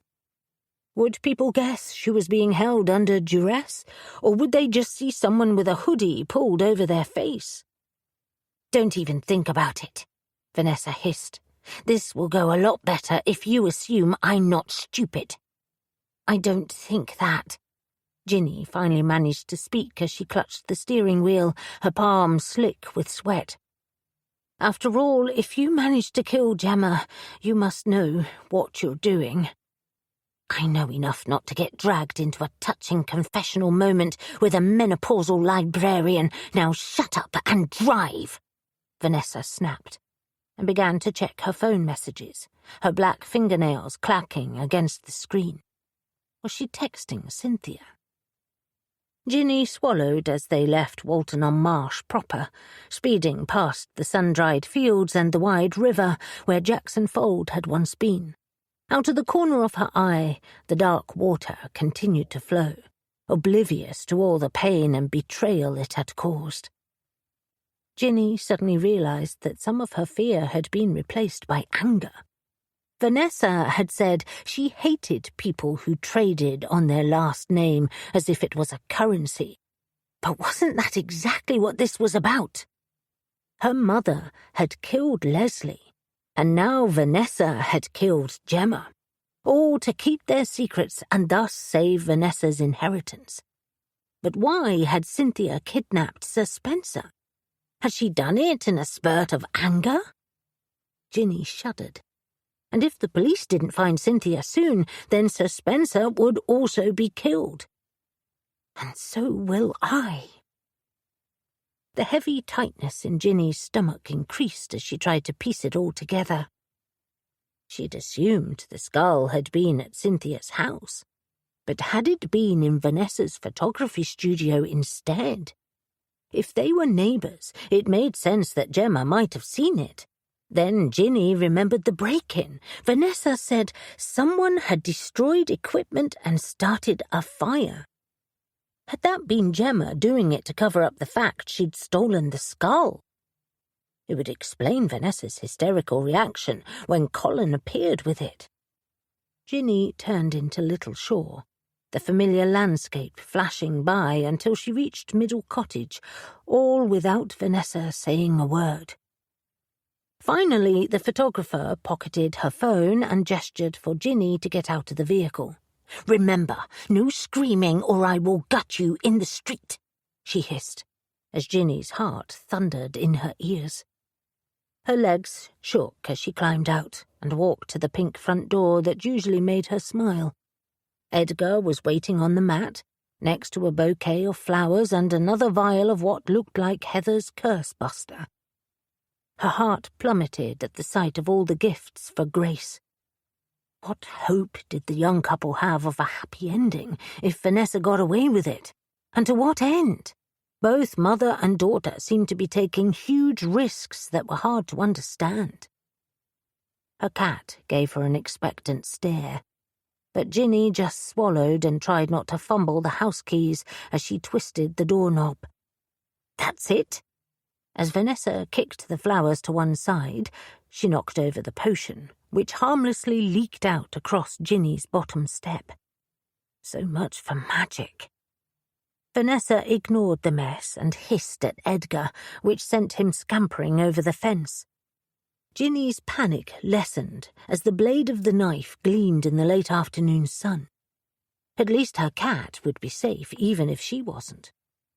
As soon as the door was open, Vanessa pushed her inside. "Isn't this risky? Wouldn't it have been better to take me up to the studio where you're holding Sir Spencer?" "Never you mind where we're stashing that miserable prick who's meant to be my father. Besides, I'd say you've got bigger things to worry about."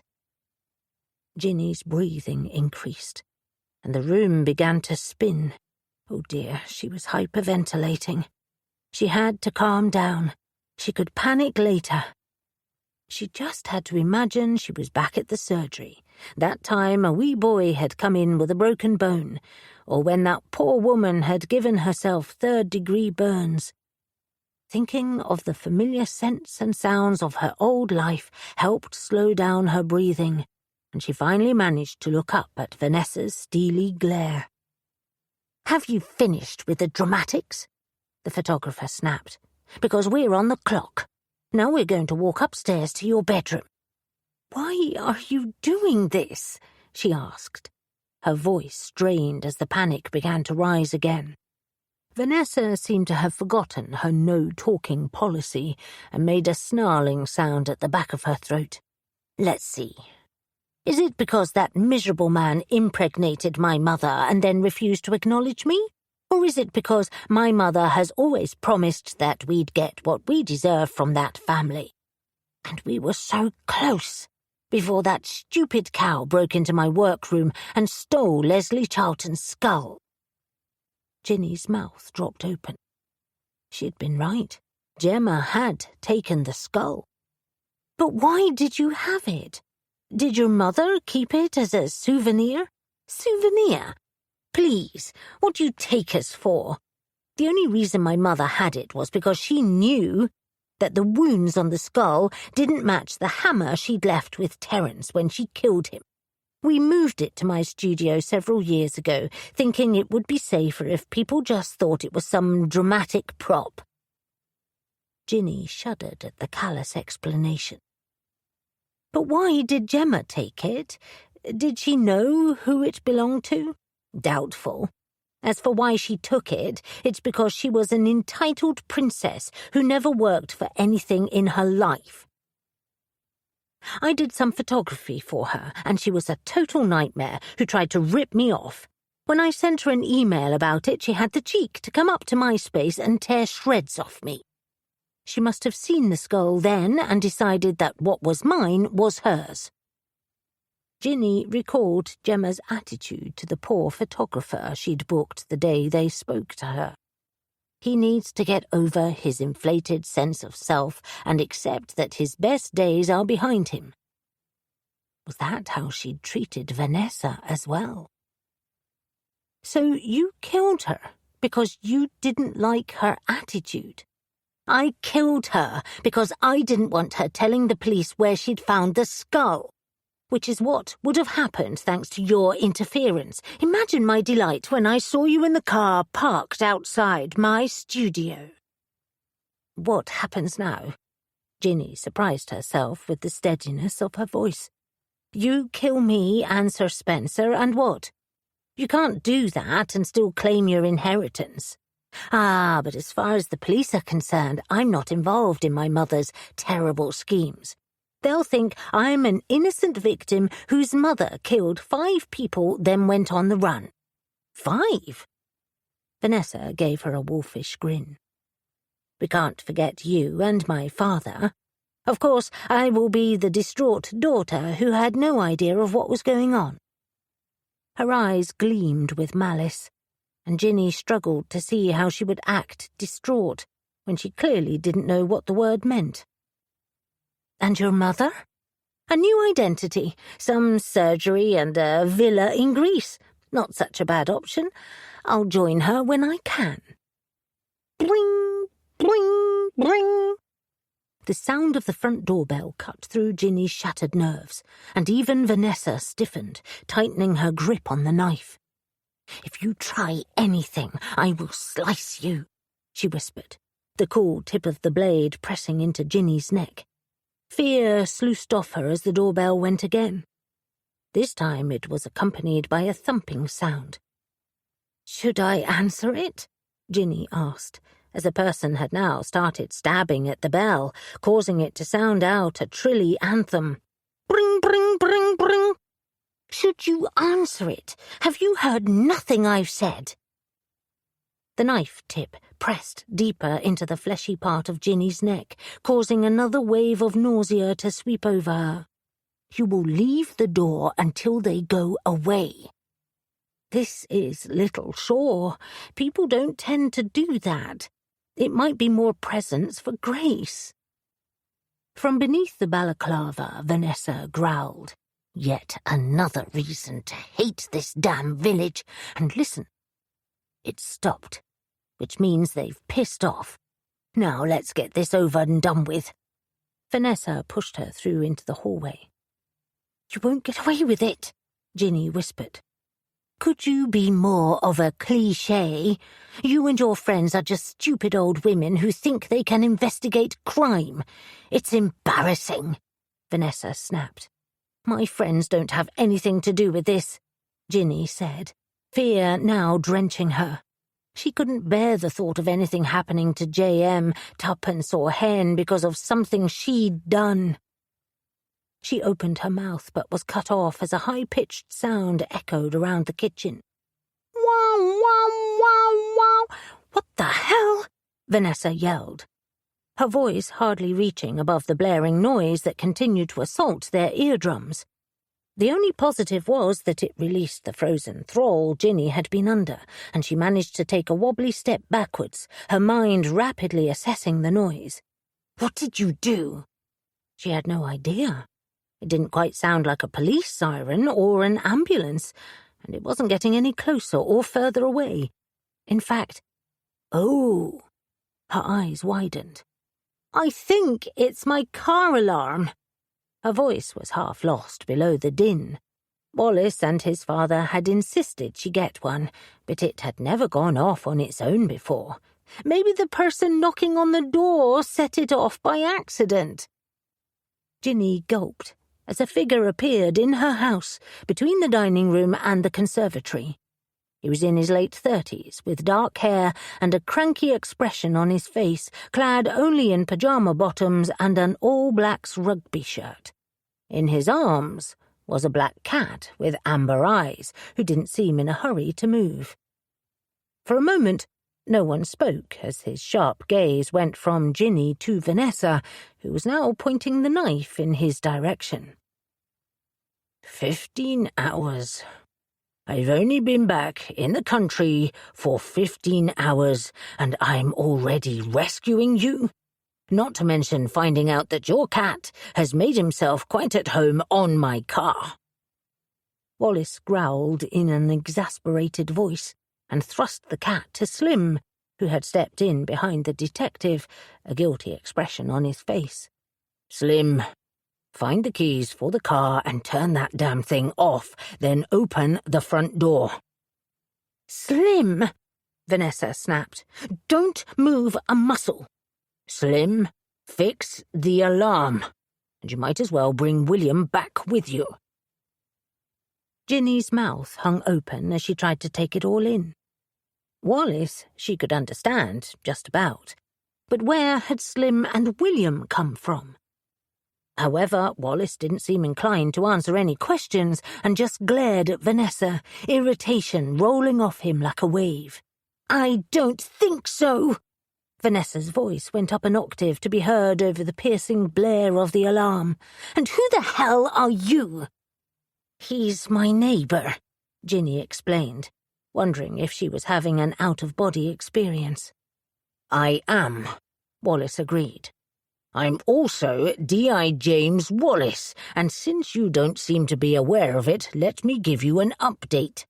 Your mother has been caught at your photography studio, Sir Spencer Faulkner is recovering in hospital, and, unless I'm very much mistaken, D.I. Sterling will be here in under 5 minutes. You're lying! It's not true! Vanessa howled as she waved the knife in the air, but her hand was beginning to shake. I think it's true. Wallace isn't great on lying, Slim told her. Terrible at it, Wallace agreed as he took a step closer. Oh, and you're holding that knife the wrong way. As her eyes went to the knife in her grasp, in one fluid motion, he closed the distance on Vanessa and clamped a strong hand around her wrist, forcing her to release the weapon. He kicked it away and reached for a set of handcuffs hanging out of his pyjama pocket.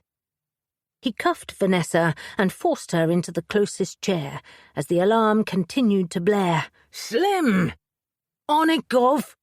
Slim reached into Ginny's black hole of a handbag and plucked out her car keys without pausing. Then he pressed a button and the blaring noise ceased. Ginny felt like she'd just stopped walking in a hurricane as her senses settled. Slim disappeared down the hallway before he reappeared, a surprised William trailing him, a newspaper clutched in his arms. Ginny's mouth opened and closed as she tried to force her spinning thoughts into order. First, she turned to Slim and William. "What are you both doing here?" "It's a long story," Slim started. But Wallace made a growling noise as if to suggest what would happen if he did start telling any kind of story. Slim got the message and shrugged. Ginny turned to Wallace instead. "How did you know to come over here?" "You mean between the cat trying to break into my house, the car alarm blaring, and the phone call from my least favourite work colleague telling me to stop someone from killing my neighbour? I'll leave it to you to decide which version you prefer," he growled, then sighed, as if remembering his manners. "Sorry for yelling. I'm very jet-lagged. Are you okay?" "Yes, but I think we could all use a cup of tea." "Tea? You've been held at knife point and you just want tea?" Wallace stared at her. "Well, she wasn't holding it the right way," she said meekly, before taking in his tired face and smudges under his eyes. "And you know, alcohol wouldn't be appropriate if you're still jet-lagged." Why do I even bother arguing? Then he turned his attention back to Vanessa, who was attempting to stand up. "I don't think so." He blocked her path, just as D.I. Sterling raced into the room, followed by P.C. Singh. "Wallace, you're back! It's so good to see you!" Anita beamed. Sterling's face was a tight mask as she stared at Wallace. It was clear she didn't share the sentiment. "Thank you for your assistance," Sterling said, sounding like she was swallowing thumbtacks. "I can take it from here." "Be my guest," Wallace retorted. "I haven't read her rights yet." "Leave it to me," Sterling snapped, then spun and faced Ginny, her eyes blazing. "And let me assure you and your friends that I won't be cutting any corners, just like my father didn't when he was working the Charlton case." Wallace raised a bemused eyebrow. "Do I even want to know what that's about?" "No," Ginny quickly assured him. Little could be gained from telling him about J.M. and Tuppence's visit to Stuart Sterling. His mouth twitched with the hint of a smile, and Sterling gave them all a loathing-filled glare before dragging Vanessa to her feet and pushing her towards the front door. "God, but I really hate coming to Little Shore." There was a short silence on her departure, broken by William. "Well, I say that wasn't very nice. You didn't even thank us for helping apprehend a criminal." He narrowed his eyes. "I don't like her." "Neither do I," Slim agreed, "especially since she's nicked me more than once. But she was so pissed off at Wallace and Ginny I don't think she even noticed me. Fading into the background has always been a talent of mine." Ginny wasn't sure how to answer that, so decided to ignore it. "Tell me what you're both doing here." Slim raised an eyebrow and nodded at William. "Turns out the old boy left one of his papers in your car and was worried it might fall into the wrong hands. He was fretting about it, so I walked here with him. But then when no one answered, I told him I'd get into your car and rescue it. I like to keep in practice, except it's been a while and I haven't come across one of those alarm systems before." "Clearly," Wallace snapped, as the sound of police sirens came closer. Then he turned to William and held out his hand. "Show me the paper." Slim gave William a reassuring nod. "I think it's time you came clean, especially since the scumbag's dead." "Scumbag?" Ginny exchanged a glance with Slim, who wrinkled his nose. "Who died?" Wallace demanded. "Sid Clement. But don't go looking like that," Slim instructed the detective before holding up his hands. I mean, you don't need to worry it's anything dodgy. He died of natural causes." Then he wiped his brow and turned to William. "Just show it to him before I get myself into a muddle." "Sid Clement was married to my sister, but he didn't treat her right. Broke my parents' hearts, and she was too scared to go to the police, worried that no one would believe her." "Oh, William." Ginny's hands flew to her mouth. He'd never mentioned having a sister before. What happened to her? "I did what I could to keep her safe." William handed over the paper, and Wallace unfolded it so he and Ginny could read the front page. "Have you seen Ida?" Little Shore resident Ida Clement was last seen 5 days ago in the village of Walton-on-Marsh buying a cabbage. However, after she failed to come home, her distraught husband, Sid Clement, contacted the police, desperate for any news. "Please, I love my wife and just want her to come home, where she knows I'll be waiting for her. Police have asked for anyone with information on Ida's whereabouts to contact them." "What do you mean? You did what you could?" Wallace's brows pushed together. "And why have I never heard of this case?" "Because it was the best way to keep her safe." William looked directly at the detective. "The cabbage was just a ruse, you see. I followed her to Walton-on-Marsh and gave her enough money to leave, along with some things in a suitcase to see her through. She went to Leeds and started a new life. For the first few years I didn't risk seeing her in case Sid caught wind of it, but after his health got worse, we started meeting up. She was happy in the end, though, and she died 2 years ago." "I'm so sorry you both went through that." Ginny dabbed at her eyes, hating the look of pain on William's face. It was clear he and his sister had been close, and it meant that what she'd assumed was a ridiculous story about someone disappearing after a trip to Walton-on-Marsh was actually true. "I am as well. I don't like to think you were let down by the police." Wallace folded up the newspaper and handed it back to him. William took it and hugged it to his chest. Ginny frowned. "I still don't understand why you have all the newspapers, and if both Ida and Sid have died, why were you so worried?" "I think that's clear. No one wants their sister to be known as the woman who went to buy a cabbage," Slim retorted. William shook his head. "It's nothing to do with that. The cabbage is a noble vegetable, and Ida was mighty fond of them. I suppose I'm just so used to covering my tracks. For years I kept buying the Walton-on-Marsh Gazette to make sure that no witnesses had gone to the press about her escape, because if Sid ever found out—" He broke off, and they were all silent. Even Wallace seemed lost for words until Slim coughed. "Don't bear thinking about.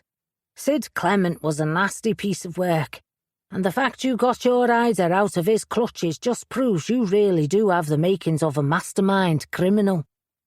"Thank you, Slim.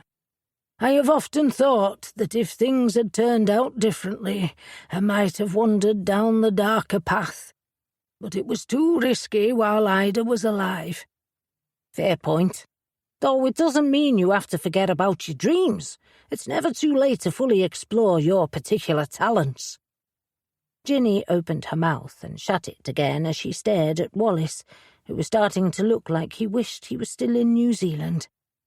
For once, she knew how he felt. 30. Saturday, 6th of September.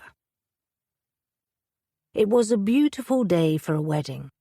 The sky was blue, the grass was green, and the rest of Maureen West's garden was an explosion of colour, from the bright orange velvet cushions on each of the chairs through to the fuchsia awning that the bride and groom were standing under. But the most colourful of all was Grace West's shimmering dress. It changed from deep purple to a delicate shade of cerulean as she moved to her new husband's side. Theo Faulkner had on a pair of jeans, a white linen shirt and bare feet, and his eyes were bright as he laughed at something Grace said. An excited Colin danced and jumped at their side, while Brandon lazily watched from over by the bar, where he'd managed to drag one of the orange cushions and was hugging it like a teddy bear. "I'm pleased that's over." Connor appeared next to Ginny, holding a tray of lurid yellow cocktails. "Nan says you need to try one of these. She invented it especially for today. It's called the Wedding Bomb."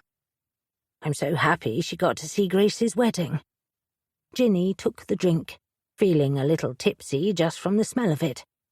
Still, the strong drinks seemed to have broken down the final barriers between the two families, and she looked to where Lady Kitty and Sir Spencer were chatting to Nina, while Theo's father was laughing at something Slim was telling him. "Yeah, me too," Connor admitted, taking one of the glasses and handing the tray to his brother, who was walking past. "Who died and made you boss?" Jake scowled. "Honestly, it's like I have to do everything in this family." "Actually, I was going to ask you to take a drink to Theo's cousin, Bridget. She couldn't make it to the last wedding and doesn't know anyone."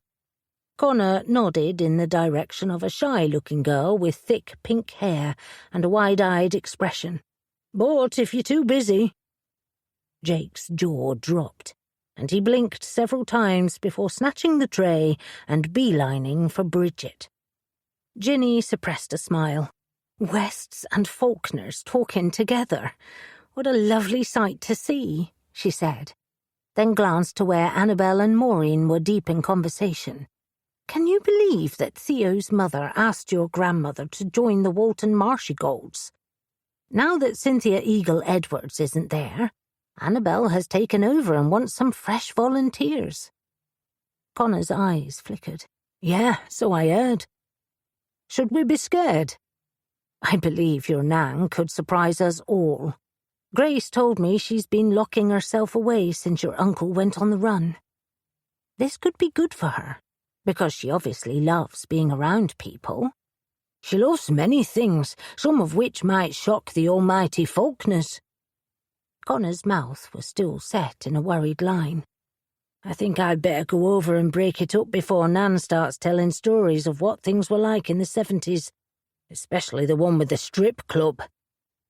Ginny bit back a smile as he disappeared into the crowd, just as J.M., Hen, and Tuppence joined her, all clutching their own cocktails. "Well, that was a perfectly lovely wedding," Hen said with a contented sigh. "I do love a happy ending." "A happy ending?" Tuppence growled. "How can you say that after the article in the newspaper today? Can you believe Walton-on-Marsh are now marketing themselves as the town that never was? Apparently the tourists have been flooding there ever since we officially put them on the map. And they're trying to claim that they've had more murders than we have. I'm not sure either of our villages should be proud of that." Ginny reminded her friends, and Tuppence reluctantly nodded. "Yes, I suppose that's fair. But still, I have a good mind to talk to Harold about this. Ah, there he is." Tuppence marched off, her Crocs bright against the soft grass. J.M. sighed. "As her legal representative, I'd better make sure she doesn't say anything too outrageous." "Yes, we don't want any fighting at this wedding," Hen agreed, before wandering in the direction of Ross Mitchell, who was in the process of selling his cottage to Grace and Theo, and had been invited along to the wedding. Ginny was wondering whether to check on the young flower girls who were hiding under the table, playing with the cocktail umbrellas, when Wallace appeared next to her. She hadn't seen a lot of him in the month since he'd returned, apart from the occasional updates on the case, and while the Walton-on-Marsh Gazette continued to refer to it as a tragic event, the rest of the country had dubbed Cynthia and Vanessa the Mother-Daughter Murder Club. Except Ginny couldn't find the humour in it. All she could think of was the life Leslie and Terence Charlton and Gemma Murphy might have had, as well as the long-dead Gareth Davies. Though at least his body had been excavated from a nearby site, and Harold was planning a memorial in his honour. "You're looking contemplative," Wallace said, his gaze dropping to the yellow cocktail before taking a sip of his beer. "Or are you worried that stuff has turned your mouth a funny colour?" "Goodness, I hadn't thought of that," Ginny said, deciding it best not to have another sip. "And you're right. I shouldn't be thinking about murder in the middle of a wedding." "Well, you're probably allowed to give it a few minutes of your time. After all, the wedding might not have gone ahead if you hadn't thought about it." "You mean if I hadn't stuck my nose in where it doesn't belong?" Ginny turned to face him. "Your words, not mine." He shrugged and drained his beer. "Now, if you'll excuse me, I'd better go and offer my congratulations to the happy couple, and say thank you for convincing Joey West not to attempt to turn up." Ginny was about to follow him when Colin barked and began to dig up something at the bottom of one of Maureen's rose bushes. The entire wedding party fell silent before Colin emerged from the hole, a tennis ball clutched firmly in his mouth. Ginny burst out laughing. It really was the perfect wedding. We hope you have enjoyed this Storm Publishing production of The Widow's Guide to Skulduggery, written by Amanda Ashby and read by Diana Croft, produced by Audio Factory. Copyright Amanda Ashby 2025. Production copyright Storm Publishing 2025. All rights reserved. The moral rights of the author have been asserted.